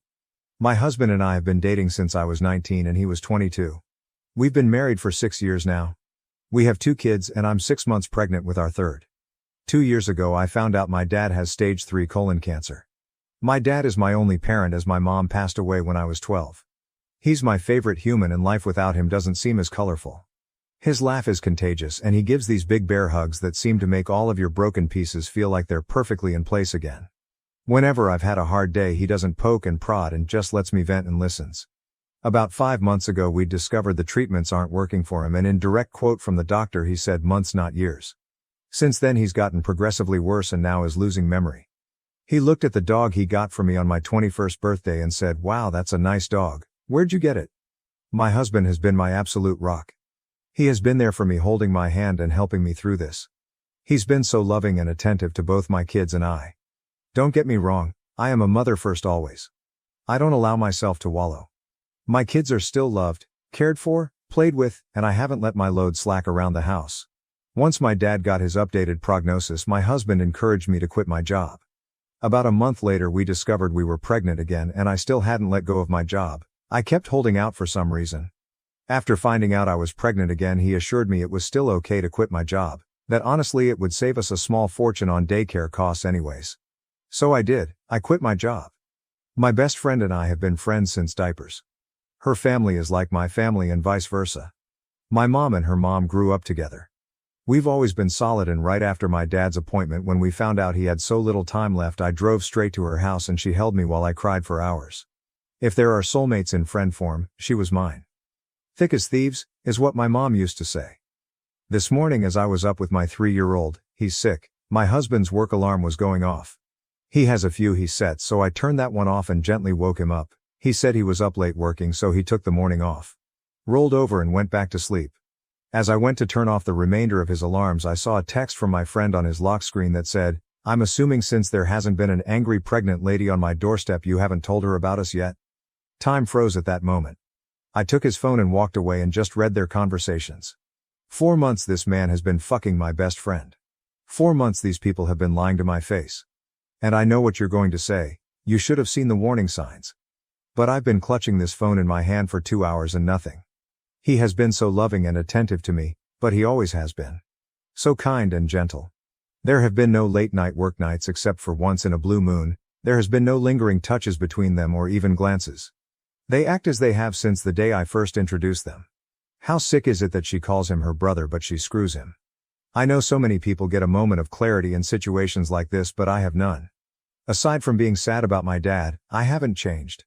I'm still a loving wife and mother. I still doted on him and my children.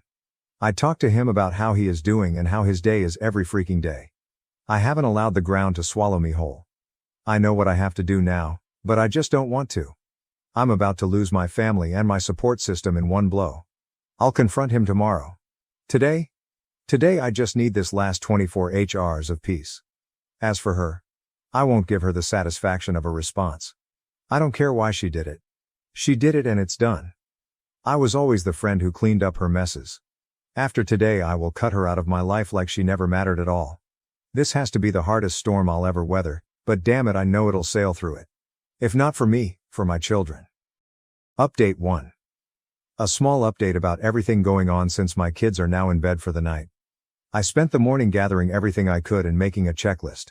I sat in my office for the better part of the morning telling my husband that I was preparing things for my dad. Not a total lie. I did have to get him sorted with hospice today. My boss would be happy to have me back, however my lawyer said pump the brakes on that idea for the time being. However my old boss did tell me that whenever I'm ready, the door is open and to just give her a call. He does not have access to my inheritance from my father, nor my mother. My lawyer assured me that.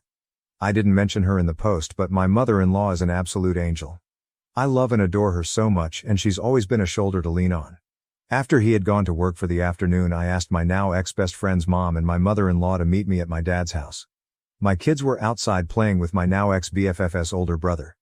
I just handed them the screenshots, saving them from the unsavory pictures and sex tape though I did tell them it existed. To say they were furious was an understatement, and they are on my side completely. Angie, my now ex-BFF's mom, is ready to cut contact with her daughter completely. She kept repeating how sorry she was. We hugged and cried together. My mother-in-law told me she couldn't believe she raised a spineless terrible human. That no matter what happens I will always have her and as far as she's concerned she doesn't have a son, only a daughter. After an in-person meeting with my lawyer, we went over finances, logistics, and everything you could think of. She has all of the proof and she's out for blood. With this post now on TikTok, I don't want him to find out by an app because one look at the story and he'd know it was about him. With permission from my lawyer. My ex-BFF, her mom and dad, my soon-to-be ex and his parents will be having a get-together tomorrow. By the time they're sitting down and showing them everything and that I know. My dad, my kids and my ex-BFF's brother, he's coming to help me juggle the kids, and my dad, being big and pregnant doesn't help with mobility, will be at my dad's cabin a few hours away enjoying time and space.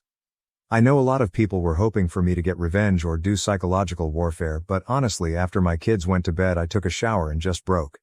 I don't have the strength or energy to dish anything out. I just want out. Pretending like everything was okay today was too exhausting and I just don't want to do it. Once he finds out tomorrow I'll update with the aftermath, as I'm sure it will be huge. As for now, thank you all so much for your kindness, warmth and support. Truly. Your words have helped give me the strength to keep my head above water. I appreciate every single last one of you for everything. Update 2. For my typing's sake, I'm going to give everyone fake names, so for context, mother-in-law and father-in-law, Ruth and Joe ex-best friend forever parents. Angie and Bob ex-best friend forever. Jess soon to be ex-Tyler. Ex-best friends forever brother, Jake. And I'll just refer to my dad as Dad. I have a few things I want to get through, so I'll just summarize as best as I can, and if you have any questions I'll answer in the comments. To get this out of the way because to me it feels important.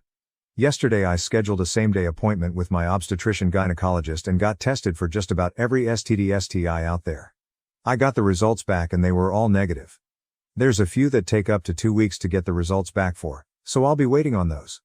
When I met with my lawyer I bought everything on my end financially wise, including the wills from both my dad and my mom, and I managed to get my hands on his financial documents.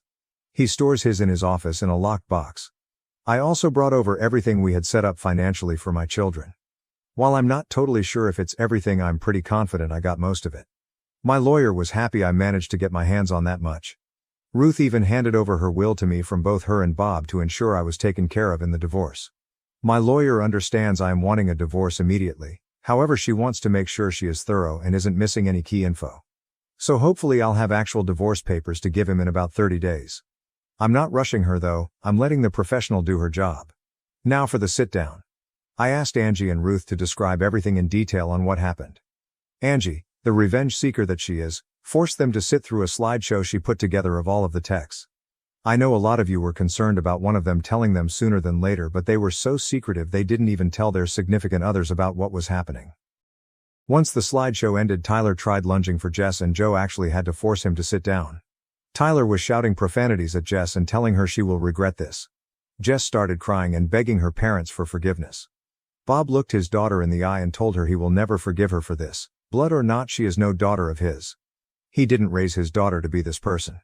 Jess was always a daddy's girl, so I think that cut her pretty deep. Jess is in the middle of a divorce herself and her parents were giving her money for her lawyer and they told her she is cut off from them both financially and physically. Tyler's dad was irate. According to Ruth, he looked like he was holding back on throttling him. From there Tyler went straight home. I know because we have a Ring doorbell camera along with a few cameras in the house for our kids to keep an eye on them when we aren't right next to them. Tyler came home and saw that most of mine and the kids' stuff was gone and he lost it. Started yelling and throwing things. The house is now trashed with a few holes in the walls for decoration. When he didn't find us there, he went to my dad's. While I did spend most of the day, he was at work packing and moving things into my dad's house. We were already at his cabin. Tyler took a baseball bat to my dad's door trying, and failing, to break it down. My dad's neighbor actually called the cops on him and he was arrested. His parents refused to bail him out. I had an appointment with my therapist today. I've had one for a year now since I was struggling with my dad, and it felt good to just cry it out and let everything out about how I was feeling. It was very helpful and she gave me a few tools to work through my emotions with this one. I felt very grounded and empowered leaving my session today. I'm also planning on setting up my children with a therapist when we get back from the cabin to figure out the best way to deal with telling them. I know people said I shouldn't, but I will be telling them, just in an age-appropriate way. I don't want there to be secrets and lies between us. I've always been as open and honest as I can with them, again in the most kid-appropriate way. Just because they're small humans, they're still humans and still deserve the truth. I had a handful of comments telling me I should stay and every man cheats. I should work things out because most of our marriage was good. I refuse to believe all men cheat. My parents were married for 20 years and after my mom passed my dad never moved on. I watched my dad love my mom for 12 of those years and cherish her. I will not accept anything less than that kind of love. He never cheated nor did she. While I'm not sure when I'll be ready to move on, falling in love is the absolute last thing on my mind at the moment. I refuse to let Tyler win and destroy love for me completely. I will move on from this. Jess started blowing up my phone demanding I fix this situation and immediately blaming me. My lawyer told me to not block texts just in case they spill out additional info I was missing. She was playing the poor me card very hard. The thing is though, I never influenced Angie and Bob to cut contact with their daughter, they made that choice on their own. She actually started blaming me for stealing the love of her life. I introduced them when Tyler and I started dating, so not sure where that came from, and that Tyler is only with me for the kids. Honestly, I knew she was just trying to hurt me at that point. I didn't give her the satisfaction of responding though. Between her and Tyler I have about 200 missed calls. Tyler went from begging and pleading me to forgive him. Like I said, I didn't have divorce papers to hand him, so he's stuck in this unknown gray area. I also asked Angie and Ruth to not say anything about the divorce to him yet. Purely just for my satisfaction, honestly. I know it's slightly petty, but keeping him in that gray area of not knowing is my small revenge to him. To threatening to call the cops on me for kidnapping, telling me Jess wasn't the only one, bingo, just what I was looking for, to telling me I'm a stuck-up bitch, to threatening me, to back to begging me for forgiveness. Honestly, it was just a whiplash reading those texts. I'd be lying if I said that those texts didn't hurt me and terrify me all at once, but I refuse to let them break me. As for both of them together, I don't think he's going to stay with her. I think he blames her for blowing up our marriage, honestly. Who knows though, they deserve each other. I was initially okay to do a 50-50th split with Tyler for custody, but after his reaction I don't feel comfortable with that, so I'll likely be going for full custody. Jake has about 30 days of leave he's saved up and he's going to be using them to help the kids and I get settled at my dad's house, and honestly to be there in case Tyler tries showing up going crazy again. He's been such a big help to the kids and I lately, and I'm forever in his debt for this. Last night after the kids went to bed he hooked up his Xbox and we played a game called Diablo 4 together to help me take my mind off of things. It was fun. However, he did sort of confess that he's always had feelings for me somewhere in the midst of things, but also told me to not say or do anything back. He understands a relationship or anything like that isn't on my mind and won't be for a while. He isn't wrong, but just that he's felt that way since we were teenagers and just wanted to get it off his chest. Thank you again. Seriously, your comments, your support, your messages, all of it has been one giant breath of fresh air. Just knowing I have a whole online community willing to go to bat for me has kept me treading water these last couple days. Your comments have popped in my head when I felt like just giving up on leaving him because it's so hard, and gave me so many great points and helpful advice. I know I deserve more and I can't accept his actions. And to the people who commented relating to my situation, my heart goes out to you all. This pain is awful and I hate that so many of you can relate, but your stories have resonated deep within me. You all keep commending me for my strength, and my personal favorite is telling me how proud of me you are. Every time I see those words I start to tear up. I'm blaming the pregnancy hormones, but your words have helped put me at ease so that way I could do what I knew I needed to do. So I'll leave this here for now. If anything of importance happens when I go back home I'll update further. Thank you all, and I hope you have a wonderful evening.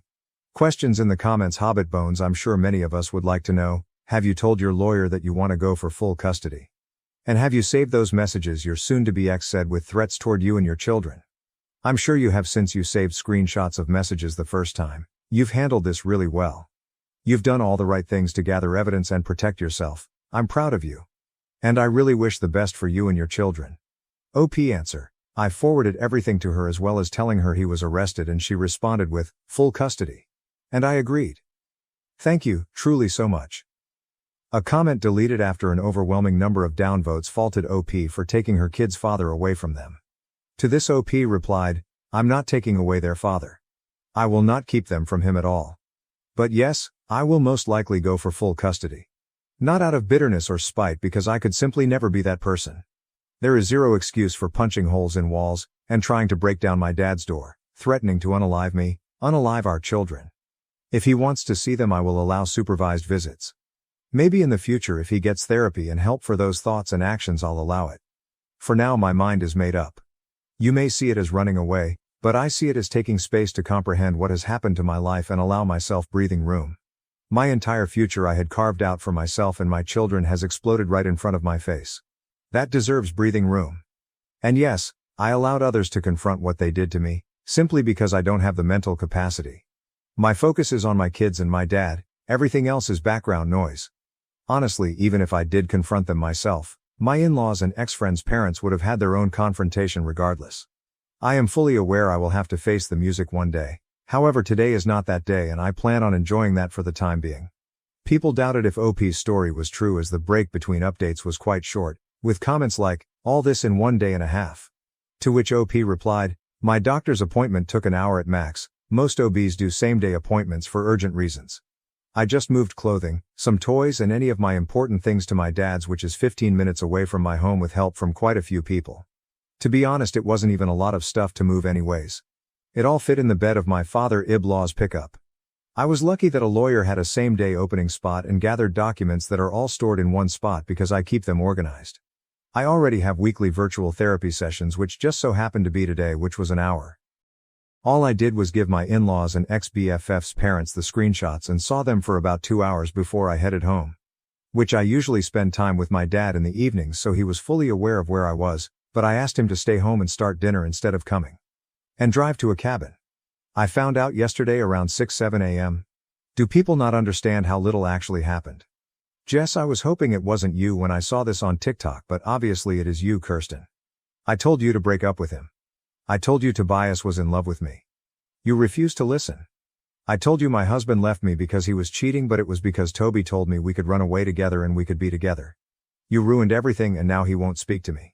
You need to clean your mess up instead of posting on socials being a pathetic POS. You're unbelievable. Did you think I wouldn't see this and find out? I hope you miscarry. Technical_pumpkin_65s, also somebody in OP's life, reply to Jess? Are you serious, Jade? Apparently Jess's real name. Coming here and playing the victim, you disgusting fake human being. Not only that, but you expose yourself by telling the real names. Now everyone will know it's you and your entourage. You are so jealous and have a huge obsession with Kirsten that you ruined your own life after all the mess you created. It's obvious Toby never loved you but just wanted to use you for his pleasure. There is nothing more easier to manipulate than a jealous freak who has an obsession with him. If he really wanted to run away with you, he would have done it a long time ago, but he lied to your face with the one big excuse ever, I stay for the kids. Ha ha ha, you are the clown. Well, **** here, not victim. That's why even your own parents cut you out from their lives too. You are such a shame as a woman, but also as a human being. You pretend to befriend and betray not only her but your family and your own husband. Can't wait to hear what will happen to you when more people will know around you. You will finally receive the treatment you deserve, especially after wishing her to lose her baby. Karma will do his job now.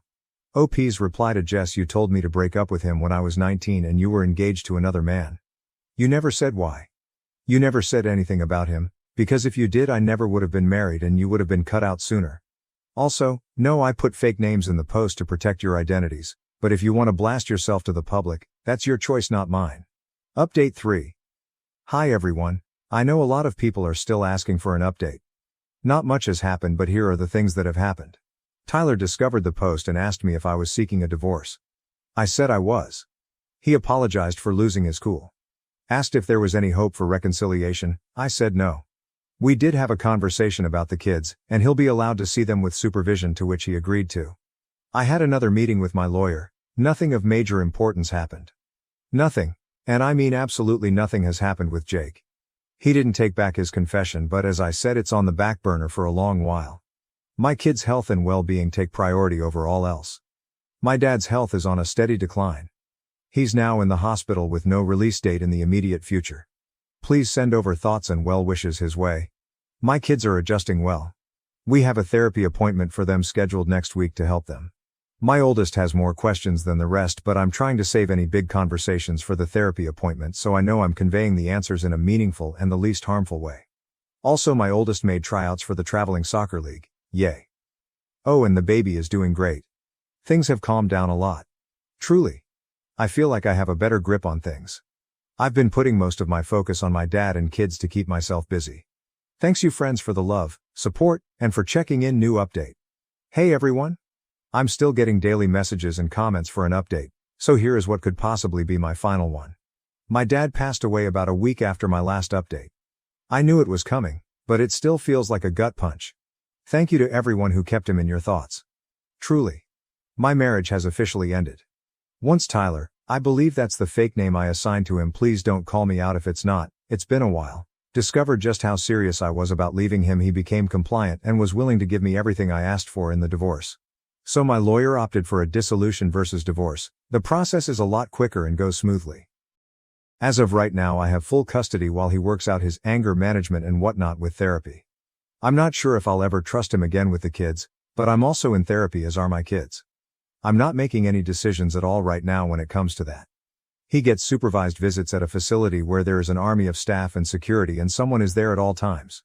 That's once a week, and he does get video calls twice a week. The kids are adjusting pretty well. There are days when I think it affects them more, but they've suffered some big losses, so it's to be expected. I did decide to give the baby my dad's first name though. It just felt right.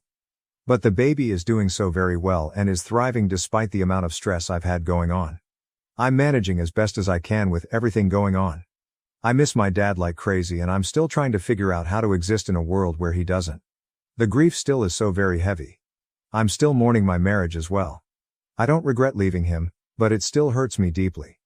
However, I'm picking up the pieces and making my life whole without him. My mother-in-law, well, ex-mill now I guess. I don't know, it still feels weird. And Angie helped me out so much. They've really allowed me to lean on them in these moments. Whether it be taking the kids for a little while or cooking dinner for us when I don't have the energy. I truly am so lucky to have them. And finally, to what you all have been waiting to hear about, Jake. Jake is now back in California. He tried extending his leave but the military said no. It was truly wonderful having him there and helping me. In the first few days after my dad's passing, he picked up so much slack for me that I will truly never be able to repay him for it. He is so patient and kind. That being said, nothing has happened between us. Though he did hold me while I broke down after the kids went to bed quite a few times. But that's the extent of it. No kissing or anything like that. He does call me and text me multiple times a day. Right now I just don't have any room in my life for romance. I have so much grief and the weight of being a single mom has been heavy. He hasn't pushed me on it either. He let me know that he meant every word he said and that he's willing to just be my friend until I decide I want more, if I ever decide I want more with him. I wish I could be the girl that jumps in with both feet, but the betrayal from my ex is still fresh and I'm worried I would burn anything out before it started. So I asked for friends and time to process everything else in my life before I even consider processing a new relationship. He happily agreed. Oh, and Tyler and Jess are not a couple. Most of you were right, he left her high and dry. Though I don't wish misery on anyone, I'd be lying if I didn't say I get the smallest amount of satisfaction that her life went up in smoke. She's been blacklisted from her family. And I know a lot of you said it's weird that her parents did that, but if you guys knew just how deep my bond went with that family, it wouldn't seem weird at all. Angie is like my surrogate mom. She gave me the safe sex talk, the period talk. She listened to me cry about the boys who broke my heart. She held my hand while I delivered my kids. When she talks about me, she calls me her daughter. She knew my mom for practically her whole life. She held my mom's hand when she delivered me, and if anything had happened to both of my parents, she's who I would have gone to live with. My parents had that in their will. So with all of that being said, please just be kind to me in the comments. I put this off for a few days because of how hostile some people were, and the prospect of being called a liar doesn't sound too appealing at the moment. Again, I can't thank you for the amount of light and love I've received from you. I promise I read every comment and message, I just haven't had the capacity to respond. You have really helped brighten my days with all of your words of encouragement. I appreciate you all. I am so lucky to have an army of internet friends, you guys are the best. My delusional stepdad ruins my $900 prom dress out of spite. Now we're taking him to court for the damage, and the drama unfolds. My delusional stepdad deliberately destroyed my $900 prom dress because I refused to give his golden child son money for his prom outfit. He got what was coming to him. I've never posted here before, but I really need advice because I'm so upset and have no idea what to do. I'm only 17 and not sure if there's any legal action I can take. For some context, I live with my biological mom and her husband since my parents separated and were never married. I originally lived with my dad from the age of 2. He won custody in the custody battle, but he later lost custody after a severe work accident left him paralyzed, making it impossible for him to take care of me. I still see him every weekend and spend the entire summer with him. When I was 10, I moved in with my mom, her husband, and their 2 sons, one stepbrother and one half-brother. Ever since then, my stepdad has made it clear, both directly and indirectly, that I've disrupted their lives by re-entering my mother's life because I'm just another person they have to take care of. I've been working since 10th grade and have been saving up for my senior year in college since last year with the money from my job. My mom and her husband made it clear that my mom would only help with the basics like my graduation cap and gown, senior dues, and senior class photo. Everything else, like prom, I'd have to pay for myself. I earn about $400 every 2 weeks from my job, which I've been saving entirely, and I make extra money by doing nails, around $100 a week plus tips, which I use for spending money. Since it's my senior year and the last year of high school, I wanted to go all out for prom, so I set an $800 budget for my prom dress. My prom is in April, and I wanted to get my dress early since the really cute ones sell out fast. So, I went prom dress shopping in December and found a gorgeous dress that cost $890. It's dark green with a long train, rhinestones embedded into it, and glitter throughout the fabric. When I first showed my mom and stepdad the dress, they asked how much it was. My mom said she wouldn't pay for a dress that expensive, but I told them it was fine because I had more than enough money saved up to buy it and would still have plenty left, $23,000 to be exact, though only my mom knows that. My mom said I could get the dress and that it was very pretty. However, my stepdad said it was irresponsible and a waste of money, and that I should use it for better things like helping out the family and paying some bills, suggesting I get a cheaper dress for no more than $300. Mind you, both his sons own PS5s and multiple pairs of $200 plus shoes. Long story short, my mom disagreed with him, and I ended up getting the dress. She even contributed $150 toward it. However, ever since then, my stepdad constantly brings up that I should help pay for things around the house since I have so much money to throw away. But my mom always shuts him down, saying that I work hard for my money and that I already help out by paying for Netflix, Amazon Prime, and Hulu bills, while my 18-year-old stepbrother doesn't pay for anything. Last Saturday, we had a huge argument because my stepdad suggested that I should help my stepbrother pay for his prom, to which I firmly said, no. He later called me selfish and said it wasn't fair that I get an expensive outfit while his son doesn't. I guess I responded with some snark, saying, that's not my child or my problem. He then tried to complain to my mom, who sided with me, saying that if anything, he should pay for his own son's prom. Well, today, I woke up from a nap and noticed my prom dress was missing from my closet. It was right at the front, so I immediately noticed it was gone. I asked my stepdad if he'd seen it since my mom was at work, and he told me with a condescending smile that he was washing it. I immediately ran downstairs and saw my dress being washed on the heavy-duty cycle. I canceled it right away, but the damage was done. Most of the rhinestones had fallen off, the glitter had washed out, and the entire dress was mangled. I took one look at it, then threw it in a trash bag and left for my friend's house, taking the dress with me. I texted my mom and sent her pictures, but I'm currently at my friend's house, lying on her bed. Her parents hung the dress outside to air dry so that my stepdad can't blame them if it was dried in the dryer. I know he did this to spite me because he never washes clothes, cooks, or does anything around the house since he considers himself the man of the house, so there was no reason for him to be washing my dress, even if it needed washing. Is there anything I can do? I realize neither of them can replace it, considering their difficult financial situation. I'll keep you all posted when mom gets home. So far my stepdad has called twice, but I haven't picked up, and my mom's at work and unable to take calls. Edit. I'm not sure how to add updates, so I'll just include an edit. My mom and I just spoke on the phone, and she's furious and on her way home. My friend, her dad, and I are heading to my house now, and my mom said she was going to call the cops as soon as she finished talking to me, so they might be there by the time I arrive. We've taken pictures, and my uncle, who is my mom's brother, will be over by 8 because I contacted him while he was at work. I've been considering your suggestions about withdrawing my money from my account, and I discussed it with my dad, who told me I could stay with him. Edit/update 2. When I got home my friend stayed in the car while her dad walked me in and my stepdad was already gone. However, the police were at the house. As of now, the police said they couldn't really arrest him because it's not like he technically stole anything. It's hard to explain, but basically, they said that because he washed the dress and didn't keep it, it's not considered theft. They suggested I could get a confession and have him pay or take him to small claims court. Also, the dress is non-refundable if damaged, so I can't return it or anything. While explaining everything to my mom, I got flustered and started crying. And she hugged me as I cried and told me that he's going to pay for this. This financial issue has been an ongoing argument, and I think he just pushed her too far this time because she's really angry. I also talked to my uncle, and he's off work and on his way over. Apparently, my uncle and stepdad have a rocky history since my stepdad has mouthed off to him in the past. When I explained what happened, my uncle reassured me that everything would be okay, and if needed, he would buy back the dress before it sells out, so I'll still have it for prom. He does expect my stepdad to pay me back one way or another, so it looks like I'll probably end up with my dress for free. Maybe that's a small victory. I'll likely update more later tonight, but things seem to be heading in the right direction. Edit. To clear up any confusion, I pay for the streaming service bills because I really want to watch the shows on those platforms, and my mom works hard but doesn't earn enough to afford those services on top of everything else. So I offered to pay for them so we could have them. She's not the kind of mother who would pick her husband over me, and she always defends me. My stepdad has never pulled a stunt like this before. He just tries to convince her to control my money and savings, but she's never touched my savings.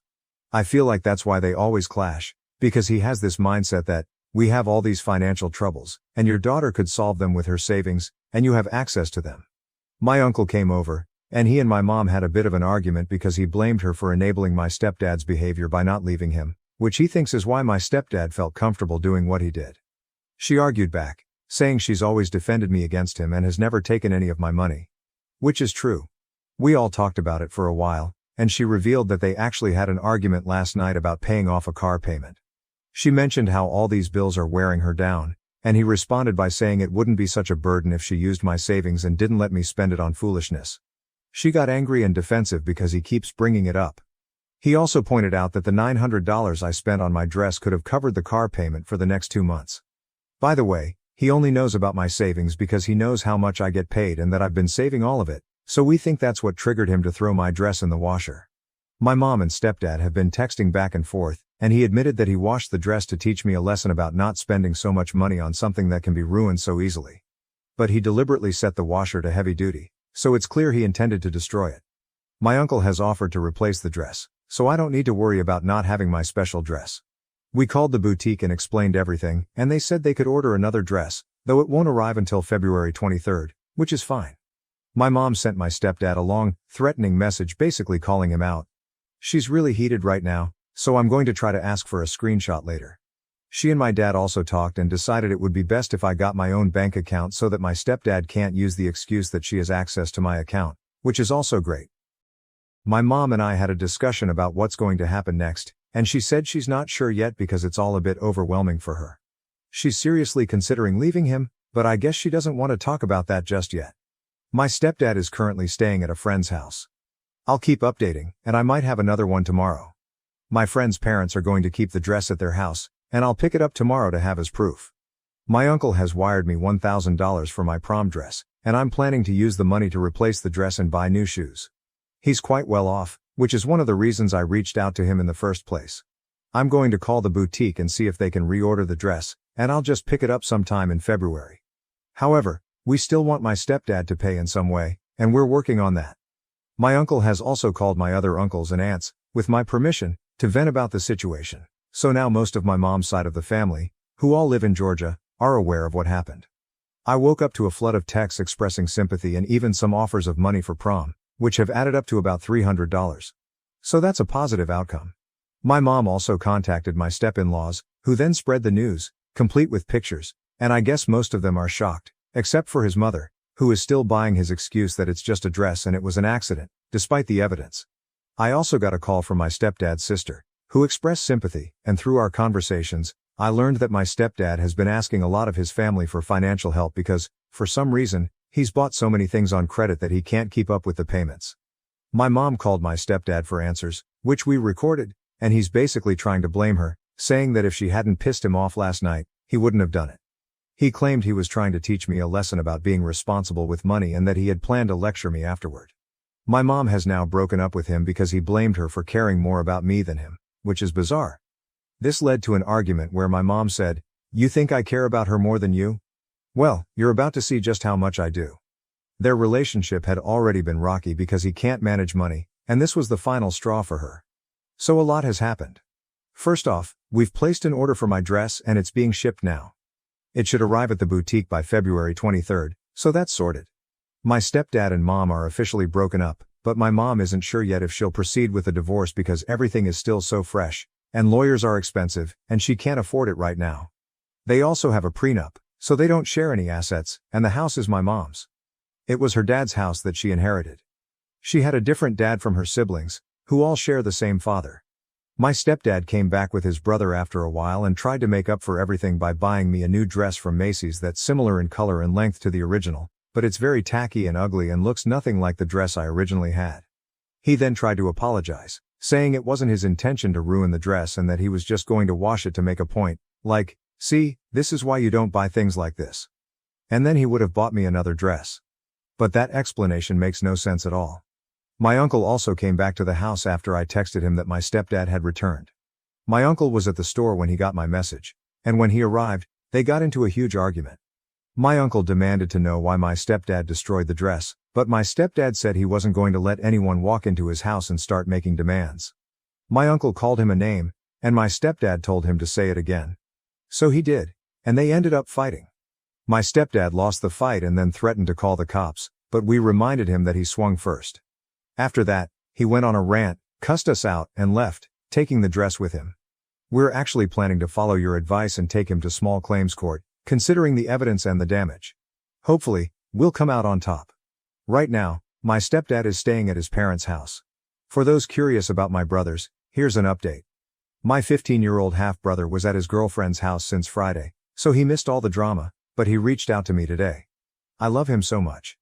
My 18-year-old stepbrother, on the other hand, has basically taken his dad's side, so there's not much more to say about that. Also, for those who suggested changing the streaming passwords, I've done that, and my mom and I are going to set up a new bank account for me later today. Thanks so much for all the support. I'll keep you updated as we make plans and hopefully get a favorable verdict. Now to the next story, Story 2. My wife overreacts to our daughter's minor injuries, causing strain in our parenting and increasing tension within the family. My 28F wife, 26F Sophia takes every scratch our daughters, 7 and 5, get extremely seriously. Every bruise, every scraped knee, every cut is an emergency to her. And because they're emergencies to her, they become emergencies to the girls. Not only does this mean it's hard to tell when an injury is actually dangerous, did she twist her ankle, or break it? Is her arm bruised, or fractured? But the kids are responding badly to any hurt they feel now. At the mere sight of blood, the 7 starts wailing like she's been stabbed. Even worse, her sister has started intentionally banging her arm into things or falling on concrete if she thinks she's not getting enough attention. Last week my wife took the oldest one to urgent care because she got a canker sore and Sophia was convinced it was something more sinister. While she was gone, I had the younger one, who was upset that Sophia had spent so long on her sister and had now taken her to the doctor to get special attention. So she threw herself on the tile floor in front of me and started screaming and holding the wrist she hadn't actually twisted. I'm so tired of all of this, I just let her scream. When I didn't give her the attention she wanted, her screaming in pain turned into sobbing because I wasn't cuddling her and kissing her better and promising her cookies and a late bedtime. I told her I'd be in the den with the cats when she felt like joining us. I felt like a bitch for letting her cry herself out, but she's never going to learn to walk off scooter falls or getting hit with dodgeballs at this rate, and she can't be rewarded for this kind of behavior. It's just not healthy. Eventually she ran out of tears and came to sit with us and I let her have a watered-down soda. Well, when Sophia got back with the older kid, who now had the same numbing gel we already had in the cabinet and $200 urgent care bill, our younger daughter told her what happened and now she's furious at me for ignoring something that could have been serious. I told her she's the one making mountains out of molehills and feeding into the actual dangerous behavior. We've been fighting about it all week and the kids have only been acting up more as a result. I'm so tired of this. Maybe my appendix will burst and I can spend a few nights in the hospital away from this insanity. Relevant comments. OP on if her wife had PPD when she got pregnant and gave birth. Did her wife have any medical trauma? OP. No and no. Both of them were adopted, and to the best of my knowledge she's never had negative doctor experiences. If she had, it wouldn't make sense to keep dragging the girls in for scratch knees. She's absolutely setting them up for failure, she just refuses to see that. If someone here can convince her to see a therapist, or an ounce of reason related to this specific situation, then they're miracle workers. She's great in almost every other aspect, I love her, but the constant coddling and panicking is getting ridiculous. Did OP and her wife have infertility problems? OP, no, as far as I know both of us were perfectly healthy reproductively speaking. All pregnancy is dangerous and IVFs usually result in multiples, increasing the risks or forcing termination of it doesn't take right. And they're ridiculously expensive. A lot of places aren't exactly trustworthy when it comes to ensuring the health of sperm donors, etc. There wasn't a chance in hell I was ever carrying children, so that was out. She never fought to carry them. When we decided we wanted kids and we were in a place that it was feasible, we looking for agencies and found our girls. OP on the relationship her wife has with their daughters, and if she's overprotective OP, we've had long talks that always dissolve into arguments over the subject before. As I understand it, she really sees nothing wrong with what she's doing. She wants to make the girls feel like they'll be seen and taken care of, but she's going too far. She does spend time with them regularly. She has an office job and has them alone from 6 p.m. onwards on days when I work, Thursday, Friday, Saturday. And she doesn't work on weekends at all. But yes, the younger one has definitely learned that making it look like she's hurt herself, or actually hurting herself, however minor, is a surefire way of getting Madre's attention. Not sure I helped last week. I don't want her thinking mama doesn't care, but I just could not bring myself to reward her pretending to be hurt. That's an interesting idea. It might help the girls, although I don't see it changing Sophia's behavior much. Update. Wow, my first post got more popular than I was expecting. Not a full update, but a few people were curious, so I thought I'd throw this out there with some of this week's developments and some clarifications. This sub only allows 2 updates, so the next one, if I end up publishing it, probably won't be anytime soon. TLDR, my 28F wife, 26F, has been making our daughter's injuries worse by treating all of them like an emergency. This has led to the older one, 7, to genuinely believe that every injury could be fatal, and the younger one, 5, to realize that if she's hurt she gets special things like cookies, candy, extended bedtimes, movies, etc. And is the main source of conflict in our marriage. Clarifications. 1.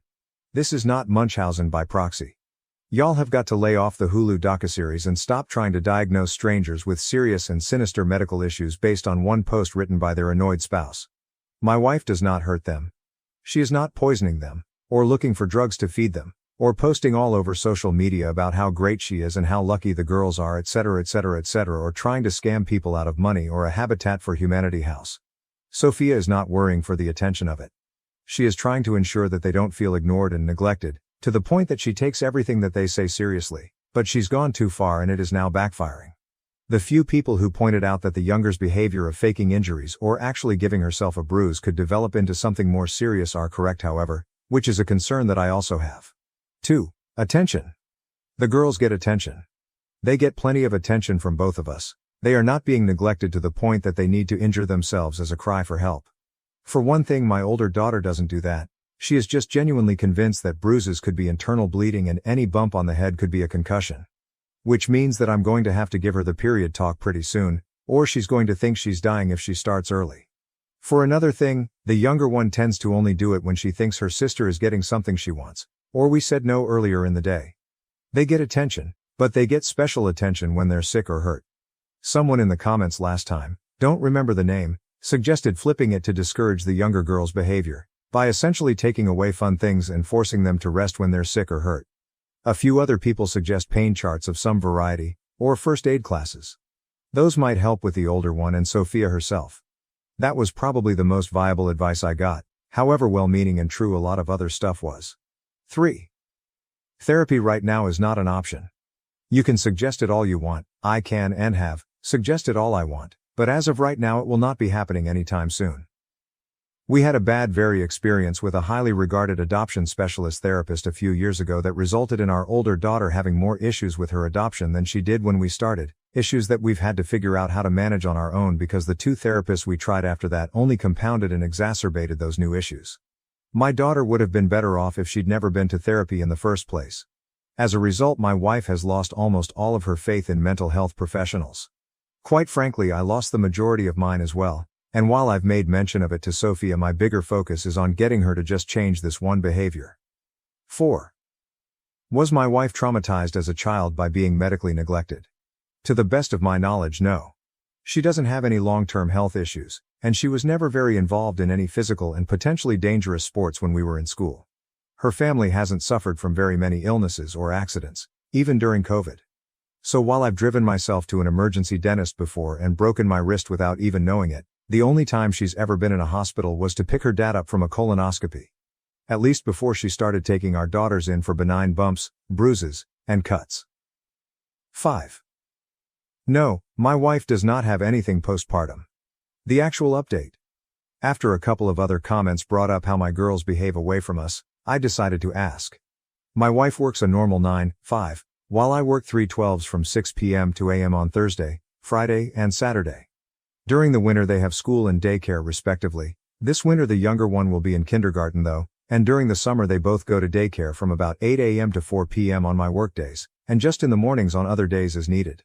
I do drop-offs and pickups. When I picked them up on Monday I decided to ask one of the caretakers how the girls had been behaving. She told me they were fine. They bickered sometimes, but there was nothing unusual going on. I asked what happens when they get hurt or feel sick during the day, how they handle it, etc. I didn't tell them about my wife. I didn't want to be telling tales out of, or at, school. I think she might have thought I was looking for help, which I was technically, because she told me that as soon as a kid falls down, or takes a ball to the face or anything else they start the whole interaction by telling them you're okay, and assessing the damage calmly as they approach. Even if the kid is bleeding they don't react.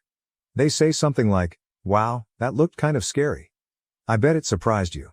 Let's see your arm/leg/whatever." She basically wrote me a script. I asked her how my girls reacted to it, and she told me that the older one was a little more sensitive than her peers, she cried easily, and they had to be extra firm with the "you're okays" with her. The younger one she saw a little less, she's in a different age bracket, she only just turned 5, so she's still technically in the pre-K group.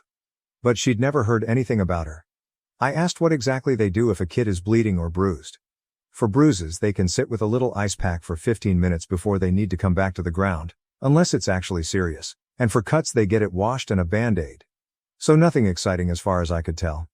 The fact that we haven't been called into the school to pick up our totally terribly injured 5-year-old before tells me that she knows she won't get Madre's special treatment at the school, and since I will be the one picking her up if they think she's too sick or something there's really no point in kicking up too much of a fuss unless she just wants to hold something cold for a few minutes. Neither of the girls have been hurt or sick this week. We stopped arguing, because I frankly do not have the energy to do so constantly. I'll look into the pain chart and first aid classes and bring up boring damage mitigation soon, once we've both had time to calm down. Additional information from OP, I'm going to put this here, since apparently it needs to be said. I am aware that saying it's okay or you're okay the way the daycare workers do is a good idea. This is what I have been trying to implement for a long time. Even if a child is genuinely hurt, adults need to remain calm to keep the child calm. If an adult is upset, then the already upset kid will become more upset, and if that kid isn't upset then they will be when they see their parents freaking out. I am not looking for excitement. I genuinely have no idea how you read my post and got that impression. None. If I'm playing checkers, you've started a game of chess. I am trying to end the excitement. When I said nothing exciting in my post it was not because I don't want to implement something boring, it's because I do. I very much want my kids being hurt to stop being exciting or rewarding. That is the entire point of everything here. Of a week of arguing, of every other argument before this one. There was no one working up my older daughter. The younger one wasn't getting rewarded, if anything being hurt at daycare got her essentially a timeout with an ice pack, or rubbing alcohol and a pat on the back. That is a good thing, that is what I want. OP on communicating with her wife about their daughters on how to react if they got hurt. OP, I've talked with her a lot about it. It used to start when she was already working up because one of the girls was hurt or something, and I'd try to calm her down and help the girls calm down. She'd be so keyed up that it would turn into a fight fast. So after a while I stopped trying to interfere at the time, because us arguing while one girl and inevitably the other cried wasn't exactly helpful. After that I started waiting until after all of the excitement of the emergency had passed by to bring it up. Especially when the younger girl started intentionally falling or bumping into things. I'd try to tell her that making a huge deal out of every scrape was just making things worse and the girls needed to figure out how to self-regulate and tell if they were actually hurt or not. She would accuse me of being callous and tell me she wasn't going to make our daughters feel helpless, hurt and abandoned. And no matter how hard either of us tried is dissolved into another argument. My fiancé's best friend ruined my life. How we stood up for each other and cut off the toxic relationship. My fiancé has the biggest heart, would literally give you the shirt, pants and hat off his body if you asked for it. He's a recovering people pleaser, and I get it because I also used to be a people pleaser. We've been together for 5+ years. A few months ago, I started picking up on his best friend making some not so nice comments towards me. I'm trying to be vague, but let's just say this friend is the type to read who in the room would be most affected by being picked on, and then he picks and picks and picks on them until they can't take it anymore. Nobody ever really holds him accountable for this, and unfortunately I have somehow become his favorite target. I tried to put up with these comments, but it started getting really elaborate. The friend would make up lies about me saying things I never said. He once called me in front of all our friends, my fiancé included, just to yell "you're a bad friend" into the phone and then hang up. There's so much to it that I can't share because I'm trying to be somewhat anonymous. It started having an effect on me and my mental health, and I ended up having a full breakdown where I told my fiancé how much this was all starting to hurt me. The first time I broke down over this, he said he would talk to his friend about teasing/messing with me less. He then told me his friend was sorry and that he'd be keeping an ear out for any other comments and he'd jump to my defense if it happened again. A few weeks later I had a second breakdown over all this. The situation itself is hitting a very specific childhood trauma trigger for me, and he admitted that his friend didn't actually apologize. He actually said he was sorry I was too sensitive to understand his humor. At that point I told my fiancé my friendship with this person is over and I want zero contact from here on out, even if it means I have to miss out on events and parties that I'd otherwise love to go to. He agreed with me that all of this is being done with the intention to get a rise out of me, and that even if we tried to get through to this friend he's so diabolical that we could never fully trust him to not treat me at least a little bit shitty. My fiancé kept asking if this meant he had to quit the project they're working on. I told him I would never tell him he had to because I know how much it means to him, but in all honesty, the fact that this person is treating me so poorly that I'm having physical stress reactions isn't enough for him to want to cut this person off does hurt a lot. The fact that it isn't a deal breaker for him is probably always going to sting a little. He's not confrontational at all and I always knew that, but it's not about confrontation. It's about standing in my corner. And I can't spend the rest of my life with someone who isn't in my corner. This friend is getting married to my best friend in a few months and we're both supposed to be in the wedding, but I really have no clue how. I get a literal knot in my stomach anytime his name is even mentioned now. I have seen this friend one time since all of this came to a head and he was so over the top nice to me that it came off as cocky. I had the second breakdown a few days afterwards because I realized I'm possibly going to spend the rest of my life on edge and on guard anytime this person is even somewhat in my vicinity, even if they aren't actively fucking with me. I don't know how to come to terms with the fact that my fiancé was willing to lie to me on his shitty friend's behalf, but he's not willing to stand in my corner against him. I think it'll always hurt. This guy was supposed to be the best man in our wedding, and as a result we haven't been talking much about wedding plans. I think if he's still planning on this friend being in our wedding I may have to call it off for my own sanity, and that sucks so bad. This is fucking eating me alive. I love my fiancé so much. I love his big heart and the way he loves all of it. But he loves some truly wretched people and I don't know if he'll enforce any boundaries with those people before the lack of boundaries becomes too much for me to handle. I'm just hurt. And hurting. And I just want whatever outcome to play out so I can stop feeling so guilty and awful all the time. Relevant comments. Has OP's fiancé defended her in any way?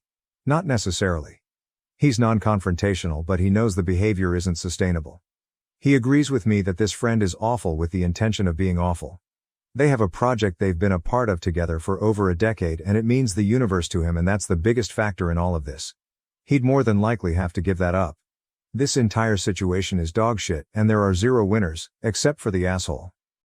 What does her best friend say about this behavior? I have my own feelings towards what she's going through. I think she's being love-bombed and gaslit, and I've seen some proof of it with my own eyes. She was there for the bad friend comment and kind of defended him. I know she's so love-struck that she's probably going to choose him and it kills me but I'm trying really hard to step back in a way that doesn't totally burn my bridge with her in the end. When he gets that ring on her finger I have a feeling he will be a different man to her and she'll need support. I'll be there when she needs me. When told she should walk away. Don't think I'm ready to make my peace with this comment quite yet, but I hear it and I'm trying. Right before I met my fiancé I had just cut out a vast majority of people, including one of my closest friends and a blood relative, for making me feel the same shitty small way my fiancé's friend makes me feel. It's so much harder to burn those rotten bridges when they're not yours to burn. That's a lot easier to say when you have no stakes in this, my guy. I'm in love with my partner, and I know that this is eating him up just as much as it is me. Trust me when I say he holds himself accountable for his role in this and we've had many in-depth conversations about how his friend will forever be this way so long as everybody in his life enables him to be. It's hard to cut someone off even when they deserve it. I'm trying to show my fiancé as much grace as I can because I know how hard it is to give up on someone you always hoped would grow out of their awful behavior. Asked if there's any unresolved conflicts. No, my friend and I haven't ever really had any conflict. Me and her were hanging at my place while our partners got ready to head to hers, and they ding-dong ditched us twice. I heard the door a third time and ignored it because I assumed it was them again, and then the asshole called me, speakerphone from my friend's phone, and told me it was a mutual friend that lived in the building and was looking for them for support. I tried to jokingly call them out for ding-dong ditching, but that was when he yelled, "You're a bad friend," into the phone and hung up.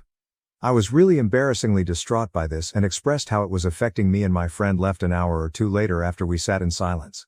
I found out later from my fiancé that all our mutual friends, including him, were in the car and heard that conversation. And everyone felt tense, but nobody said anything to him. It wasn't a joke and wasn't taken as a joke by anyone involved, not just me. After the friend who was knocking on the door went to find them, the asshole called me just to make me feel bad for not opening the door. I could hear the friend that knocked saying, "Hey man, not a big deal, it's fine," real quiet in the background, but no one else spoke up. Trust me, I know these examples seem like they shouldn't be getting to me, but this guy is poking every spot he can on me until he finds one that gives him a reaction, and then he digs and digs. It's hard not to be triggered when his literal intention is so trigger me. I know this isn't going to go on much longer. Update. Never thought I'd actually update this account out of sheer fucking embarrassment, but I wanted to share this for those who encouraged me to put myself first.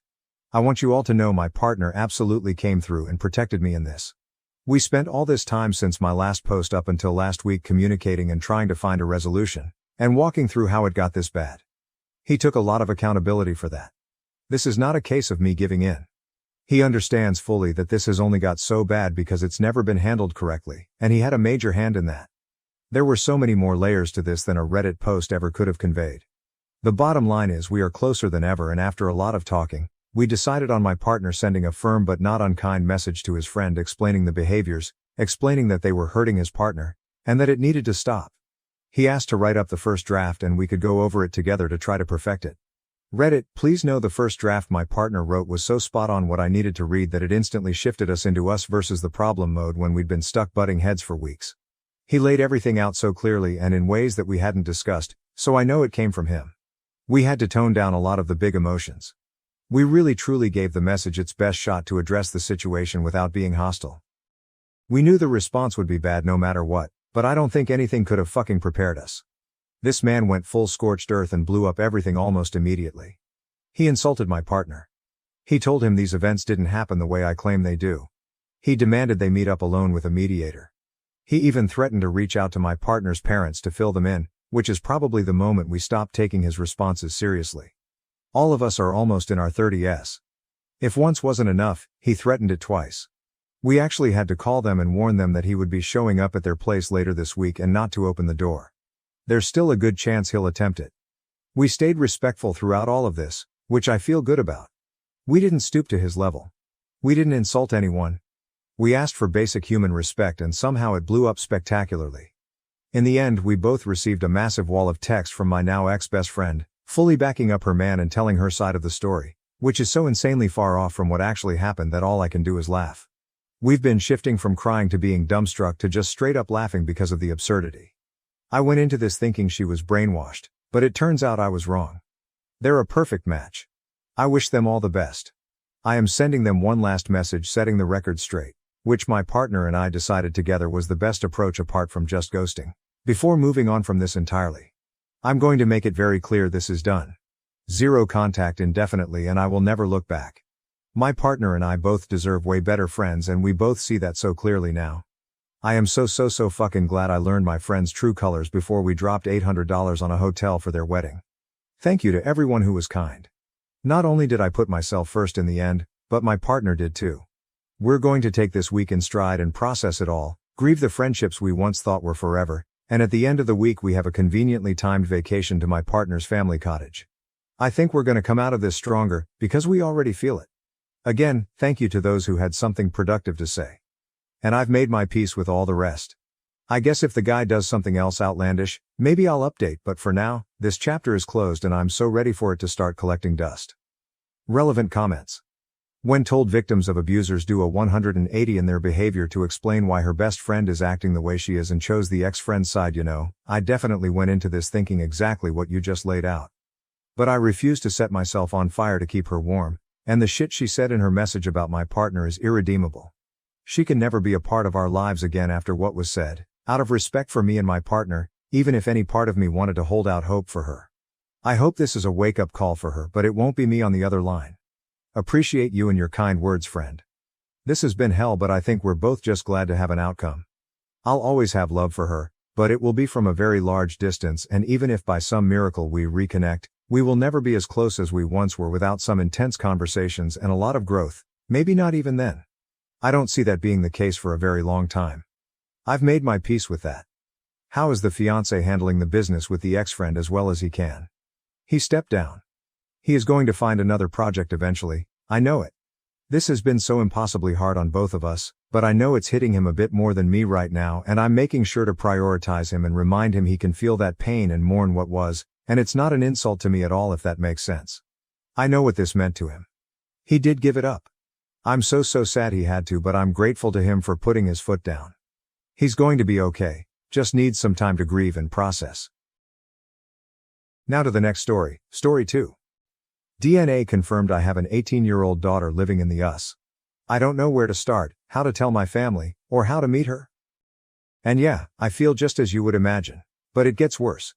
She lives in the US, I'm in Europe. I don't know how to do this and really need advice. So what happened is that months ago I got a call from a US number. Didn't answer since I don't know anyone there. Then again the same day, so I answered ready to yell at some scammer. A girl on the other side introduces herself and just says that she thinks I might be her father. That was the first thing she said. Hi, my name is Jane and I think you might be my father. Fake name. Obviously I told her I don't have any children and that she has the wrong number. But then she drops a name I haven't heard in, you guessed it, 18 years. Back around that time I was in the US for a year on a job exchange with our sister company. Met a woman there and we hooked up for maybe a few months. I remember buying condoms after meeting her, but I can't remember if we used them every time. Anyway, I gave her my non-US number but never heard from her again.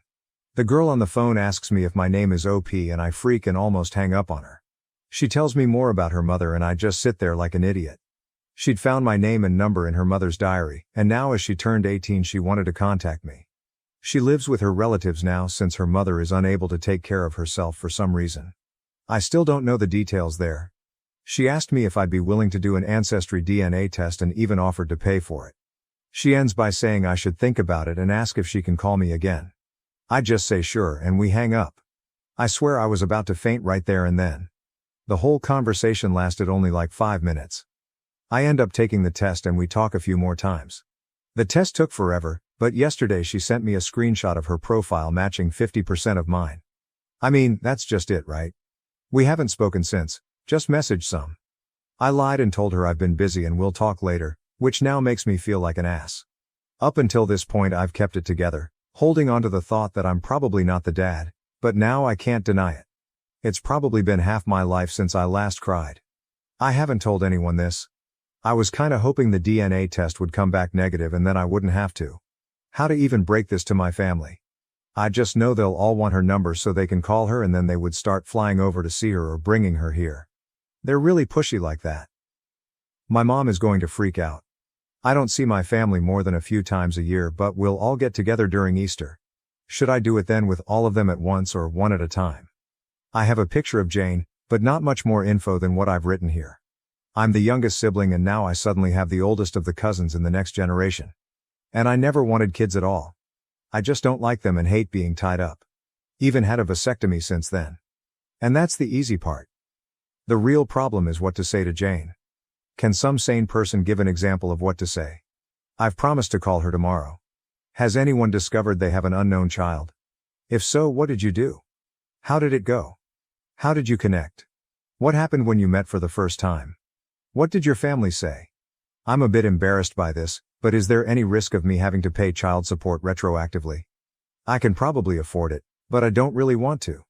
TLDR, got contacted by a young girl claiming to be my daughter, DNA later confirmed. Need help on how to proceed and what to say to her and my family. Edit. I apologize for the abomination of the text above. I blame the alcohol. Some seem to have the impression that I and/or my family are wealthy. This is not so. I wrote in a comment that knowing my family, they would probably rent a private jet and fly her here. That was a joke commenting on what they would want to do, not what they would do. No, I'm not wealthy either. In the post I wrote, I can probably afford it but I don't really want to. And I meant that I'd hate to suddenly have something like 10% of my savings left overnight, just guessing here, no idea what the actual sum would have been. I'm sure anyone here would consider that factor. Anyway, someone said the limit is 3 years back. I didn't know that. I can be an asshole sometimes, but I'm not some monster. The money question was a question, not the question. Yes, I have had my number for a long time. Never had a reason to change it. We had our first video call today, and it was a long conversation. I had a list of things to bring up, mostly from suggestions here, so I'm ever thankful for that. Most of it was quite personal for both of us, so I won't write it here. But it boils down to that we both want to continue to stay in touch and get to know each other. We also want to meet at some point, even if we don't know when yet. Her family knows of me and they will join a call in the future so I can speak to them as well. I will hold off on telling my family for a while, but I will probably tell them one at a time. Update. Hello all. A while back I made a post asking for advice. Back then I had just had it confirmed by DNA that I had a daughter I never knew about. I called her Jane in the other post, so I will be here too. Jane is the result of me hooking up with a woman while I was in the US working. It was really interesting to read about others' experiences in the comments and DMs. It's crazy what DNA tests have done in recent times. Some wrote that Jane is probably just a kid looking for her roots, and you were absolutely right. I've been getting a steady stream of DMs since my last post. Most have been nice, just asking for an update. Then there were the absolute nutcases who can't read and told me to drown myself. Hi to you too. Jane and I continued to talk after my last post. Mostly about her life, her mother, the family trees, etc. I never thought I would connect with her like I did. She's a very intelligent and mature young woman. My family knows now, and it went better than expected. Mom and sister still went a bit apeshit, but Dad knocked them out with a large club he always carries with him. To the nutcases, no, that last bit didn't actually happen. Funny thing, my brother-in-law actually distracted Mom by reminding her that she has made sweaters for all the other grandkids, but now she's way behind on one. All of them understandably wanted to call her, but my daughter, yes, it's pretty cool to be able to say that. And I had already planned to have that call the following day. And it went really well. We made introductions, explained everything that had happened, and that we planned for me to meet her by myself before anything. And guess what? We did meet. I flew over for a 10-day stay since I'm on leave and she's working during the summer. That way we could hang out in the evenings and weekends and I could go full tourist during the day. It was surreal from the start. I landed at the very same airport I left from almost 2 decades ago, and she was there to meet me together with her aunt.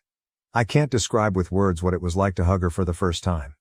I'd seen her many times in video calls, but she was just so beautiful I started crying. I met so many people in the first couple of days I can't remember the names of half of them. I gave her the sweater from my mother, a hand-drawn family tree from my niece, and a gift I made myself, but I won't tell what that one was equal sign. While I, still, don't agree with the Georgia weather, I had a blast during the days just walking around town. I went to Jane's workplace almost every day and pretended to be a regular customer. We had lunch and dinners either alone, or with the rest of her mother's side of the family. All of them were so nice and welcoming to me. I visited their house every day, but chose to stay at a hotel since I didn't want to be a bother or impose myself too hard on Jane's life. Obviously Jane and I talked a lot. About anything and everything, but mostly about her upbringing and her mother. I mentioned in the previous post that her mother wasn't able to care for Jane. I didn't press that subject much at first, but it was unavoidable after a while. I won't get into all the details, but her mother is sick and has lost some cognitive functions. She recognizes Jane and some family members well enough, others not so much. We went to visit the facility where she lives and Jane introduced me by name, and not as her father. She sadly didn't recognize me, so I stayed in the background for the remainder of our stay. Seeing a woman not much older than myself in such a state was a somber experience. So yeah, that was me rambling a bit about what happened after my last post. There was obviously a lot more, but most of it is deeply personal and emotional and I won't go through it here. I'm back home and we are keeping communications open. I'm definitely gonna fly Jane over here at some point when life allows it, but other than that, we have no specific plans for the future. My mother moved away with her fiancé, and left me feeling abandoned. She was a terrible mother. I tried posting this elsewhere, but I think it got caught in a spam filter and the mods haven't responded.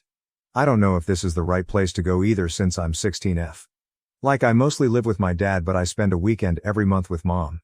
They divorced 3 years ago. Mom moved in with my cousin and it was cool cause I went there all the time. Like a year and a half ago mom made me go there, introduced me to this girl and came out to me and said they were dating. She and her fiancé are engaged now. She also said they were moving to Victoria in a week. So yeah, after a week she was gone. From where I am to her it's a drive, a ferry ride and then another drive. It takes a while to see her, that's why I can only go once a month. Since she left everything's been so sucky between us. Now it's like a good morning message and FT good night for 5 minutes. And everything else that changed with her just dipping like that sucks too. I don't even like visiting her, cause it's like I don't belong with her and her fiancé, but I went cause I thought that she wanted to see me and I miss her a lot every day. This weekend I was in Victoria and she was FT my cousin while I studied and they got to wedding talk. She said stuff like how her life is 100x better since she left, how she's finally got real happiness in her fiancé. Her fiancé is her world now and can't wait to fully move on from her old life. It just made me so freaking angry, like her life is so much better with me barely in it. And move on from that old life? I'm from that old life. I guess she noticed I was pissed cause at night she tried to talk to me. I said I didn't want to talk but she's like she deserves to know when something's wrong with her girl since I always seem so depressed whenever I come over and that just made me snap and I lost it and started shouting at her.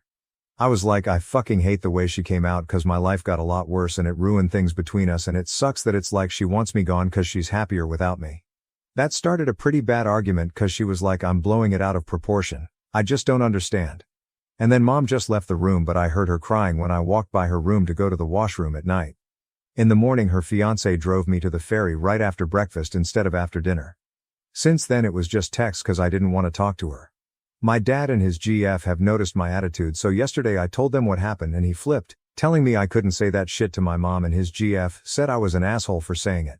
Before I went to sleep I FT'd mom to talk again and she said my happiness is hers and if she's why I'm depressed I shouldn't see her till I'm ready. Now I don't know like if I was wrong to say that shit to mom or what I should do even. My fucking counselor is still in Barbados. My dad's at work and his GF's like she's staying out of it and my cousin did too. Again, sorry if this is the wrong subreddit. If there's a better one for me to post since the other one I tried doesn't seem to be it either. Please let me know. Update. So a lot of shit has happened since my last post and I just feel more shit than before. I didn't plan on posting here again but you all were so nice I thought it couldn't hurt to hear what you have to say. But I called my uncle, he wanted to see me. Cause I was scared my dad told him and then he's ashamed of me too cause he's gay and he's my fave uncle ever. So he picked me up after school and I went to his apartment and he just gave me a big hug because he knew something was up. So I told him what I said and why I said it and that I was scared he'd be mad at me too if my dad was the one who told him. He just told me he isn't mad and he understands and we played basketball at the court nearby until it was time for him to drop me off. That was like the last time I've even felt actually happy cause the entire rest of this month has been such absolute shit. Like I phoned my mom to say sorry the day after and talk about how I feel but all she did was get mad at me for telling my uncle and said I'm not allowed to share stuff about her home without her permission. I said I was sorry about both things but she said it didn't matter now and just hung up. Then her fiancé texted and just said to give my mom a few days to calm down. That just made me mad cause why should I? She's my mom. I should be able to phone her whenever and I tried but she just declined my call and then I think I turned off her phone. I don't know I haven't slept properly at all since then cause I think I ruined things with my mom for good like all she's been doing is texting me and we've barely actually talked. Like I keep thinking about it and my thoughts and dreams just get all messed up and it's like I get this soft lump in my stomach that keeps coming and going the more I think about it. It feels like I was right about me being part of her old life and I wish I'd never said what I did to her. Then it turns out I was supposed to get a tetanus shot when I was 11 but I didn't for some reason. We're not anti-vaxxers. So I had to get it now cause dad said Vancouver Coastal Health Authority was on his ass and I ended up having a terrible allergic reaction to it. Like I got sent to the hospital for a week cause of it, like apparently super rare reaction hooray for me. And that fucked up my exams too and my mom didn't even come see me cause she was going to a cabin with her fiancé the day after. She talked to my dad on the phone and learned how bad it was but just texted me she knew I'd be better and that if I was still there when she came back she'd come right away like it made me want to stay in the hospital for longer. She didn't fucking come everyone came but her, like my cousin came every day and my dad's GF even slept by me a few days and my nieces and even my boyfriends and best friends' moms came but mine didn't. And when I got out all I got was a text saying so happy you're out of the hospital baby with a selfie from her and her partner showing off the cabin included with it. Like I couldn't stop looking at that stupid photo. I like obsessed over it for days and kept getting that stupid feeling in my stomach, and so I smashed my phone and my dad's GF heard and he got an emergency meeting with my counselor. She's a psychologist but I've always called her that. Set up. And I told her everything but more details and at the end of it she said I'm very likely depressed and might need treatment. I don't know. I got scared and asked her to tell my dad and she did and told us to get our family doctor to give a referral to a psychiatrist to get proper diagnosis for treatment or to just get it from the family doctor. My dad got scared and made us get that referral the next day. My dad made the appointment and asked my mom to come but she said she won't be able to and just texted me to stay strong and remember I'm the most important thing in the world to her. I don't know what to do. I don't want meds or anything. I just want my mom to love me like she used to again. If you guys have any advice on what to do, I need to hear it, cause it's like my mom isn't even listening to me anymore and the appointment is on Friday and I'm feeling scared. Second update. So, I would have made an update earlier but I just didn't have time. I'm in the hospital right now recovering from my ankle surgery and all I have is time until I can go home on Friday, so I thought I might as well update. The day after I wrote my post I had my niece's mom, my cousin-in-law but she introduces me as her little sister, so sister-in-law, drive me to my uncle and he just gave me the biggest hug ever and I don't know I just ended up crying a little and they ended up calming me down. I told my uncle about the appointment with the psychiatrist and that I was scared even though everybody, you guys, was saying it would be okay and that I'd just been so unhappy and that I'd just missed my mom so much. He agreed to go with me and my dad to the psychiatrist cause my mom wouldn't be coming. I don't know, I just didn't sleep at all that night and just felt so scared in the morning and kept thinking about mom and didn't want to go to school either, but I did go, just felt so weird like that feeling in my stomach was just there and not going away. Only hanging out with my boyfriend felt right and before lunchtime I just fell asleep in class and got sent to the office. They phoned my dad and he signed me out and dropped me off at my uncle's house. He was already taking care of my niece so I felt bad but I went to sleep at the same time as her and he took a really cute photo of us sleeping next to each other. He woke me up when my dad came back and we just went to the psychiatrist together. Long story short, at the end of the appointment the psychiatrist prescribed me a really low dose of antidepressants cause I'm still scared. I've been taking them and they have made me feel a bit better but I have another appointment next week cause my counselor says I might need a higher dose. When I vented to my counselor, she said she'd be willing to host an extra joint session between me and my mom on Zoom if she agreed, and that it might help if I get my feelings across with a third party. I didn't want to do it but some of you recommended it and my counselor said it could be a good first step. So I called my mom and it was a short conversation again but she agreed to the counseling session and all I had to do was send her the Zoom link so we set one up for later. So I had the Zoom session in our computer room so I'd be all alone there and at first my mom seemed so excited because she was like we can work through our issues and put them behind us. I don't want to talk about all of it. I mean I couldn't anyway. I can't remember most of it but it didn't go well at all, like when my counselor brought up not being with her that much. My mom said when I came to University of Victoria, I'd obviously stay with her and I just said after everything I didn't even want to go to the University of Victoria anymore and would rather just go to University of British Columbia cause everybody here actually wants me. My mom said that was ridiculous since outside of Waterloo University of Victoria was the best option for software engineering in Canada and University of British Columbia only has electrical computer engineering, so I'd have to go to her if I still wanted to do that. I remember my mom said a few times like she'd spent over a decade doing nothing but being a mom and now that she finally understood herself she just wanted time to explore that and I should appreciate that. Then at the end of it I told my mom that I hated that she didn't come and see me in the hospital and that she didn't even phone me like I told her I was scared I'd die and she just said it wasn't that serious cause it was a vaccine and those protect us and to not act like it was serious. I don't know, that made me mad and I just muted my mic cause I didn't want them to hear me crying but I kinda had a breakdown and just ran out to my dad and his fiancée cause I was crying. They said they ended the session but I don't know what they said to my mom or the counselor. Apparently I fell asleep crying on the couch while hugging my dad but I don't remember any of it but my dad said I was crying really loudly. I think they carried me to their bed because when I woke up in the morning I was there and my dad was on a mattress by the door and she was on one by the washroom door. They said it was to block me cause they were scared I'd try something. My dad took my new phone and laptop from me for a bit and said it might be healthy for me to stay off them for a bit. I have them back now. I haven't talked to my mom at all since then. I mean not even good morning good night texts. She hasn't contacted me at all about my broken ankle even though I had surgery yesterday and I feel like she doesn't even care that I got hurt. Like I know dad told her that I'm going to surgery but she hasn't called. I have my phone and laptop back now but my dad made me delete IG and Snap because he's worried seeing her on there might trigger me. A lot of you said I should stop talking to her, But I feel bad about it, like when I think about it makes me feel worse, like it's over now and I don't have her anymore. I just want her back. The only time I learn what's up with her is if I go to my cousin, who my mom stayed with after the divorce, and ask, and apparently she's still happy and is occupied with all her wedding planning. Like, another thing that sucks is that I used to love watching Scream with my cousin, but now I can't even watch it cause I feel bad for Billy cause his mom left him too, and I feel bad for feeling like that cause he's the villain. So I couldn't even get through our rewatch and we couldn't even watch the new one.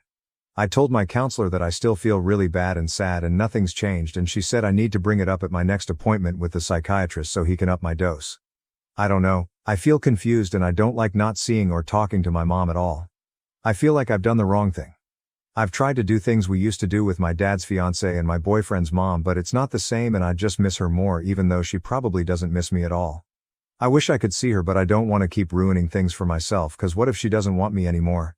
I'd rant to my counselor about it, but I'm stuck in the hospital bed till Friday. So I guess that's why I'm back here looking for advice on what to do when I'm out of here. Third update. Hey guys, I'm posting again cause I'm confused as to what's going on and I thought maybe I'd get some opinions here before I bring it up with my therapist. Pretty much, I don't know if my mom hates me still or if now she wants to be my mom again. Because everything that she's done lately has made it so confusing. So my foot is still bad. The doctor said it's healing, but I'm mostly confined to crutches or to a wheelchair, and so I'm not really able to go to a lot of places. I mean, I can go anywhere, but I don't go cause it just takes too long to get around. I'm guessing that my cousin told my mom because apparently she came to New Westminster and did her wedding dress shopping there with my cousin and her fiancé, and she didn't even tell me. I know we hadn't talked since the therapy session, but she promised me that I would get to do that with her and she didn't even tell me. I found out because when I visited my cousin, she showed me the dresses she was going to wear at the wedding and at the reception, and the ones my mom and her got for me to wear at those. I was confused because I was sad she didn't take me, but happy cause that meant she still wanted me there. Anyway, her wedding was on Canada Day and I went with my cousin to Victoria a week earlier. My dad did say I didn't need to go, but I didn't want to miss it. We stayed at an Airbnb that my mom got for some of our relatives cause her place was too small. She didn't come to visit me there, but my cousin went to meet her and I didn't go cause my foot was hurting really bad. When she came back, she said my mom was really disappointed I didn't come as well. The day after, I was going to go shopping downtown with my cousin, but then my mom came. Like, when she saw me, she didn't give me a hug like she usually gives, she just kinda held my shoulders and gave an awkward kiss on the cheek and said she's glad that I decided to come. Then she kind of turned me over to my aunt, my mom's cousin, to go shopping with instead, cause she and my cousin would be busy that week with all the wedding stuff and making sure it all went perfectly so we couldn't go downtown. I love my aunt, so it wasn't bad going downtown with her. She didn't even mind pushing me in the wheelchair, but it wasn't what I wanted to do. 2 days before the wedding, they had this really big family dinner where my mom and her wife were introducing people to their relatives. Because my foot got swollen and the boot was hurting it, I had to go in the wheelchair. So my mom didn't even introduce me to people, and one of the few times I was able to talk to her, this guy related to her wife interrupted us, asked who I was, and she just said don't worry about her, and then had an aunt of mine wheel me away. That made me really upset, but I did feel a bit better because her fiancé's parents brought gifts for me. Not my kind of stuff. I think they thought I was younger than I am. The wedding itself was cool. My foot wasn't badly swollen then, so I was able to use my crutches. My mom acts so differently then and made me take a bunch of pictures with her and with her fiancé, and she seemed so happy and told me that it was the best day of her life only because I came. At the reception, I wore the dress that she got me, but I couldn't walk in the crutches while wearing it. Not like the wedding one. So my aunt made me go in that dress and in my wheelchair even though I didn't want to. And my cousin said I could wear a different dress, but my aunt was like, my mom got the dress specially for me and will be upset if I don't wear it. Then at the reception, I wasn't seated at the table with family near the stage where she and her fiancé sat, but at a table with kids I didn't even know, even though some of my relatives younger than me were at the family table. My aunt said they moved me there because of my wheelchair, but I just don't get why I couldn't be with my family. My mom didn't even take a photo with me at the reception. She just came to me once and said hi, and I wasn't even in the family photo cause we didn't bring my crutches cause of my wheelchair, so my aunt said my mom told them to leave me cause they couldn't fit me in. Then the day after we were going home, my mom came to say goodbye to us. She talked to me alone for a minute and then she said sorry for everything that happened between us before and that she was hoping we could get past it, but if we couldn't, she was still happy. I came to her wedding. I didn't really get to say anything, cause she just hugged me and sent us on our way. I don't feel that sad about everything anymore though, cause I think that the antidepressants have been helping. I have been feeling happier for about a month now and nothing has happened to me like I was afraid. For the last 2 weeks, my mom has been texting good morning and good night again when I didn't do anything, like text, call or phone or FaceTime since the therapy session with her. It hasn't been more than that, but I've been saying it back. I'm just confused with the way she's acting and what she wants. Do you guys have any clue or advice? Edit, I wish I could say thank you to everybody who has commented and given advice. I'm sorry if I didn't respond to you personally, but it means so much to me that you guys cared. I've read everything and I will be bringing up a lot of this with my counselor. Thank you guys so much, I love you all. Fourth update. So I got a phone call from my mom and I did answer, cause I guess I was curious, cause she's only been texting me since her wedding and she said she wanted me to come over, and even though I was really missing her, because I was going to go with my uncle's family to Seattle that weekend, I said no. I think I would have said no anyway because I was just planning on staying away like everybody here suggested, and my counselor also said that it might be good to define my life without her. She said okay, but then the day after, I think she phoned my dad because he said that I had to go to Victoria instead. I told him I didn't want to go, but we ended up arguing and he said that I didn't have a choice and my uncle would take me somewhere when I got back.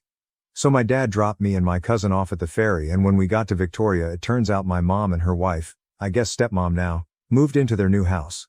My mom's wife wasn't there cause she was in Ottawa for work, but her parents did come. They're really nice. They kind of went on about how they thought they'd never have grandkids and were so happy when they learned my mom had me. They did offer to get me some presents this time, but my mom let them take me to dinner at some pierogi place downtown instead. I don't know what to think about the visit because so much of it was good, but the one bad part was really bad. When I got there I wanted to talk to her about the stuff at her wedding and everything else, and I wanted to tell her that I would rather have gone with my uncle, but then I just felt really nervous and just couldn't because I don't know, I kind of felt like I'd just ruin the entire trip if I did. So I just didn't, and maybe that was the wrong thing. The first thing I noticed in her house was her giant graduation picture where she's holding a baby me above the fireplace. Then my mom surprised me by showing me my room, and it's perfect. I have a huge bed, a big personal washroom, a walk-in closet, one of those fancy standing desks and a TV. It's all white cause my mom was like, when my foot is better she wants me to come and paint and decorate it all with her. She even promised she'd never let anybody use the room even if I'm not there that often. The first night after I got back from the pierogi place, my mom, my cousin and I stayed up so late just watching TV, and I even fell asleep hugging her. The next day we went downtown and my mom took us shopping and then to the Royal British Columbia Museum, the one with the mammoths. My foot and my hands really started hurting after my mom made me use my crutches and not wheelchair because she said it'd be good exercise, so then she took us to a spa. We took so many pictures and I'm pretty sure she put them on Instagram, but I'm not allowed on it anymore, so I'm not sure. I was really tired when we got back, so I conked out right away, and when I woke up in the morning, Mom actually brought me pancakes in bed because of my foot, cause I love it when she makes those.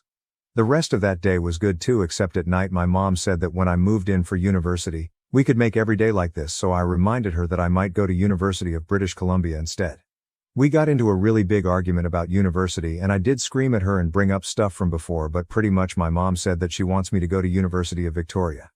If I still want to do software engineering, and said that if it was any other kind of engineering I wanted to do she wouldn't mind paying for the University of British Columbia, but that it's not good for software. She did say she would still pay no matter where I went, but she'd be really disappointed if I chose not to go to the best university for my degree where I could stay with her, just cause I blamed her coming out and moving for everything bad that's happened to me since then. She also said I needed to stop exaggerating how bad everything has been because it shouldn't make me change my university plan. I tried telling her that's not what I meant, but I couldn't say it right and I fucking started crying and she seemed to get really mad. She didn't yell or anything, but she just gave a frustrated sigh and said I needed to stop crying, grow up and accept that she handled things the best way she could and my attitude problems were why it's been a bad year for us. That just made me cry more, and she said if I don't grow up I'm never going to get a husband, and then left the room. I just kind of kept crying cause I don't feel like any of that is true, and the husband part was so fucking weird and I honestly can't stop thinking about that part specifically. Half an hour later, she came back with water and made me drink and started telling me how if I want to do computer or electrical or any other engineering she'd support the University of British Columbia but not the University of Victoria. Is the best for software outside of Waterloo, and she doesn't want to send me so far away but will still pay for it if that's what I choose. I don't know why she wanted to keep talking about that, but I didn't, so I just agreed when she said she'll take me to talk to an advisor to convince me next time I come over. Me and my cousin left early the next morning, so yesterday. And my mom said she'd try and come over for my birthday because her in-laws really wanted to attend and that she'd try and make an appointment at the University of Victoria. Once my foot's better. The thing is that argument was the one bad thing about that visit. Everything else would have been perfect because it was just like it used to be with her, and I don't even know if I'd be posting if it had been, but I just can't stop thinking about the stuff that she said when we argued. I don't even know why she said the husband thing. I just don't get what the fuck she meant by that, or why she would bring it up. I'm not going to smash my phone this time, but I do feel mad thinking about it. I told my cousin about the argument we had on the way back, and she told me she personally thinks I should go to University of British Columbia and would try to convince my mom, but that she thinks she just wants me to live with her again. I told my dad and his fiancée about it, and he apologized for making me go but said that he had to. He and his fiancée have checked on me a dozen times already. Like, I'm get that stupid fucking feeling in my stomach again every time I think about it, and I wish I'd been able to go with my uncle instead. But I am going to spend the rest of the week at his apartment, so I guess it's fine. I'm going to go to my counselor again today before my uncle picks me up. Does anybody have any advice for me that I can bring up? 'Cause we went through comments posted here last time. Fifth update. So some stuff has happened. I've pretty much just been texting with my mom since my visit to her. I tried to keep it good night, good morning, but when I didn't respond to her other messages, she phoned my dad and he told me I didn't have to phone her but to at least respond to her other messages. I did have to go to Victoria for Thanksgiving because her wife's whole family was going to be there, and she told my dad I had to go. I was only there for 3 days with my cousin, and the first 2 days, my mom pretty much spent with me, and it was like it used to be again. Like, she and I went shopping. We even cuddled to sleep watching TV again, but the third day she and her wife were focused on the dinner and guests and everything, so I get it.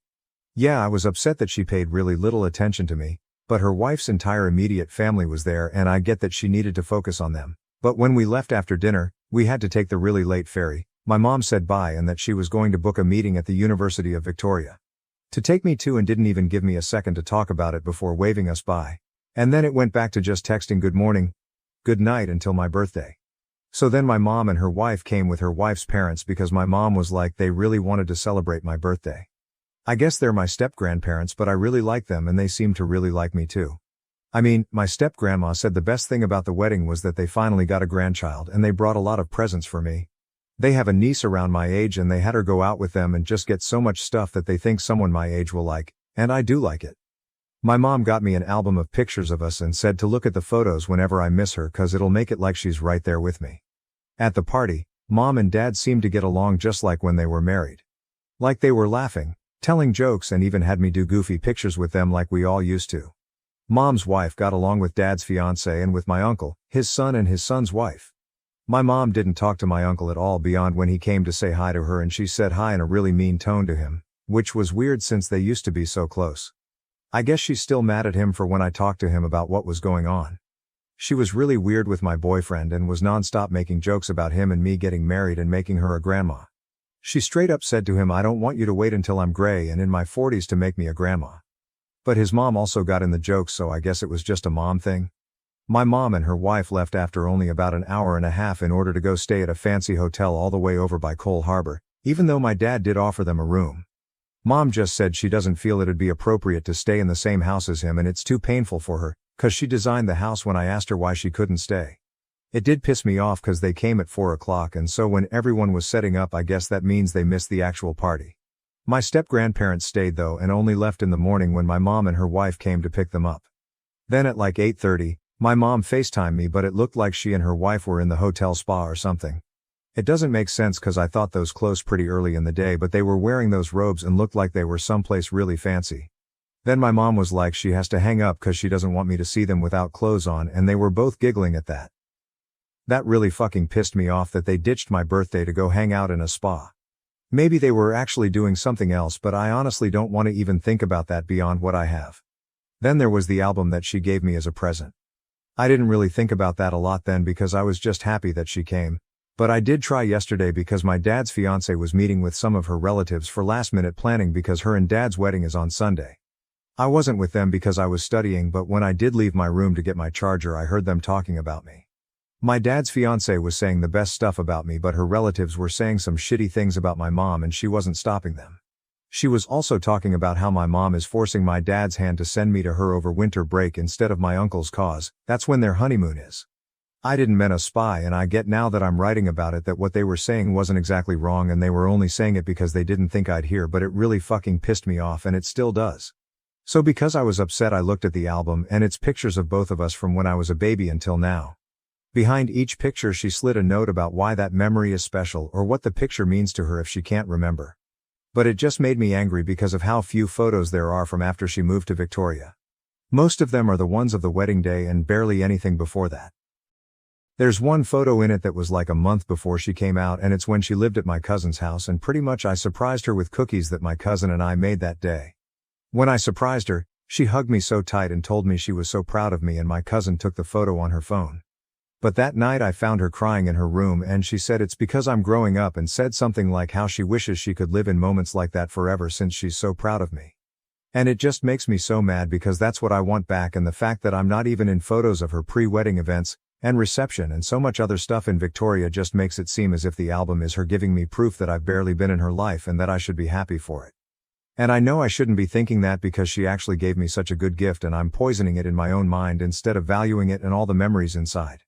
My therapist has been trying to help me define life without her, and it's hard because I don't want to, because I can't let go of this feeling that it could be good again, and I don't want those people to be right.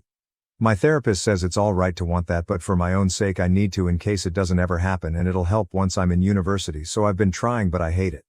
So, I guess I came here again to ask for advice and stuff I can bring up in therapy. Relevant comments. Comment 1. I also thought that perhaps the grandparents-in-law saw how little OP was being acknowledged and wanted to change that. If they were really crazy about having a grandchild, they would probably want a genetic one. I think they might possibly be decent people trying to help that poor neglected kid. Op's mother is a cruel, disgusting human being. Comment 2. I get that feeling too. Mom was completely okay with leaving her old life, her daughter, behind, until wannabe granny grandpa started wanting to be involved. Now daughter has value. It's so infuriating that all these adults, minus the uncle, keep blaming shifting onto her. Like, why does this kid have to make all the goddamn adjustments in behavior and attitude? Of course she is depressed that her mom threw her away. But this kid keeps acknowledging. And she could be handling things better instead of making them worse. She isn't. It is normal to be mad at mom for treating her like an unwanted wedding crasher. She justified every shitty thing as something she, the kid, could have done better. No. She could have had a teenage meltdown when mom ditched her for the wedding dress shopping, or when she didn't even introduce her at the wedding. Being put at the kids' table. Fucking police. Comment 3. The husband comment makes way more sense now if she wants her to have kids. That's totally why she said that. She wants her daughter to have kids so the in-laws have grandkids. That's totally it. Why would a lesbian make a comment like that to their daughter? It seems so weird and not something a gay person would say. But if she wants her daughter to have kids, of course she wants her to have a husband. She probably wants to speed that process along. What a fucking awful thing to say to your 16-year-old daughter while she's crying. Instead of being empathetic and understanding, she dismisses her feelings, insults her, then tells her she won't ever get a husband. I hope this girl realizes she doesn't need her mom. She's not at fault, and she gets better with her depression. I am completely at my wit's end. All of a sudden, my son refuses to go into his room, but he refuses to explain why. What should I do? We moved into a new house about a year ago so that my son, who turns 4 next month, can have his own room. We thought the transition would be rough, but he took to his room almost immediately and had no issues. He loved his room, had all his toys in there, bedtime routines went smoothly. Most nights he dozes off after a couple of stories and a smooch on the head. He has his night lights and we keep his door open, even though he never mentioned being scared of the dark. Something changed on July 4th. He spent a good chunk of the afternoon playing in his room, even refusing to come downstairs for a bit. That same night and every night since, he refuses to go into his room at all, insisting on sleeping in our room. He won't go in with us holding hands, and if we're able to get him in for a second to retrieve a specific toy, he won't go all the way in and then immediately run away back down the hall. He has no problem taking a bath in his bathroom across the hall, but he insists we keep the bathroom door closed. Then he runs straight from the bathroom to our room. We have asked him in all sorts of ways why he doesn't want to go in his room. And he'll deflect either by screaming cowboy hat, a la muffin, or giggling while naming every animal he can think of. We're guessing he had a nightmare at some point, but he did spend the afternoon in his room with no problem on the day this started. We're not getting anywhere here, and as a result I've been sleeping in his room while he shares our bed with my husband. Maybe I'm looking for someone who had a similar experience with their child that can offer up some fresh ideas, or maybe I'm just venting because I miss my bed. Edit 7/23. Thank you so much for all of your great responses, ideas and stories. I think I may have cracked the case here, but now I have to figure out how to go about it. I was just grabbing something in his room around 3 p.m. today and heard what was definitely an animal scurrying on the roof. Probably a squirrel. We have a metal roof and an exposed beam ceiling, so we hear any drop of rain, but I have never until now heard an animal. This would make sense as to why he sometimes keeps naming animals in his room. Now if I'm right, I just have to figure out how to go about this. Relevant comments. Honey. No 8465. My guess is he's either scared or ashamed. Could be fireworks like others are mentioning, or it could be really silly. Hopefully not a ghost. I'm thinking like he pooped in the closet, had a potty accident, vomited, broke or spilled something. Have you torn the room apart to make sure nothing is different about it? OP, my perception is that he seems more scared than ashamed. I've been sleeping in his room every night and checked every single corner, nothing out of the ordinary. I don't think it's the fireworks because there were no fireworks going off in the early afternoon when he was actually in his room, and either way he enjoys fireworks so much. We stayed outside all evening and watched them in both the front and back of the house. I've kept his room as normal and welcoming as possible, especially when he's taking a bath. He might crane his head around the corner to get a peek of his room but ultimately turn and run. We managed a few times to get him to walk a few steps in and grab a specific toy he wanted, but then he bolted. Update. After exactly 1 month, I finally figured it out. I've been busy but wanted to update because I still am so stoked he's back in his room. A few days ago, I got my son to acknowledge a couple of his toys from the doorway, and he stepped in a little bit with encouragement. I then took the opportunity to point at objects in his room and he had a huge reaction to a Marvel poster that had been hanging over his bed since we moved in a year ago. He ran to our bedroom and hid under our covers, so I took it off the wall and walked it through the hallway. I stopped at our room for confirmation and he freaked out when he saw I was holding it. I told him that it's going in the garbage and he's never going to see it ever again. I hid it downstairs for later disposal, came back upstairs and told him it was gone. He leapt out of our bed and hurried down the hall to his room and jumped in excitement that evil face is gone. He then screamed in excitement about his Mario Kart bed, tossed my pillow off, threw his Mario pillow on and tucked himself in. I was so ecstatic I danced around with him the rest of the night singing No More Evil Face. We played with all the toys he missed. He slept in his room that night and has since been spending even more time in his room playing by himself. He brings up nightly that evil face is gone and his room is fun. To those who are curious, it was a Marvel framed poster with like 100 plus superheroes and villains. He had always named even some of the more obscure characters. My husband is a comic book guy and passed on this knowledge. I'm not sure which character scared him in particular, but I theorize it was either MODOK or Ego the Living Planet. I didn't stop to have him point out which was the evil face. Relevant comments. What the poster looked like. A picture of the poster, 100 Marvel characters Charmander _and I knew it. Yes, Ego and MODOK have very evil faces. Another contender could be Armin Zola OP, that one too, but I couldn't remember his name TBH when my husband put it up. I felt like one day he would be scared of some of the sinister faces on it, but it just didn't click since it had always been there. Coca-Cola. When my son was a baby I put Mickey Mouse and Friends wall stickers near his changing table. He got terrified of their eyes or something and I had to remove them. When he was a preschooler, I bought him pajamas that had a polar bear face on them and its eyes were angled and fierce looking. He was scared of it. I took a Sharpie and rounded the polar bear's eyes and brought his eyebrows out and down to look kinder. I was proud of myself for that one. OP, yep, I think it's best to stay away from eyes and front-facing heads for decor. He still has his big Mario movie poster with Mario and Luigi, but their heads are turned so it's not so aggressive. Plus he loves Mario and Luigi and they're so the opposite of scary. My mom wants me to marry my creepy stepbrother and have his child. She now harasses me at work and lies about the inheritance. I, 29F, have an older stepbrother, Chris, 42M, who has been a nightmare since the day my mom married his dad. Let me give a bit of background. Our parents married when I was 4 and he was 17. Both our parents were widowed. After their wedding, we moved to the US since my mom had American citizenship through marriage. I was born in the US too, but after my dad died when I was 1, my mom and I moved back to Colombia. My stepdad got his residency through marriage and my stepbrother, because he was a minor, wasn't a big fan of me. My only memories of him are just constant bullying.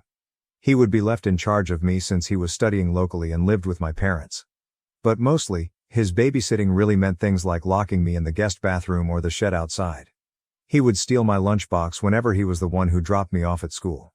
He even began to harm my pets. I have an old cat that has been with me for almost 22 years. He tried more than once to run her over with his car. My parents never believed any of it. He's the classic golden child. My mom absolutely wanted a son instead of a daughter, so my stepbrother took priority over me. The bullying just kept getting worse and creepier. He had this long key for the bathroom.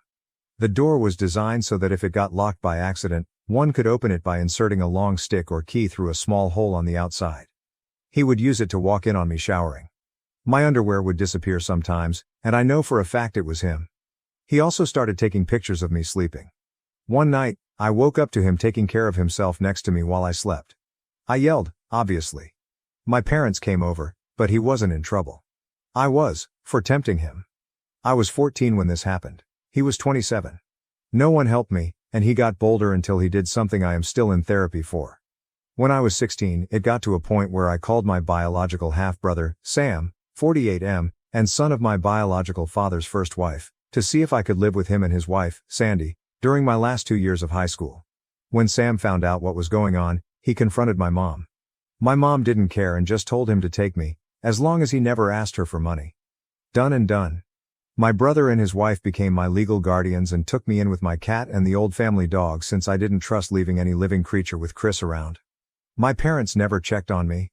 My extended family from my father's side knew what happened and immediately got together to ensure I could finish school well and go to college. I don't know my maternal family at all. Thanks to my paternal family, including Sam's mother and her family, I got my bachelor's and master's with no student debt and work as a nurse practitioner. I still live with Sam, his wife and their 2 kids, and I pay a small rent. Neither Sam nor his wife expected me to pay anything. But that's the least I can do for the 2 people who have taken care of me for 13 years. For anyone wondering why I didn't move, it's incredibly expensive where I live and Sam insisted I stay with them until I save enough to buy my own home. Things seemed okay until my mom messaged me recently. She had not messaged me since I was 18, when she told me she no longer had any responsibility for me. In this message, she sounded overly friendly, telling me how she missed me and asking how I was doing. I was a bit creeped out but decided to be nice, telling her about what I had done since leaving her care. She seemed very interested, as apparently, she knew I was a nurse but not what kind I was. She began asking me about my salary.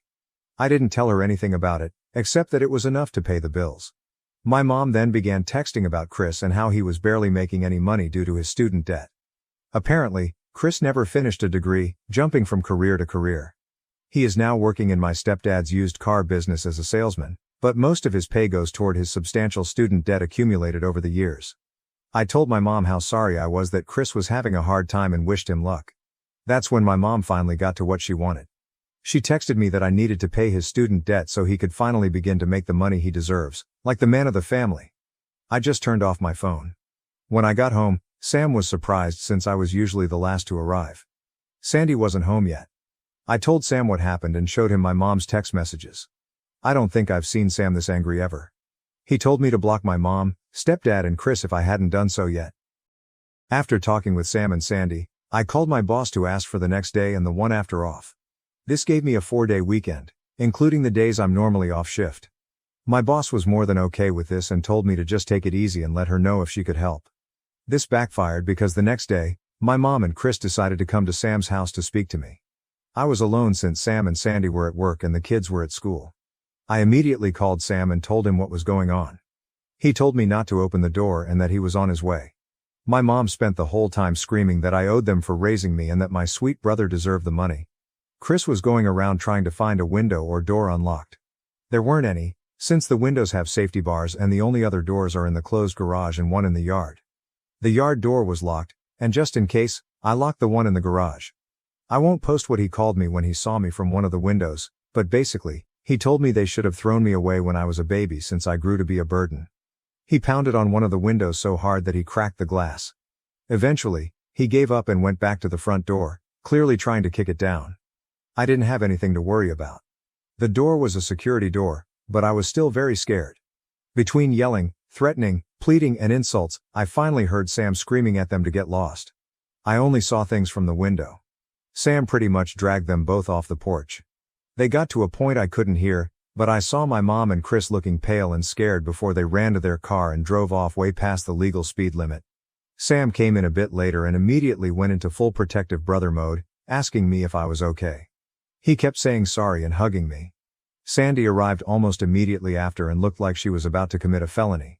Apparently, Sam threatened them with filing charges for what Chris did to me when I was 16. My brother's ace, my stepdad, was willing to testify against his own son. That seemed enough to get Chris off our backs, but not my mom. Since then, it's been 3 days, and my mom has sent texts, called non-stop from various numbers, and rallied a group of people who are supposedly my maternal family to harass me for money.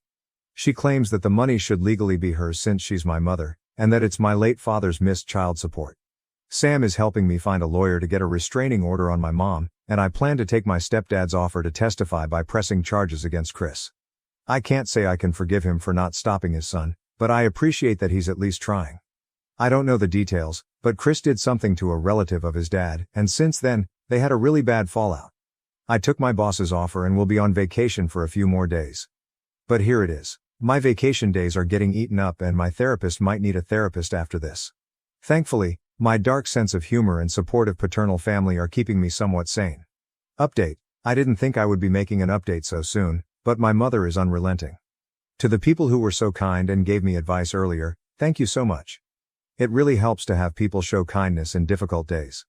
I followed the advice to freeze my credit and will be getting a new phone for personal use. I'll have to keep my old phone for work for a little while. Now, to update on the situation, we are going through with pressing charges and might pursue a civil lawsuit for 2 years of child support my mother owes. We are not sure yet of our chances, but my brother wants to go scorched earth. As for my mother, she began a new campaign. She's been posting false accusations about me, accusing my stepbrother Chris of sexual assault. She's also been accusing me of being a temptress who tried for years to sleep with my brother. She even got a few relatives, who I just found out are my aunts, to join in, claiming they were witnesses. I have never met these women in my life. My stepfather actually commented on her post, saying my mom was lying and accusing his own son of being a pedophile. That's how I found out about the big fallout between them. My stepbrother apparently went after one of my stepfather's nieces. I don't know the girl's age, but she has to be about my age if I'm thinking of the right person. If not, she's younger than me.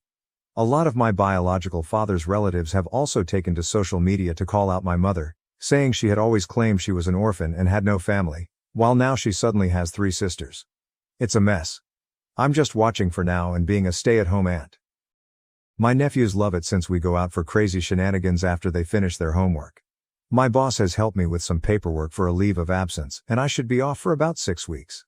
After that, I'll be mostly working from home for a few weeks. It's not the greatest update, and to be sincere, things are not fun, but it's nice to spend time with the kiddos at least. Also, I forgot to mention this. No, my mom is not likely sleeping with or in a relationship with my stepbrother, as some people had mentioned. My mom always wanted a son, and I was a disappointment because I was born a girl. She treats my brother like he's her real son, and I think she truly loves him as a mother. She made sure to tell me how disappointing it was for her when I was born. Update 2. I hope the title is okay for the rules. I was recommended to post here but wasn't sure where to start. My mother was widowed when I was 1 year old. My biological father was much older than her. She was his second wife, with a 20-plus year age difference. After that, she remarried her hometown sweetheart and adopted his 17-year-old son. My dad was American, and my mom is Colombian.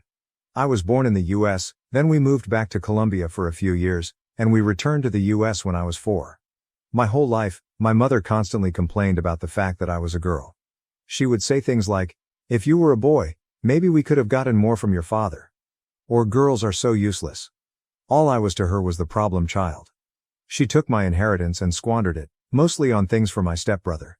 Whenever she had guests, she would always introduce me and joke about how I ruined her body and wasn't even worth it since I was a girl. Most of her friends thought I had some kind of mental illness because of her lies about me being mentally behind.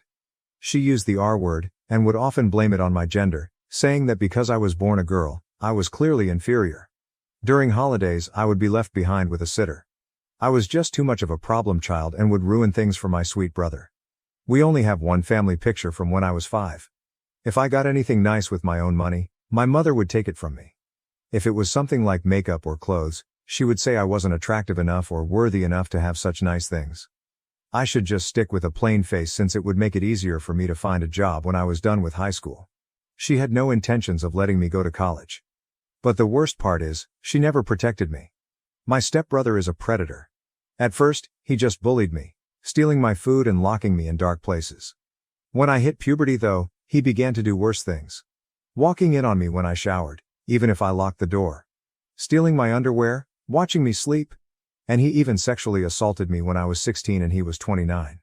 My mother blamed it on me, saying I was tempting her poor sweet boy. I was saved by my biological half-brother and his wife. They took me in at 16, finished raising me, and put me through college with the help of my paternal family. Even my father's first wife pitched in and has always been kind to me. She's more of a mother to me than my own mother ever was. Now, I'm 29 years old, have a good career as a nurse practitioner, and I'm saving to buy my own home. My mother found out about this and has been demanding that I give her my money because she is my mother, and my money should be hers. She also demands that I pay off my abusive stepbrother's student loans. Since I refuse to comply with my dear mother's demands, she has now gone online to post that I'm a temptress trying to ruin her son's life and that I refuse to pay her back for all the care and love she supposedly gave me over the years. She even had some women, who are supposedly my aunts, join her in this. I've never met any of my maternal family. As far as I knew, my mother was an orphan. Now, I suddenly have 3 aunts who claim to have seen how bad a person I am. Update 3. This might be my last update about my mother and stepbrother since we're finally starting the legal fights, but I finally had a good laugh. In my previous posts, I haven't said much about my biological father. He died when I was 1 year old, so I never really met him. I have one picture of him holding me when I was an infant. I mostly know him from stories from his family. What I do know is that he was a man of means. He had a lot of assets that he carefully divided in his will, not so rich I'll never have to work rich, but just rich enough that I would be able to live comfortably as long as I worked and managed my finances well. I was not aware that he had made sure to leave me anything, and neither was my half-brother Sam, his son with his first wife. I'm the daughter of an affair partner turned second wife. My understanding was that anything I inherited was wasted by my mother to buy things for her predator stepson Chris, whom she prefers over me. He was my abuser growing up. In her words, daughters don't need inheritance, just marry a wealthy old man like me. Well, since my mother and Chris have been harassing me lately, we drove to my dad's lawyer to get some things we need from my dad's records for the lawsuit we are planning. He's a sweet older man who kind of looks like my dad a bit and was my dad's best friend. When we met, he received me with a hug and told me how happy he was to finally meet me. His wife was there too, and she also gave me a big hug and told me we needed to have dinner at their place. Once we all caught up, we discovered my mother had been faking receipts to get money from my trust. A lot of it, some of which was from when I was under Sam's guardianship. She's not the executor of my trust and had to provide receipts for anything. She's been sending receipts claiming they're for me because I'm still in medical school, even though I finished school in 2021. Well, her meal ticket not only got torn, but now she's in big trouble because this is fraud. And basically, my hands are tied about pressing charges.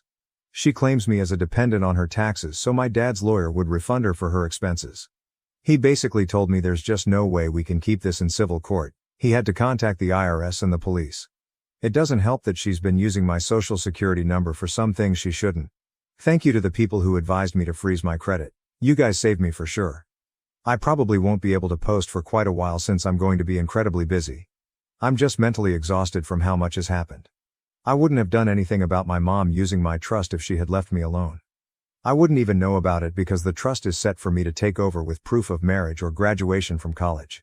Since I didn't know about it, I never sent the required paperwork to take control. She could have milked it dry if she left me alone and just kept sending fake information. I'm in the process of getting what's left of my trust. There's quite a bit in it and it should be enough for me to get a house or condo if I mix it with my savings and still have some left over to invest or do other things safely. I might wait for a while to buy anything though. I don't know how safe it would be since my mom still has my social security number. Update 4. Hey Reddit, this is more of a personal rant than a full-on update. Things are only starting on the legal side of things, so no real update or information I'm allowed to share. This is more on the personal side of things since I just came home from having my mother harass me in a bar.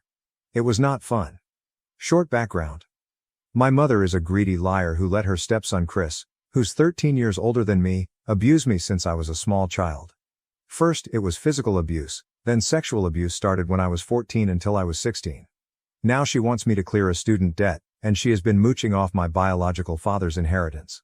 As for last night, well, I decided to go out with some girlfriends for a girls' night. My half-brother Sam and his wife Sandy have been pushing me to go out for a while. We went to a local bar. I mostly stuck to the stools by the bar as I'm a massive introvert, but I like seeing my friends having fun. So I was simply drinking and talking to the bartender in passing. Well, my good mood was ruined when I noticed my mother, thankfully alone, walk towards me. The moment she saw me, she pretty much launched herself to hug me and began crying, saying how much she had missed me and how different I looked. I was trying really hard to get away from her, but she began causing a scene. She started begging for us to reconcile, saying that she was sorry I took my stepbrother's affection the wrong way, that they both love me and want me to live with them. She was loud, and people were looking at me. Some even looked sorry for her, and I had people encouraging me to hug my mom back. It was embarrassing and just so wrong. I just exploded and told her to leave me alone and walked out. That was even worse because she kept following me, with 2 or 3 randoms calling me a terrible daughter. She just kept swearing that Chris truly cares for me and wants us to be a family again. She even said that he found me so beautiful that he couldn't help himself when he sexually assaulted me. She said, when he made love to you. As if it was something consensual. I was a minor when he attacked me. He was almost 30. I just started crying and screaming at her to go away and leave me alone. Thankfully, one of my more sober friends called Sam, and he came over very fast. He scared away my mom and took me home. I'm now 100% sure I don't want to go out again. For people wondering why I never called the cops, I called the cops since I was 11 to report the abuse. I reported at 16 what he did to me. They took his side. I don't trust them. I truly believe cops don't care about sexual assault victims. I'm just writing this to get it out of my system. My therapist is unavailable, so Reddit is the next best thing. Update 5. Hey, been a bit, sorry for the radio silence. I had some people asking for updates, but things had been pretty quiet until this weekend, so I had nothing to post. I know people usually do a recap app or something like that, so TLDR. My mother has always preferred my stepbrother Chris, who is 42. He was my abuser growing up. The abuse went from the time I was 11 to 16, when I moved in with my half-brother after the worst attack. I was recently tracked down by my mother, and she along with my stepbrother have been harassing me since. Currently, I'm in a legal fight against them to recover some stolen inheritance from my father and to resolve other matters. This weekend, once again, my mother decided to accost me at work. I was working from home, doing clerical work for the clinic I work at. I'm a nurse practitioner but took some clerical duties to be able to work from home when the mess with my mother and Chris began. Since then, the time I could work from home has ended, so I'm back in the clinic taking patients. For the most part, Saturday went well and quiet. Sunday, however, I noticed someone that shared my mother's name but not her last name. My mom has a very unique name, very old-sounding, and I've seen it only twice in my whole life. Of course, there's a big Latino community where I live, so I just assumed this was another person. We're from a Colombian family, though I was born in the US to an American father. Lo and behold, it was my mother using a fake last name. When I saw her, I immediately called my boss. She's aware of the situation and immediately went to ask my mother to please leave the premises. This can be a controversial move, so to explain it before the debate starts. She was in for a general checkup, not a life or death treatment. She was not denied because of protected reasons, but because I, as a member of staff, felt my life was in danger in her presence. There are a lot of other clinics with varying prices, and they are open to new patients, so she can get her checkup anywhere else. This is allowed under our state's law. If she was hyperventilating or clearly in distress, we would not have been able to ask her to leave. My mother, of course, went on a rampage demanding to be seen by me specifically. My boss, thankfully, was not intimidated and just insisted my mother had to leave or else the cops would be called. After a back and forth that I was watching from the security cameras, this all happened in our waiting room. My mother threw a letter at my boss and left fuming. She even pushed a lady that was walking in, though thankfully no one was hurt. My boss brought me the letter and told me she will make sure not to assign me any patients with my mother's first name and went to make arrangements with our front desk. I took a break and decided to read the letter, mostly to see if it was something I could use for my legal case. This is a translation to my best capabilities. My lovely daughter, it hurts me so much that you refuse to speak to me. I love you so much, and all I want is to recover the years we've lost. I only have you left from your father, whom I love dearly. I know there are a lot of misunderstandings with Chris. He loves you so much too, and I wish you would give him a chance to prove it to you. He always talked about how beautiful you are and how much he wished you two could spend more time together. He truly adores you, and I wish you would consider his feelings more. He even asked me to convince you to marry him, and I think it's a wonderful idea. Papa, your stepfather, and I are probably divorcing, and this will be the perfect solution so Chris, you and I can stay a family. He keeps going on and on about how much he wants to raise your and his baby together. Let me know when you want to go shopping for wedding dresses. I love you, my darling. Mom, I'm going to share a few personal notes here. I am unable to get pregnant. After Chris's attack, I had some medical complications that have left me unable to conceive. My mother knows about it. Chris knows about it. The cops know about it. They ruled the whole thing as consensual sex, and because I was 16, the legal age of consent, nothing was done. I showed this to my lawyer, and he added it to the compilation of things we're using for the legal case. Still no court date, and the cops don't consider my case risky enough to do the paperwork for a restraining order. I do have one officer who is taking this very seriously and has been amazing. It's just the majority who don't seem to care or have too much on their docket to give my case time. Update. I'm going to update here since it's only been 3 days and it feels dumb to make a new post. Chris has been arrested. Apparently, he kidnapped a 2-year-old baby girl, his cousin's daughter, no less. The baby was recovered safe and unharmed from what I heard. I'm glad she wasn't taken for long, who knows what the hell he wanted to do to her. If I hear more details, I'll update. Arrogant boss fires expert, leading to £800K project disaster. Sweet revenge unfolds, but the story ends in tragedy. Who am I? Do you know? It backfires on an egotistical manager when a $800,000 project goes off course because he sacked an invaluable staff member. First of all, this never happened to me. I was with the individual when they got a call concerning this problem, then he walked me through it all. He is not on Reddit, hence I am sharing it. It is valuable. Every name has been modified to guard corporate and personal identities. The plot depends much on listed structures. There is a mechanism in place in the UK for maintaining historic and significant constructions. A building deemed historically significant is referred to as a listed building.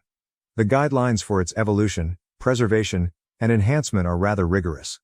I have to be obscure about the labor involved. Else, it would be too simple to name the people engaged. David, a buddy of mine, is quite specialized in a very small field of building. Using a very ancient building technique not used for several millennia, he fixes and renovates buildings. His whole output focuses on listed buildings and conservation projects. Work needed on a Grade 1 listed property. ACC Limited, the major contractor, was handling the building generally. There is quite specific study on one aspect. The architect provided a list of suitable candidates as the contractor management knew no one who had done it. The contractors selected my friend since he was most available early on. 5 days into the project, the major contractor, ACC Limited, arrived on site. David's words? He was a boisterous gobshite throwing his weight about. David ignored him while he was merely working. One of his carpenters was directed by the boisterous gobshite to make him coffee. The carpenter vanished. The noisy gobshite kept prowling and grumbling about delays costing him a lot of money. The boisterous gobshite asked my pal a question 15 minutes after the carpenter vanished. "Where's that chippy with my coffee?" asked a noisy gobshite. Chippy = carpenter. Chippy = carpenter. David, I'm not clear. Go and find out, a noisy gobshite says. David, I'm only here for this job, gesturing at the walls. I work for ACC Limited, not for you. Noisy gobshite. It makes no difference if you're an employee or a subcontractor. You still are working for me. Now go and locate my coffee. David. First of all, I find it offensive to be spoken to like manners. Second, my contract with you is to do these walls, nothing else. I most definitely am not a gopher. Noisy gobshite. Oh, do you not value being spoken to in such a manner? For which subcontractor do you now work? David. None. I run my business alone, just me. Noisy gobshite. A day laborer. And you have the guts to address me in such a manner? Do you know my name? David. Sure. Well, you're fired. A noisy gobshite says. Get out of the premises right away. David says, okay. Just get off the site, says a noisy gobshite. David grabbed out his phone and started recording. David. Okay, I'll leave. Just want evidence you advised me to leave. Grabbing David's hand containing the phone, a noisy gobshite yelled into the phone, get off the site, you idiot, a noisy gobshite says. You're let off. I'll have you thrown out if you're still here in 10 minutes. David. Cool, not problematic. He took up his gear and left. The contractor's site manager passed him, ironically with a coffee for the boss, as he was leaving and smiled. Site manager. Dave, you're leaving early? Bloody part-time kidding. David, no, your boss just sacked me. We have signed out our contract. Apologies, friend. The site manager said, No. Allow me to arrange things here. Please wait, kindly. David left the site. Knowing something the boisterous gobshite lacked, the site manager was losing his head. In the UK, just 7 persons are certified to handle the task. Every one of them had a waiting list. David had been the only one accessible. 12 missed calls by the time he arrived home. That was Thursday, 2 working days absent so far. He claimed he would go back only if he was paid for the extra days and personally apologized to the employer. I met my friend as he was answering a call from the site manager, stating the boss apologies but is out of the country, so cannot apologize personally. David also informed me he warned the other specialist over the phone, but they had all been contacted on Friday asking to be assigned work. Nobody picked up the work. They were all booked full. To warn him, David also called the architect. Under such circumstances, some dishonest builders attempt to falsify the work and bodge the job. David is going to keep his guns. Money for all missing days plus a face-to-face apologies. He is positive he will grasp it. I mentioned I would pay anything to see the in-person apologies. Update 1. The site manager called to inform David he was advised by the noisy gobshite to threaten legal action should David fail to complete his work. The site manager became really ashamed and apologetic. David reminded him he left and had documentation proving he was let go.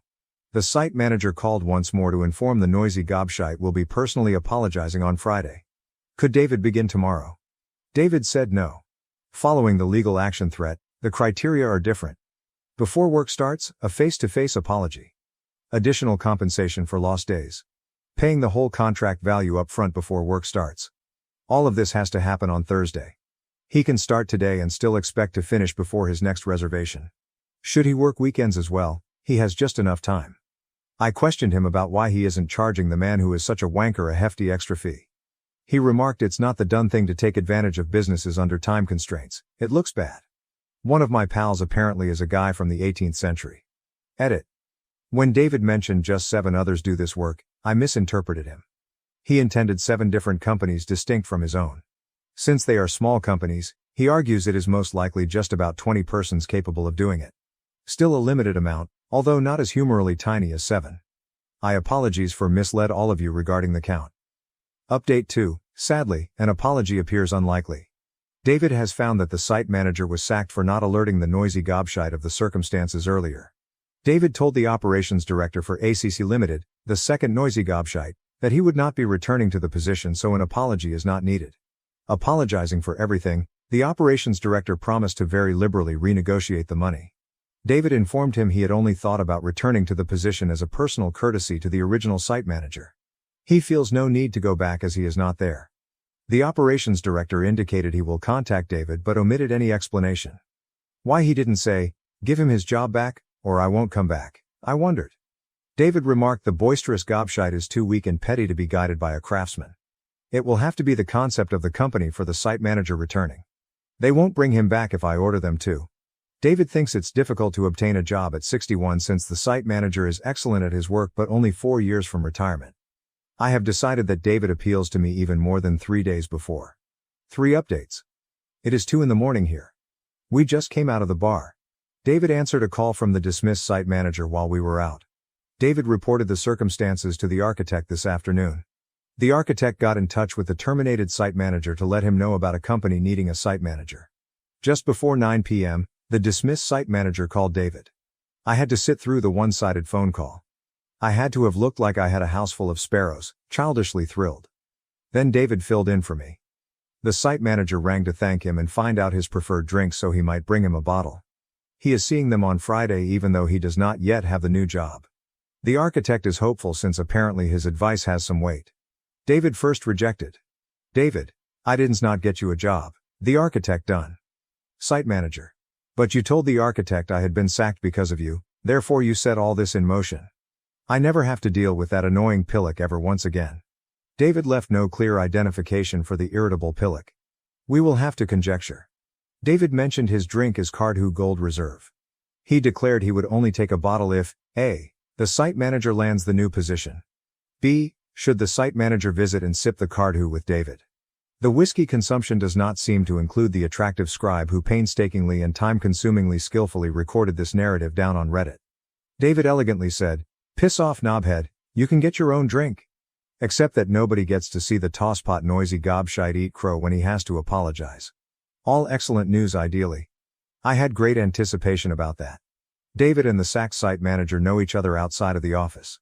Though two separate clubs, they are members of charitable organizations in the same location and cooperate extensively.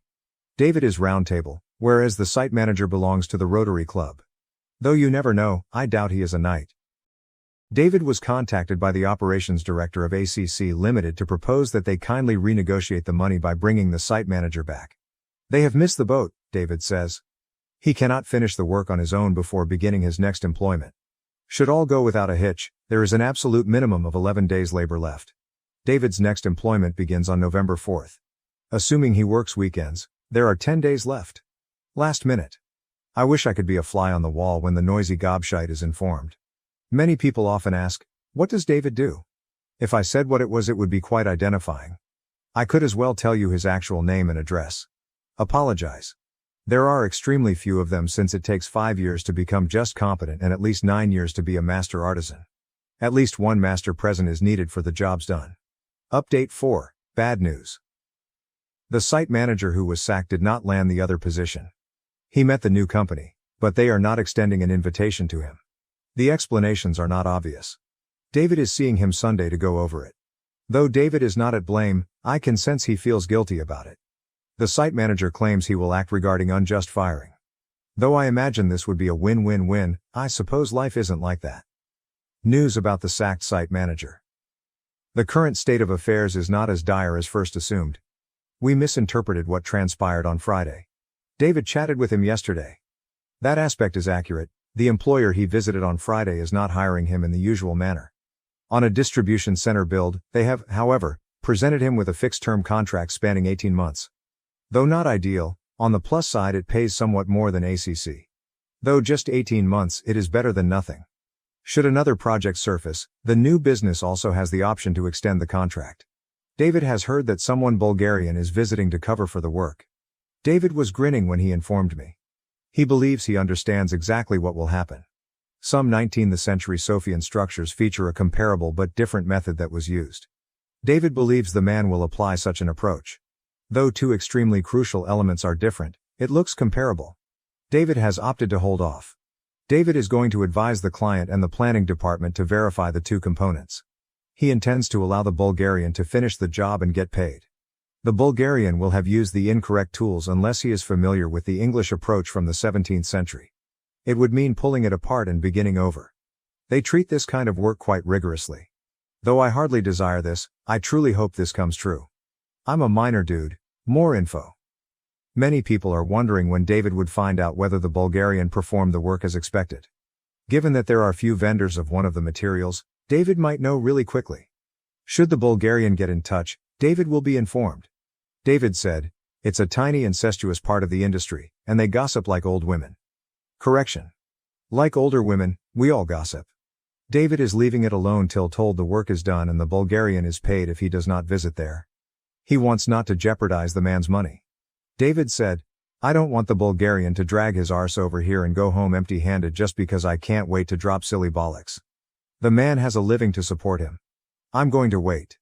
Silly bollocks is the same person as noisy gobshite just in case of uncertainty. Unless he works weekends, the Bulgarian should finish his job in 3 weeks. David will know when the work is done as he knows several people at ACC head office and several on site. I must thus wait on my hands for 3 to 4 weeks and appear to be a non-excited 7-year-old girl not complaining about Christmas approaching."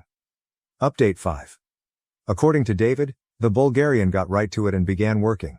Materials have been delivered, but from an ordinary building supplier. Though they sell it in Bulgaria, the items he requires for the work are too heavy for him to carry with him. He hasn't asked for it from the UK provider.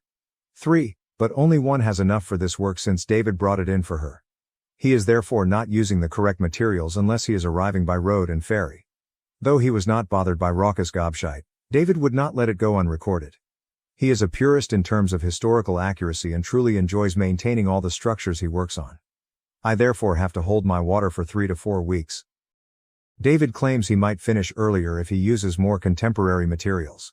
If you stay in the 17th century, 3 weeks is the period. About this work, I have become such a weirdo. David knew I was after information after I phoned him earlier under cover of pretext. Do you want me to fit a body cam so you can watch and hear everything as it happens? David asked me. I answered, that would be great if it would not be too much trouble and you could link me into your phone calls. Laughing, David said, you knob cheese, is it okay if I cover the lens when I'm shagging my wife? Personal Ollie, I don't do those two things at the same time, but whatever floats your boat, I said. David, you are telling me you do them separately. Me? Right after she washed all the garbage off the sheets after doing you. A few of us are finicky. David said, piss off, you're an uptight clean freak. Hangs. Not farewell, not see you shortly. English behavior is not what it once was. Though I realize it doesn't look like it, really I do have a life. I never would have thought I would be typing Update 6 when I originally started working on this. Update 6 Many news stories. 2 weeks ago the Bulgarian completed his work and returned home. Those who met Stefan the Bulgarian said he was a decent man and a really diligent worker. He worked weekends and 12-hour days to help to offset the expenses of living in the UK. David is glad he waited until Stefan paid before he reported the work, knowing what he discovered about Stefan. David already felt rather certain Stefan was not performing as required. None of the 3 companies he checked, the sole UK suppliers of the most unusual substance involved in the job, said they had an order for the site. Stefan might have imported it of course, but nobody on site had seen an international material order. As scheduled, David thus made calls to the client, the architect, the local authority planning department and Historic England. He waited for them to investigate after outlining his worries in the simplest, least invasive manner possible. Though it just took a few days, I can really say that I have never been that nervous or committed in anything unrelated to my pissing business. The architect produced the first report on incorrect materials and technique applied. Not the English one demanded, he had applied a Bulgarian technique from the 19th century rather than the 17th. The architect was really agitated.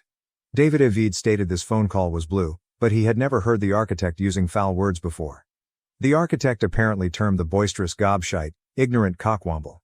David defined a womble for me. I knew nothing. Approach is welcome. Not wanting people to believe this was anything to do with him, the architect said he was going to get in touch with the local authorities. Most of the remainder came to David's second or third hand.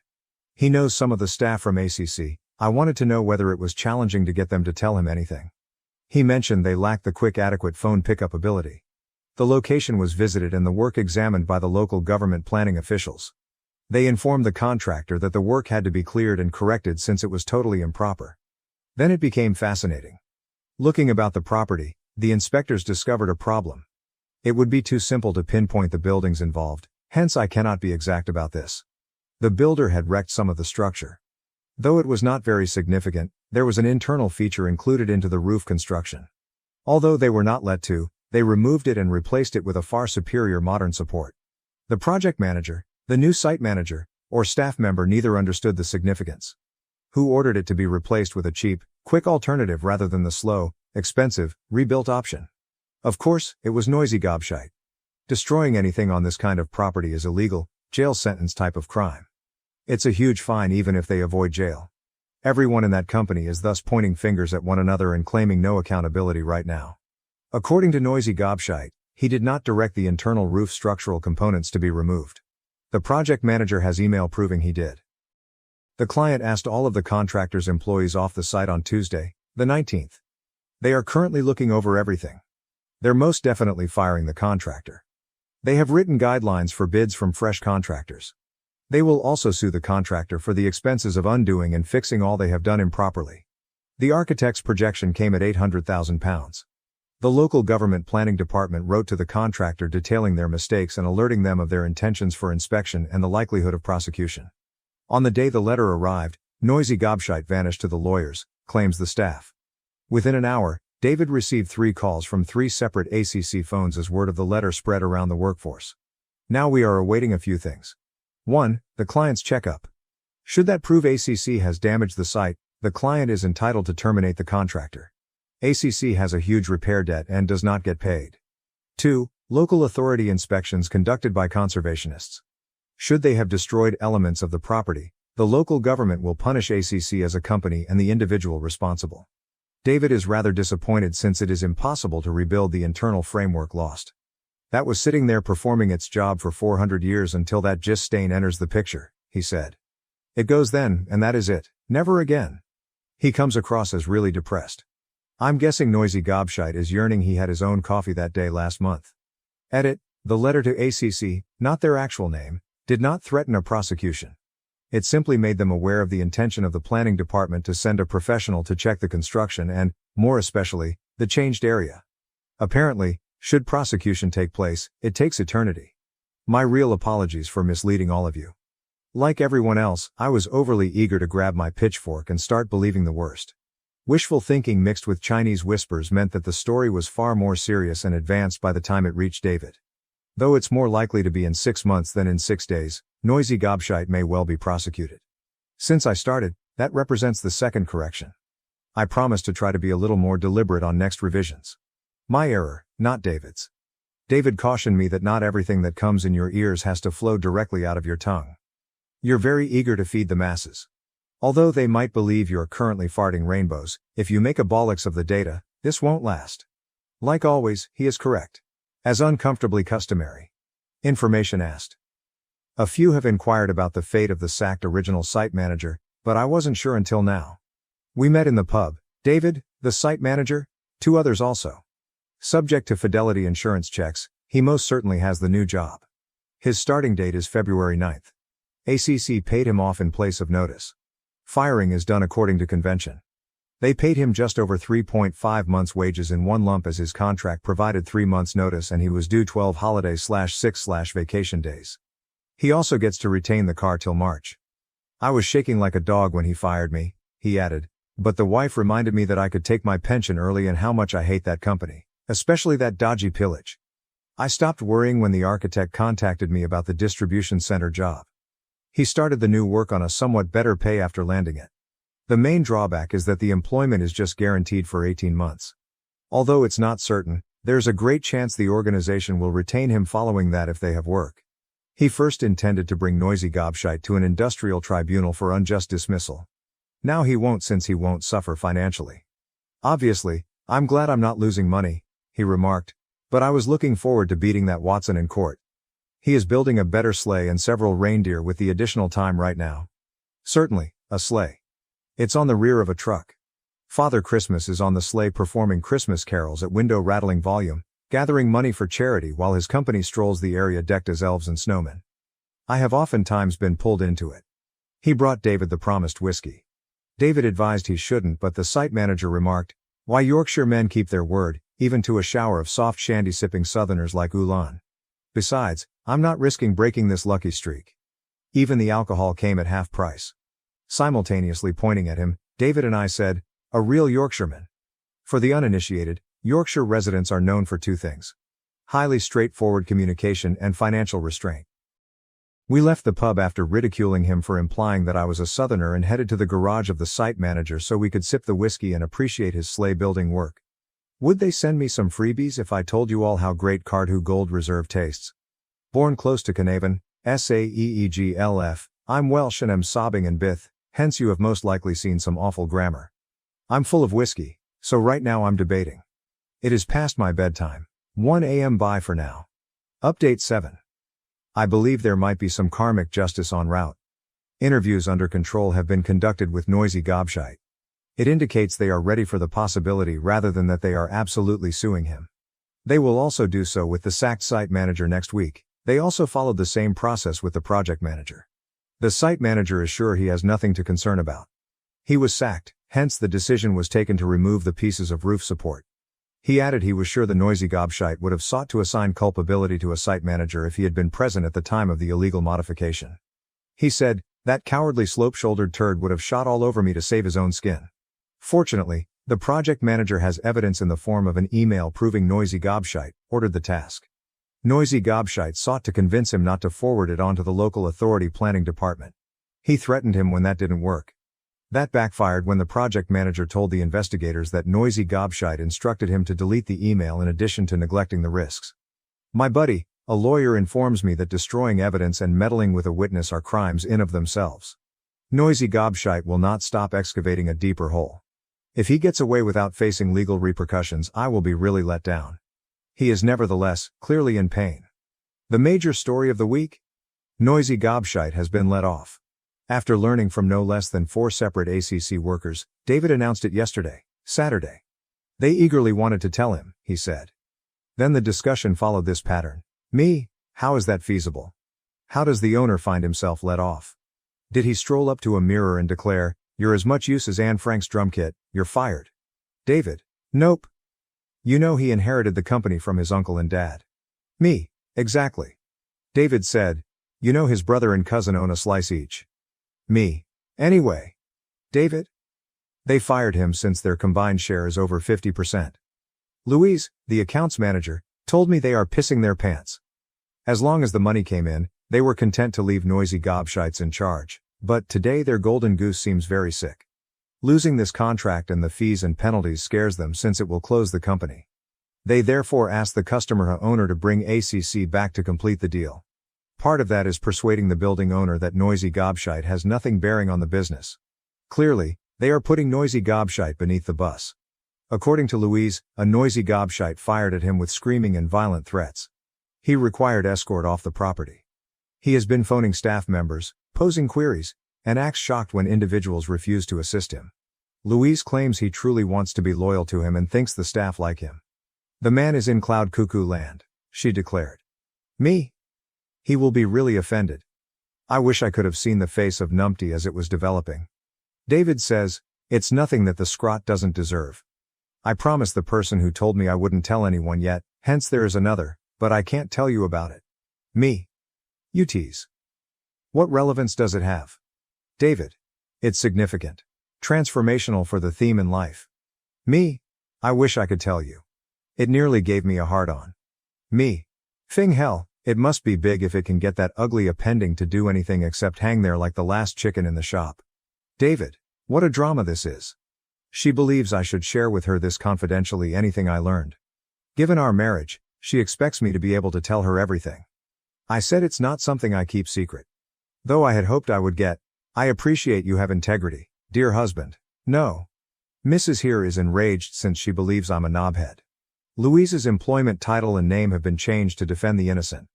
I don't want any of you holding your breath. It looks like it will be a few months before he can provide me with this fantastic news. The building owner, client has completed their inspection. 2 portions are unacceptable, the damaged section and the one David ought to have completed but Stefan did instead.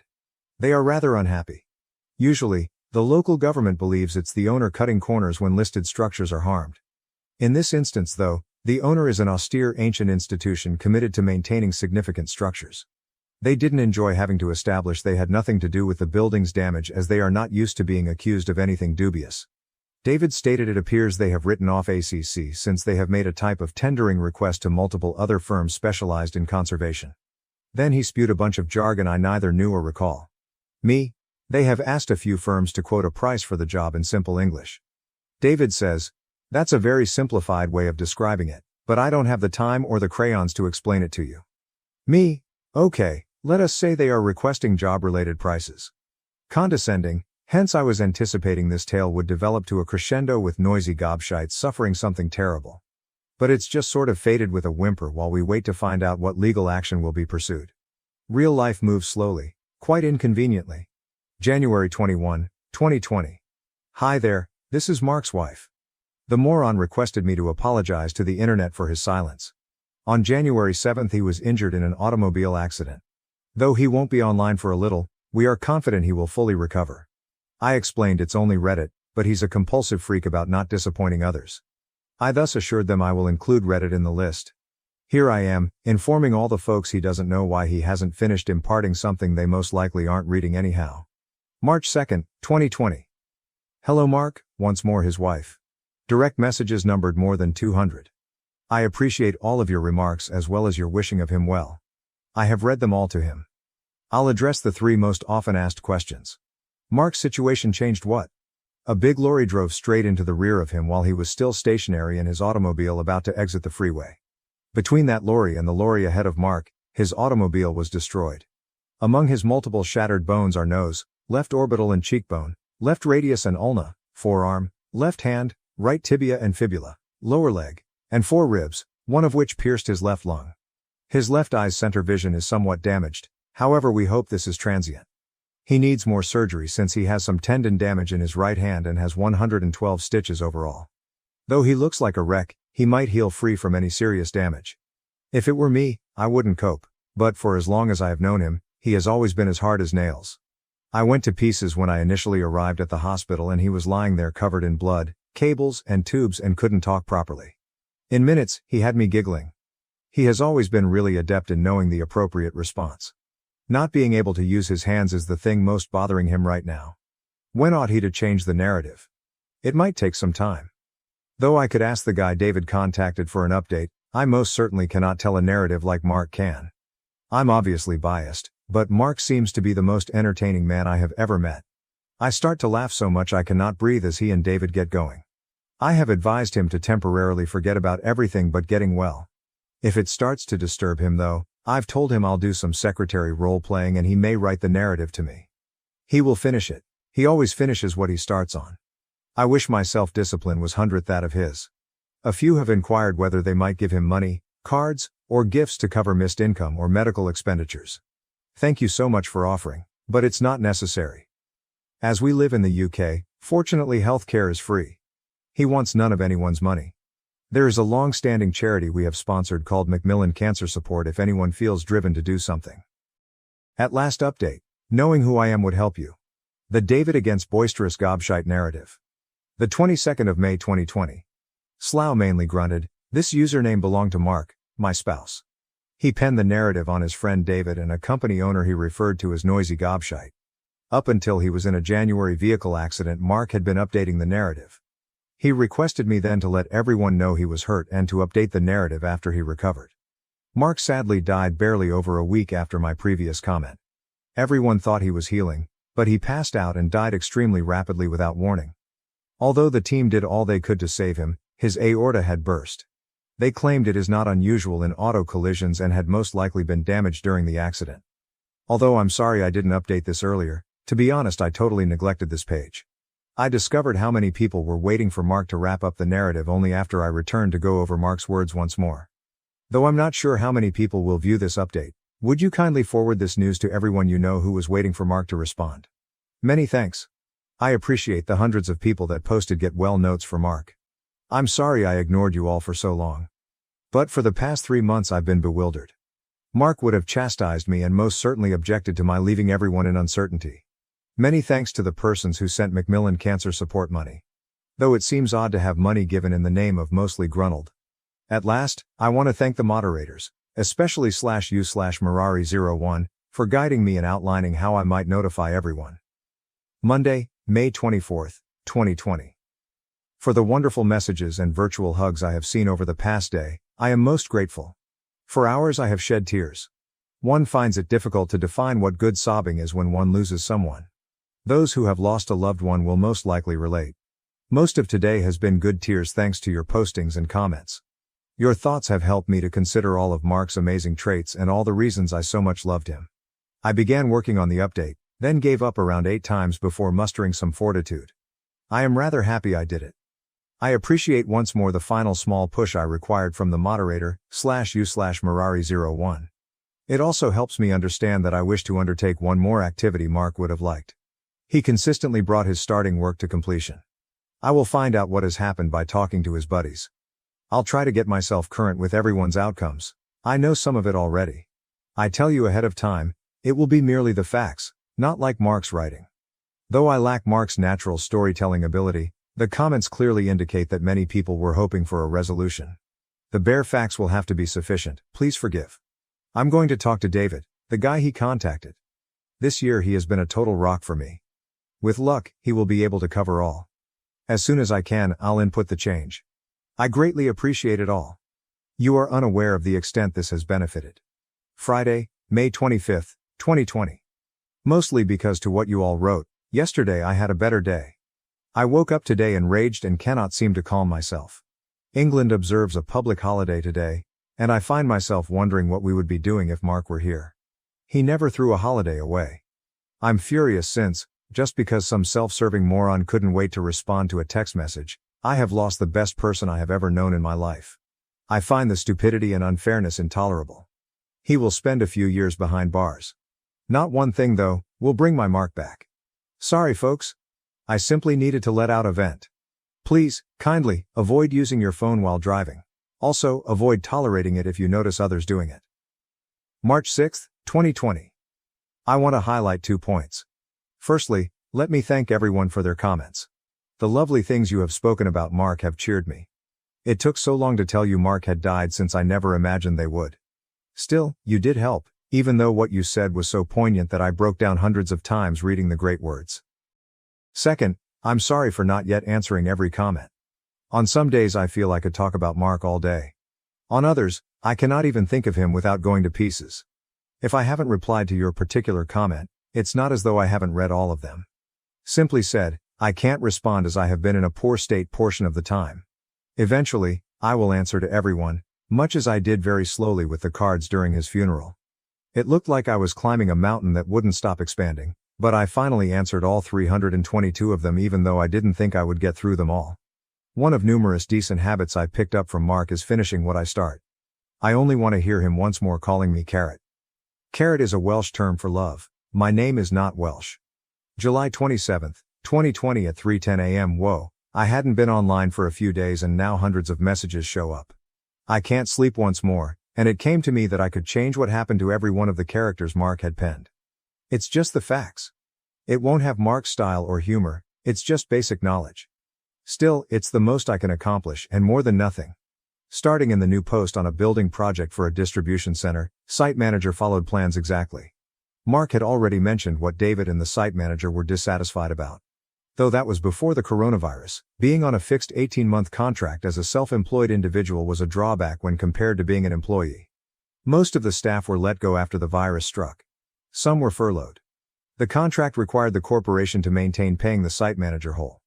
What he considered to be a negative aspect turned out to be a saving agent. The last David could tell me about Noisy Gobshite was that he no longer owns a third as he had to sell his part of the company under pressure. Regarding his assets, he had to sign a personal liability agreement in case total obligations exceeded the company's worth. According to what I understand of it, Noisy Gobshite must pay the extra, even if it means he loses his house, if for example, the total bills for his mistakes are higher than the company can pay. They couldn't continue trading if he was participating, hence he had to give up his part of the company. He needs them to carry on paying the attorneys. Though he hasn't been charged with a crime yet, he most certainly will. Something to do with wanting to be ready to go to court once he is charged. They take their time researching and being ready before they charge him. It also came to light that he warned of similar, but somewhat more minor, damage to a listed property in 2011. According to David, some anomalies found by the local government during the inquiry were forwarded to HMRC, the taxman. Also under investigation for that scam is Noisy. One of the first remarks on Mark's post was expensive cup of coffee, an understatement if ever I've seen one.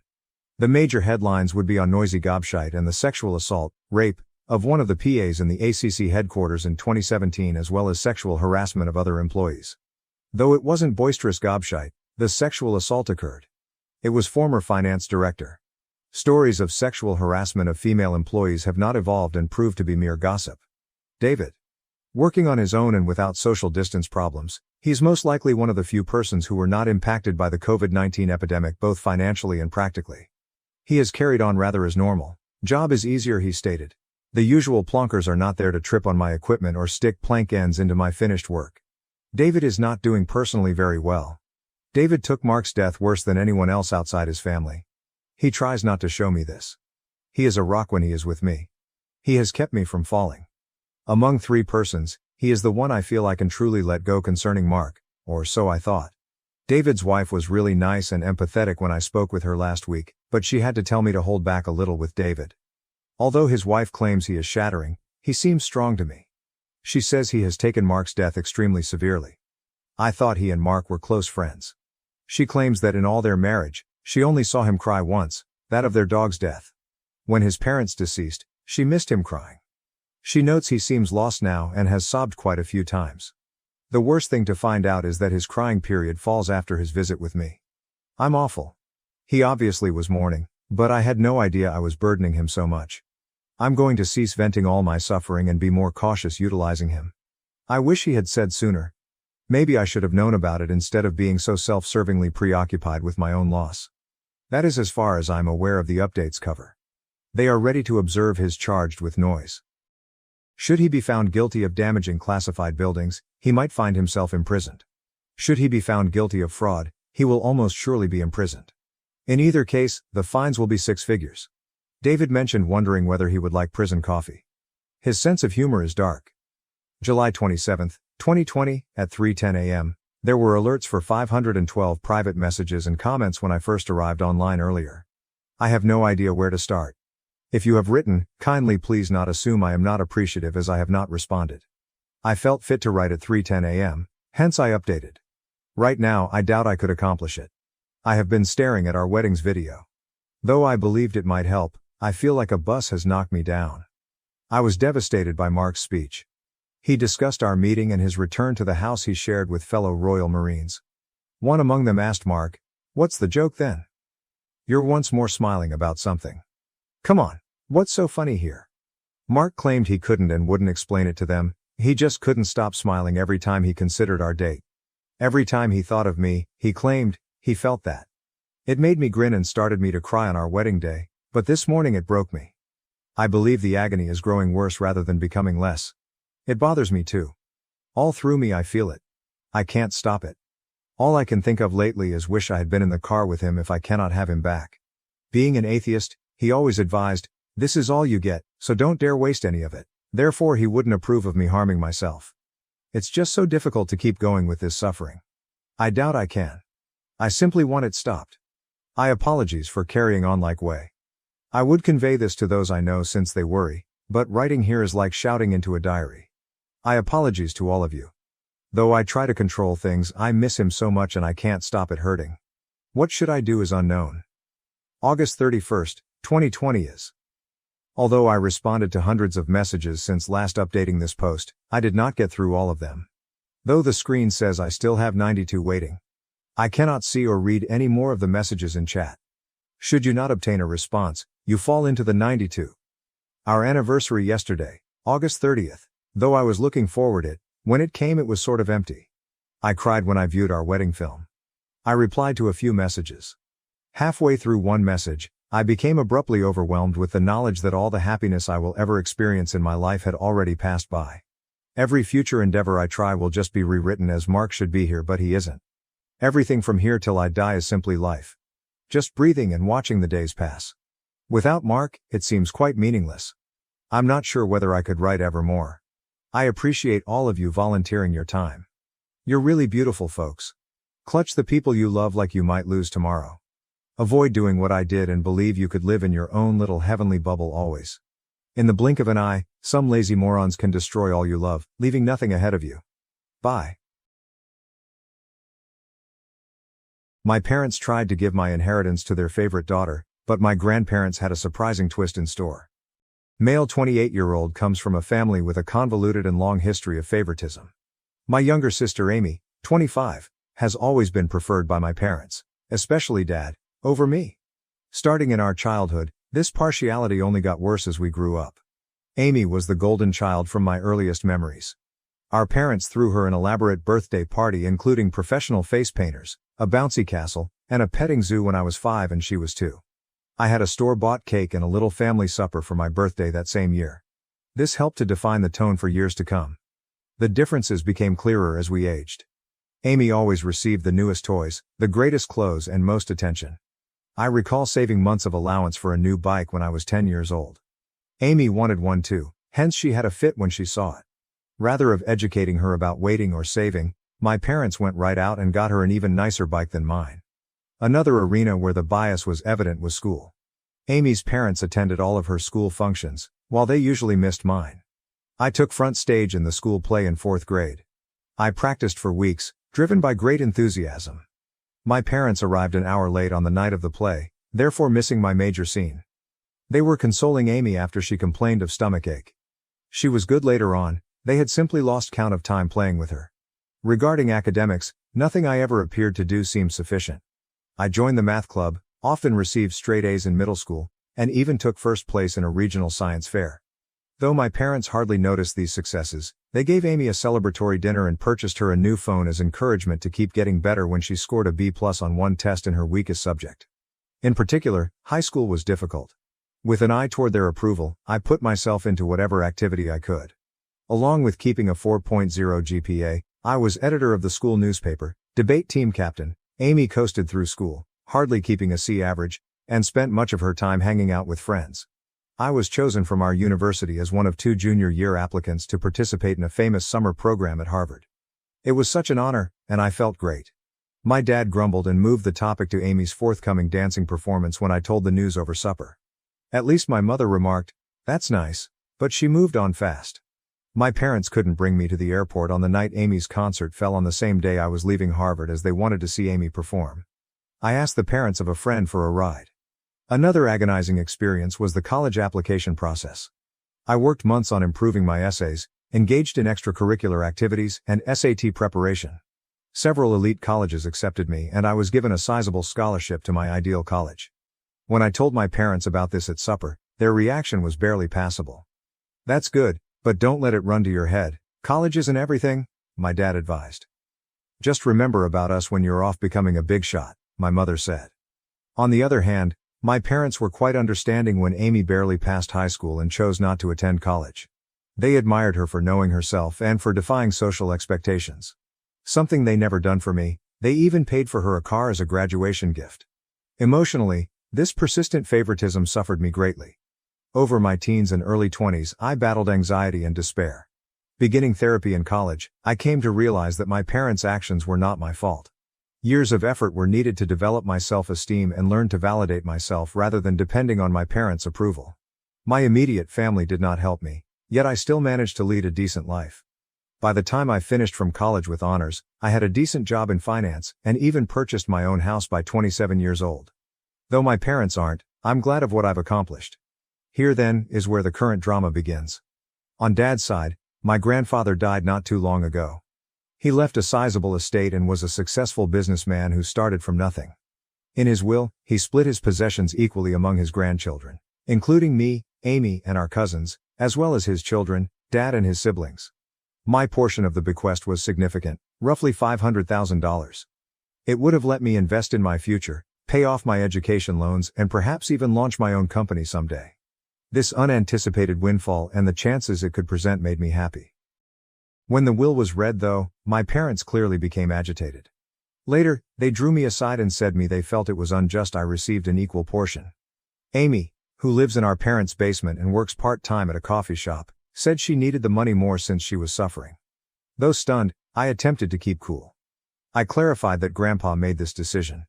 They had no say on how he decided. They insisted I should act morally and give Amy my fair part. They became enraged when I turned down and began guilt-tripping me, calling me unappreciative and selfish.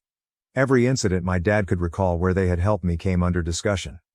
Though I worked part-time to help with finances, he emphasized paying for my medically necessary braces, buying me school supplies, the bare minimum, and allowing me reside at home during college. He conveniently forgot about the car they bought Amy, the many shopping sprees, and the fact they still support her at 2025. The matter got rapidly more serious. Acting as the will's executor, my dad chose to handle things himself. Along with her own inheritance, he declared he would be interpretation Grandpa's intentions and give Amy my whole part. He said Grandpa would have wished if he had known our unique situation. I was broken.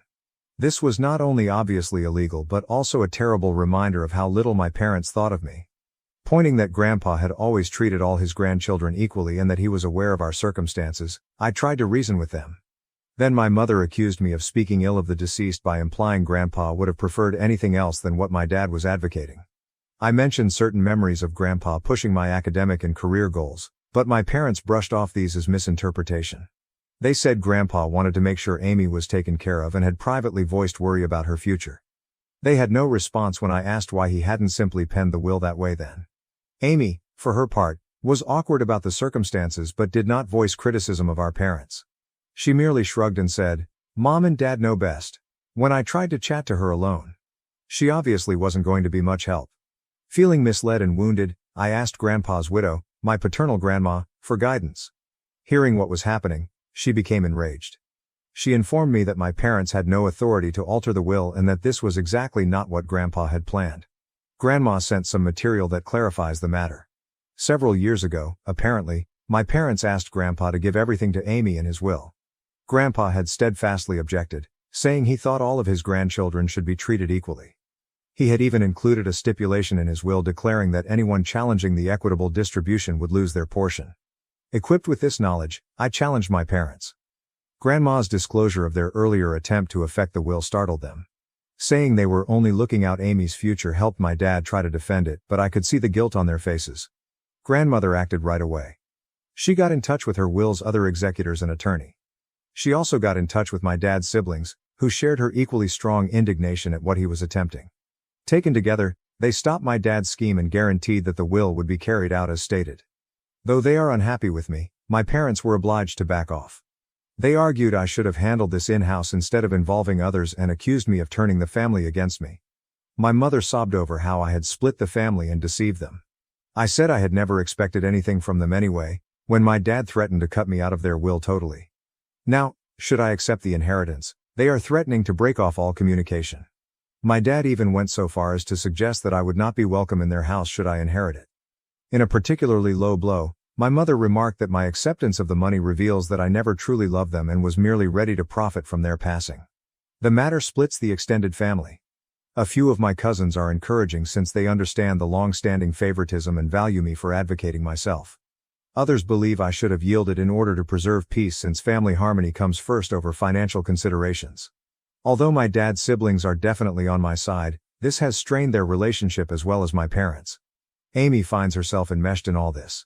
She confided in me privately that although she feels bad and didn't ask for this, she is not ready to challenge our parents. She's been trained her whole life to depend on them and seek their praise, hence I don't blame her totally. Still, a part of me longs she would help me just once. This circumstance has brought out a lot of past suffering and bitterness. I find myself remembering all the times I was passed over or discounted in favor of Amy, the birthday celebrations I missed, the school functions my parents missed, the successes that went unreported. This one occurrence seems to be bringing to a head a lifetime of unfairness. Though the whole affair has caused a great divide in the family, I am keeping my ground and want to take my inheritance as Grandpa meant. My parents hardly talk to me, and family get-togethers have grown awkward.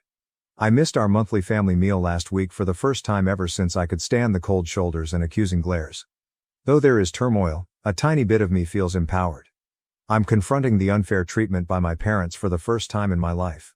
I'm declaring my value and refuse to be written off. It's both terrible and freeing at once. Though I think I'm in the right here, the family drama is draining me.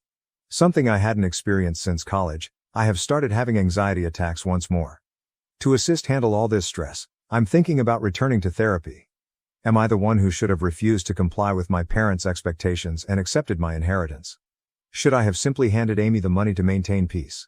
Although I'm bored of being the family scapegoat, I also fear losing my family totally. Any guidance or viewpoint would be much valued. Update. Since my first post 6 months ago, a lot has happened. I want to thank everyone for their support and guidance. It truly kept me strong during trying circumstances.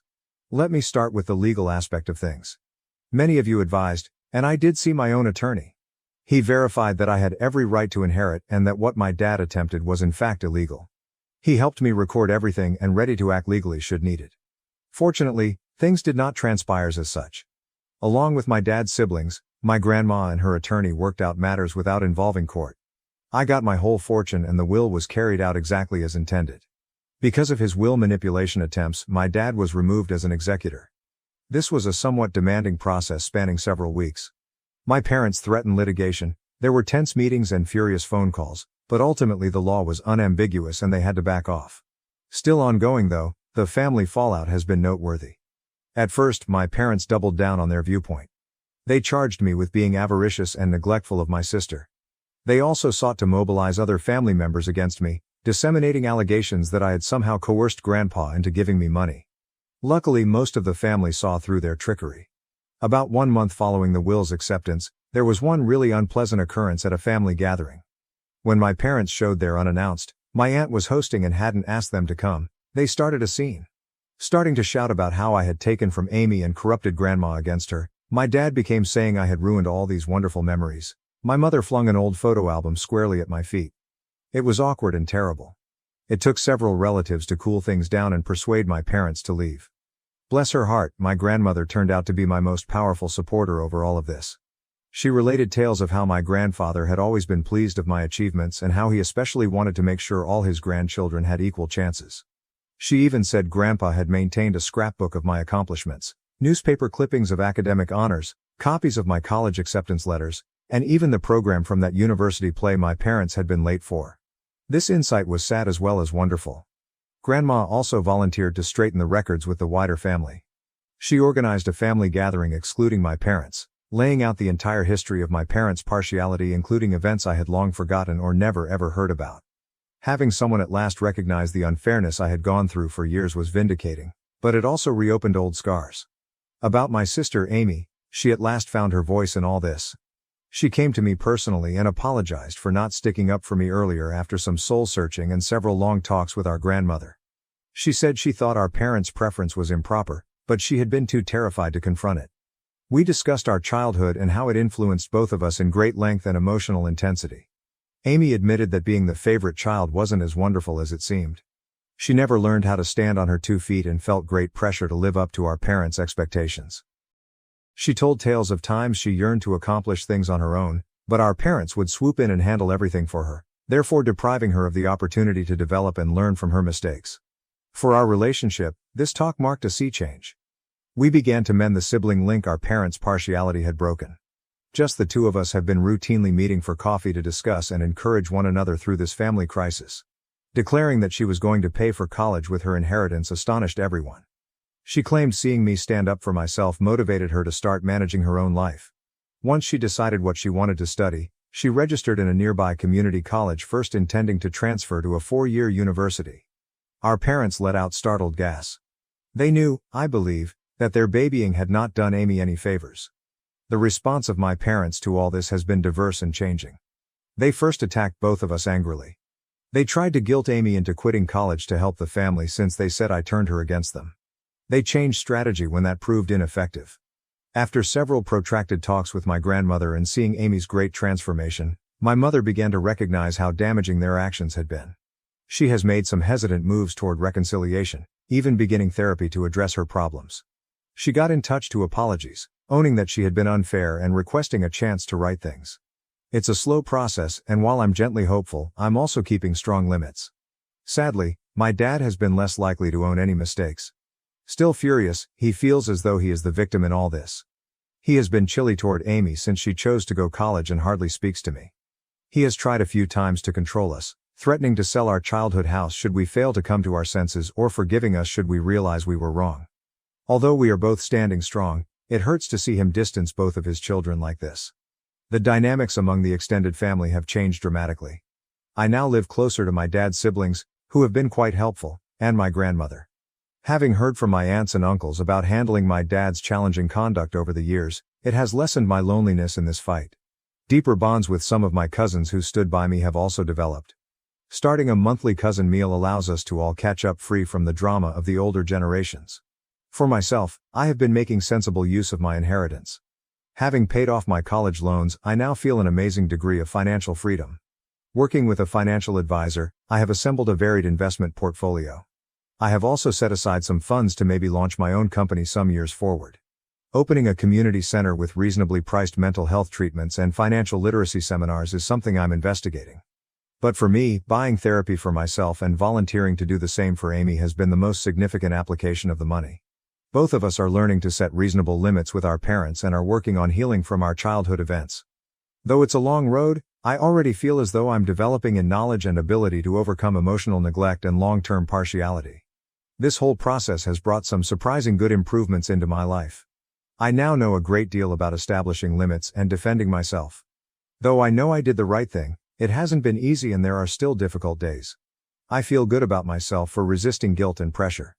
Among the most unexpected results has been a change in my work path. Dealing with all this family conflict and undergoing therapy has helped me to see my own passion about supporting people who, dealing with all this family dysfunction and doing therapy has helped me to see how driven I am about supporting others who have gone through same family dynamics.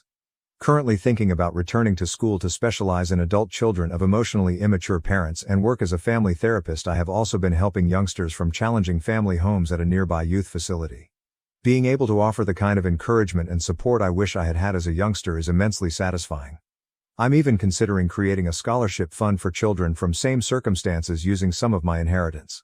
My contact with Amy has kept getting better. Once a month, we have a siblings' day when we do something entertaining, just the two of us. Our hiking and picnic last month was the most laid back and connected we had felt since we were small children. Without our parents' influence, we are gently reconstructing our connection on our own terms. Regarding my parents, things remain tricky. Our relationship has been trying to be rebuilt by my mom. She has been routinely attending therapy and has even begun to see some of the damage her favoritism brought about. We have had a few one-on-one lunches when we have had some honest, though challenging talks regarding our past and forward direction. Though it's not flawless, improvement is evident. My dad still objects to change though. He still says he done nothing illegal and that Amy and I should be appreciative. He refuses to be in the same room with me, hence he missed several family functions. Though it hurts, I am trying to let go of my need to compel him to see things differently or control his reactions. For both Amy and me, Grandma now serves as a rock. She has been sharing additional tales about our grandfather and his pride of us for advocating for ourselves. She always supports justice and understanding, thus she has been a fantastic mediator in family problems. The whole process has imparted a lot of lessons about the actual meaning of family. I've come to see that occasionally the family you select might be more encouraging than the one you were raised in. Along with developing a close-knit circle of friends who have been quite helpful along this journey, I have grown closer to my aunts, uncles, and cousins who stood by me. Setting limits and practicing self-care have also become more crucial to me. I'm growing better at saying no to circumstances that compromise my mental health, and I no longer feel bad about giving my personal well-being top priority. I was so preoccupied with trying to achieve my parents' favor that I had always put off investigating new interests and hobbies. To those in same circumstances, I would wish to advise not let someone make you feel bad about getting what is rightly yours. Even if it generates controversy, it's reasonable to defend yourself. Though family dynamics might be complex, you are deserving of fair treatment. Remember, you never have too late to begin developing the life you are due. See a therapist if necessary. Surround yourself with encouraging people. And don't hesitate to establish limits. Who you are personally defines your value, not how your family treats you. I want to thank each of you once more for your suggestions and encouragement. It meant more than what you would have known during a really trying period. Although the road has not been simple, I am excited about the future and confident in self-assurance I have not experienced in years. Where this new chapter of my life will lead excites me, and I am resolved to stop the pattern of favoritism and build better relationships in my own future family. Regarding my parents, things remain tricky. Our relationship has been trying to be rebuilt by my mom. She has been routinely attending therapy and has even begun to see some of the damage her favoritism brought about. We have had a few one-on-one lunches when we have had some honest, though challenging talks regarding our past and forward direction. Though it's not flawless, improvement is evident. My dad still objects to change though. He still says he done nothing illegal and that Amy and I should be appreciative. He refuses to be in the same room with me, hence he missed several family functions. Though it hurts, I am trying to let go of my need to compel him to see things differently or control his reactions. For both Amy and me, Grandma now serves as a rock. She has been sharing additional tales about our grandfather and his pride of us for advocating for ourselves. She always supports justice and understanding, thus she has been a fantastic mediator in family problems. The whole process has imparted a lot of lessons about the actual meaning of family. I've come to see that occasionally the family you select might be more encouraging than the one you were raised in. Along with developing a close-knit circle of friends who have been quite helpful along this journey, I have grown closer to my aunts, uncles, and cousins who stood by me. Setting limits and practicing self-care have also become more crucial to me. I'm growing better at saying no to circumstances that compromise my mental health, and I no longer feel bad about giving my personal well-being top priority. I was so preoccupied with trying to achieve my parents' favor that I had always put off investigating new interests and hobbies. To those in same circumstances, I would wish to advise not let someone make you feel bad about getting what is rightly yours. Even if it generates controversy, it's reasonable to defend yourself. Though family dynamics might be complex, you are deserving of fair treatment. Remember, you never have too late to begin developing the life you are due. See a therapist if necessary. Surround yourself with encouraging people. And don't hesitate to establish limits. Who you are personally defines your value, not how your family treats you. I want to thank each of you once more for your suggestions and encouragement. It meant more than what you would have known during a really trying period. Although the road has not been simple, I am excited about the future and confident in self-assurance I have not experienced in years. Where this new chapter of my life will lead excites me, and I am resolved to stop the pattern of favoritism and build better relationships in my own future family. After hearing my girlfriend talk about infidelity, I left without saying anything. She is looking for me, but I blocked her everywhere. My girlfriend, who is 36 years old and with whom I have been in a relationship for 5 years, has cheated on me without my knowledge. I am a 38-year-old man who just recently discovered this information. I discovered it in the most unfortunate way imaginable. Let me begin by providing some background information about myself. I have never been married and I do not have any children. It's not that I don't want it either. I guess life just hasn't presented me with those opportunities yet. Okay, let's get to the story. The men and I were going to take a weekend trip to one of my friend's cabins on the lake, so I left work on Friday after work to go on the trip. There is nothing overly insane about it. Fishing, drinking games, and just plain old fun. The majority of the time, we take these excursions approximately once every 3 months in order to offer our significant others a break from us and to allow ourselves some time to ourselves.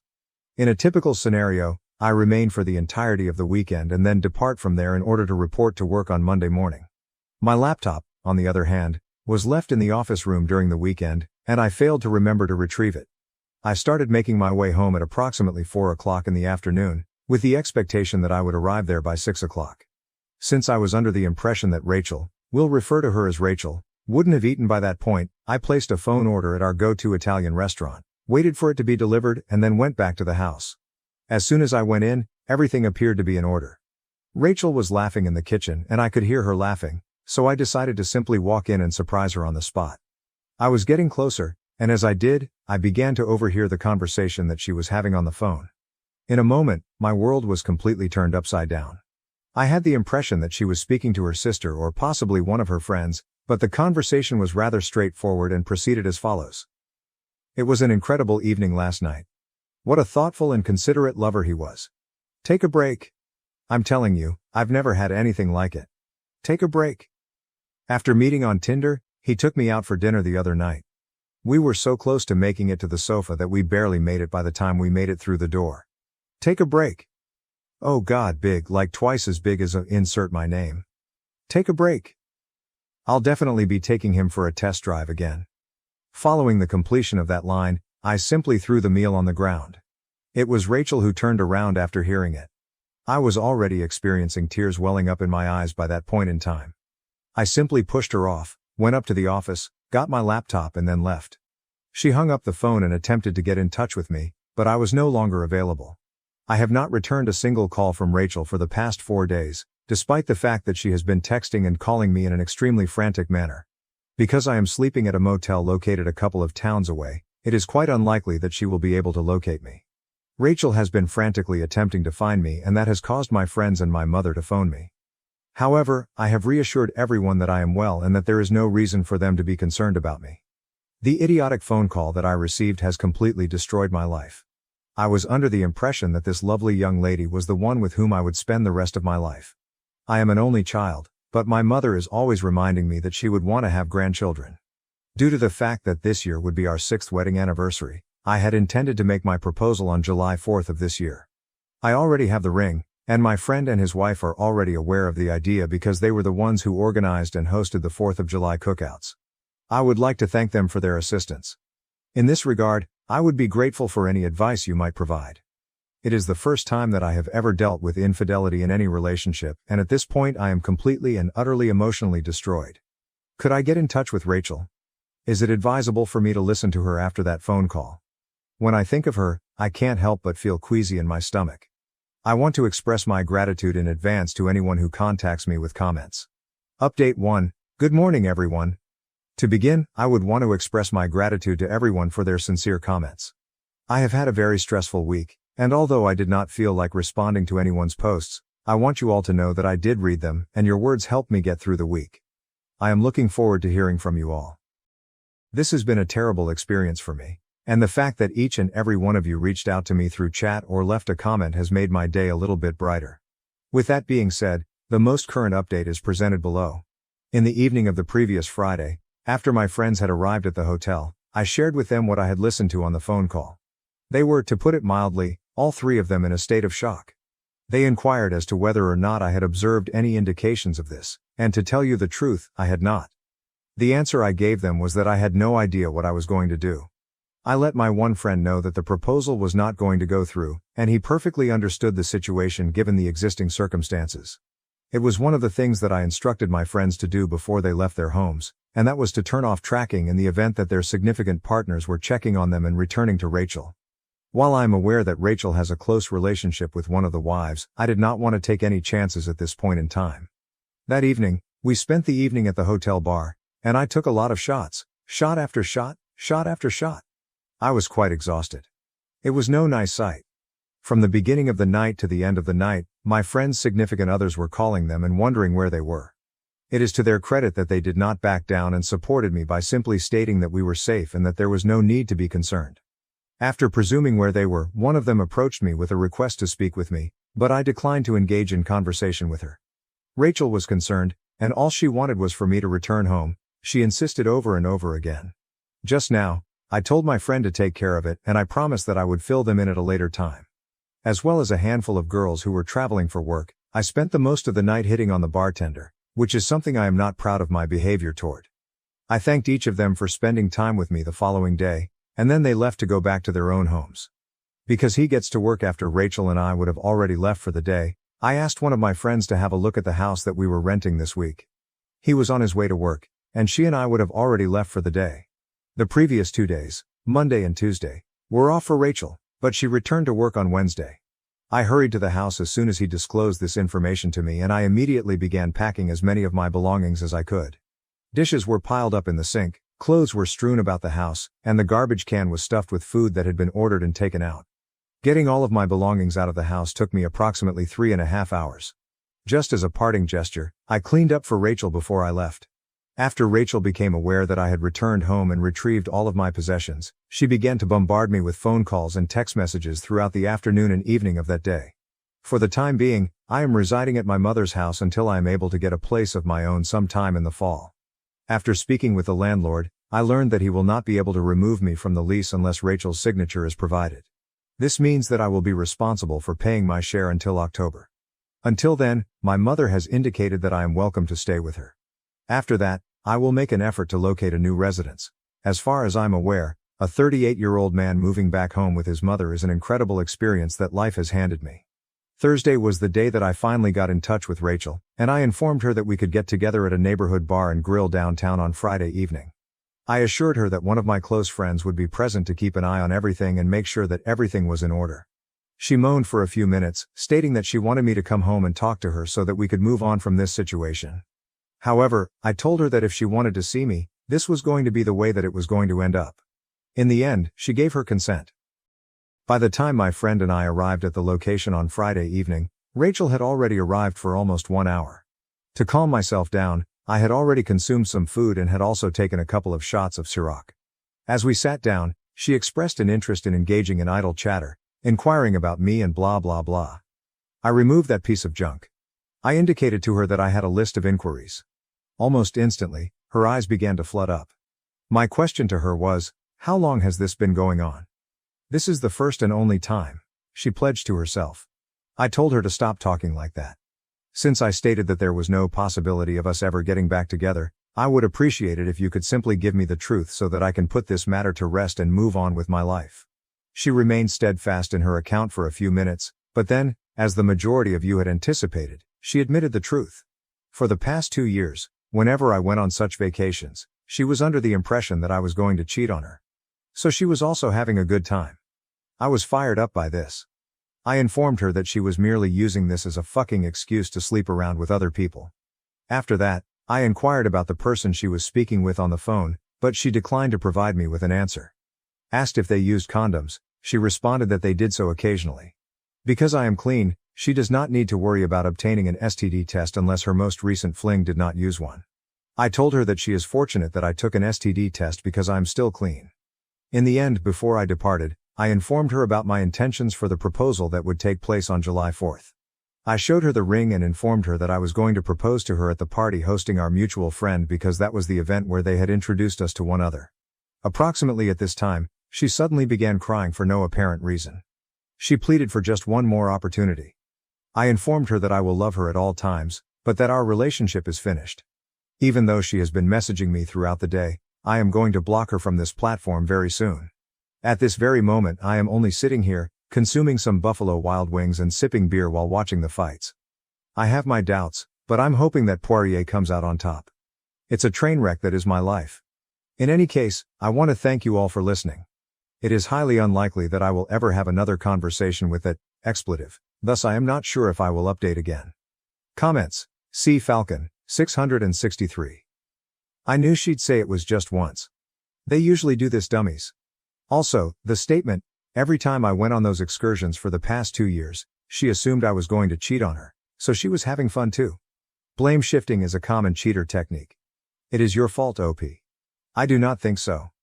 I am sorry your landlord did not allow you out of your lease, but at least you have your mother. It isn't ideal, but it is only temporary. It was entirely her loss. Unfortunately, she was going to marry someone. A nice man had chosen and desired her, and she had thrown it all away for pleasure. It's time to focus on yourself and your healing. Take it easy on the drinks, be careful. You are going to be fine. Fly Gusk. OP, I'm pleased you're clean, but it's unfortunate that she was such a POS and used that as an excuse to believe you were going to cheat on her during those travels. It's also unfortunate that she didn't want to identify who she was speaking with, but I'm guessing it was someone in your tight circle of friends, probably one of your mate's spouses. She probably didn't want to be identified because it could get her in trouble. You may wish to warn your friends about these possibilities. Now, in terms of her reaction and actions at the meal, she exhibited no remorse and even attempted to trickle the truth to you. If she was truly sorry for what she had done, she would have broken down before the ring reveal. She only seemed to realize her mistake when you showed her the ring and discussed the proposal. It's time to leave the alcohol behind and begin your healing path. I hope everything goes well, and if you find out who was on the other end of that call, please keep us updated. Update 2. Dear fellow Redditors, how are you doing? I would want to express my gratitude to each of you for the kind remarks. They have meant a great deal to me. During the past day, a few events have transpired, and I thought it would be best to fill you in on them. In spite of the fact that it is not particularly exciting, here it is. I am free and clear, and there is no need for me to worry about any confrontation with Rachel because she is no longer invited to the cookout that will be held on the 4th of July occasion. While I was at the bar, one of the spouses was attempting to strike up a conversation with me, as you may recall from my previous story. In the 4th of July barbecue, she is the wife who is in charge of hosting. It would appear that Rachel had explained to her that she had only cheated on her partner once, and that it was a grave error on her part. This is the reason why she was attempting to convince me to share my thoughts with her. On Tuesday, I had a conversation with her, and during that conversation, I told her the complete truth. Almost immediately, she called Rachel, who informed me that my account of the events was accurate and was furious. As she began to rage at her, she informed her that it would be better if she did not show up to the event that was going to take place on the 4th of July because I was going to be there, and to tell you the truth, what she did to me was horrible and revolting. After that, she requested me to pardon her and stated that she was unaware of the situation. My explanation was that it was not her fault, and that she had no grounds for requesting forgiveness for what she had done. A person who was important to both of us was the one who deceived us. When it comes to the question of who was on the phone with her, I can only speculate that it was her sister. The two wives who are friends with her have maintained their steadfastness and insisted that they were unaware that Rachel was engaging in this behavior.